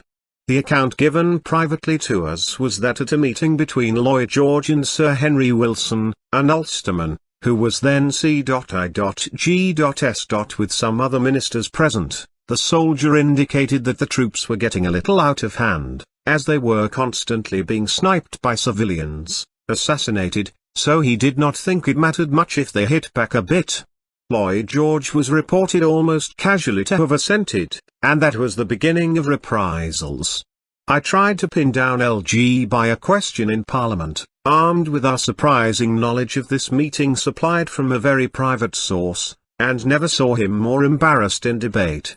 As he leaned on the box to reply, it was observed that one of the notoriously short legs of the goat was swinging in front of the other like the pendulum of a clock. This peculiar movement had long been legendary among us young Tories as a sure indication that he was lying. Naturally, I failed to extract any exact confession from such an experienced and accomplished performer, but he and his colleagues knew that we were really onto something. Again, it seems incredible that decisions of this magnitude can be taken in British government with this degree of casual frivolity, incredible unless you have been a member of such government. Apart from my own later experience in the period of pure harlequinade during MacDonald's second Labour government, I was given accounts of the way business was conducted in the much abler administration of Lloyd George, whose absurdity, even when this sole executive genius in the politics of his generation was presiding, beggars credulity. During the First World War, while the War Cabinet was discussing sundry minor matters and LG was sitting at his desk writing, the theme was once the inordinate use of paper which needlessly taxed resources in wartime. Lord Curzon reminded the Cabinet that large quantities of paper for various publications were always wasted in periods of popular excitement, for example in the time of Titus Gates. Lloyd George jumped up with a bang of his fist on the desk. "Oates!" Curzon, "you are quite right. The cavalry are far back with the horses eating their heads off and they are making no contribution to the war." The Secretary, Sir Maurice Hankey, duly recorded, "Cavalry to be dismounted and used in the trenches." It was a poignant reflection that this haphazard decision was probably responsible for the deaths of most of my remaining friends. It was apparently the peculiar custom of time-honored usage for the upshot of such discussions to be recorded by the Secretary of the Cabinet. It seemed to me a strange method, though I had the greatest regard for the capacity of Lloyd George and of Sir Maurice Hankey. Probably in the first stage the Irish affair began in the usual slipshod, inconsequent fashion, but a point near national disaster was reached by the subsequent failure to grasp the situation and correct the mistake. The reason certainly was that Lloyd George himself was in the grip of powerful forces. A majority of the Conservative Party was fanatical on the Irish question, and so was the CIGS with his Ulster background. That formidable figure was the most brilliantly articulate soldier the army produced. When he later entered Parliament he immensely impressed me with a statement of the military case which rested on the simple but truly unanswerable theme: it is better to have no armed forces at all than an army which is just big enough to invite attack but not strong enough to win. Lord Hugh Cecil answered at least to the satisfaction of Mr. Churchill, who said in winding up the debate that the House had observed how easily the military argument could be circumvented and baffled by the thorny dilemmas of the experienced metaphysician, a jest which amused the House, but was no reply. Sir Henry Wilson was shortly afterwards assassinated by 2 Irish gunmen on his doorstep in Eaton Place. Lloyd George after his initial error was held fast in the Irish bog because the army chief and the Conservative Party were against him. He could not extricate himself without risking the wreck of his government, until facts and parliamentary exposure convinced even those men that the game was up. I was glad and proud to have played some small part in these events, and still treasure the letter written to Simi by T.P.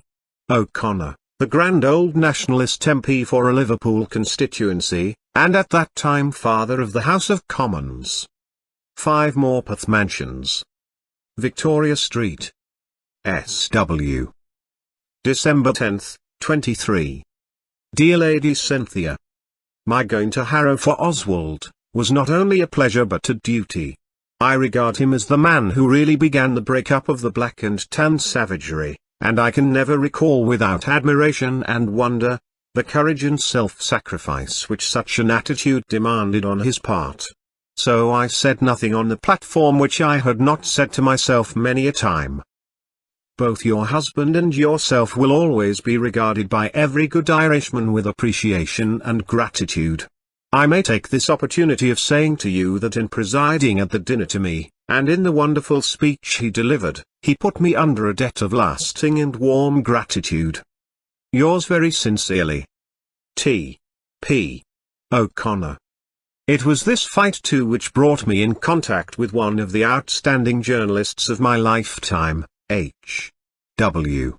Massingham, for whose character and capacity I developed a considerable veneration. I was therefore deeply touched when he wrote of me in the subsequent 1922 election. To me the most attractive personal element in the election is Mr. Mosley's independent candidature for Harrow. The force of events and Mr. Mosley's fine qualities have driven him to independence today, but he will be the subject of a brisk competition among the parties before many more years have gone over his head.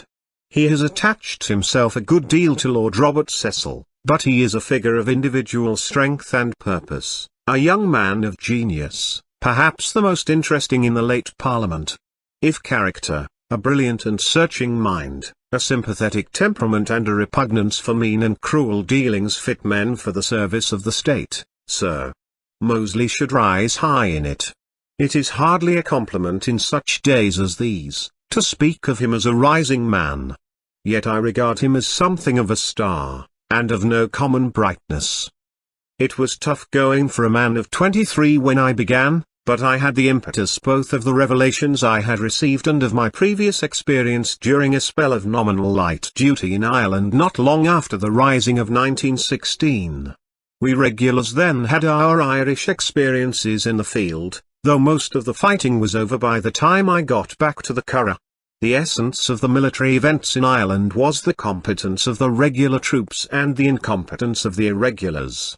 This accounted in my view for the difference between 1916 and 1920. Often in human affairs the origin of brutality is incapacity. Our people in the 1916 period also suffered the extreme irritation of soldiers on being sniped by civilians. A man would be shot as they went through a village, and the subsequent search of houses would reveal nothing but women knitting and men digging the garden. The assassin, for so the sniper in plain clothes is regarded by troops, had disappeared under cover of the civilian population. Our men had the recompense of a complete mastery over the guerrillas in the field.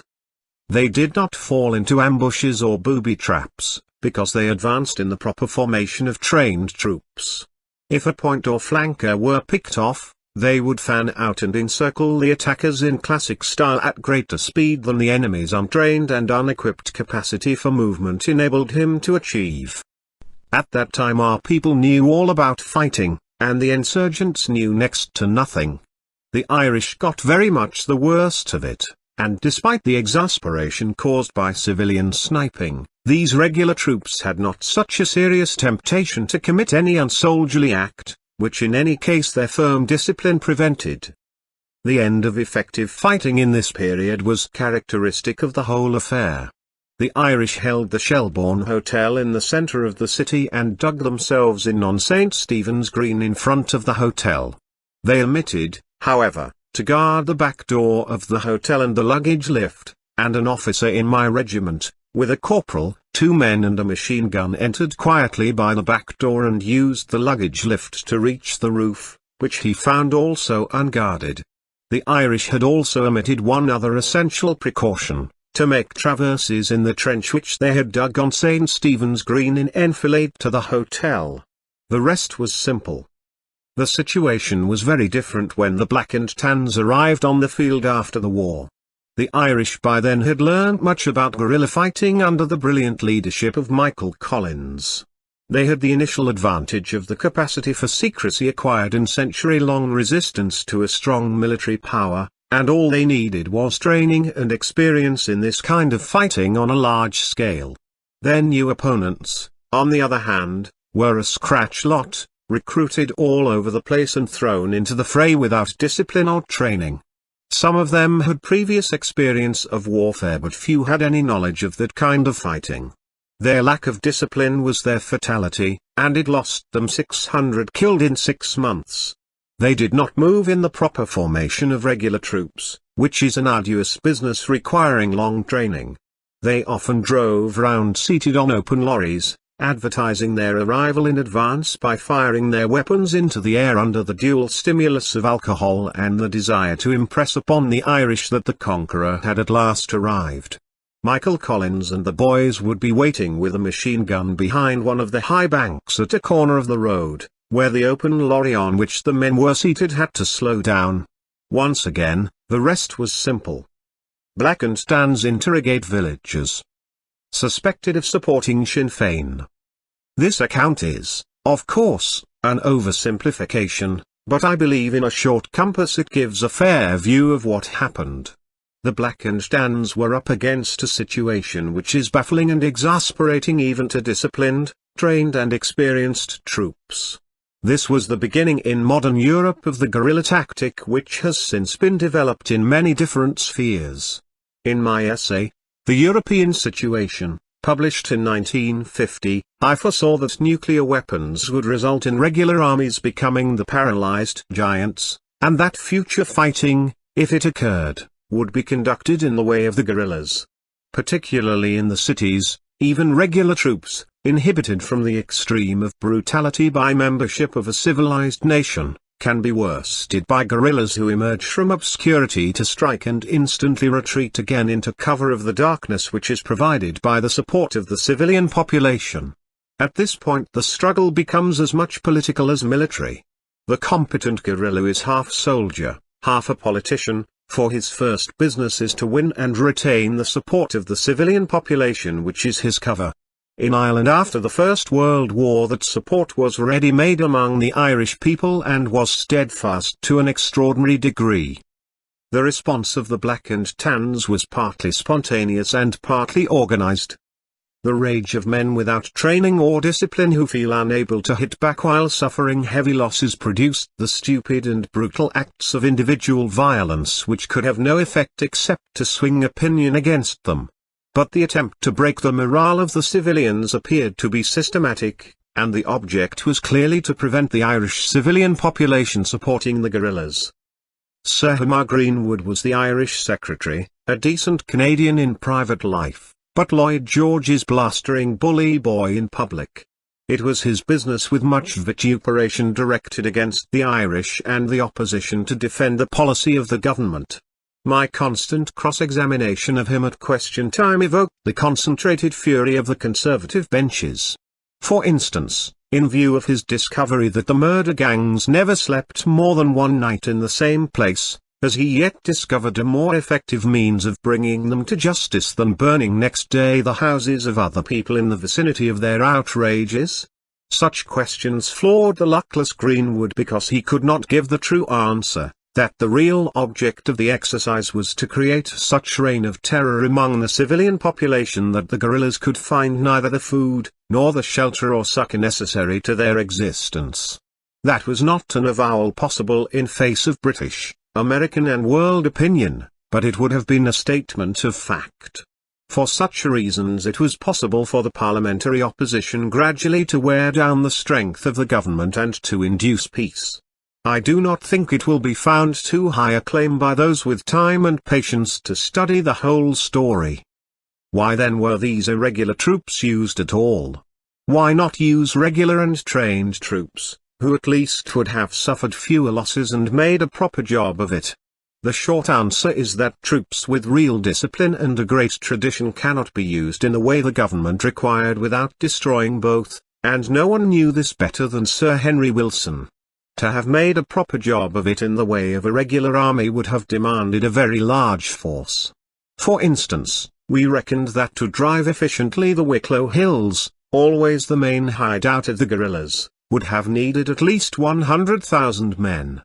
To complete the task as a regular military operation would have required more troops than were available and have been an open demonstration of military force, at once alerting and challenging world opinion. The force available was inadequate and world opinion was unpropitious for anything but an operation by stealth.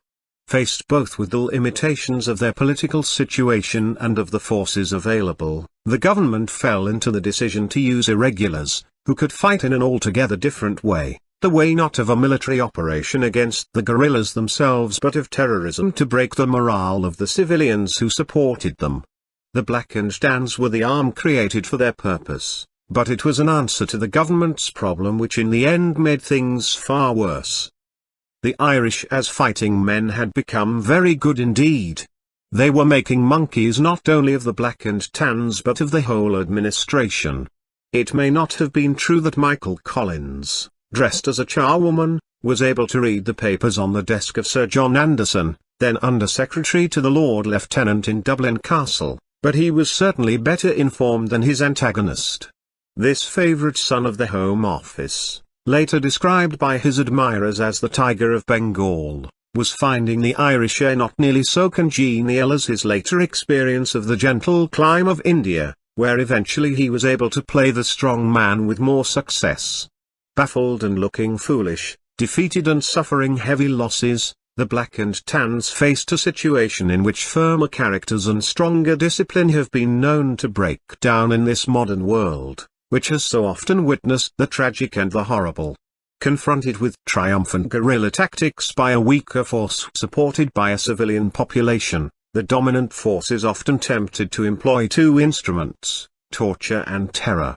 Torture to obtain information, especially of coming ambushes, and terror to force the civilians to betray the guerrillas, or at least to deny them assistance. The Black and Tans were the first of many to succumb to that vile temptation, but in the Irish they met a people of particular fortitude. This most horrible phenomenon of the modern world, torture and terrorism, the return of man's darkest ages which we thought would never recur, has appeared in the last half-century among many peoples. It is a tragedy which requires close analysis, because it is essential to the health of our continent and of the world that it should be brought to an end. Many matters in the Irish story were simple, but this problem is never simple. The terrible fact is that on both sides men who did vile things were often idealists. There is, of course, always a small minority among all peoples who like being brutal if they get the chance. The number may vary in different countries and on diverse occasions, but it is always there. They are not the real problem, because society can always deal with this sadistic criminal element if it has the will. The real question is presented by those who do vile things for ideal reasons. This is the stark challenge to leadership, for leadership bears the prime responsibility by reason of the ideas formulated and the law, rule or discipline enforced. Among the Black and Tans were many idealists, as I later knew from personal experience of some of them, who believed they were fighting for their country and regarded the Irish as a treacherous enemy. It was a minority, as always, who committed the outrages, and much was quite unknown to the majority. They detested the Irish because they regarded their way of fighting as immoral and blameworthy. Even among the regular army after 1916 I often found this attitude. Another young officer would say to me out hunting, "Look at them all, smiling at us and offering us drinks at the meet. Most of them will be out with a rifle tonight to put a shot in our backs." It was the beginning of guerrilla warfare, and I remember even then having sufficient insight to reply, "How else can they fight our overwhelming force? If they stand up to us in the open they haven't got a chance." But this kind of thing is a great strain to discipline even in the best regular troops, and it turns second-rate troops or irregulars into a vengeful rabble. The large majority of the Irish guerrillas on the other side were idealists in the highest degree, and few among them were there for any advantage of plunder or ignoble motive of revenge. This was true even of those who committed the vilest crimes. How else can we regard the shooting of 14 officers in one night while asleep in their beds, a crime which justly outraged English opinion and infuriated our troops? Yet the men who did this are credibly reported to have spent the previous evening praying together in a chapel like medieval knights on a vigil before battle. We come to the very crux of this matter when men who did such deeds, and who had foreknowledge of them, fell into the hands of British troops, who were aware that they knew what was going to happen. This terrible clash enters the dimension of classic tragedy when both sides are initially inspired not by base but by ideal motives. This was the only occasion when I had first-hand information of such matters, but they have occurred in most of the great nations of Europe, and are now reported to be happening in Asia. The whole tragedy has been the subject of so much discussion, clouded by so much passion and blinded by so much partisanship, that it is difficult for anyone to take a clear view. In some political circles the point has now been reached where any atrocity is permitted to our own side, but not even a misdemeanor to the other. In truth, nearly everyone on every side has committed atrocities which have certainly varied greatly in degree and in extent, but possibly only on account of the degree of temptation and the extent of the occasion. The killing or ill-treatment of prisoners or of anyone defenseless always seemed to me the most despicable crime known to man. It occurred on a great scale in the Second World War and will be considered in a later chapter. Whether large or small, I have always condemned such acts and attacked them in my political life whenever in a position to do so. Another incident of this kind in the 1920 involved me in another bitter controversy. In 1919 General Dyer at Amritsar in India opened rapid and protracted fire on an unarmed crowd which included women and children who had no immediate means of escape. He afterwards claimed his action had a moral effect throughout the Punjab. I spoke on the subject in the Oxford or Cambridge Union, I forget which, in very strong terms.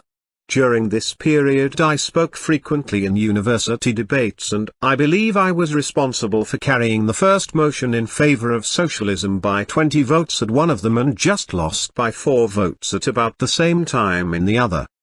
My speech against General Dyer caused considerable excitement both at the university and at Westminster and evoked much controversy.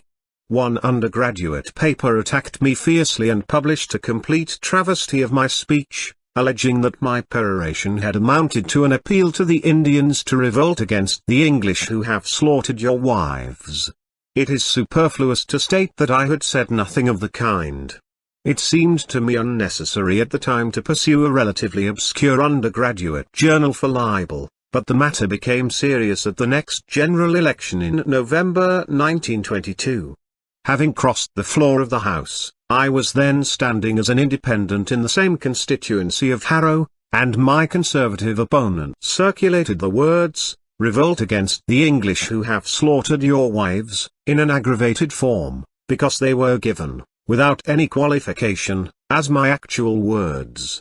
I immediately issued a writ for libel, but my opponent stood fast and challenged me to resign the seat if I lost the libel action. Foolishly I accepted the challenge, because it is really the business of the electorate and not of a jury to determine a seat in Parliament, but I was very confident of winning the action, and wanted first to ensure my electoral victory by calling my opponent's bluff. I won by a large majority and went ahead with the libel case. Some weeks later my Conservative opponent sent in his card to see me at the House of Commons, and I went into the outer lobby to meet him. He told me that the Conservative Central Office had supplied him with his account of my speech as the actual words I had used, but on subsequent inquiry he had discovered that I had said nothing of the kind, and he was now advised by his experienced solicitors that he risked damages so large he would be a ruined man. On inquiry at the Central Office he had been told he must look after himself. I was sorry for him and allowed him to escape with a public apology and payment of a modest sum to a local charity. The opinion I then formed of the methods of the Conservative Party was confirmed at subsequent elections, and in other experiences. I have a long record of opposition to the vile crime of killing or ill-treating the defenseless in various spheres, and it is one of the subjects on which I feel most strongly. It is sheer humbug to deny that these atrocities have been committed in different degrees by every side.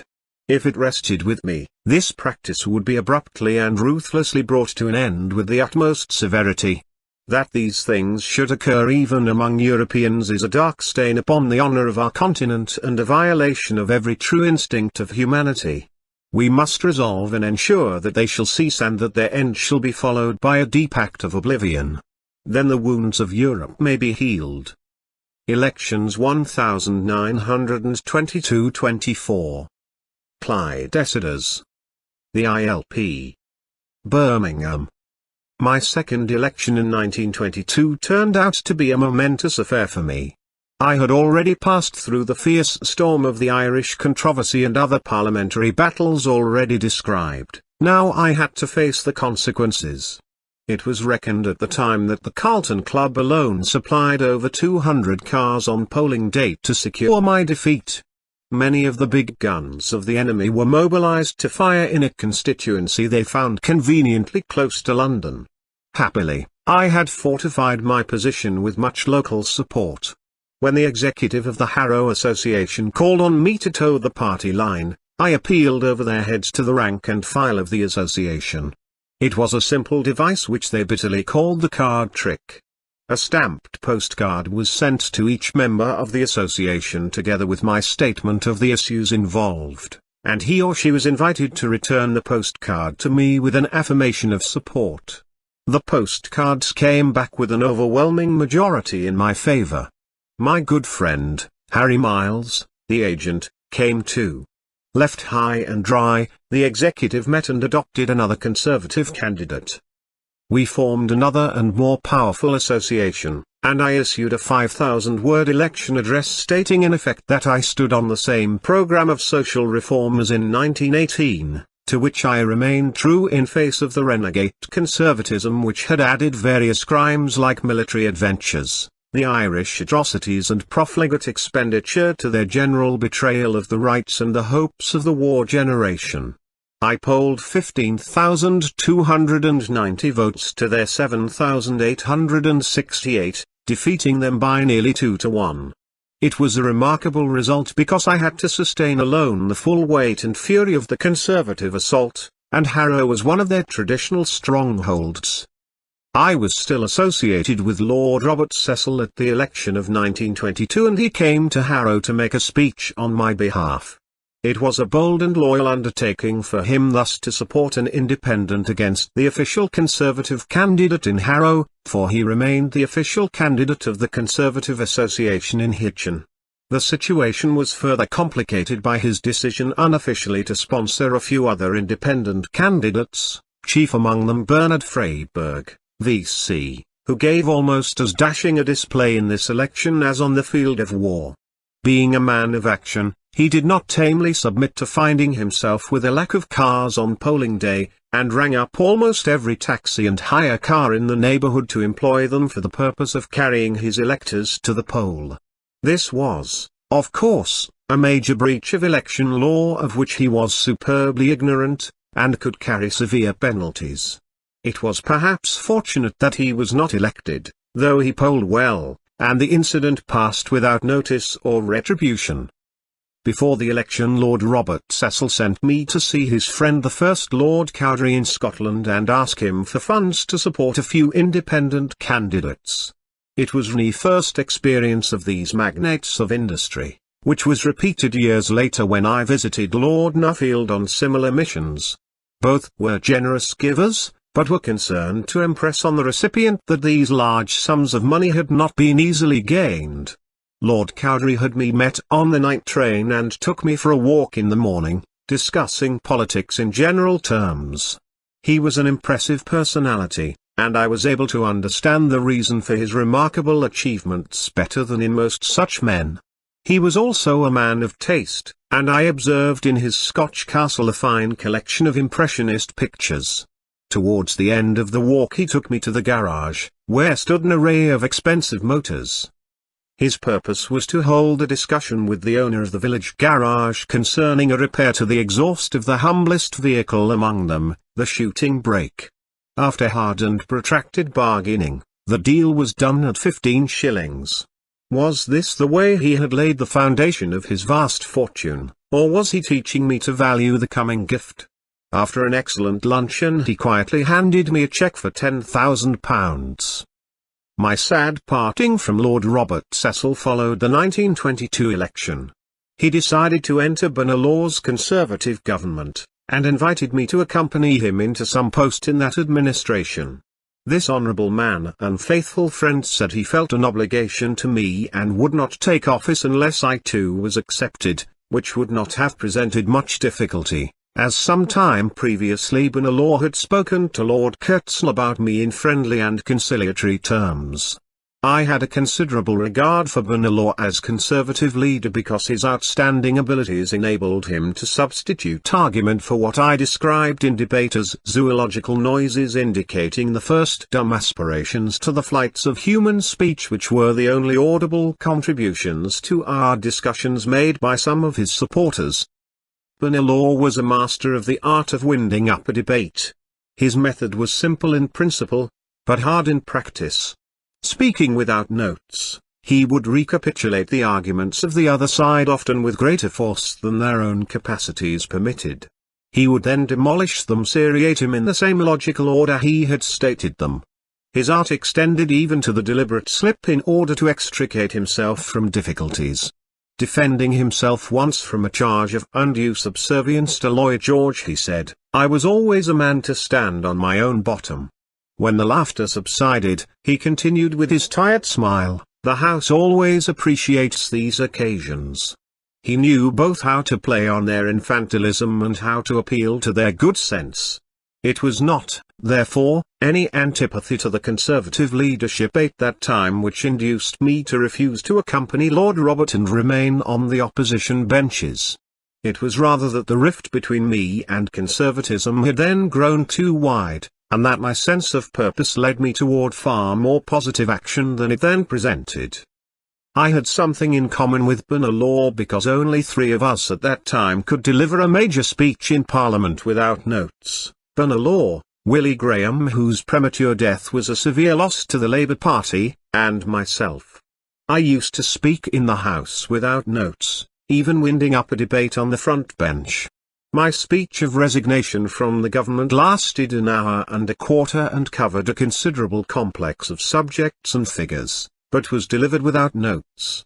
The trick with any adequate mental constitution is quite easily acquired. The mind can be trained to do abnormal things as a muscle can be trained to lift a weight. In early days I used to get someone to read me a Times leading article or a more complicated essay from a technical journal, then rise at once and reply to it, taking each point seriatim in the order read. The trouble was well worthwhile, for the delivery of a long complex speech in debate without notes is always regarded in Parliament as a rather admirable conjuring trick. It is quite essential on the platform to speak without notes, for anyone who aspires to first-rate performance with mass audiences, but that, of course, is far easier. Mr. Asquith used to regard speeches without notes as a rather show-off business, and perhaps he was right. He once explained to me that it was a superfluous efflux of cerebral energies, if I remember his words aright. Lively debates followed in the Parliament of 1923 after my parting from Lord Robert, with me consequently attacking the government of which he was a member. I was already recorded as being among the 25 MPs most active in debate. Rent restriction acts and other measures on the domestic front occupied me increasingly, but any long review of these aspects of my work would overburden this book and frustrate its purpose of presenting a personal picture. As to housing and rent control, from that day to this I have taken the same line, control, until by drastic national action you have built enough houses. You cannot decontrol and place the tenant at the mercy of the landlord while there is still a housing shortage. That policy was continually developed, from my original proposal in 1918 for treating the housing problem as an operation of war, to my modern policy for surpassing the local authorities with a national plan. Protection was made the main issue of the 1923 election by the Conservative government under Baldwin, after Bunelaw's retirement. Mr. Emery, the chief apostle of protection, came to Harrow with a great nourish to introduce a new Conservative candidate against me. We exchanged amities, he called me a Bolshevik, and I called him the busy little drummer boy in the Jingo brass band. Then followed a serious and well-reasoned debate on protection before a highly expert audience, for Harrow was inhabited by men and women working in most of the large trading and financial concerns of the country. Harrow had a strongly protectionist tradition, as the pre-war member had been one of the leading protagonists of this change in the fiscal system. The question of free trade or protection was in those days to many people almost a religious issue. My approach to it was purely pragmatic. Whether you had one system or the other was a question of circumstance. If it was raining, you needed an umbrella; if the sun was shining, you did not. The wider considerations presented to me by certain subsequent experiences had not then occurred to me, but even at that early date my ideas were remote from the old-fashioned concept of conservative tariffs. At the 1923 election I accepted the classic free trade argument, with an important addition or variation derived from the contemporary situation and extending to the present day, which I believe I was the first to note and debate. My novel argument was that fluctuations in the exchange rate of foreign countries made nonsense of any tariff barrier, and they were then continually occurring. Mr. Baldwin did not appear to understand these rather complicated arguments, though perhaps he was only playing stupid, at which he was as apt as some of our ambassadors. I had foreseen the era of competitive devaluation to gain an advantage in the export trade.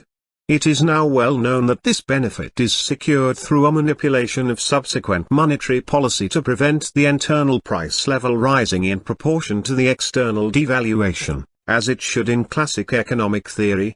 The final triumph of this subtle method, of which the British Treasury became ultimately the most accomplished master, came with Sir Stafford Cripps's swingeing devaluation of our currency in 1949. Which gave British export trade a substantial advantage for several years. In recent times everyone has begun to rumble the trick, and no one can now perpetrate a large devaluation without all the competitors threatening to do the same. But these were early days in this financial game of legerdemain, and I was quite precocious to spot its possibilities. My stand against the conservative policy of that time may seem a considerable inconsistency with my later advocacy of an empire insulated from the fluctuations of world markets, and later still of a European economic system organized on the same basic principle, and it is true that this appears to be the main deviation from the usual straight line of my continually developing thinking. Yet protection in a small island which contains a few of the necessary foodstuffs and hardly any of its industrial raw materials is a very different thing from an empire containing nearly all of these requisites, or a united Europe which, together with its related overseas lands, can be in the same position. A certain degree of insulation from the world can be an advantage to an organism large enough to be capable of effective self-containment. But it is very difficult for a small economy bound to compete on world markets in order to buy what it lacks. However, the main influence which turned me from the classic economics to a more autarkic concept for the organization of the British Empire, until that possibility was lost at the time of the Second World War, and subsequently to my later thinking on similar lines in relation to a united Europe, was undoubtedly my visit to America in 1925. This experience combined with the ruin of Lancashire and Yorkshire to inspire the concept of an economic system big enough to be viable, largely insulated from disruptive world competition, and by reason of that immunity permitting within its ample borders the undisturbed application of modern economics and monetary techniques. In a general form, this idea was perhaps anticipated in the phrase imperial socialism during my first election of 1918. These wider and deeper considerations were remote from Mr. Baldwin's plunge at the 1923 election into the old, crude conservative protection of industrial inefficiency, which was accompanied as usual by still cruder forms of electioneering. My retorts to conservative hecklers at their big meetings of those days still make lively reading, but I also attempted a fairly reasoned argument. Once again, however, the Conservatives brought up their big guns, and in the barrage and counterfire the pale ghost of reason soon fled. The Conservative howitzer was Lord Birkenhead, and the shooting both ways soon became heavy. In the course of a somewhat intemperate oration in a local schoolroom, the former Lord Chancellor described me as the perfumed popinjay of scented boudoirs, who was consequently an unsuitable representative in Parliament for the matrons of Harrow and their respectable spouses. They might well have thought that Lord Birkenhead ought to know, although they did not accept his advice, for it was only a little later that the merry tale was running through the lobbies about someone approaching Mr. Baldwin with the suggestion that Lord Birkenhead should join his administration, only to be met with the sardonic rejoinder, "Effie says we are a ministry of faithful husbands, and I think we will remain one."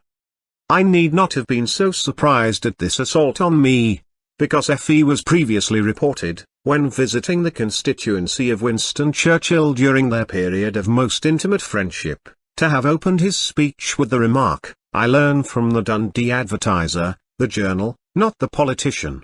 Yet in a surge of youthful indignation I took umbrage at this reference to me from a man much my senior, but whom I regarded as a friend. The scented boudoirs was a supportable reflection, as for a period on my return from the war one had felt that such an ambience was a legitimate relaxation for the warrior. But the perfumed popinjay stuck in my gorge, as never by any stretch of the imagination could I have been described as of that company, and these seemed improper terms in which to describe the said warrior. I bided a short time to seek revenge, and my opportunity soon came in the debate on the address on January 17, 1924. It was easy to stalk Effie via Joynson Hicks, who as Minister of Health and later as Home Secretary was a sublime figure of fun. They had both been involved in Sir Edward Carson's Ulster Rebellion before the First World War, Effie as Galloper Smith in the role of ADC to Carson, and Jicks as General Fire-Eater and Blowhard. Jicks in this debate had raised a noisy alarm at the approach of a Labour government, and after accusing him of trying to dress up the red bogey and of suggesting that behind Labour members who made statesmanlike speeches there are great masses of subversive and bloodthirsty savages who want to deluge this land of ours in blood, I said, "It is time that honourable gentlemen opposite realised that any government formed in this country will be composed of British men and women. The government are posing as models of constitutional decorum, and they are holding themselves out as the one body which has never talked of violence or bloodshed in this country." The Minister of Health talked about the forces behind Labour. It might be of interest to inquire into some of the forces which he once claimed were behind him. He said, "Behind us is the Lord God of battle. In his name and our names a modest conjunction, I say to the Prime Minister, let your armies and batteries fire. Fire if you dare, fire and be damned." The House will be relieved to learn that they did not fire, and that the heroic orator survived to occupy at present the position of Minister of Health. That is a quotation from a speech which the Right Honourable Gentleman delivered at Warrington on 6th of December, 1913, as a responsible member of the Conservative Party. After the speeches we have heard from benches opposite, we feel that the fields of Ulster never resounded to the thundering hoofs and the doughty deeds of Galloper Smith, a man of war right up to the very moment the war begun. Now, after a seasonable interlude, in which he has indulged in more peaceful avocations, he is a man at war again. The sting was, of course, in the tale with its reference to F.E. Smith's war record. In retrospect I much regret this attack, despite the provocation I received, because it was completely unfair. F. E. Smith was a most gallant man, but the government was quite right to insist that his almost unique abilities in his own sphere should be used in administration rather than dissipated in the field. He often gave striking proof of his courage. However, by this time tempers were up, and I refused to withdraw when approached by our mutual friend Freddie Guest. I took the line that F.E. must also withdraw what he had said about me at the election, which was, of course, impossible for a man in his position, and was indeed an arrogant demand on my part. The attack caused considerable comment and widespread indignation among some of our friends, which surprised me at the time. F.E. Smith, like Winston Churchill, was quite devoid of malice, and he greeted me in the old, genial way at a dinner party some time later. I last saw him in a bath chair when he was very ill shortly before his death, and had a strong impulse to approach him and to express my warm regard for him, but suffered an inhibition I had known before in face of the gulf of generations. I say now what I would have liked to say then. He was a big-hearted, generous, brave and brilliant man. His faults were trivial in comparison with his gifts and his manly character, and may be left to the insignificant condemnation of the loutery and prudery which lack both wit and human understanding. I won the election of 1923 by 14,079 votes to 9,433. The majority was reduced, but still substantial, and in face of the protectionist tradition of Harrow was something of a triumph, which confirmed my strong position as an independent. The general result placed the Conservatives in a minority, with the Liberals under Mr. Asquith holding the balance between them and Labour. Speaking from the opposition benches in the decisive debate on the address, I gave my reasons for voting to defeat the Conservative government. Some passages from this speech in abbreviated and consequently disjointed form may be worth quoting, both as an illustration of my developing political position and as an example of a debating style which is dead and cold in print, but in the heat of controversy enabled a member in his 20s to fill the House to capacity on his rising. Referring to the record of the government, I said, it can be very briefly summarized. They have lavished money on Mesopotamia, on Singapore, and on wildcat schemes of adventure in all parts of the world. They have economized to pay for these adventures on health, on education, and on every measure of social reform. They have financed the luxuries of Arab princes by starving physically and mentally the people of this country. They have made remissions of taxation to the rich, and they have paid for them by squeezing the poor. They have stood baffled and bewildered in front of the great housing problem, because they dare not face their friends in the great housing trusts which are controlling the building industry. We had experienced all that oppression of the poor and defenseless to which we are accustomed from reaction, but not the strength of administration which theorists tell us is the advantage of a Conservative government. At home, Mr. William Bridgman, the Home Secretary, had been compelled to restore 100 deported Irishmen to their distracted families and their weeping wives, and the government once again was confronted with the painful reality that they were born to make men laugh, not women weep. Abroad, they have done just enough to irritate everyone, not enough to achieve anything. That is the most fatal of all policies. It reduces the authoritative accents of a great nation to the shrill railing of a bedridden old woman. They could never bring us peace, but we were told that Conservative administration brought us prestige and honor among the nations.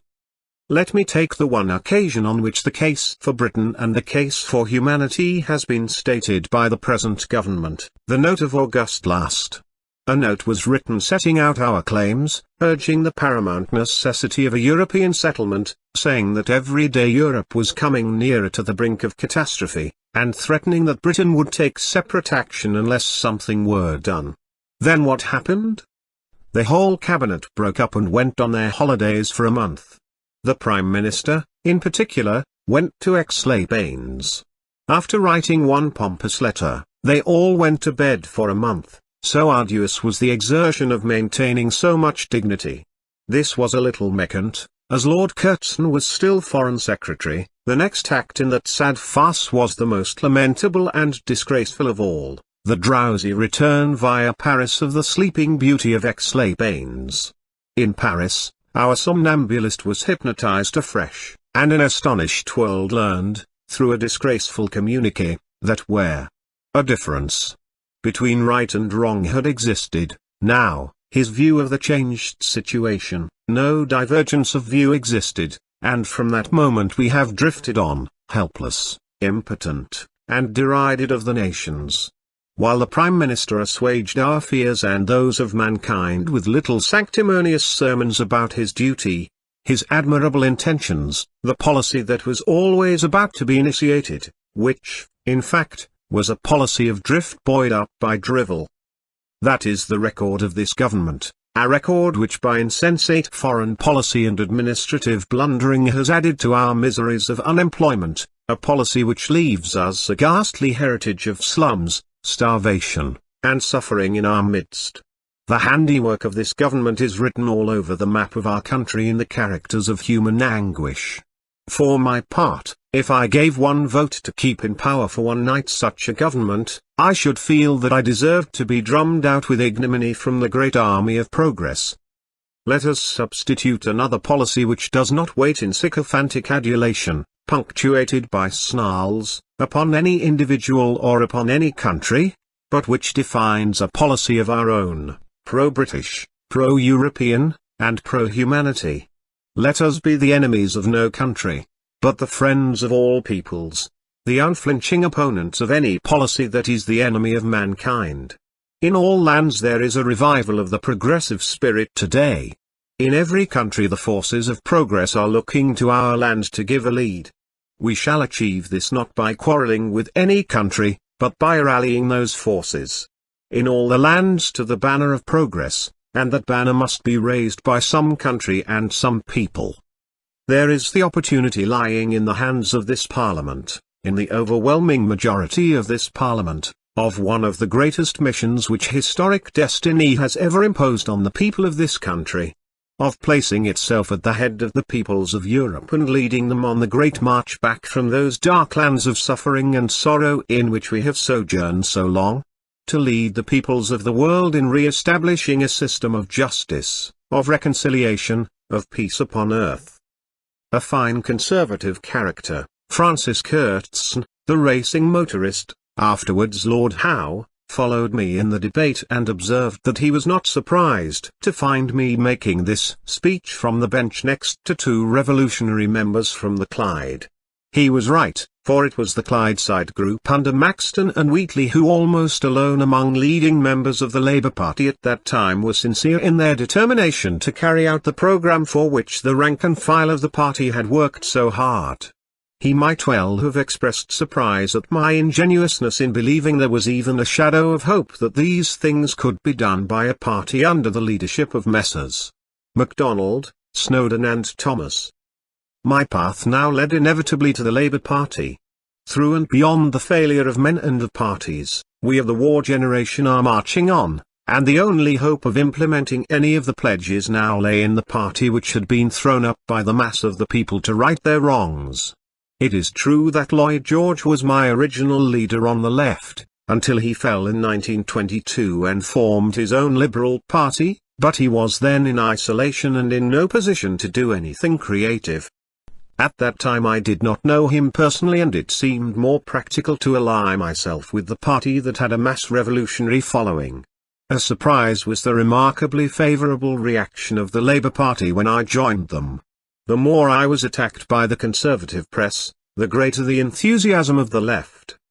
Doctrinaire socialism of the old school made only slight appeal to me, but socialism as I defined it 2 years later in the Birmingham proposals as the conscious control and direction of human resources for human needs, I could accept. This definition would still be acceptable to me with a slight change of emphasis, more reliance on general direction of the state rather than detailed control, and the substitution of purposes for needs in order to recognize that all achievement is the result only of intensive effort. The conscious direction of human resources for human purposes I should still regard as a good general principle. It may well be an error to use the term socialism because it is an emotive word which repulses many people, and is capable of so many different interpretations that in the end it has come to mean almost nothing except a mild shock to complacent guardians of the status quo. Perhaps this view is too much the converse of Dr. Dalton's observation to his young admirers in some interval of discussing one of his forthcoming budgets with lobby correspondents: "There may not be much in socialism, but a lot of people seem to want it." The just mean is surely to approach economic problems which are the subject of religious emotion with a method more practical and realistic, pragmatic, if the word were not now devalued by contemporary reduction of the language of action to the uses of absurdity. My inclination in British politics was always toward the Guild Socialists, then represented by such thinkers and writers as G. D. H. Cole, Hobson and Orridge, rather than to state socialism, whose exponents were the Webbs and the Fabians.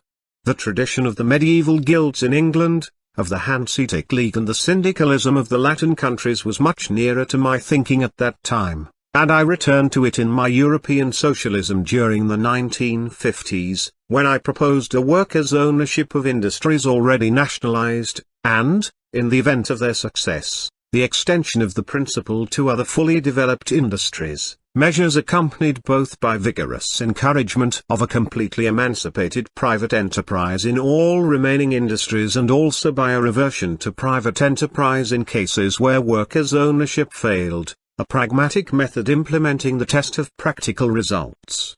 When I joined the Labour Party, and later, I was not closely in tune with the Mandarin attitude of state control which reached its summit in the thinking of the Webbs. It was the dynamism of the Labour Party at the time which really attracted me, and this came mostly from the rank and file. The Clyde MPs represented the drive to reform, and they soon became some of my closest parliamentary associates. Before I joined Labour they had invited me to Glasgow and together we had seen the slums whose abolition had been promised in 1918 but which still existed in 1924, and in large areas of the country are still there in 1968. Similar visits to Liverpool with Jack Hayes, the ex-policeman and Labour whip, and later intimate knowledge of Birmingham gave vivid proof in these execrable housing conditions that all the pledges given to the war generation had been betrayed. This perhaps more than any other single factor was the motive power which took me into the Labour Party. There were many intellectual arguments which I had already myself developed frequently in parliamentary debate, but here was the real impulse of vital feeling. Joining Labour in March 1924 at once brought invitations to address mass meetings in Glasgow and throughout the Clydeside area. I was accompanied by Simi, who by then had become a very effective speaker, one of the best women I have ever heard on the platform, and the fact that she was Curtson's daughter further inflamed the fury of the conservative press. Invitations poured in from all over the country to address mass meetings, and very soon I was invited to stand for Parliament by more than 70 local Labour constituency organisations. However, I took no immediate decision where to stand at the next election, although it could not be long delayed, and concentrated on getting my bearings and taking the best advice on that subject and other questions of procedure in my new party. Membership of the main Labour Party and the Independent Labour Party was then permitted at the same time, so I joined them both. I was rapidly elected to the National Administrative Council of the Independent Labour Party, and at a later date was also elected to the National Executive of the Labour Party. MacDonald and Snowdon by this time had fallen out badly with the ILP, which they had originally planned as a combined factory of ideas and of revolutionary spirit for the mass of the Labour Party with its dominant trade union influence. When MacDonald succeeded to the Labour leadership and developed an appropriately bourgeois outlook, the effective leadership of the ILP soon reverted to Maxton and the Clydeside group. The colourful personality of Maxton has been described too often to require repetition. He was a most genuine person in all things, except in his French revolutionary make-up. I am always inclined to distrust men who require make-up in politics, whether it be the sans-culotte self-consciously posturing in the shadow of a papier-mâché guillotine on the left, or the bucolic pig fancier, too honest to be true stuff, of the Baldwin school on the right. The most remarkable man among the Clydesiders is not so well known to a later generation. He was then Minister of Health and the only member of that group to hold cabinet office. Wheatley was the only man of Lenin quality the English left ever produced. He had made a small fortune in business and sat for a Glasgow constituency. His method in debate was cold, incisive, steely, and contrasted completely with the emotionalism of his colleagues, particularly with Maxton, who was an orator of the John Bright school. Wheatley was a master of fact and figure, and far more than any other member of the Labour Party impressed me as a man who might get things done. It followed naturally that MacDonald detested him. Wheatley and I had an esteem for each other, but the reader will by now have deduced that my path did not lie in the direction of the Lenin school. In any case, Wheatley died prematurely, and hope of effective action from the original Labour Party probably accompanied him to the grave. Much of my early period in the Labour Party was spent in acting as intermediary between MacDonald and the left wing, then represented chiefly by the ILP. I must have been almost the only man on speaking terms with both except for the shadowy and sickly figure of Clifford Allen, who was also sadly doomed to early death. Later legend attached to me the reputation of being a difficult colleague, presumably because I found it difficult to condone the betrayal of every pledge given to the electorate. In fact, I am a loyal colleague as a member of a team, and when I find it impossible to be loyal I do not stay in the team to intrigue against colleagues, but leave it and challenge them openly. It is a simple principle, which in these days may be regarded as simplest, but it seems to me the only honourable course. Before you leave, you should put up with much. And I certainly did in the Labour Party, with everything except the complete betrayal of the mass of the people who had trusted us. It seemed to be my duty in the Labour Party to do what I could to keep the party together, as the only hope at that time of getting anything done in Britain, and to that end I associated with MacDonald while remaining an active member of the ILP executive. However, my position in the party was in no way dependent on MacDonald. I had 4 sources of independent strength. The first was my election to the national executive of the Labour Party by vote both of the constituency parties and of the trade unions. The second was my simultaneous membership of the National Administrative Council of the ILP by election of its members. I believe I was the only member of both governing bodies. The third was my territorial strength in Birmingham, which I found a conservative stronghold and which in 5 years under my leadership was turned into a Labour fortress throughout the central area. The fourth was my capacity as a parliamentary debater, combined with my ability to draw the largest platform audiences in the country. These 4 attributes in conjunction made me a power in the party independent of MacDonald or anyone else. I was still too young to play a leading role myself, and was therefore constrained to work through established personalities and institutions. This was the only effective way of implementing the ideas which moved me, and to this end it was certainly necessary in some degree to accept the philosopher's advice, harness to your chariot a conspicuous donkey, a most conspicuous donkey. Yet the primary reason for my close association with MacDonald was party unity rather than any considerable hope that he personally would act as an executive instrument. He was an agreeable person but, as I found later in government, quite incapable of decision and action.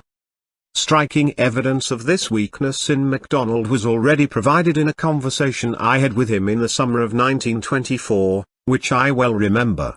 He had recently had a considerable success in foreign affairs and, as the fear of any revolutionary conduct by the government had soon vanished, the Labour Party was on the crest of a little wave which might have carried it to a majority. I urged him to ask for a dissolution and an immediate election. "No, my boy," he replied, "that is what Lloyd George would do, much too opportunist. I know a trick worth 2 of that. We will carry on and show them what we can do with a long spell of steady work." He carried on, and 6 months later the steady old moke in his proudly worn official uniform of blue and gold harness, pulling his little cart of minor meddling in administrative muddles, without a thought even of a larger opportunism, and certainly without even a smoke dream of creative action, caught the harsh lash of a fate contemptuous of easy complacency, right in his tenderest part, from the sin of a fletter which the Tories were much too innocent to know anything about. At that moment I was reminded of one of the most tedious of his seemingly terminable anecdotes. It was an account of riding donkeys up the Himalayas, which wandered to some kind of conclusion with the words, "So on they went, on and up, indefatigable beasts." It is not always the most patient donkey which wins the race, though admittedly, as we in Britain sometimes know to our cost, it can happen. 6 weeks before the election in November 1924 I entered the fight in Birmingham. It seemed to me unfair to some of my old associates to fight in Harrow, though with my firm roots in that constituency I might have had a better chance of winning than in Birmingham. Also, I wanted to give some striking service to the party which had so well received me. The Chamberlains and their machine had ruled Birmingham for 60 years, first as liberal radicals and then as conservative unionists. Their party machine was at that time probably the strongest in the country. We had 6 weeks in which to smash it. I chose to fight Neville Chamberlain, who sat for the working-class constituency of Ladywood in the centre of the city. His brother Austin was the neighbouring MP, and their names and abilities made them a formidable combination. Our own organisation had a paying membership of some 200, but when we started the canvass only 3 elderly women and 2 young men would accompany us. They were fine people, typical of the English workers, and closely resembling the other pioneers later attached to our new movement before and after the Second World War. They were all manual workers, and against them were the serried ranks of some of the ablest businessmen in the country who with the aid of the massed middle class and of many conservative working men constituted the powerful machine of our opponents. My colleagues among the candidates we found on the spot were a rather simple lot. A grand old pioneer of religious bent called Frank Smith was fighting the neighbouring constituency against Austin Chamberlain.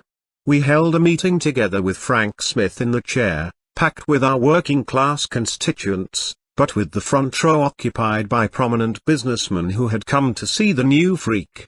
The chairman began with what seemed an interminable oration about his own peculiar brand of metaphysics, and just as I was entertaining some transient hope of its conclusion, pulled out a football referee's whistle, blew it and shouted half-time. He then called for prayers, flopped down on his knees and said them. Soon he got up, blew his whistle again, said half-time is over and continued his speech. After another 30 minutes of the best, he called on me. It was an inauspicious start. However, my raging speaking campaign, both indoor and outdoor, and the superb work done by Simi in leading the canvassing team, eventually turned the scales. It was a joyous day when in the courtyards running back from the streets in the Birmingham slums we saw the blue window cards coming down and the red going up. The court leaders of some 100 people were usually dominant old women, and when mother turned they all turned. Mrs. Chamberlain worked magnificently on the other side in street canvass, but when it came to demagogy Neville was not in the ring. An able administrator, despite F.'s jibe that he was an adequate mayor of Birmingham in a lean year, he had no great appeal to the masses. During the count he sat huddled in a corner, either exercising an iron self-control or in a state of near collapse. His agents did everything and he never moved. The count was a drama. There were 2 recounts. First Chamberlain was in by 7, then I was in by 2, and finally he was in by 77. It was alleged by some of our people that votes had disappeared, and uproar broke out with men fighting in the crowded public gallery and people pointing to the floor as they bellowed, that one's got M in his pocket. It appeared from our inquiry that their allegations could not be sustained. Chamberlain was declared the winner, and we left the town hall at 6 o'clock in the morning to find an enormous crowd in the square outside which had waited up all night to hear the result. They were singing the red flag. They seized me and carried me around with an enthusiasm which deeply moved me. I decided to remain in Birmingham, and soon after the election turned down an invitation to stand in the by-election for a safe Labour seat at Forest of Dean. A splendid team of young men joined me in Birmingham as candidates, and we built our organisation with the aid of a new organiser from the Clyde, Alan Young.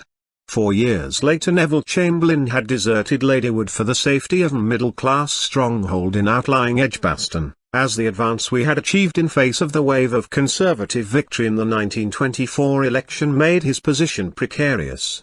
At the election of 1929 we took half the city from the Conservatives, and the tradition of 60 years was at an end. Labour had its chance. 10. Birmingham proposals, Shaw and the Rich Socialists. The general strike. During the decade 1920 to 1930 I produced a series of constructive economic and administrative proposals. They have been generously recognized by eminent authorities in the present period. It is said now that I was a generation ahead of my time, and the validity of some of these policies seems to be widely admitted. My gratification at this belated recognition is only disturbed by the thought that I have done far more valuable creative work in recent years than I did then, but if it again takes 30 years for it to be understood, I shall be exactly 100 when time is ripe. However, the crisis which I believe to be inevitable can at any time bridge the gulf between thought and action, because it will render necessary new policies. The crisis of war interrupted and retarded the slow movement towards my thinking in the 30s, and conversely a crisis of the economy can accelerate the acceptance of new ideas at the present time. The interval between 1924 and my return to Parliament in 1926 was valuable to the development of my political thinking. The general election of November 1924 lifted Mr. Baldwin to power with a secure majority, while in Birmingham I was put out of Parliament by a narrow margin. I was free for intensive reading and reflection for the first time since my period in hospital and of quiet administrative work at the end of the war, and also able to travel through India and America and gain further valuable experience. The background of my economic thinking was first developed by a study of Keynes, more in conversation with him than in reading his early writings, for he did not write general theory until the 30s, and later by my American journey, which brought me in contact not only with the brilliant economists of the Federal Reserve Board but also with the American technocrats, very practical people who were paid the enormous sums which the United States even then accorded to its most valuable technicians. Much of this constructive thinking remains relevant, mutatis mutandis, to the situation facing our country in 1968.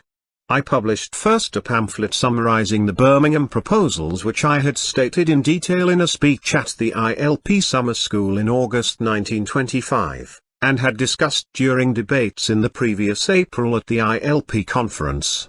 At about the same time I engaged in a controversy in the Times with the banker, Robert Brand. My own chief contributions to the Birmingham proposals were, 1. The requirement of consumer credits in addition to producer credits and their combination with national planning. 2. The recognition that banking and credit were the key points of the economy and that their command was essential to any effective planning by government. 3. The possibility of maintaining an expanding island economy by monetary manipulation behind a floating exchange rate. The first point anticipated by many years and in a far more scientific form, the haphazard provision of hire purchase by private enterprise, which had long existed on a petty scale almost at pawnbroker level, but was finally expanded into a vast system in response to the necessity for creating an industrial market by placing purchasing power in the hands of the people. The second, forestalled by 34 years, Anne Irene Bevan's speech about the commanding heights of economic power, regarded by the Labour Party as a brilliant flash of insight a generation after its first statement in the Birmingham proposals, to which the party outside Birmingham had been altogether blind. The third, anticipated by 24 years, the partial application of this policy by Sir Stafford Cripps and the Treasury in 1949, devaluation without a floating exchange rate, which chiefly enabled the success of our export trade in the ensuing decade, also by 42 years the half-hearted attempt of another Labour administration in 1967 to follow in Cripps's footsteps. These policies went beyond the concepts of Keynes, from whom I and others learnt our basic economics. It was in this period that I first put the question, is Keynes enough? My answer was, no, it was necessary to do more. The present epoch has already seen the doctrine of Keynes fully implemented, and before long we shall see the decision between these two opinions in the coming economic situation. The difference between us in the sphere of monetary policy at that time was stated in my speech on the Birmingham proposals as follows. These facts of our recent experience are recognized by modern monetary reformers.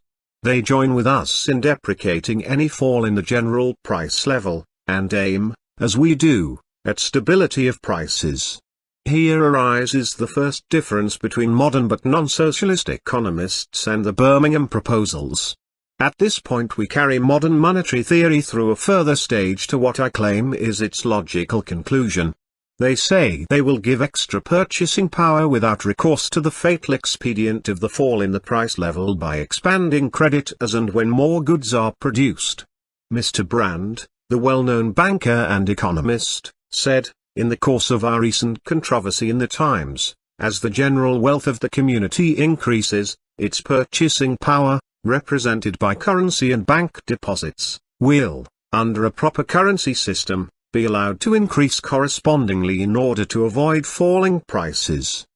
When the goods are produced, he is prepared to supply more money to buy them, and consequently no fall in the price level will result unless the generally accepted quantity theory of money be refuted. But we reply that the goods will not be produced unless manufacturers see markets ready to absorb them. Unemployment haunts us because industry will not produce without markets. Demand must precede supply. Our monetary reformers put the cart before the horse when they say that goods must be produced before the purchasing power to buy them has been created. The modernized bankers like Mr. Brandt say to industry, in effect, produce more goods and then we will expand credit. Industry says to the bankers, show us first to market and then we will produce the goods. We part company definitely with these monetary reformers when we advocate that state banks should give a clear lead by the bold and vigorous use of the national credit. We propose first to expand credit in order to create demand. That new and greater demand must, of course, be met by a new and greater supply of goods. Here our socialist planning must enter in. We must see that more goods are forthcoming to meet the new demand. If, by socialist planning, we can ensure a greater supply of goods corresponding to the greater supply of money, inflation and price rise cannot result. On the other hand, the new demand will have mobilized the service of men and machines now idle in the production of urgently wanted commodities. The first essential of any successful socialist planning is to see that the new money goes into the right hands. The ordinary method employed by our banks when they desire to expand credit is also a direct incentive to an inflationary result. The method is to lower the bank rate and let anyone borrow who can give reasonable prospect of profits. The ordinary lowering of the bank rate is not in itself an expansion of credit. It operates through the encouragement of borrowing, and it encourages the least desirable kind of borrower. Most of it remains in the hands of speculators and new rich classes. The new money would then be employed for definitely antisocial purposes and would result in precisely those evils of inflation which our monetary reformers so deplore and which some of them have the audacity to impute to our proposals. We propose, in fact, to expand credit in a novel, scientific and socialist manner, to send our new emission of money direct to the spot where it is most required and will be used for the greatest economic and social advantage. As socialists, we select for our medium of credit expansion the necessitous areas of poverty, and propose to emit our new money in the shape of consumers' credits. These credits are an emergency measure to break the vicious circle of destitution and unemployment. The suggestion that they replace producers' credit is, of course, an absurd travesty of the plan. Producers' credits will naturally also be necessary for the production of the goods for which consumers' credits create the demand now lacking. Consumers' credits are a special expedient in time of industrial stagnation and collapse to stimulate effective demand in the right quarter and to restart the dormant mechanism of production. We propose to constitute an economic council vested with statutory powers. The business of this council will be to estimate the difference between the actual and potential production of the country and to plan the stages by which that potential production can be evoked through the instrument of working-class demand. The constant care of the economic council must be to ensure that demand does not outstrip supply and thus cause a rise in price. It is evident that the new money must be issued gradually and that industry must be given tune to respond to the new demand. The council would feel their way gradually to the maximum production. When the maximum production of the nation is nearly reached, no new money must be created or inflation will follow. A point must be fixed at which all payments by the state must be balanced by taxation. Under the further machinery of these proposals, prosperous industry, producing to full capacity, must then shoulder its own wage bill, without further assistance for this purpose from state credit. Let me now deal with the actual machinery by which our Economic Council would direct the major operation of creating fresh working class demand to evoke our dormant capacity to produce. Alternative methods present themselves. I stated my preference for the following: the Economic Council would fix from time to time wages which individual firms or amalgamations were to pay. The state banks would then grant overdrafts for the payment of these wages until the Economic Council directed that the industry could shoulder its own wage bill by reason of its increased prosperity. No additional overdraft for wage purposes would then be granted. No question could arise of one firm being assisted as against another by the granting of these credits. Their present wage burden would remain the same, and their present competitive basis would be preserved. The credits granted would be earmarked as assistance to wages, and could in no way be a subsidy to industry. Wages could be forced up in the highly skilled trades as their production increased simultaneously with rises in the less skilled and lower paid occupations. These policies were accompanied by a considerable degree of socialist planning, such as import boards, for which I was not primarily responsible. The begetters of this method were two distinguished civil servants of the First World War, E. F. Wise and D. M. H. Lloyd, who at this later period were much associated with us. It is not possible here to give more than a disjointed and crude summary of proposals which themselves were crude. Yet they contain inter alia a still valid idea for an effective reflation in a dirigist economy. This attempt to see that new money goes into the right hands and thereby to avoid the dangers of inflation and consequent collapse inherent in the present hire purchase system still has some merit. It must be remembered that the whole concept of the creation of purchasing power to evoke production was at that time rejected out of hand. Even Keynes went no further than urging on quantity theory lines an adequate supply of credit to prevent a fall in the price level. Credit which would only be available to producers and general borrowers through the ordinary banking mechanism. Much later came hire purchase on a great scale in a sporadic, almost convulsive effort of a failing system to furnish the market which the normal purchasing power of the people could not provide. Yet even today no effort has been made to meet the danger of a creation of credit without plan which the Birmingham proposals then foresaw. The point could come at which the hire purchase system can collapse like a house of cards. It may be the first symptom of ultimate crisis. Viewed against the background of Labour policy at that time, these proposals were essentially a challenge to the inevitability of gradualness, as the Webbs called it. They formed a revolutionary plan for action over the whole field of national life, and traversed completely the previous concept of the Labour Party that developing industries should be taken over one by one as they became ripe for nationalisation, or, as I later put it, that a Labour government should hold the baby for capitalism by nationalising industries with full compensation just as they became obsolete.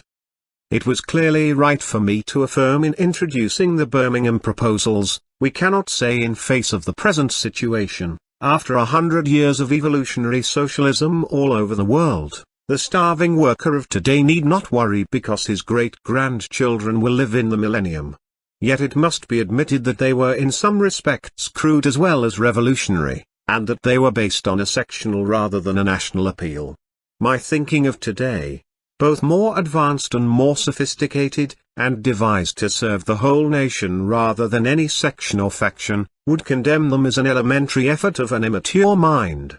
In some respects they were superficial and marred by youthful exuberance and social passion, but even prejudiced judgment will find it difficult to deny to them a measure of creative thinking and a considerable anticipation of the future, certainly a more scientific approach than society ultimately accorded to dangers and problems which at that time we alone foresaw.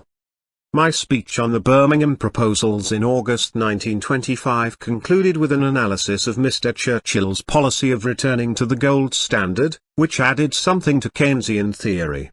Foreseeing the disastrous effect that the policy would have on the mining industry, which led 9 months later to the general strike, The speech included a stringent attack on Mr. Churchill's effort to base this gold standard upon pre-war parity with the dollar. This effort has involved the policy of drastic deflation, which since the war has immensely increased the burden of the national debt, and has proportionately benefited every idle rentier at the expense of the worker by hand or brain in productive industry. Faced with the alternative of saying goodbye to the gold standard and therefore to his own employment, or goodbye to other people's employment, Mr. Churchill characteristically selected the latter course. This was a reference to Mr. Churchill's recent return to the bosom of the Conservative Party as Chancellor of the Exchequer, which put him in a weak position to challenge the City of London, the Treasury View, or the party in general by refusing to return to the gold standard.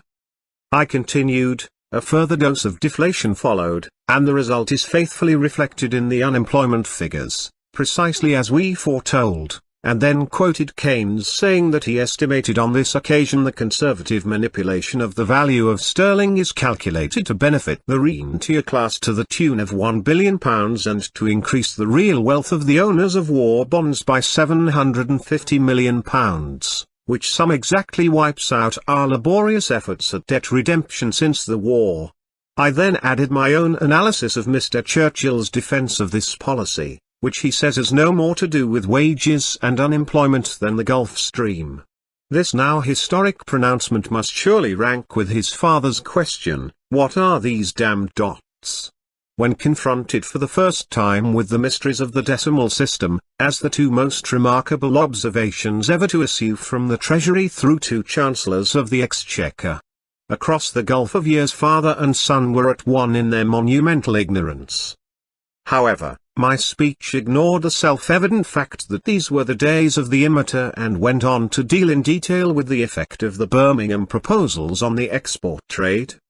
The argument showed an acute awareness of the detrimental effect on exports produced by an artificial appreciation of the exchange, and of the stimulating effect of a depreciation accompanied by planning and executive action to prevent a corresponding rise in the internal price level, points which were not generally grasped until a much later period. National planning based on a combination of monetary manipulation and executive action on a great scale was proposed, leaving the whole industrial field open to a stimulated private enterprise while it served the national interest in responding to a larger home market and to export opportunity. This policy challenged fundamentally the old socialist concept of the dead hand of bureaucracy taking over a few selected industries in step-by-step nationalization. In the same speech I suggested a floating exchange rate combined with some of the executive measures already described, arguing its benefits in a passage which has considerable relevance to the modern situation of Britain. 1. If we still failed to find foreign markets for our exports and we continued to receive more imports, the exchange would tend to depreciate. If then our measures were successful in preventing a rise in domestic prices, imports would be automatically checked and exports would be stimulated in the manner already described. The correct trade balance would then tend to reassert itself through the automatic and justifiable movement of exchange, which now, by a curious paradox, is the only although least desirable object of state interference. If still the situation was not remedied, industry would find a greater incentive to produce for the home than for the foreign market. A transfer of machinery and labor would then take place from production for the foreign market to production for the home market. In any case, some such transfer will probably be necessary in the not far distant future. The new demand would thus be satisfied not by foreign production, but by home production for home need. This process might go very far without any danger to the import of necessary foodstuffs and raw materials. By no means all our present imports represent foodstuffs and raw materials. We import completely manufactured articles to the value of £300 million per annum, most of which could be made at home. Our essential supplies can be purchased by far less exports than are at present sent abroad. The natural revulsion from the crude fallacies of protection has resulted in a fetish worship of the present dimensions of our export trade by minds which have just succeeded in grasping the elementary fact that we must export in order to import certain necessaries which cannot be produced at home.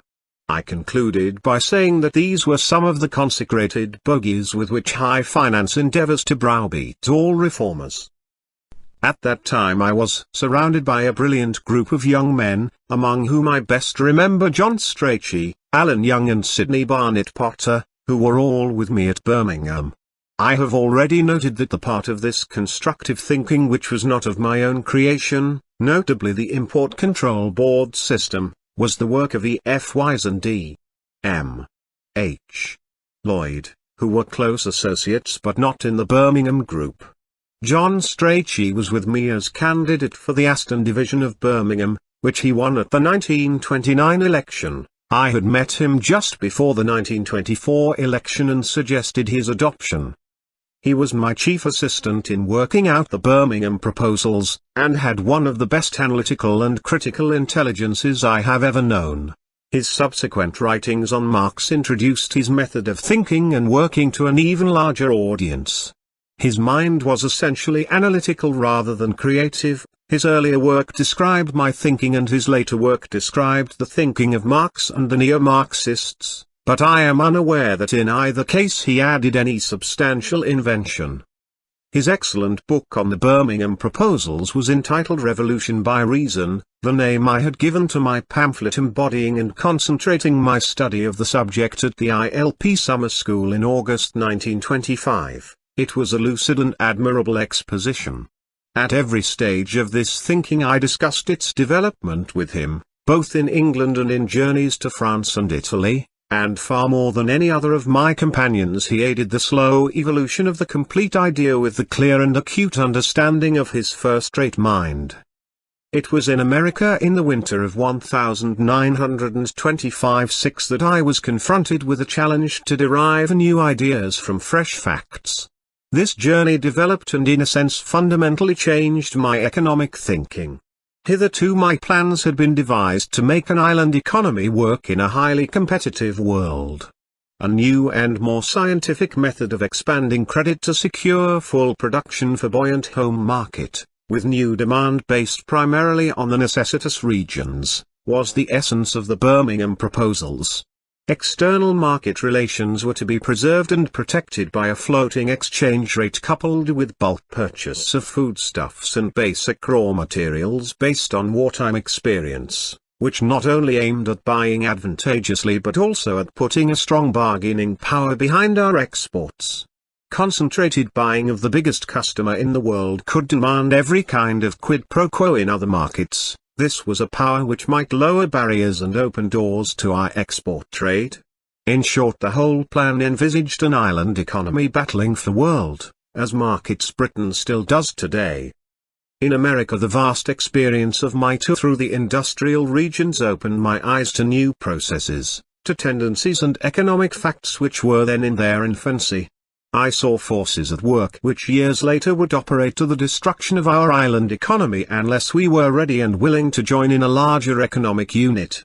The immense productive power of American industry would eventually flood any existing home market unless measures were taken far beyond the thinking of Congress or prevailing orthodoxy, and would wash over to world markets and drown our struggling export trade. The rationalization of industry would enable backward labor to be used in the simplified processes of the conveyor belt, and this evoked a prospect of the backward areas of the world being exploited to the jeopardy of the advanced. The further development of automation, already incipient, presented yet another awesome vision of industrial revolution going further to restore the balance, this time in favor of advanced labor to the ruin of the backward areas when automation had finally superseded rationalization. In America it seemed to me I was present at the birth of a new age.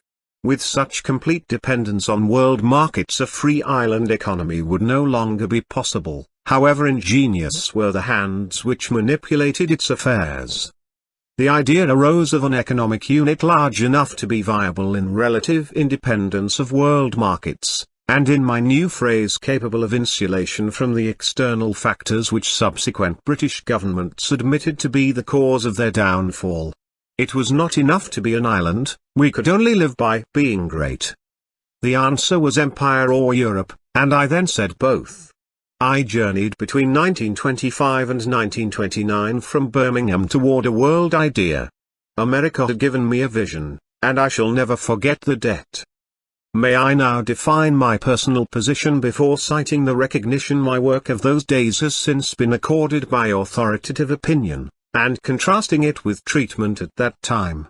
The reader may well think it is immodest, unbecoming and un-English for me to quote praise of myself at various points of this book, and in any normal case I should be disposed to agree.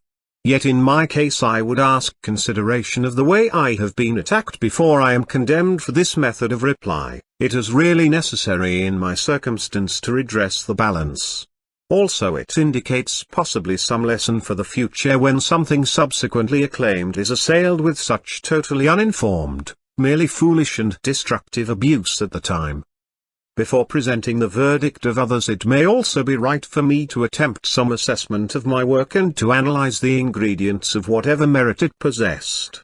Again I hope to be forgiven for being entirely frank without any false modesty in the normal and I feel attractive tradition of England, also to be judged free of exaggeration which could suggest the boastful character the Englishman so rightly dislikes.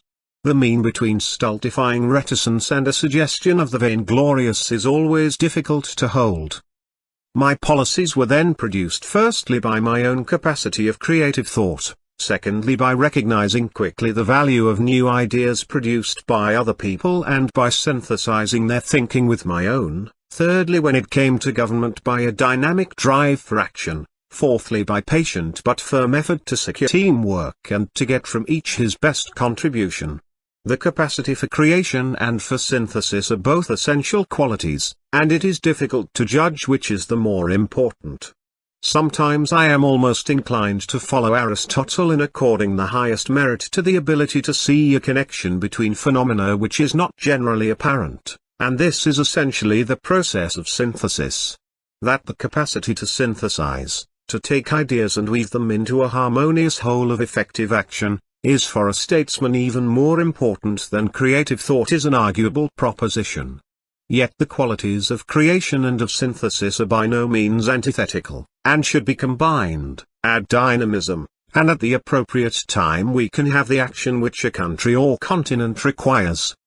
The familiar process of denying a man credit for his work is difficult in my case, because my creative thinking on different occasions has been assisted by entirely different teams.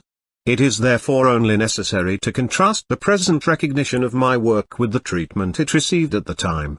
Our thinking was serious and our lives were dedicated during the 1920s, in striking contrast to the squalid frivolity of the attacks upon us. Ideas and labors were alike greeted with sheer silliness.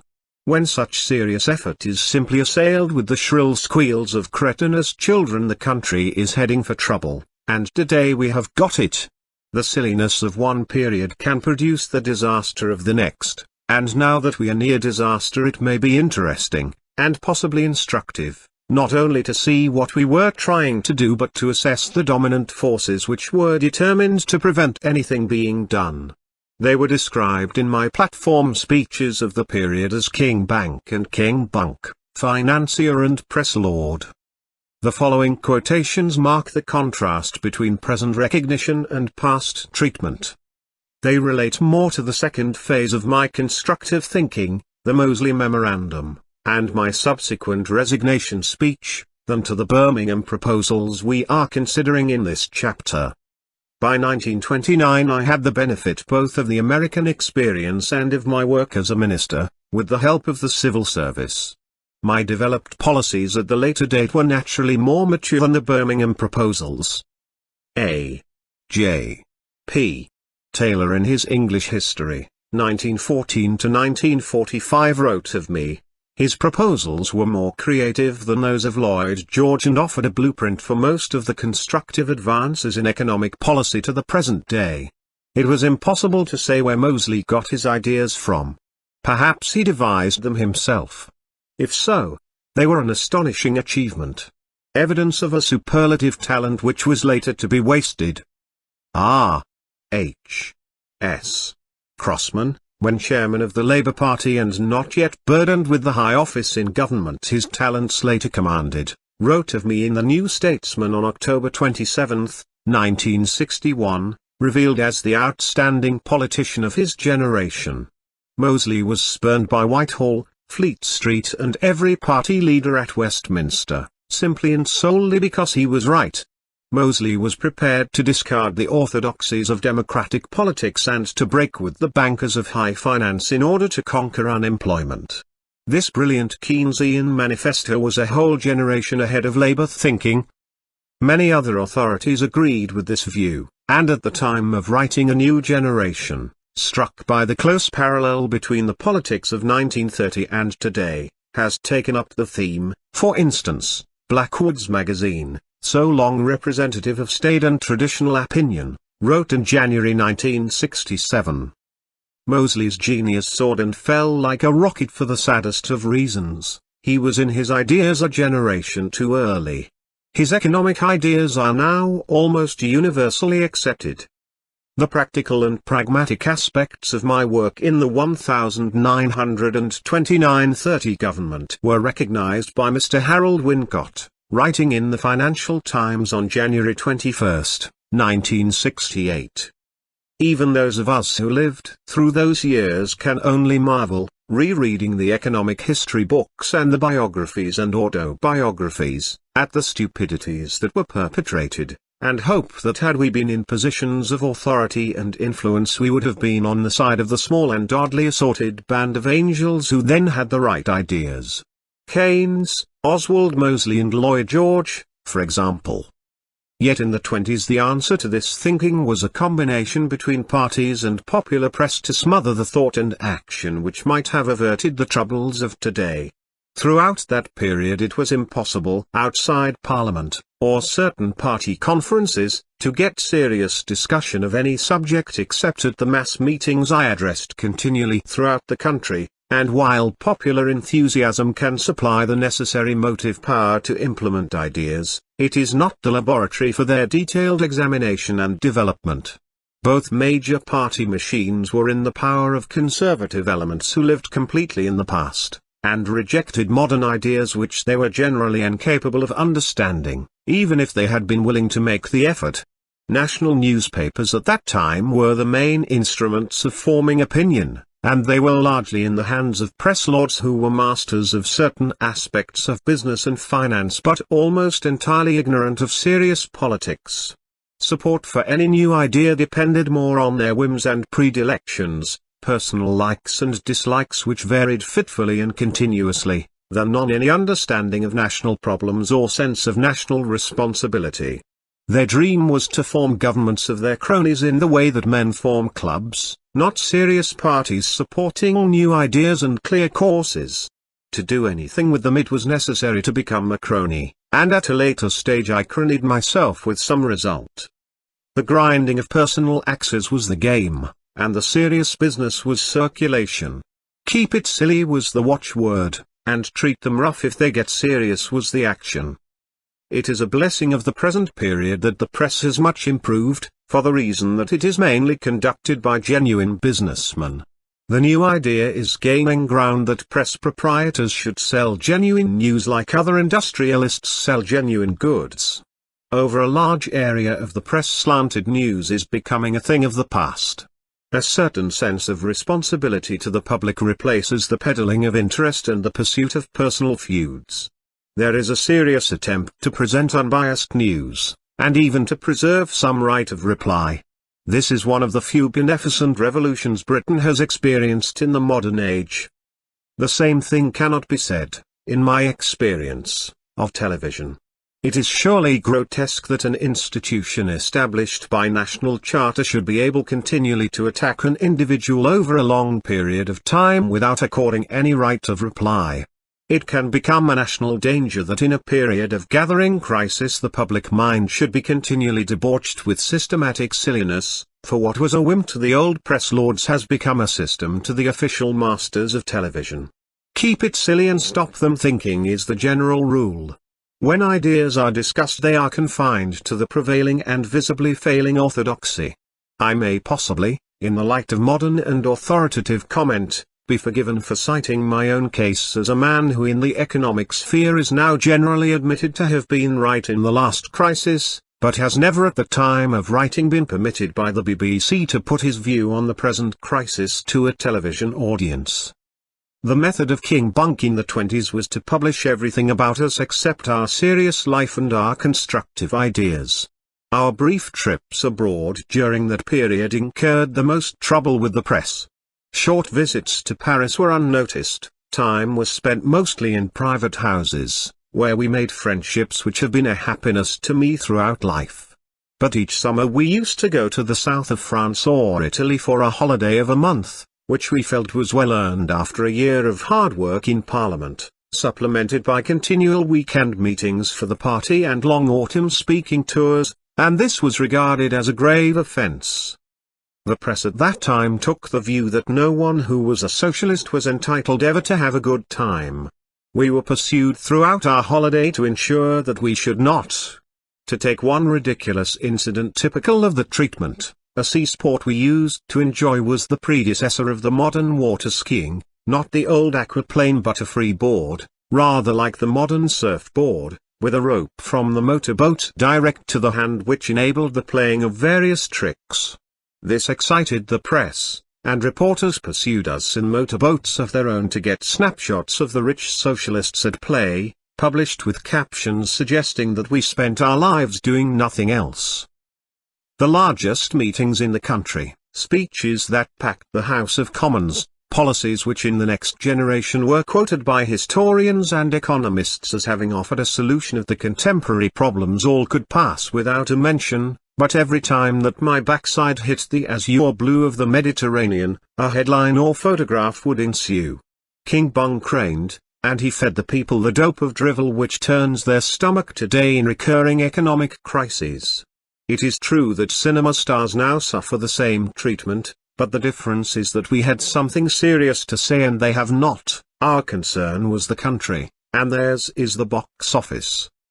The rich socialists' line of attack soon became the chief stock in trade of press and party, and entered into every sphere of our life. Bernard Shaw came back with a strong counter-attack on our behalf. His article entitled "The Yahoos" was a dialectical masterpiece. We took up the fight and got the best of the rich socialists' argument, though the Tories as usual did not notice that until it came to the vote. Our theme was the confusion in their minds between Christianity and socialism. We inquired why people who often paraded their religious views in politics had not yet obeyed the injunction, "Go sell whatsoever thou hast and give to the poor." Our proposition was not to make everyone poor, but by a proper organization of society to make everyone reasonably well off. To stop the dogfight of the capitalist world, the first step was not to put ourselves under the dogfight. Then and since I firmly decided to retain sufficient of my money to give me independence, and to maintain health and energy without which I should be of no use to anyone. The Tories thought that the rich socialists' attack was a real winner in a situation very different to the present affluent society, where such issues scarcely exist. When the neighbouring constituency to Ladywood in the Birmingham area became vacant and I was invited to stand, they made it virtually the whole issue of the Smethwick by-election in 1926. The theme was that I left my Rolls-Royce outside Birmingham and changed into a Ford, while Simi also removed her diamond-covered dress in favour of a more appropriate costume. This puzzled her until she remembered she had once appeared in Birmingham with a shawl covered with bits of glass bought in an Indian bazaar. In fact, of course, we turned up in our ordinary clothes and in our usual car, which I think was a Vauxhall. This business went so far that when Oliver Baldwin, the socialist son of the Prime Minister, came to speak for me and found us all eating fish and chips in the local pub, his jovial inquiry, "Where's the champagne?"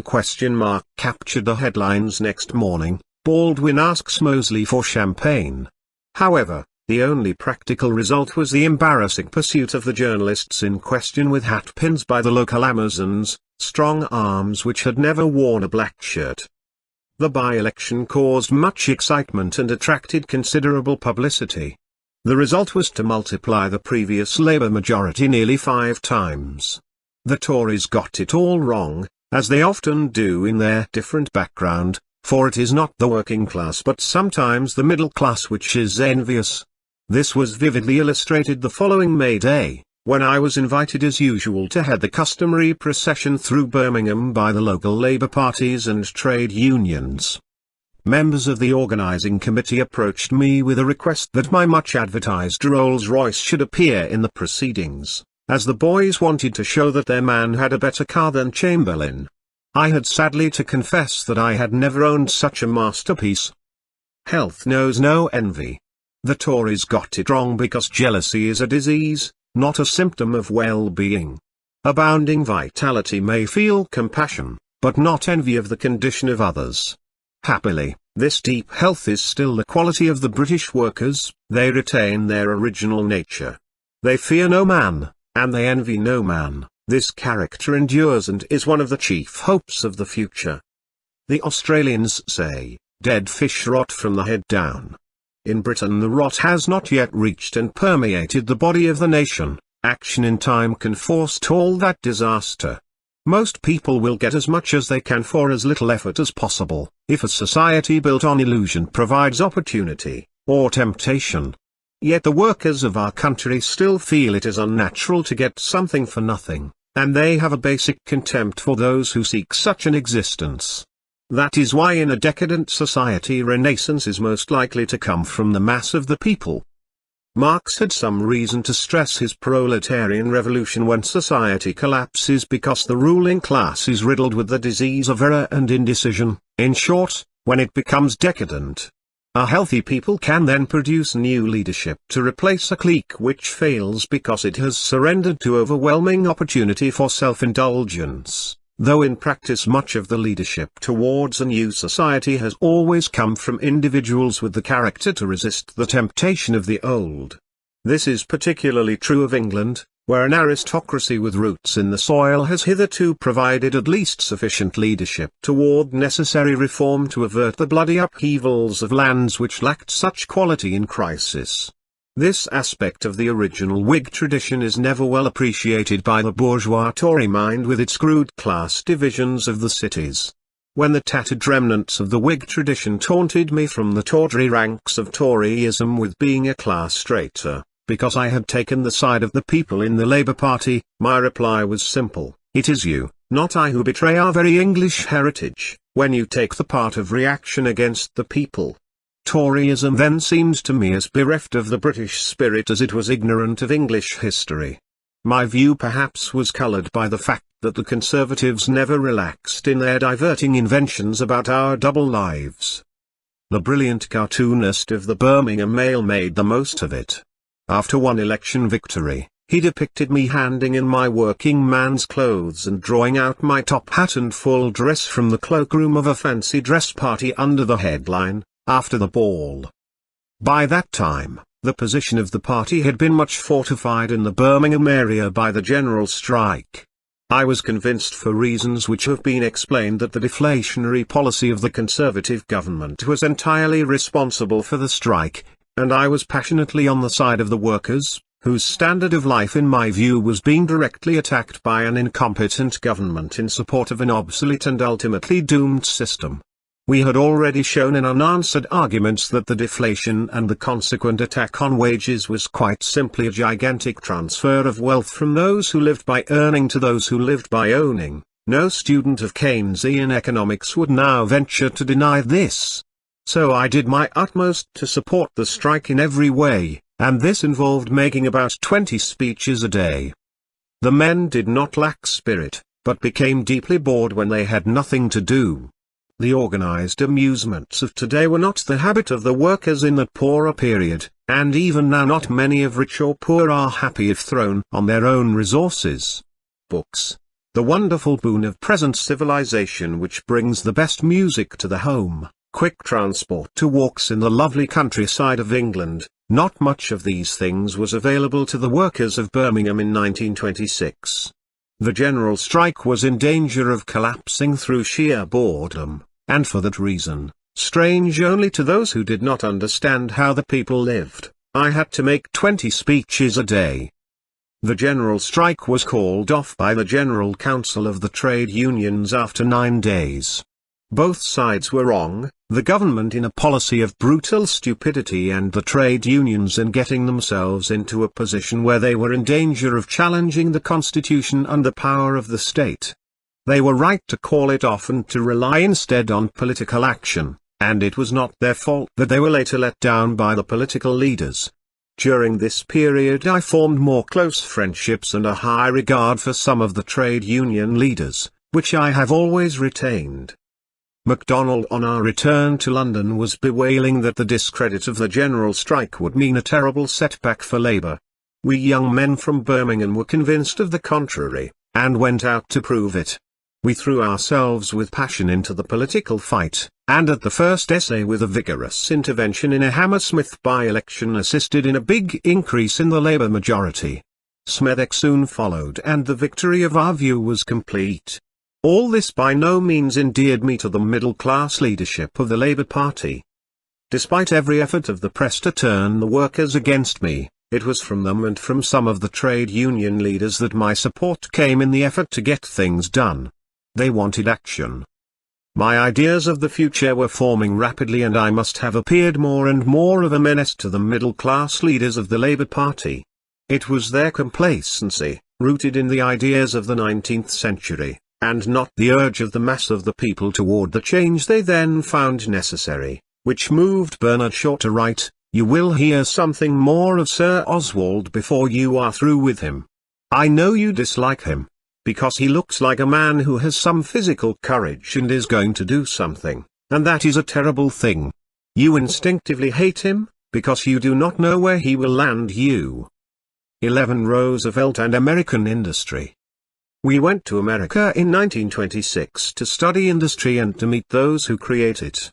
This was our main interest. American politics were then to me a secondary affair. Nevertheless, we were caught up immediately after our arrival in New York by politics and society, and although we soon extricated ourselves and were off on our industrial tour, it was interesting and hectic while it lasted. The chief contrast of these first acquaintances was the difference which divided F.D. Roosevelt from his brilliant relation, Alice Longworth. They moved in very different circles, and she was outspoken in her dislike of FDR. She remained very much the daughter of her father, the former President Roosevelt, and reminded us of Lady Violet Bonham Carter, Asquith's daughter, both in her abilities and in her prejudices. F.D. Roosevelt was in the opposite party and then on his way to becoming governor of New York as a supporter of Al Smith, the attractive demagogue of Brown Derby memory. The invitation to meet Franklin D. Roosevelt came out of the blue, for we neither knew him nor had an introduction. He wrote to us at our hotel and invited us to his apartment in New York. It was characteristic of the warm-hearted, hospitable American way of doing things to be direct and informal instead of waiting to be introduced in our European fashion. Time is saved, and nothing is lost except false dignity. In a European phrase of the 18th century, Roosevelt had enough dignity to be able to throw away a little of it. The meeting was both impressive and strange. He was alone in the room with his wife, seated on a chair from which he could not rise to greet us. He was completely paralyzed below the waist, and by all accounts in a worse condition at that time than in his later years as president. What a contrast between this magnificent man with his fine head and massive torso, handsome as a classic Greek and radiating charm, though completely immobile, and the exceptionally ugly woman, all movement and vivacity with an aura of gentle kindness, but without even reflection of his attraction. How did they come together? It was the first enigma which greeted us in America, and it remained a mystery until much later. We got on well from the start, and before we left he invited us to join him in his houseboat in Florida for a long fishing trip at the end of our industrial tour. We accepted gladly, for apart from the prospect of an agreeable journey in his company, he had warned us that a period of repose and relaxation was indicated after the exertion of a press-accompanied industrial tour which might try the physique of a Hercules. Mrs. Roosevelt excused herself as she had other engagements at that time, and we never saw her again until many years later and in very different circumstances.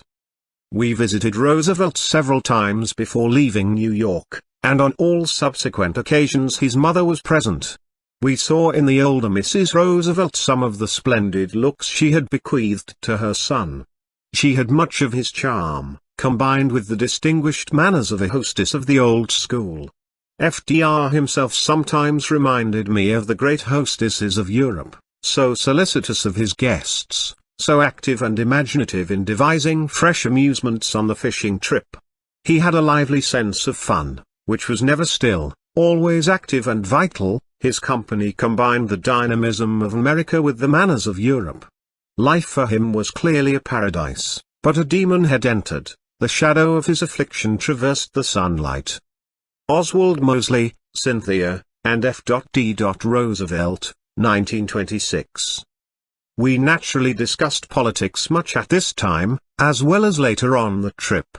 In fact, he was interested in nothing else. He was thoroughly a liberal in the best sense of the word. He had compassion, the first requisite in a statesman of any opinion. He really cared about people and human suffering. He also had a deep respect for the individual and for liberty, another essential.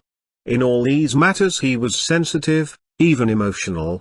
Yet this seemed to be about the limit of his political range. He had scarcely an inkling of the turmoil of creative thinking then beginning in America, which I discussed later in the technical sphere of money with the officials of the newly formed Federal Reserve Board, and in the industrial regions with the vastly paid technicians of the mass-producing plants who already foresaw a productive potential which would eventually confront statesmanship with a problem to overwhelm all previous economic thinking.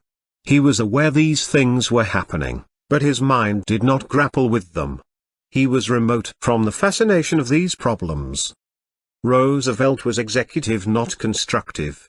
Already this was clear to any discerning eye, for his vigor of character inevitably made him executive, but his limitations of mind with equal inevitability prevented him being constructive.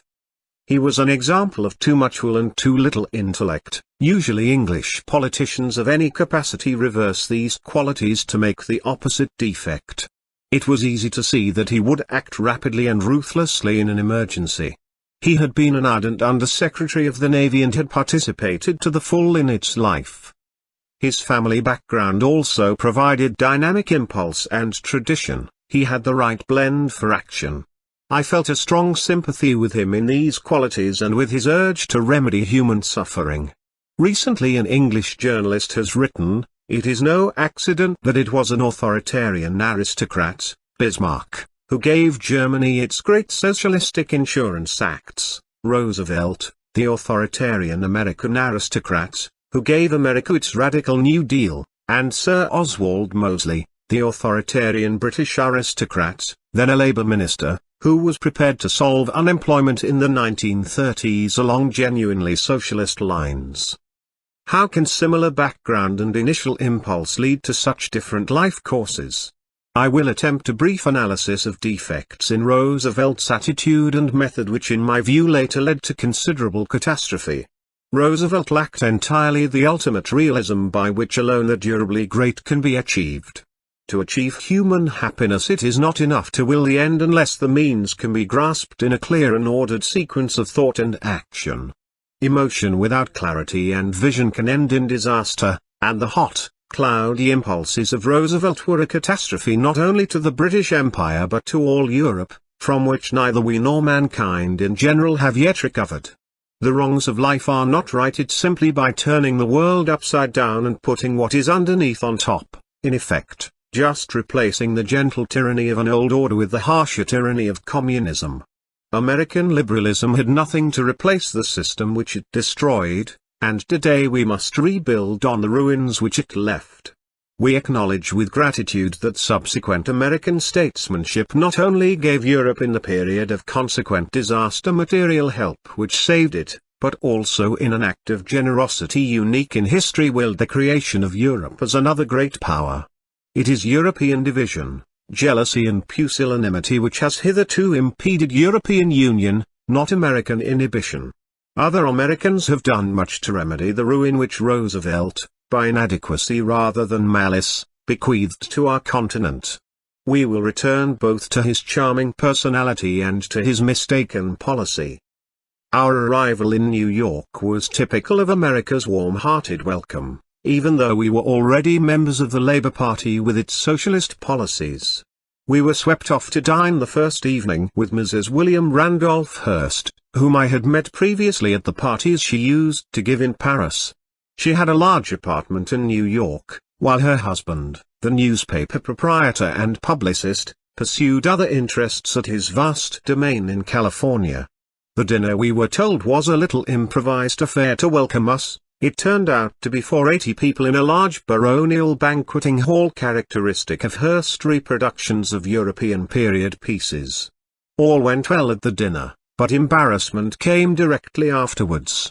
A large cinema screen descended on one of the lofty walls, and to our considerable disquiet it showed giant figures of ourselves. I had given interviews before the cameras on the liner, and at the same time pictures were taken for the silent films of those days. It was the first time that I had ever seen myself on the screen, and I experienced the same shock that most people do.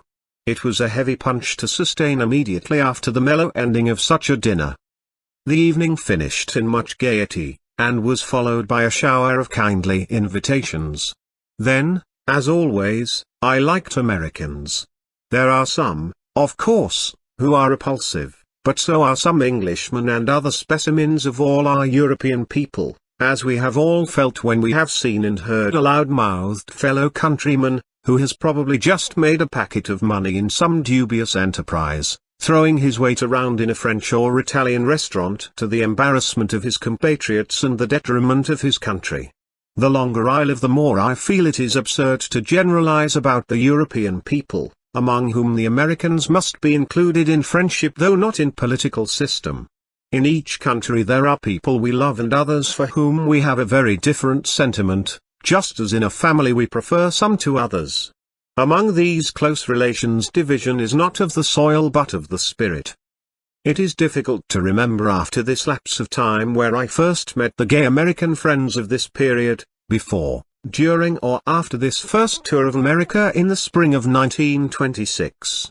Some of them were well known at that time, others became famous at a much later date.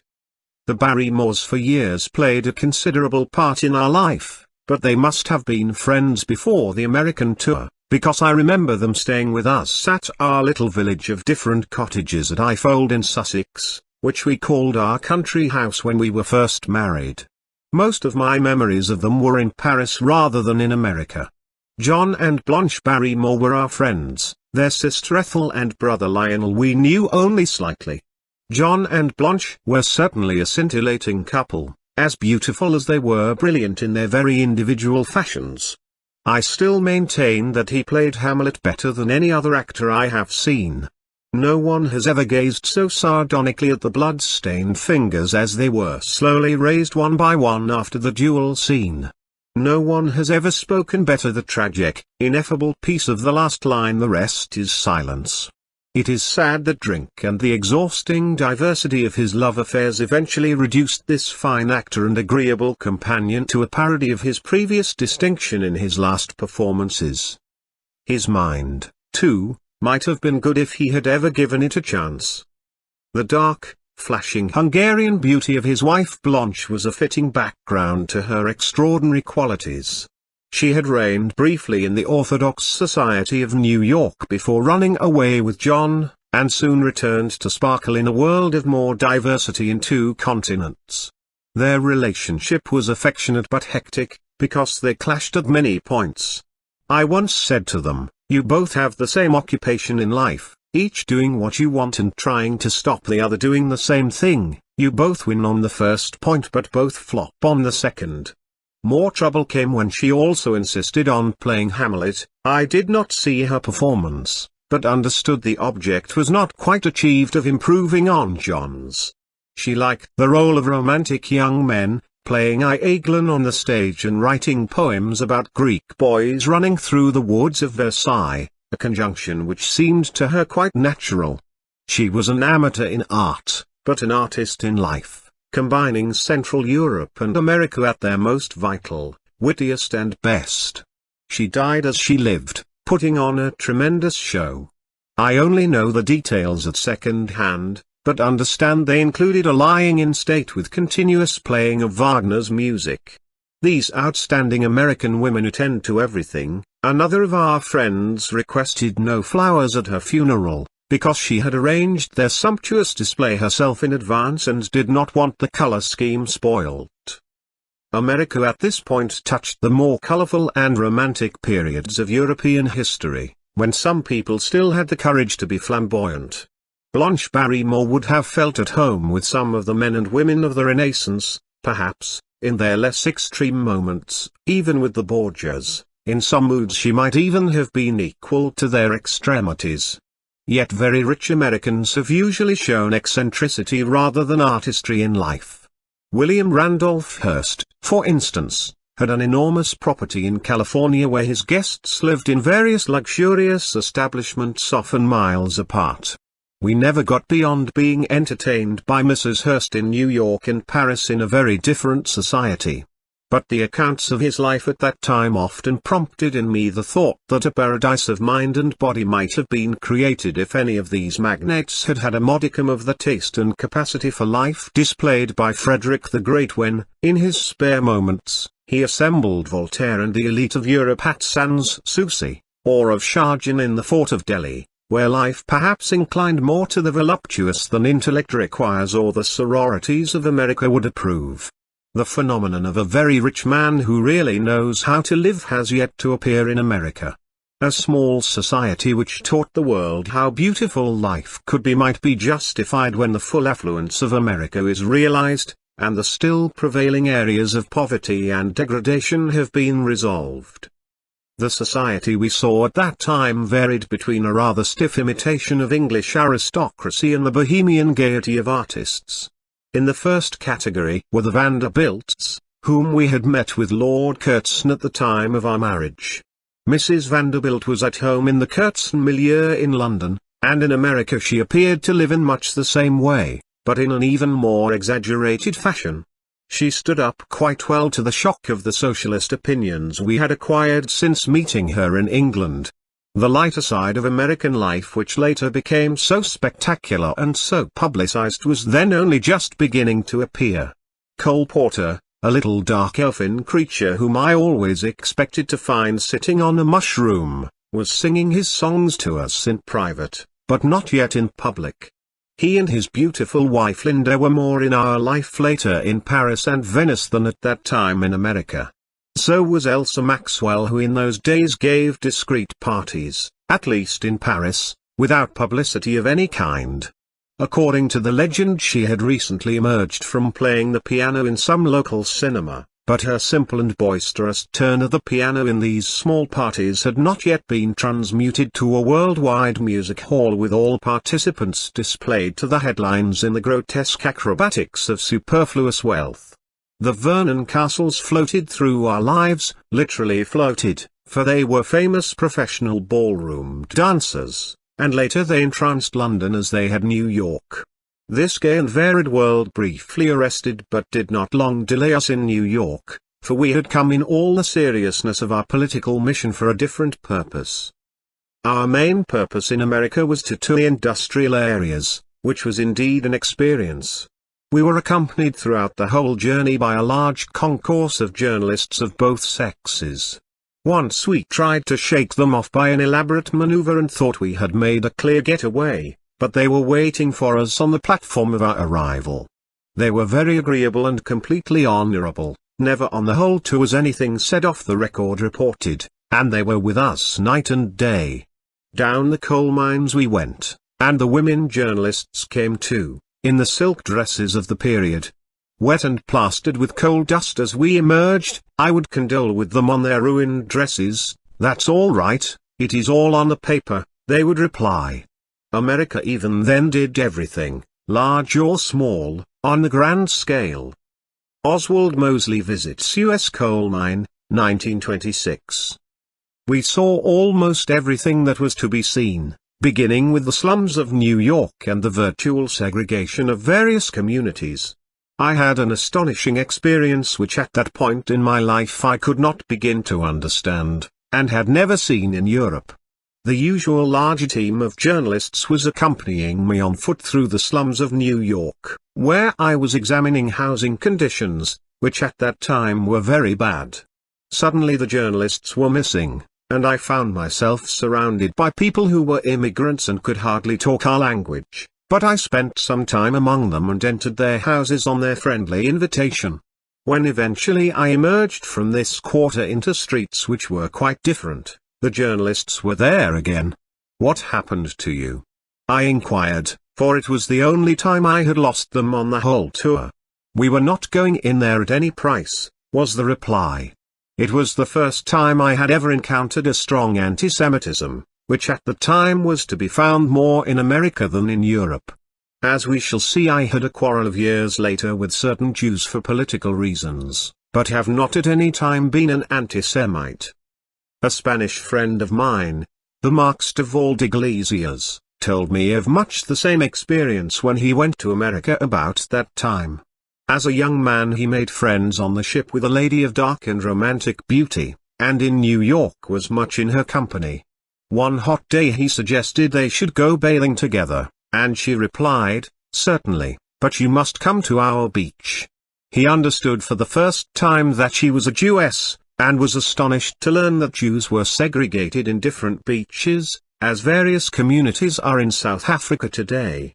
Anti-Semitism then appeared in various sections of American life from top to bottom. There were legends of Otto Kahn's exclusion from the opera and his vigorous action with weight of money to overcome it, stories in universal circulation which I never checked in detail. Certainly this attitude was prevalent in Washington, in whose social life the family of Simi's mother, the Leiters, was prominent. This made the more curious the stories circulated years later that they were Jews. I never heard a word about this in America, and in retrospect it certainly appears to me impossible for them to have occupied that position in that atmosphere if it had been true. I reiterate that if Simi had been half Jewish it would not have made the slightest difference in my attitude to her or in my political action in opposing anyone, Jew or Gentile, I thought was in favor of another war. The industrial tour was one of the most interesting experiences of my life. It was in Detroit more than in any other center that I found striking confirmation of one of the main points of my economic thinking from 1918 onwards. The Ford factory produced the cheapest article and paid the highest wage in the world. In terms of money value, nothing on earth could compare with that original Tin Lizzie.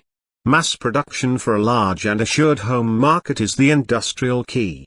It is not so much the rate of wage as the rate of production which determines the cost of production. Britain, turning slowly towards an assured European market, is beginning to grasp this 40 years later. The time lag is too long, and stubborn resistance to all new thinking has been a national danger. Another new fact struck me in Detroit with a force which turned me away from the classic economic teaching, ranging from Adam Smith to Marshall. I watched men working at the conveyor belt in the Ford factory. Each performed some simple operation on the vehicle in the making as it reached him on the conveyor, a process which later became familiar, but these were early days. Even with my complete mechanical ignorance I could have stepped in at practically any point on the line and done the simple job of turning a screw or fixing a bolt. It was simplicity itself. The genius lay in the organization which had evolved such easy tasks for the individual worker. Some of the workers were quite primitive types only recently come to America, a number of them, I was told, illiterates. And they were ideal for the job because normal labor was apt to find it too monotonous. During this period men were leaving the factory on account of the monotony at the rate of about 1,000 a week. This was a new world of industry with new problems. At once the thought occurred to me that the most backward labor could eventually be exploited in other countries by this method, to compete with the most advanced labor. Oriental and African labor does not mind monotony as much as the Europeans do, and could be trained quickly to do simple tasks on the conveyor belt under the minimum of skilled supervision, once the factory was installed. In India the previous year one had seen the beginning of the same tendency, which later ruined Lancashire with low-wage competition by using rationalised industrial processes. Were the orthodox economics still valid if the backward and low-paid could do the same thing as the advanced and well-paid, and even for psychological reasons do it better? What became of the classic concept that skilled labour in open competition will always defeat unskilled labour? This question ultimately proved decisive in the fate of the cotton industry of Lancashire and the woolen trade of Yorkshire. India, Hong Kong, Japan and China knocked out our traditional trades with rationalized machinery, supplied by our English counties for their own destruction in open competition on the world and even on the British market. The same process is now about to be repeated on a far greater scale in our present confusion of thinking and muddle of organization. Emotion rules, and men learn slowly. They usually act only when they feel as well as see the facts. These problems are not insoluble and can be settled in a humane and decent way, but we have to sort the world out a bit. Facts I first observed in Detroit 40 years ago can still be fatal if simply released to play havoc in conditions of world anarchy. This book includes some answer to these dilemmas, which, however, as usual in human affairs, will soon be followed by new problems. My later visit to Pittsburgh suggested the stage which would follow the period of exploiting backward labor, a renewed triumph of highly skilled labor, which in the end can again turn world industry upside down. I was learning a lot in America, and my thinking was beginning to leave Adam Smith far behind. In Pittsburgh I saw the opposite quality, extreme of skill not only of design but of operation. The most highly developed steel works then in existence were already being operated in large-scale processes by relatively few men. In the huge shed was seated a man in something like a railway signal box, operating levers which controlled the movement on rollers of red-hot lengths of steel. Already manual handling as a considerable factor was finished. There, in elementary form, was the further vision. The ultimate method in which very few skilled men would manipulate masses of machines. The final process of automation in which machines replace men, except for skilled supervisors, was not yet born. But at Pittsburgh it was at least in the womb.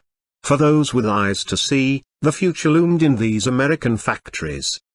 It was possible to foresee two stages in industrial development.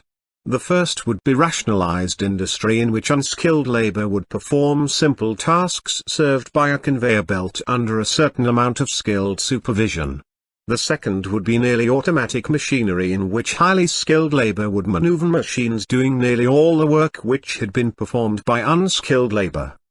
Classic economics would ultimately return in the victory of the skilled, but there would be chaos in the interval if all development were left to chance. First, the attraction of the unskilled all over the world from primitive, rural occupations to factories, and the devastating competition of the low-paid against the high-paid. Then the return in triumph of the skilled and the throwing into a vast unemployed scrap heap of all the primitive labor thus exploited. One thing was clear, those grave problems could not be left to settle themselves. Things happen far more slowly than we think, all culminations are delayed. My main errors have been not in fact, but in time. Everything took longer than I anticipated, but these things are now beginning to happen, and the facts must be faced. If we are not to fall into the tyranny of communism with its iron control of all human affairs, we must evolve a conscious dirigism by government in Britain, Europe, America, and ultimately the world, which with foresight will meet these events, and with state intervention will at least hold the ring while science, individual initiative and free industrial organization, operating within the limits of an ordered society, win clarity and progress from confusion and chaos. This does not mean universal control by the state. It means the opposite, absolute freedom of industrial initiative within conditions which state action makes possible. It is not the duty of government to conduct industry, but rather to create a system which makes possible the free conduct of industry by private enterprise. This means the elimination of unfair competition by sweated labor which can be exploited through modern industrial processes with disastrous consequences to more advanced communities. It is in the sphere of wages and prices that government must intervene, not in management. These things will not just sort themselves out through the classic economics, with the addition of a few built-in stabilizers of Keynesian theory, until the imagined happy ending with all the advanced peoples making computers and aircraft and the backward peoples performing the simpler tasks. A sane order of the world will not just happen, like a ripe plum falling into the open mouth of a man lying on his back. We must pay some attention to one of Bernard Shaw's favorite cracks, as the teacher said to the child who had written, "King Solomon had 1,000 porcupines, think child, think apostrophe." As a young man in Detroit and Pittsburgh, I had something to think about, and my subsequent, perhaps untimely insistence on action showed that at least I had some idea of what must be done. We visited almost every industrial center of America, except California and its celestial industry, the cinema. In Chicago it was the armor meat factory, where the live pig entered at one end of the conveyor belt and emerged at the other end neatly packaged in a tin. "Our business is not pretty, but it's useful," said its efficient chief. "We use everything except the squeal." It seemed to be as humanely conducted as such an establishment can be. The intricacies of Sears Roebuck's mail-order business were also studied. It is almost true to say that we left nothing out. The end was Palm Beach and the industry of pleasure which stretched along that enchanted coast to Miami. There we learned to know the end product of American success, the fabulous millionaires, men like Josh Cosden, who was reputed to have started punching tickets on a tram and to have won, lost and won again 3 big fortunes before he was 40. He entertained us in his house on the sea, built by the architect Meisner, an establishment whose luxury baffles description, but yet was constructed with considerable taste in the Spanish style. A friend of his told me recently that the house was eventually sold for a record price even in America, but that Cosden himself died bankrupt. We usually swam in this milk-warm sea from the private beaches of such friends, but we went on the first day to the public beach, where the dress of the women was supervised by an official carrying various pieces of colored cloth slung from his waist. The year 1926 was before the bikini epoch, and the rule in Florida on the public beach was that a woman must have no gap between her obligatory stockings and her ample bathing dress. The purpose of the colored patterns worn by the beach bureaucrat was to match up the stockings if doubt arose that they were too near flesh color. Naturally, most of the Europeans in our party failed to make the grade. Yet at a variety show that evening considerable beauties approached our supper table on a moving platform clad in practically nothing at all, at a time when such performances were unknown in the reputable establishments of Europe. Our surprised inquiries were met with the expert information that the beach was under state law and the theater under federal law, or vice versa, I forget which. Shock followed shock for our innocence from the European Garden of Eden, inflicted by American prudery which had tasted of the apple.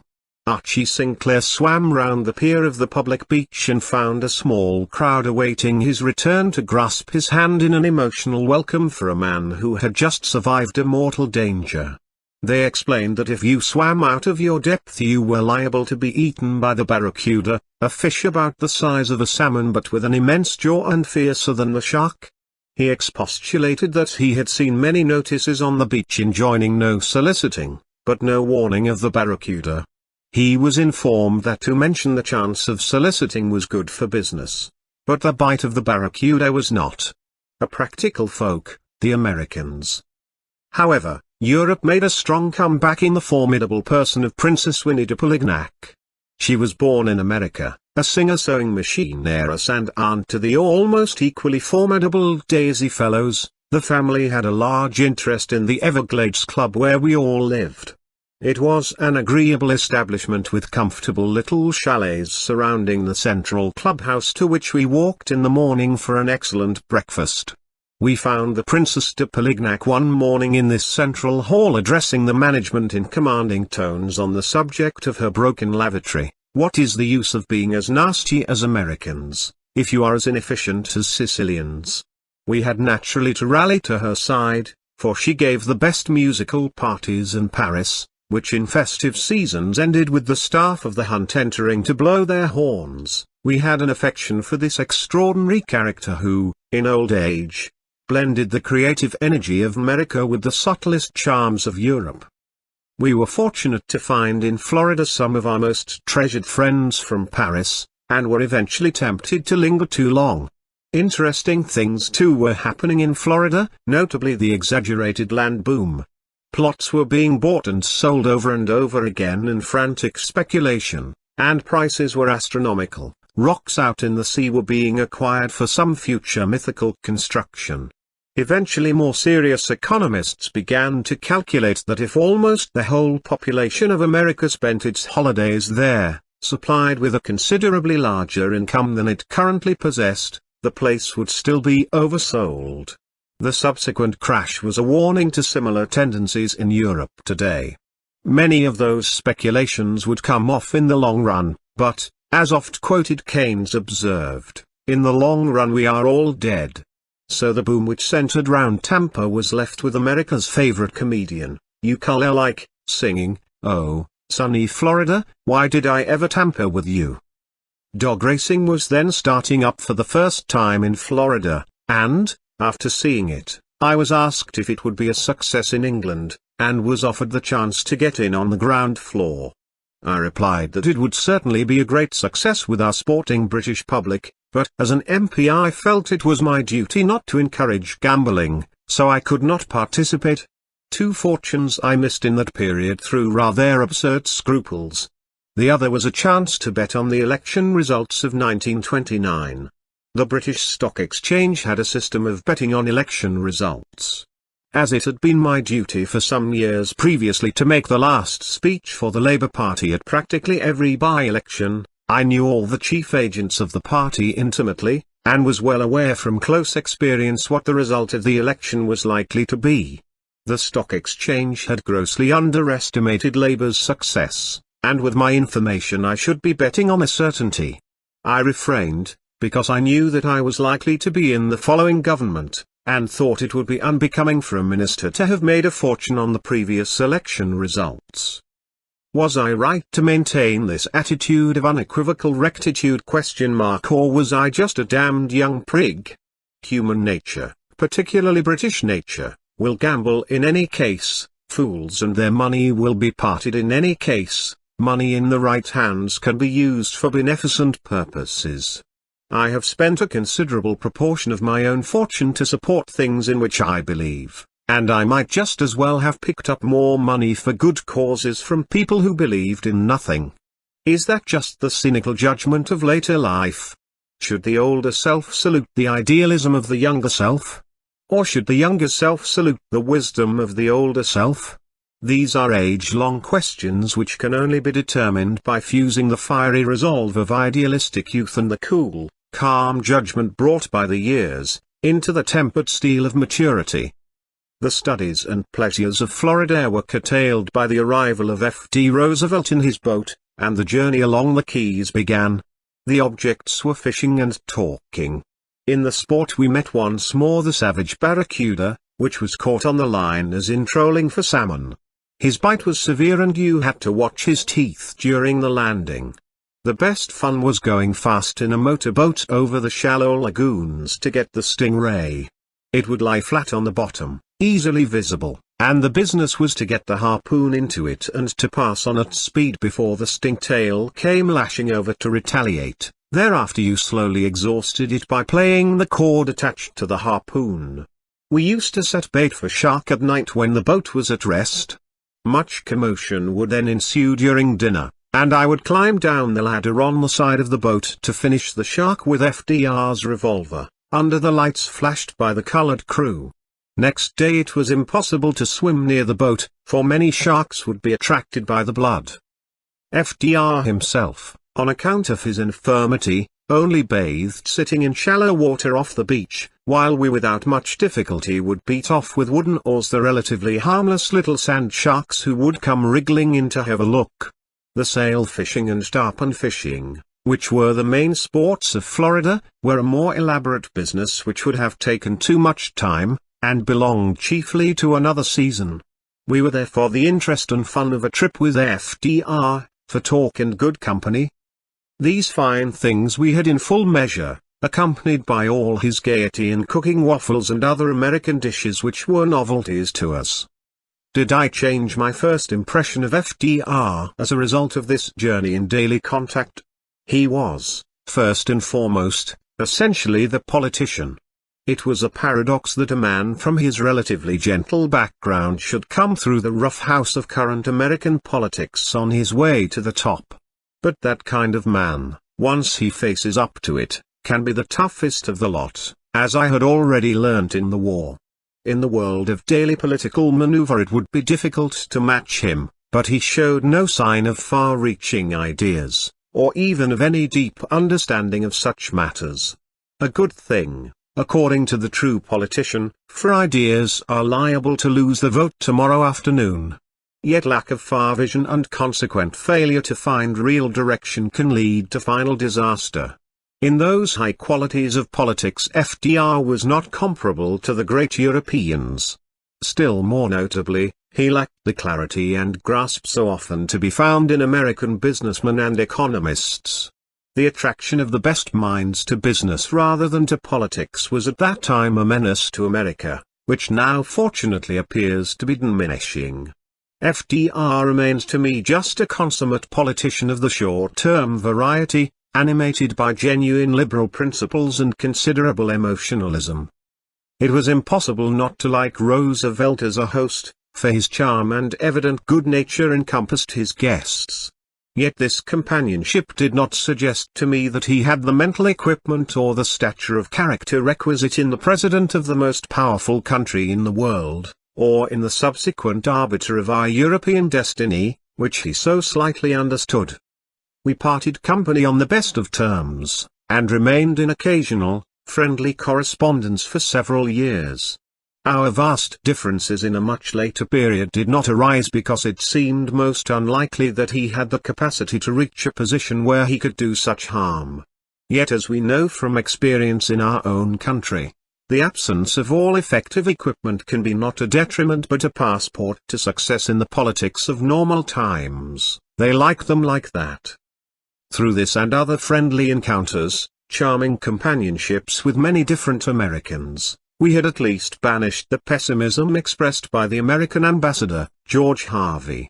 Simi had sat next to him at dinner one night, and extolled the virtues of the English-speaking Union for bringing Englishmen and Americans together. She was one of the early moving spirits.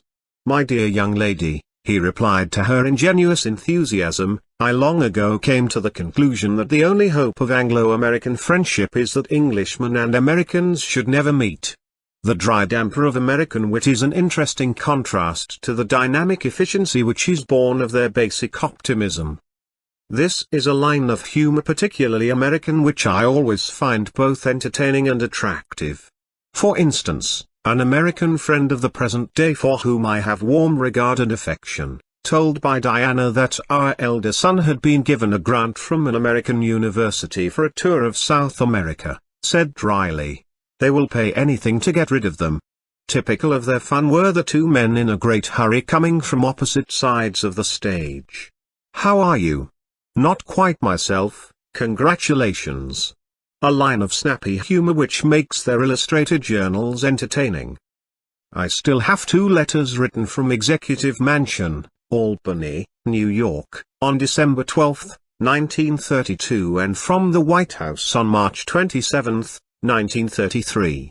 In the December letter, written to Simi 2 months after I had launched the fascist movement in October 1932, Mr. Roosevelt refers to that fine husband of yours and sends his warmest regards to you both, an indication that prior to wartime propaganda even liberal opinion did not regard a man holding fascist opinions as necessarily a villain. In the same letter he writes, there will still be occasional chances for fishing, and I hope we may have a repetition of that jolly trip sometime soon. We returned from the languorous climate of Florida to the stimulus of New York, where I had some more interesting discussions. The effective operation of the Federal Reserve Board was in its early days, but its officials seemed to me among the best brains in America. They appeared to be fully abreast of the thinking of Keynes at that time, and were already wishing to apply such monetary techniques to the American economy. As intellects and executives, they were far ahead of anyone I saw in American politics. How much of the background of my economic thinking and subsequent action I owe to them, and how much to Keynes, is difficult to determine in retrospect. At that time, he had published The Economic Consequences of the Peace, and his tract on monetary reform in 1923, but general theory did not come out until much later, in 1936. Yet I had many conversations with Keynes during this period, and he was publishing many articles and reviews. The later excuses of the politicians that they could not have been aware of his thinking in 1929 because general theory only appeared later was in no way valid. They could easily have learnt what they needed to know either by talking to Keynes or to the brilliant R.C. Hawtrey, who was then in the Treasury. They preferred to follow Montague Norman, who was wont to explain that in economic affairs he followed his nose. I would roughly assess my debt on economic thinking about equally, 50-50 to Keynes and to the staff of the Federal Reserve Board in those early days. They already had the idea, but were inhibited from effective action by politicians who knew nothing of the subject, by the prejudice, vanity and archaic opinions which led to 1929. Another interesting aspect of American life was the private enterprise corporation conducted on a non-profit-making basis, which achieved extraordinary results. For instance, the Metropolitan Life Insurance Company of New York at that time had no apparent profit motive whatever. The principal executives were paid large salaries by our standards at that time. The chief had £30,000 a year and his main assistants had £5,000 a year each, but they had no profit incentive, beyond drawing their salaries, in the success or failure of the concern. Its success was remarkable. Some 12 million policyholders derived extraordinary benefits. They came mostly from the population of the poorest immigrants, and were looked after from the time of their arrival in America until their well-provided funerals. They were even met at the boat and personally accompanied to their destination. Thereafter they were cared for with a truly paternal solicitude. An extensive propaganda among them supervised their health and way of life in every detail. Swat that fly and clean that saucepan and many other admonitions were their daily injunctions. Any British Minister of Health would have been sacked at once for wasting public money on such a scale. Yet the hard dollar results of all this expenditure and effort was remarkable. The mortality line of the immigrants had been above the mortality average, but just before my arrival it had crossed the national average and become less. The chief executive showed me the point of the transition on his graph with triumph. The result was therefore to spare the corporation millions of dollars, for the saving of illness payments and deferment of death payments much exceeded the propaganda expenditure. Here was private enterprise achieving results in the most dramatic and beneficent fashion without any regard to profit motive. There was much for the European to learn in America. Already was apparent a sense of service. Dean was passing to America. This people, who were supposed to care for nothing but grabbing money quickly, were already producing an elite which desired to serve its fellow men, a tendency which is developing and growing more rapidly now. Europeans may laugh or cry sometimes at their efforts in Asia or Africa, where we had some success for generations, or deplore their intervention, their errors and disasters which we could have avoided. The head may still be weak in those affairs, but the spirit is willing, and it is spirit in the end which counts. In this sphere character is yet more important than intelligence, for intellect can be bought but character cannot. Perhaps it is now partly true to say that America has too much character and too little intellect, but Europeans have too much intellect and too little character. Yet in these circumstances we will not join with Mr. Canning in bringing in the new world to redress the balance of the old, but rather will summon once more from Europe the character, will and spirit which has been the inspiration of the world and can be again. Then we shall not forget our friends, prominent among whom have been the Americans, and in the great partnership of equals we can do much together. It is necessary to know Europe, but it is also good to know America. There was a long interval between 1926 and 1964 when I returned there to give a university lecture.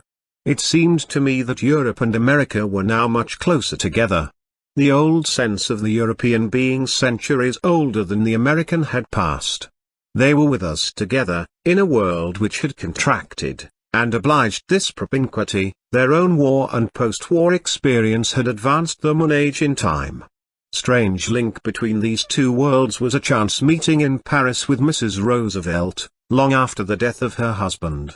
In the house of a mutual friend we had a long conversation. The deep quarrel of our politics was bridged as memory traveled across the years to that first meeting in New York, when I entered the room where she was alone with FDR and wondered at the mystery of the relationship which at this second meeting I began to understand. The American journey had completed the period of experience in my early life. I had at this point seen much of the world and its leading personalities. The early impression remains that much goodness exists in mankind. It is stupidity far more than wickedness which is the present trouble of the world. Falstaffs are more common than Machiavellis, the clown is more frequent than the villain, in every continent. There I may leave the acquisition of wide-ranging experience, which makes the complete man only if it is accompanied by the capacity to see and to recognize facts. Then comes the test of action. 12. Parliament and the Labour Party. Sure, the seer. Parliament is the basis of the British tradition, and most people tell me that I should never have gone beyond Westminster. I give my proposals for reform later, but say now that I owe my whole start in life to the House of Commons, to which I consequently and naturally feel a debt of gratitude. Sir Donald Maclean put the point to me well one night, walking home from Westminster after one of my early speeches. There is only one royal road to success in the world, it is through the House of Commons. Nowhere else can an unknown young man challenge all the old men and their cherished beliefs, with the result, if he is good enough, that he rises to the top and at once becomes a national figure. He was a most experienced parliamentarian, deputy speaker, chairman of Ways and Means, and for a time leader of the Liberal Party, who was kind and encouraging to me in my early days.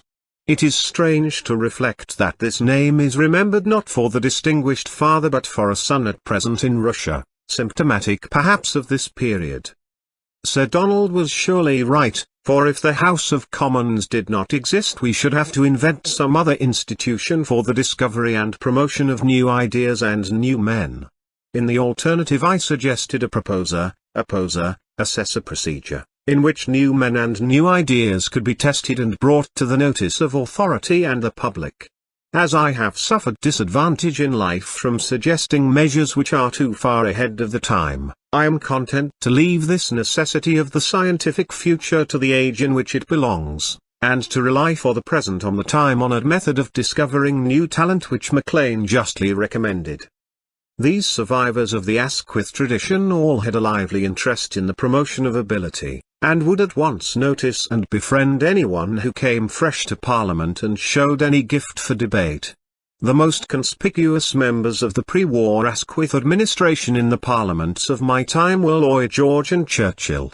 Others were Sir John Simon, leading lawyer of the age, Sir Alfred Mond, builder of imperial chemicals, and Sir Herbert Samuel, statesman and philosopher. I knew the last two less well, but had a high regard for their talents and character. The government of 1914 was reputed by experienced parliamentarians to be the most brilliant administration of the 20th century. Fools were not suffered gladly, and did not long remain. Asquith, on the other hand, would always seek and promote the young and the able, and would put up with them even when they were a bit of a nuisance. An example was his toleration and encouragement of the young Churchill, who would not have found things so easy in the Conservative or Labour Party. The character and attitude of the leadership in such matters is all important. Parliament is a judge of talent because it is a microcosm of the nation. Every kind of intellectual gift and every attitude to life can there be found. Each great party contains a diversity of character and talent. The Labour Party in my day ranged from Philip Noel Baker to Jack Jones, the member for Silvertown. The former is now a Nobel Prize winner and has probably worked longer and more assiduously for world peace than any man alive. When I first knew him he was associated with Lord Robert Cecil in League of Nations work, long before his entry into Parliament. He was, in a sense incongruously, a famous runner and captain of the British Olympic Games team. I did not know him then, as he was 7 years older and his achievements were much earlier than my humbler connection with international sport. According to legend, his diplomatic skill and Quaker patience had experienced the utmost strain of his career when he was called upon to arbitrate in the heavyweight boxing, because the teeth of South America had happened to meet in the chest of North America. All lesser difficulties of politics and diplomacy his charm and skill surmounted with ease, until at last he was awarded the Nobel Prize. His knowledge of Europe and of foreign affairs in general can multiply by 10 anything available to the Labour Party, yet he has only been employed in the lesser offices of state. The Labour Party wastes talent as well as promoting characters quite unsuitable to high office. Jack Jones was distinguished in another direction, for he brought to an end in the House of Commons the habit of Latin quotation, which he would invariably greet with a stentorian roar, "That is the winner of the 2:30. Sheridan in an earlier epoch had eliminated Greek with the actor's device of reciting gibberish in an apparently Homeric meter to the wisely nodded assent of the country squires, who were too irritated by this outsider's trick to be caught twice. Jack Jones was always at his best on the subject of drink, and followed a rather emotional speech from Walter Guinness with the opening remark, "Now that we've blown the froth off the stout."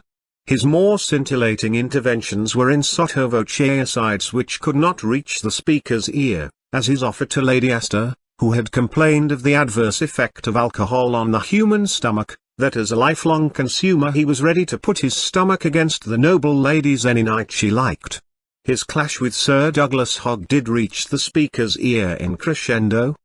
The able and equable figure of the Attorney General always irritated the member for Silvertown, who on one occasion persisted in interrupting him from a high perch beneath the side gallery, until ordered to leave the chamber. During his stately exit Mr. Jones paused at each supporting pillar of the gallery to hurl a fresh insult, with answering roars of order. Finally, before disappearing through the swing door with an indignant crash, he delivered himself of a brief but pointed elocution, "Og's your name and Og your are, Og, bloody pig."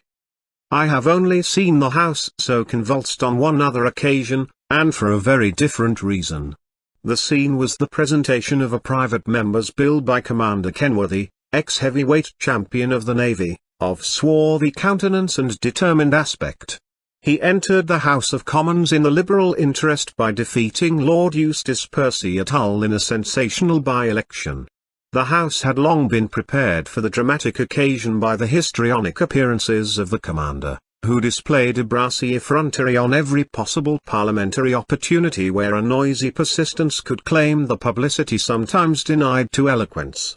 The generally risible effect of his orations was enhanced by this monster of virility having an almost feminine lisp which turned every V into a W. This peculiarity, coupled with a considerable sense of the dramatic, but none of the incongruous, produced many happy occasions. Speaking on Africa he declared, "Now, Mr. Speaker, you see rising before you this great big black pew will, and on naval airships, with passion, Mr. Speaker, we have had enough of these great gasbags." Delighted cheers would greet these announcements, but the loudest applause was reserved for his subtler occasions. Speaking on the miserable lot of some refugees who had been forced to take to the road he said, "Though they were, Mr. Speaker, carrying with them their little household gods, yes, sir, holding in their hands their pens and penates. This, of course, brought down a house still versed in the elements of the classics. His leader, Mr. Asquith, observed later in the debate, "My honourable friend has illumined our discussion with an appropriate wealth of classical allusion." We were thus well conditioned for the impressive occasion when our colleague introduced a private member's bill with all the stately ritual of Parliament. Never before or since have I heard any man receive such an ovation in the House of Commons. He stood at the bar with stiff dignity until the clerk of the table announced his name and the title of the bill. Commander Kenworthy, the Prevention of Animals Performing in Public Bill, then advanced down the floor of the chamber, bowing correctly with solemn mien at the regulation intervals until he reached the table and handed in his bill. The House passed into an ecstasy. As always in life, some are born funny and others mean to be. The Irish fell into the second category. 3 brilliant members of the Nationalist Party remained: my old friend T.P. O'Connor, Father of the House; another good friend, Joe Devlin, one of the greatest parliamentary orators I ever heard; and Jerry McVeigh, whose wit was legendary. Before my day was his famous exploit of talking for a quarter of an hour on the expiring Law's Continuance Bill and being out of order the whole time. He arrived in the chamber with a large pile of Hansards from which he appeared to be reading extracts from past debates on this complicated referential legislation, passing rapidly through various topics. Finally came a learned disquisition on the habits of the peewit in Southern Ireland, which he was really reading from a scientific paper concealed in Hansard. At last the speaker, who had sent messengers for a succession of Hansards, rose and said he could find nothing in the bill or in reference to past occasions concerning the habits of the peewit in Southern Ireland.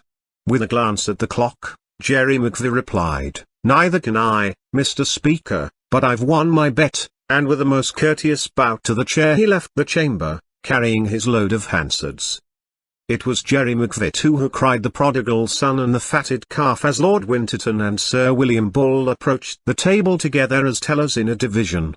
The former was in trouble with the whips, and the latter carried his success well in front of him.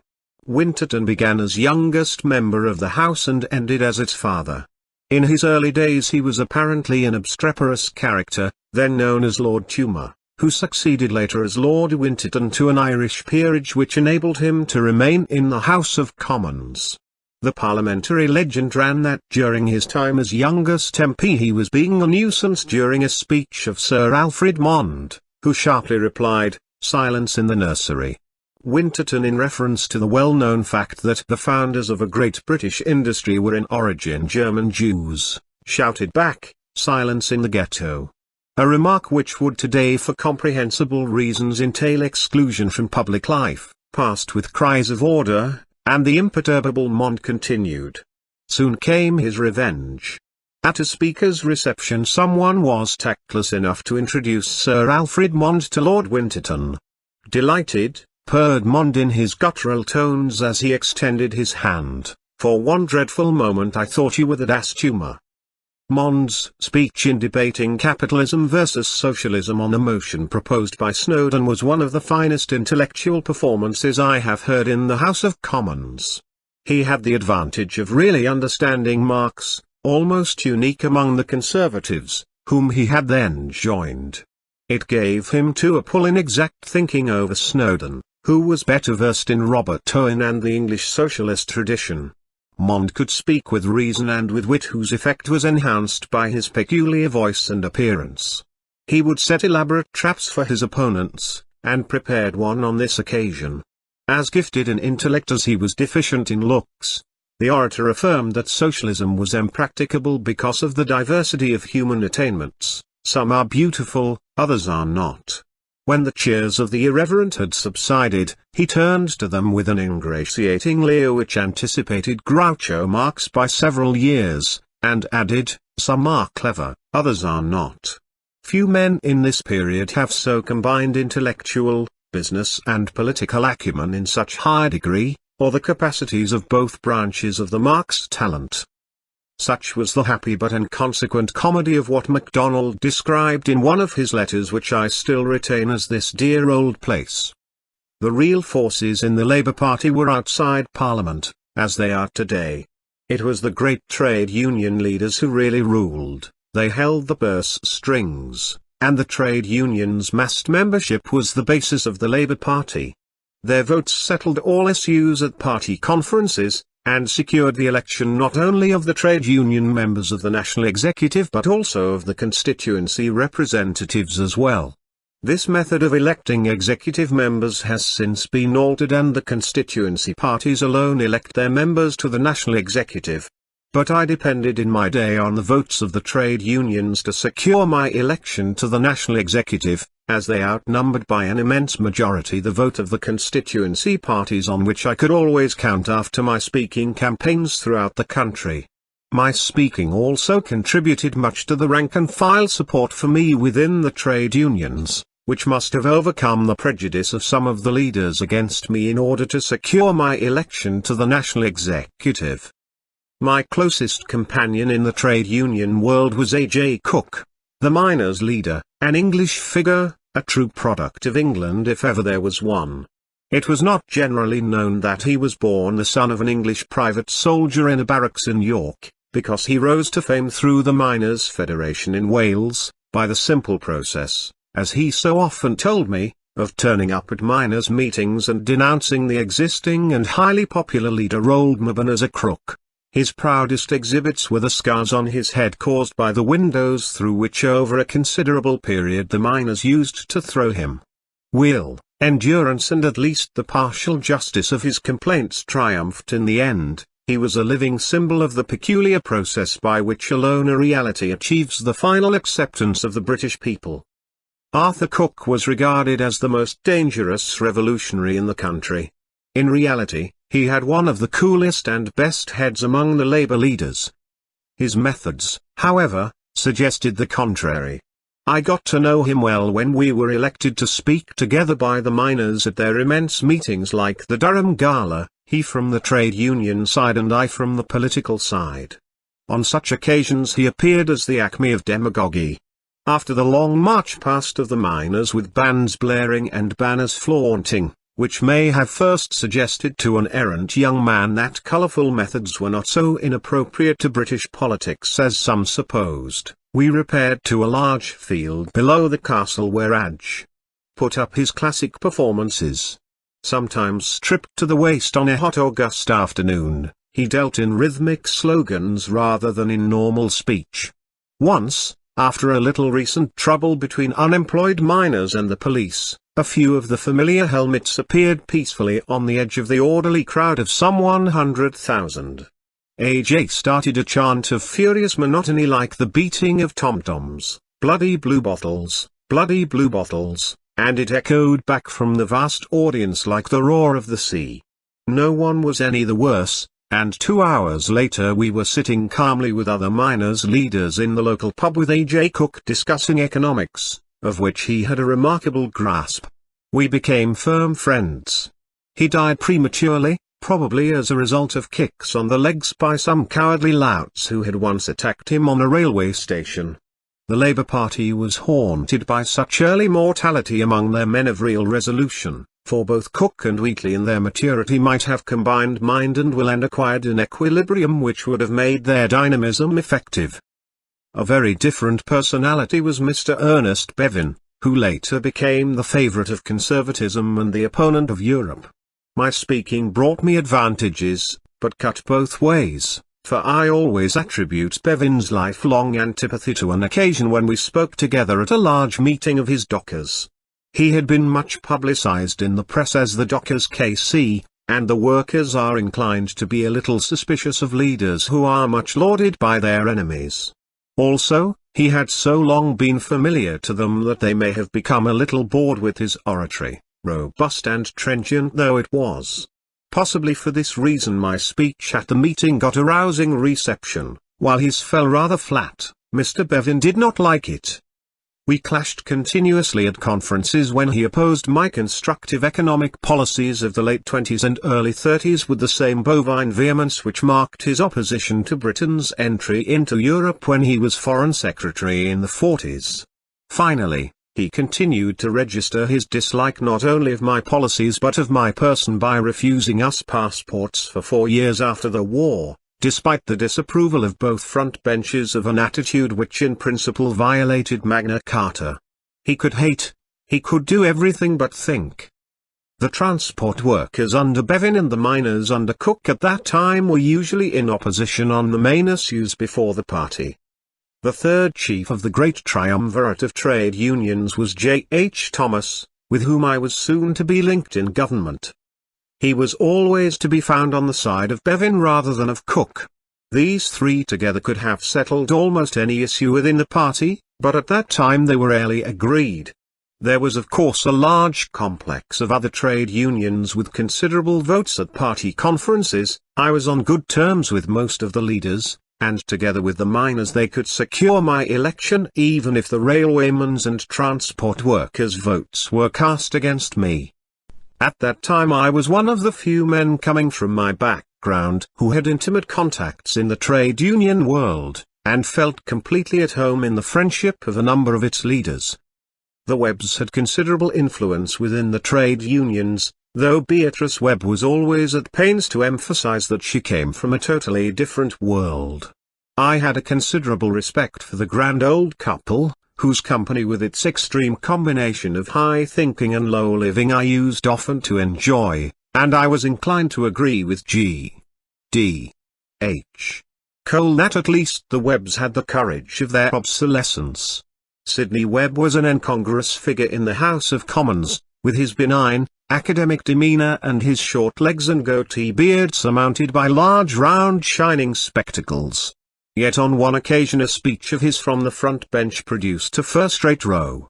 The Tories became bored with an oration which was quite exceptionally tedious, and shouted at him, "Lie down, Nanny." The Labour benches were at once ablaze with indignation, and it was a little difficult to understand the degree of their fury. Afterwards in the smoking room, Walter Elliot, who apparently once practiced medicine in a district where such points were well understood, explained that if the Conservatives had just shouted "Sit down, Nanny," it would have been accepted as a legitimate mode of address which merely suggested that a man looked like a goat. But to shout "Lie down, Nanny" was to address a man as if he was a goat, and that raised the sensitive question of status. Webb himself floated serenely above all untoward incidents, as when he observed, after accepting the seals of office from King George V, that he had heard a noise like a first-class railway carriage. When he was elevated to the House of Lords with the title of Lord Parsfield, his wife continued to be called Mrs. Sidney Webb. She minded about such things. Beatrice Webb was a personality, but entirely subjective in her judgment of men and events, a living caricature of the attitude sometimes described as feminine. She bestowed angels' wings or a tail and horns entirely according to her agreement or disagreement with the views of the person in question. I received both decorations on different occasions. It was Sidney who provided most of the brain and all of the judgment in that combination. 4 other prominent men in the party came from a different world to the normal Labour member. The 2 Buxtons came as I did from what used to be called the landed interest, but as they were also Quakers, their attitude and conduct differed considerably from the Mosley way of life. Noel Buxton was a tall and distinguished-looking man with a long lugubrious face and a pointed beard, romantic in appearance, like Montague Norman.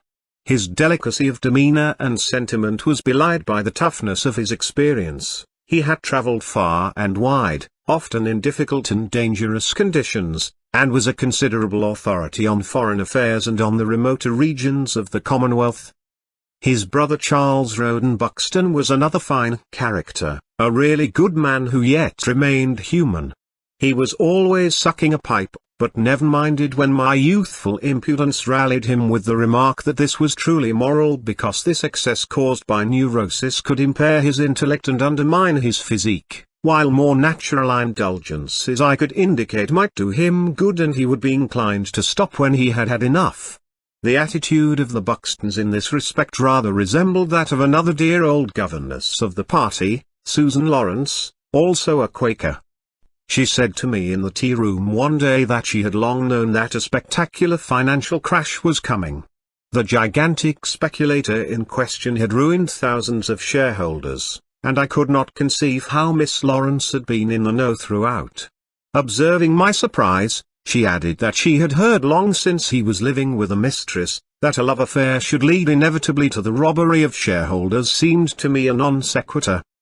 Charles Trevelyan also came from the background of the landed interest. He was a nephew of Macaulay and closely related to members of one of our most distinguished literary families. With him I formed a much closer friendship, and he was my chief, certainly my most intelligent supporter in the cabinet when it came to the crunch. As Minister of Education he was in a key position. Charles Trevelyan had a long, saturnine face and a fine head. He was very sincere and more forceful than the Buxtons, rather excitable, passionate, and devoted to his causes and his friends.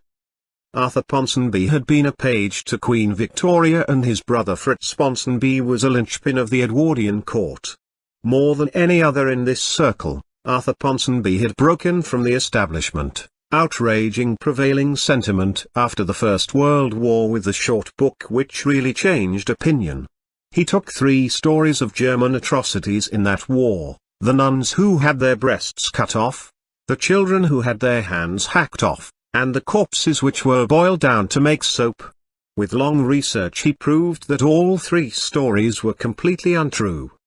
The pendulum then swung very far the other way, and nobody in the Labour Party ever believed again any German was anything but an angel, until the socialist leaders in that country, whom they resembled so closely, were swept from the political scene in the early 30s. Prominent among the Germanophiles was the honest and gifted E.D. Morel, who came from a middle-class family and spent his life exposing the injustices of the Versailles Treaty and prophesying the inevitability of an explosion. He was proved right, but by then the fears and prejudices of the Labour Party had stood his argument on its head, and reversed every principle for which the party had ever stood, in their drive toward a Second World War for the destruction of their political enemies. These aristocrats or landed proprietors of the Ponsonby-Trevelyan-Buxton type were a big disappointment to MacDonald, for they took the principles of the Labour Party seriously. He welcomed them all warmly as recruits to the right who he hoped would give stability as well as respectability to the party, but to his consternation they all at once joined the left and became the main motive power of progressive ideas and forward policies. They had not left their background, their interests and their friendships for the simple purpose of placing Messrs. MacDonald, Snowdon and Thomas comfortably and securely in the seats of office. They were determined to do something for the mass of the people whose conditions had moved them to a certain sacrifice, as well as for world peace, to which they were entirely dedicated. It was newcomers more typical of the middle class who proved reliable in support of the Labour Party hierarchy. Foremost among these was Dr. Dalton. The doctor was much emphasised in the party, for Labour loved a Don like the Tories loved a Lord. There are few things more valuable than a first-rate Don, for example Keynes. There are few things more disastrous than a third-rate Don, for example Dalton. Both coming from Cambridge, they shared the friendship of Rupert Brooke, who is on record as finding Dalton rather fatiguing. Later in life, Dalton's courting was transferred to the trade union MPS, on whose support alone he could rely for his party eminence. Never a man of the first rank in debate, where he was loud of voice but flat of foot, he was a nimble and assiduous worker in their lobbies. He patrolled them continuously, his large wall eyes rolling in search of the trade union quarry round whose shoulders the avuncular arm would be placed with the query, "How is the family?" It was almost as safe and effective as Disraeli's classic question as leader of the country squires. How is the old complaint ? Except in the very rare case of a trade union bachelor. He had to lobby hard and I had to speak hard to secure our trade union support, but he was also elected to the national executive. Like all third-rate Dons, he was determined not to unlearn what he had learned with such pains, and was consequently a model of orthodoxy. The middle layers of the great universities are as well conditioned as Pavlov's dogs. They are submerged in their information, while the first-rate Dons move buoyantly on top of it as they survey the world's fresh facts and create new thought. Unhappily, Few of this type have so far been attracted to parliamentary life.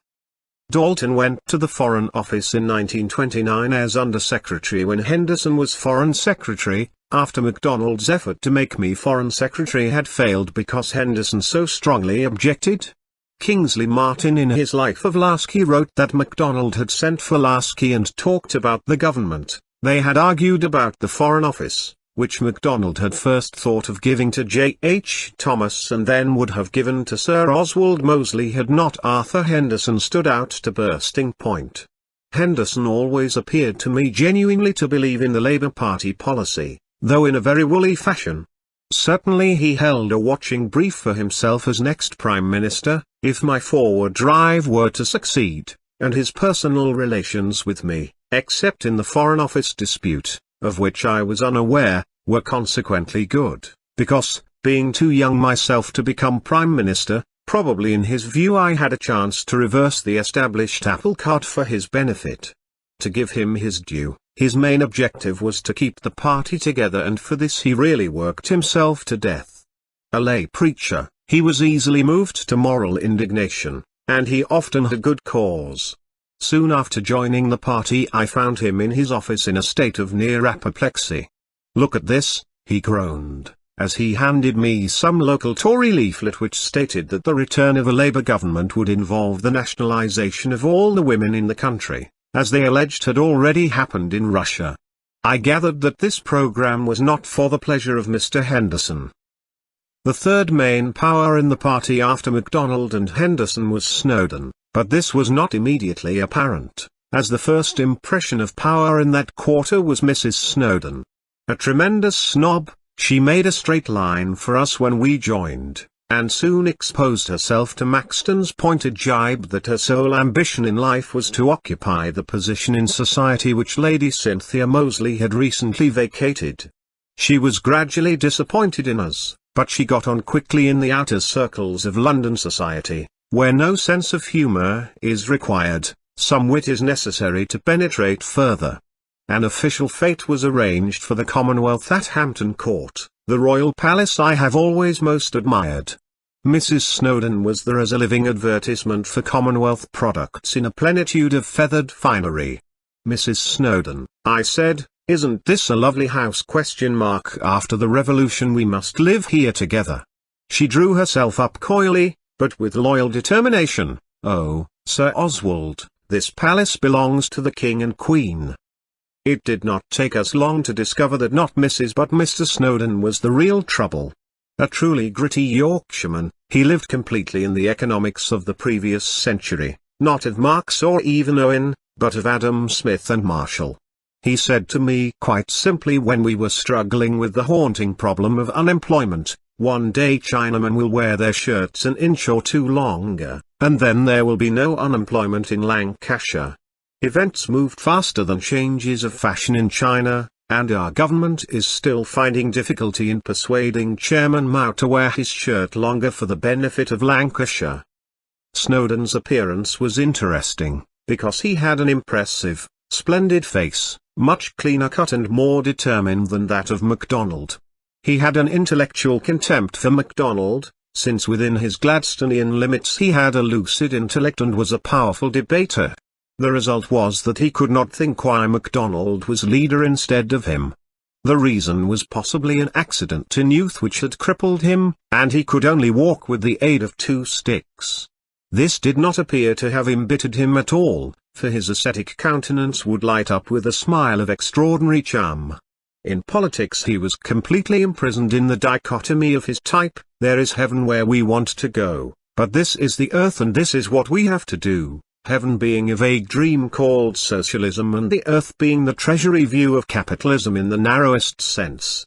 It remains a common phenomenon within the Labour Party, the complete division of mind and spirit between some ideal world and the practical thing which has to be done tomorrow. Yet by reason of the precision and clarity of his mind, Snowdon in practical affairs was always separated from MacDonald, who by then had become hopelessly woolly. As a result, the relations between them were always bad, and this used to worry MacDonald. In expansive mood after dinner one evening he suddenly said, All might have been well if I had just thrown my arms around Ethel years ago. This concept of the way to win a colleague on the distaff side was the only contact I ever observed between MacDonald and the classic world. Snowdon before my arrival had nothing more serious to knock over than the living wage policy of the ILP. He did not find this difficult because a minimum wage considerably in excess of prevailing wages in industries competing for world markets could easily be shown to cost us out of those markets, and to produce an instantaneous economic crash. The dilemma of attempting to move towards socialism in one small island entirely dependent on world markets was quickly exposed. My arrival confronted him with a completely new animal in the Labour Party, the pragmatic man. I was interested neither in the ILP's dreamy vision of a socialist world nor in 19th-century capitalism which was breaking down before our eyes. The Birmingham proposals, for all their complexities, said in effect, let us meet the unemployment problem, which is the crux of the whole matter, here and now. Nothing matters immediately except that. We can meet it by a series of measures, some of which are socialist while others are not, but which all mean the active, dynamic intervention of the state under government leadership.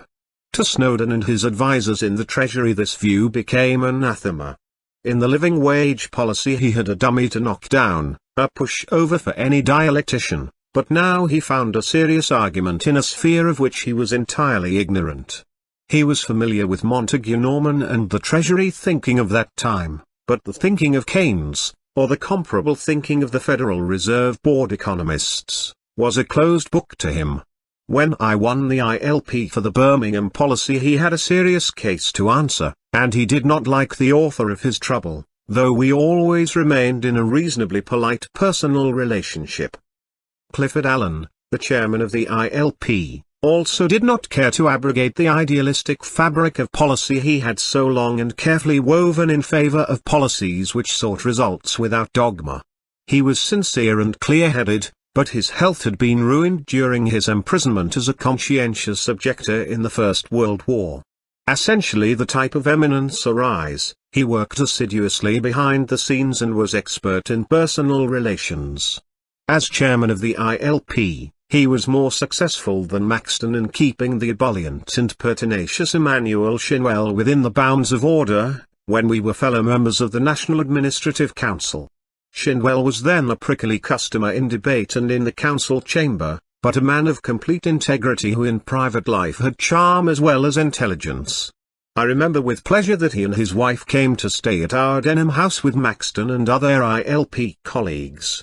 Clifford Allen was more priest than king in Plato's dichotomy of statecraft.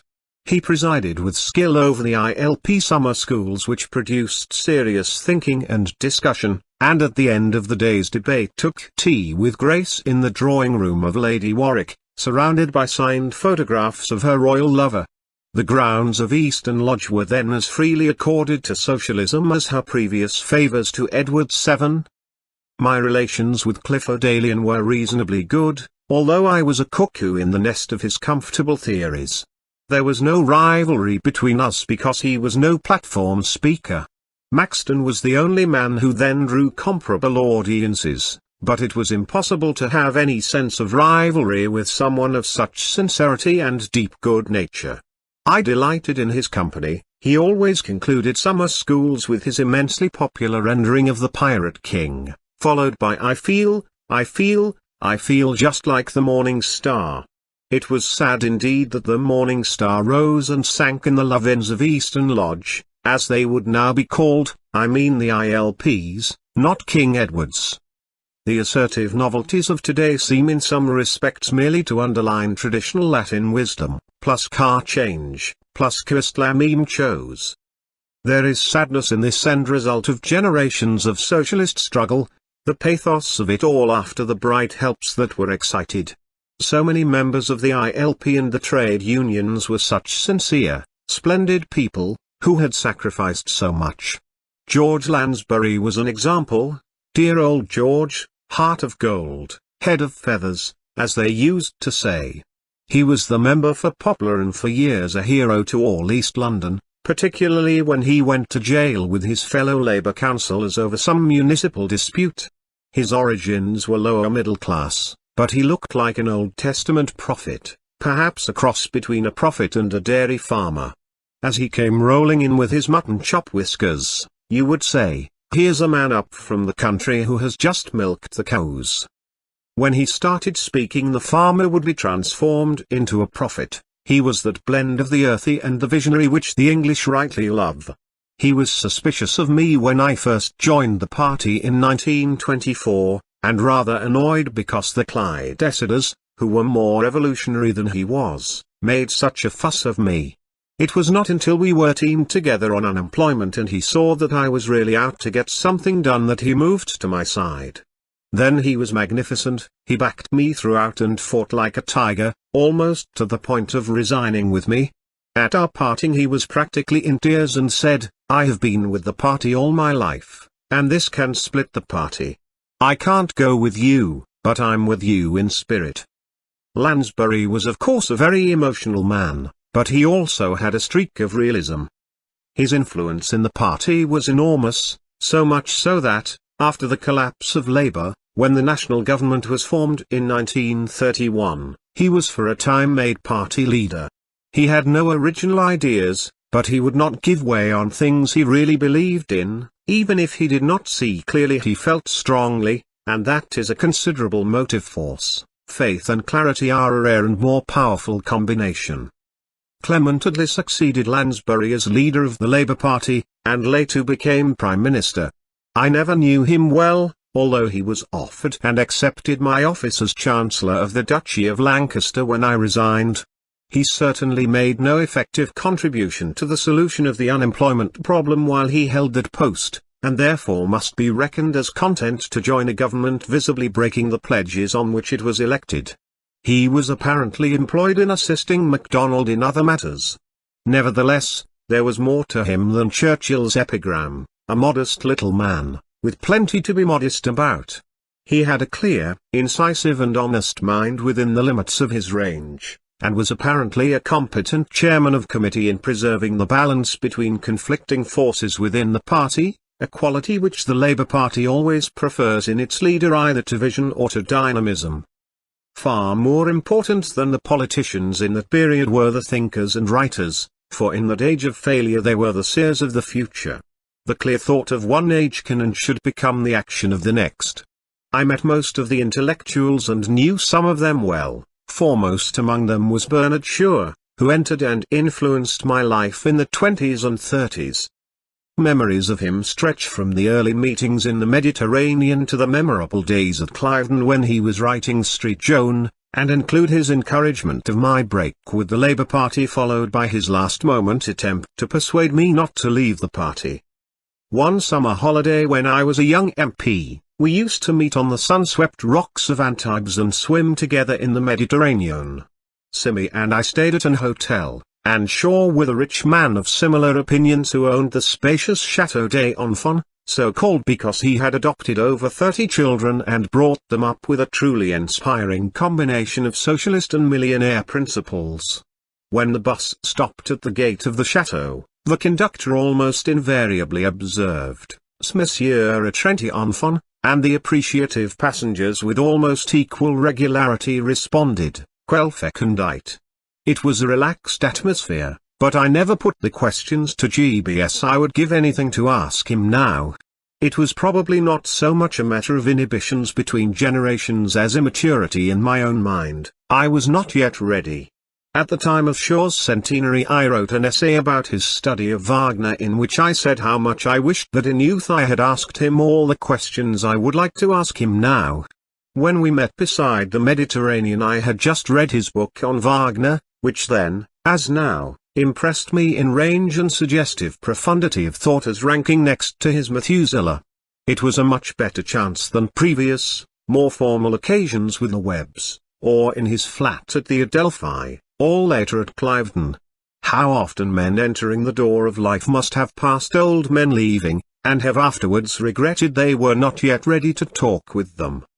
At Cliveden he read to us each evening what he had written during the day, and answered our admiration with the engaging deprecation that he was only acting as a reporter. He had been studying the trial of Street Joan and was simply recording what she had actually said. Shaw's strange relations with the Cliveden hostess, Lady Astor, can perhaps only be explained by a paradox, for she was rather like one of those impossible women in some of his plays who obviously never existed in real life.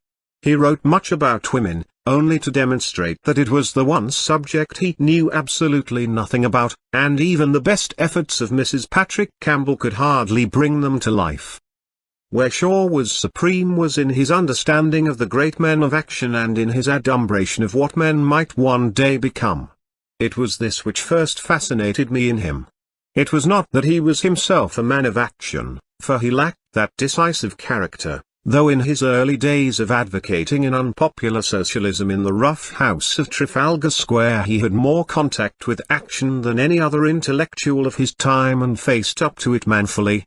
Yet he understood men of action, very different from himself because they were in some respects as cold and ruthless as he was kind, warm and human, by some extraordinary intuitive process, and was able to present them in moments of decision in an almost photographic likeness which can sometimes reveal more than all the tomes written about them. His mind was like the sensitive lens of a first-rate camera. Toward men engaged in great affairs he had three distinct attitudes: a complete contempt for contemporary politicians, of whom he had much experience, which emerges in his plays through the caricatures almost amounting to burlesque, a realization that a far higher type had already appeared on the human stage, far more capable of effective action but doomed to be surpassed because of the ruthlessness of their natures, which was possibly a contemporary necessity, and a concept of a future man combining the capacity for government with wisdom and compassion.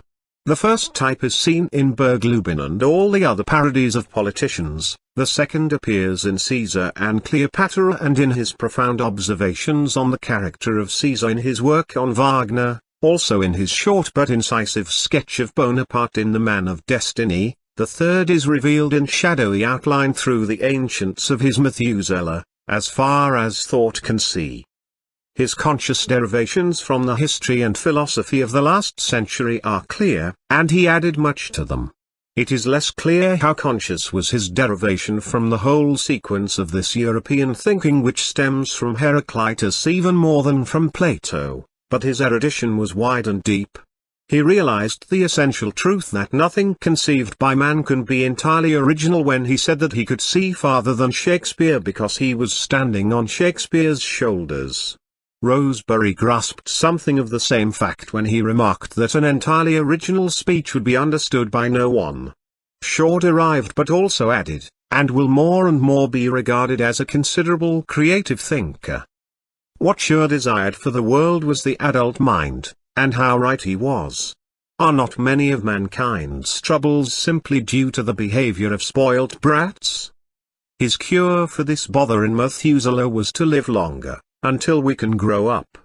As this is not yet attainable, we must rely on the slower processes of evolution, and meantime must make do with a study of the highest types which have yet existed with a view to finding or producing more of them.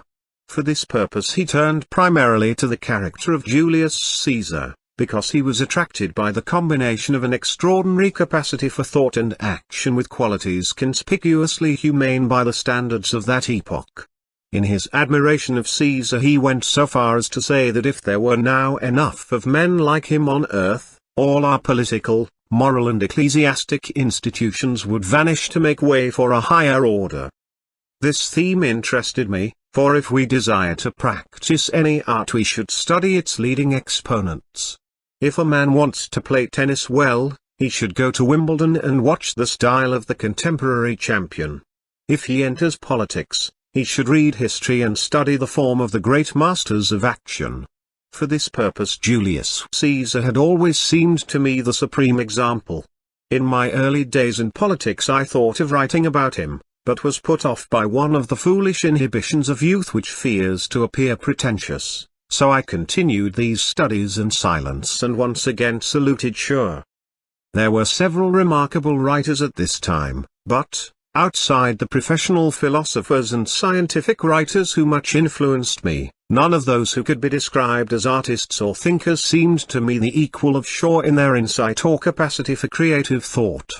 He was essentially a thinker, and most of the others were storytellers or translators, what the French call vulgarisators, those who translate into relatively simple language the abstruse thoughts of more distinguished thinkers.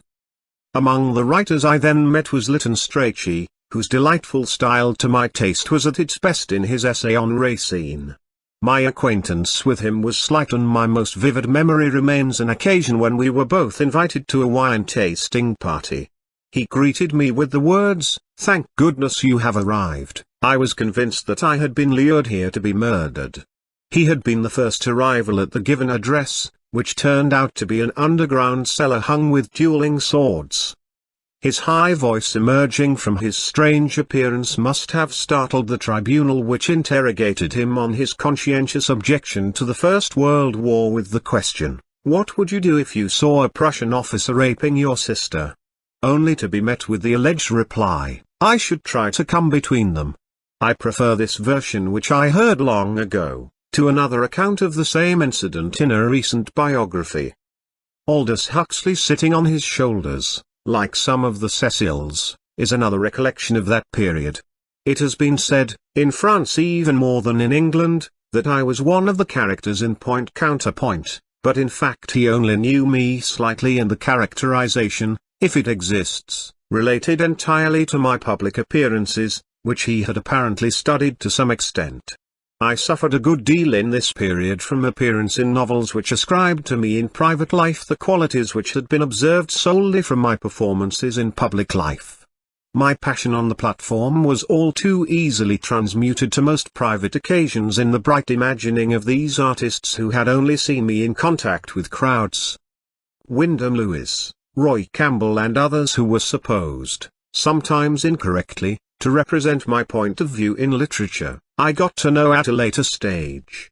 Wyndham Lewis used to come to see me in most conspiratorial fashion, at dead of night with his coat collar turned up.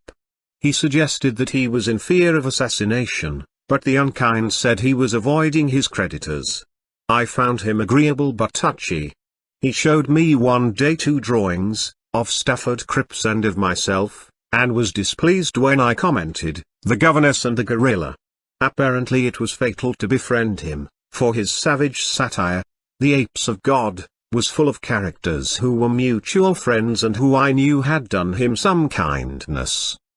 Roy Campbell was an altogether more robust character, full of He-Man postures, bronco-busting and similar exploits, a type which I usually rather suspect, but much in him was genuine. These gifted men will undoubtedly get the recognition they deserve when their opinions cease to be unpopular.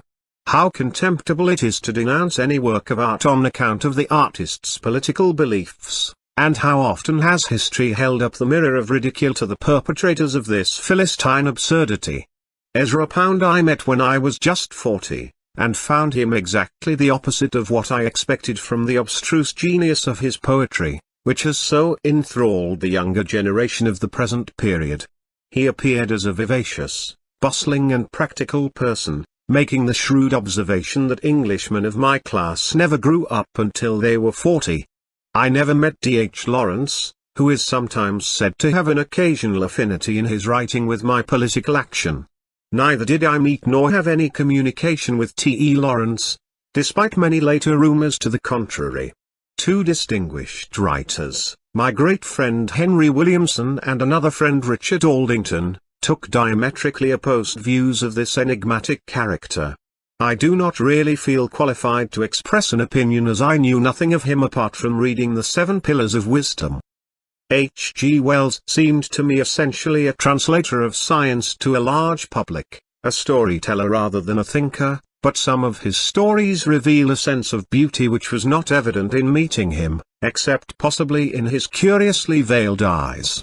We missed each other in discussion, as at our first meeting we joined in playing his childish but most enjoyable ball game in his house near Eastern Lodge, and on the second I was engaged in the equally youthful but necessary occupation of listening to marching songs for the new movement. Chance, or our obstinacy in our oddities, deprived us of any intellectual contact. I did not seek to go further with him because from my information on his previous interventions in politics he appeared as a colleague to be as full of complexes as a hedgehog of prickles. He detested other literary figures like Shaw, whom I admired, and anyone who physically was an entirely different type to himself. Some hefty lad in the local rug or 15 must have lifted one of his lady friends during his shop assistant days in one of the sexual encounters with which he was unduly preoccupied. Shaw, by contrast, combined the highest flights of intellect with a noble character. He was devoid of all small, mean qualities. If he had a fault, it was the really exaggerated modesty which underlay a public posture of the opposite extreme. He was afraid of being laughed at, and when there was any risk of this, always resolved to get the laugh in first. Great men of action, on the other hand, never mind on occasion being ridiculous. In a sense it is part of their job, and at times they all are. A prophet or an achiever must never mind an occasional absurdity. It is an occupational risk. Even Shaw's warmest admirers must admit that all those defense mechanisms of involved paradox sometimes amounted to sheer silliness, which he sought at all costs to avoid. The origin seems partly timidity and partly, despite his innate kindness and compassion, an underlying contempt for his audience. The man who worshipped the adult mind felt that he must play down to the children. It was both a weakness and an arrogance, for which one of the sources of his thought had already provided a possible justification. Still of the great despisers, for their souls are the arrows which are yearning for the further shore. The same tendency can be seen in Goethe, the concealment of truths for which the world is not ready to protect the prophet from the fury which is the consequence of premature revelation. The few, who something therefore really learned, unwisely frank, with hearts that spurned concealing, and to the mob laid bare each thought and feeling, have evermore been crucified and burned. This is certainly intellectual support for the modern school of statesmanship in several countries, which clearly believes that the real objectives should always be concealed from the people. I, on the contrary, still believe that to achieve great ends it is necessary to take the risk of clearly declaring high objectives and facing the storm until finally, with the aid of events, mind and will can persuade the people to attain them. Quite simply, I do not believe that in a great age government by small tricks will work for long, and always maintain that great things can only be done in a great way. Goethe, in the limitations and also in the dangers of his epoch, always stopped short before he said too much. For instance, in his poem Die Geheimnis, Shaw never stopped short, but when he saw trouble looming, adopted the defensive attitude of standing on his head and twinkling his toes. The maddening result of this peculiarity was to rob some of the finest passages of English literature. When a giggle was substituted for the last chord of a great orchestra, Shaw then lost his strength and betrayed his genius. I experienced in him this characteristic of always withdrawing before a conclusion when he urged me to break with the Labour Party and to start a new movement. He had even invented a name for it. He suggested we should call our people the activists. Yet just before the new party was launched, he suddenly insisted that I must remain in the Labour Party, on the grounds that I was bound to succeed MacDonald, who could not last long. Simi and I never knew exactly what made him so suddenly and belatedly changed his mind, but it always amused us later to imagine that he went round to see his old friends the Webbs in one of his most puckish moods to impart the chuckling information that he had planted a real squib under the Fabian chair, and had met with a stern rebuke from his grand old school mistress, who told him it was most improper behaviour after a lifetime spent in building the Labour Party, and that he must pick it up at once. Like many other great artists, he could portray action but he could not participate. 13. Office in MacDonald's 1929 administration. Opinions may vary about the policies for which I was responsible during the decade 1920 to 1930, but it would be difficult to deny that they were a serious attempt to meet the problems of the day. Many of us in that period dedicated ourselves to the cause of doing something for our country and its people at a time when human suffering and national danger alike demanded action. I had entered politics with simple objectives: to prevent any recurrence of the war which had inflicted such losses on my generation, and in place of that senseless destruction to build a fair way of life. I felt with ever-increasing force that modern science not only provided the means to give everyone at least a good house and a living wage, but, with competent political direction, steadily to increase the standard of life. After 11 years' experience of politics, I had complete confidence in my own capacity to solve any problem confronting the nation. That confidence has not diminished but has grown with the years. Labour at last had the great opportunity in the victory of 1929, because we could be sure enough of Liberal support at least to deal with the immediate unemployment problem. Here was the chance to do what we had promised after long years of effort. What then was the result of all these exertions, requiring some personal sacrifice in leading an arduous existence of incessant struggle in a storm of abuse instead of the good life we so much enjoyed and for which we had ample means? The answer presents a degree of frivolity and indeed of absurdity which it is difficult to credit. Before I became a minister, I used to say that Bernard Shaw's caricatures of the mind, character and behavior of politicians were hardly funny because they were too remote from reality. After a year in office, I felt inclined to say, Shaw's plays are an understatement. Pride of place in the riotous burlesque of politics provided by Ramsay MacDonald's second Labour government must be awarded to J. H. Thomas, but before discussing my relations with him against the general political and parliamentary background, I should describe the means at my disposal, and the men who assisted me in producing the creative ideas which will later be discussed. In 1929 I had the assistance of what was then and still remains the most brilliant executive team in the world, the staff of the British Treasury. Ramsay MacDonald formed his second Labour government after the election in May, and invited me to become Chancellor of the Duchy of Lancaster, a post which left me free as a minister virtually without portfolio to undertake a special task. I became one of 4 ministers charged with the unemployment problem, with a room in the Treasury and an official of that department as whole-time secretary. J. H. Thomas was the minister primarily responsible, and he also had a room in the same building.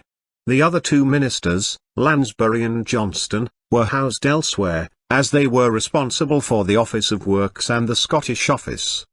It must be clear to anyone who is good enough to study it in detail that my short-term policy of meeting the unemployment problem of 1,929,30 could only have been produced with the aid of the civil service. The long-term policy proposed at the same time is in another category, but again the knowledge and assistance of the civil service made an immense contribution.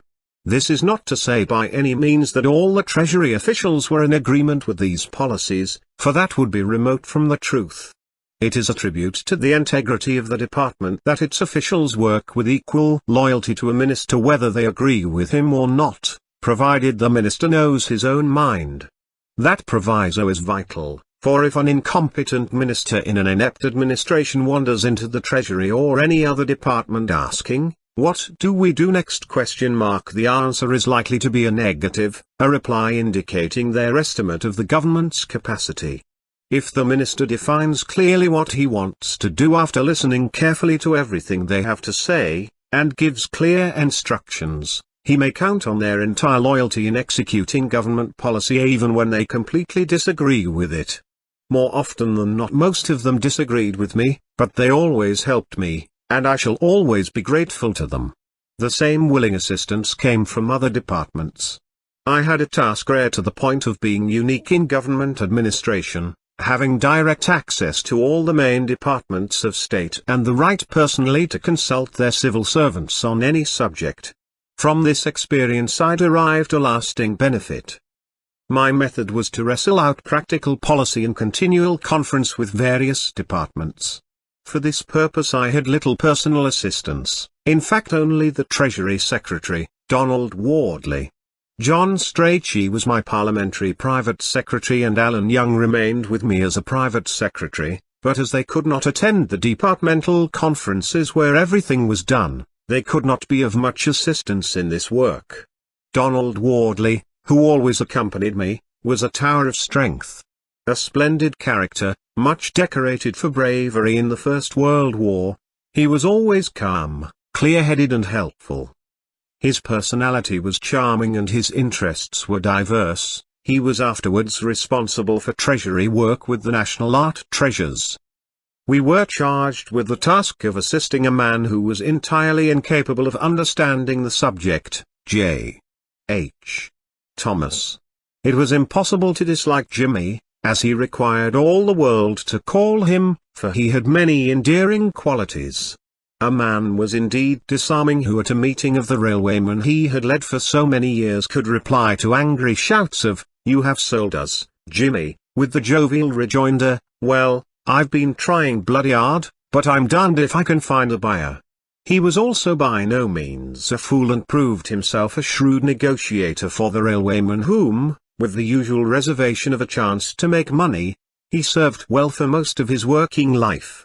Oliver Stanley once remarked to me from his vantage point in the city that Jimmy was finding it more difficult to move in and out of the market in the 1929-30 period than previously, when he was selling a bear on railway stock before a strike he called or threatened himself. He would no doubt have claimed among his cronies that this was a little perquisitive office which his abilities and services justified. However, in the 1929 government the truth was soon obvious. Thomas found himself in a sea of new problems completely out of his depth. It was one thing to maneuver skillfully with all his natural cunning in railway negotiations on a set of facts and figures which a lifetime of slowly acquired experience had enabled him to master. It was another to deal rapidly with novel problems and multitudinous difficulties covering the whole area of state and industry in a pressing and menacing situation. An able Casey would probably have grasped in a weekend the basic facts and figures which were Thomas's armory in railway negotiations, and he was certainly familiar with them after that progress through life which he once celebrated in the striking phrase, "To think that I was once a carriage counsellor and am now a privy cleaner."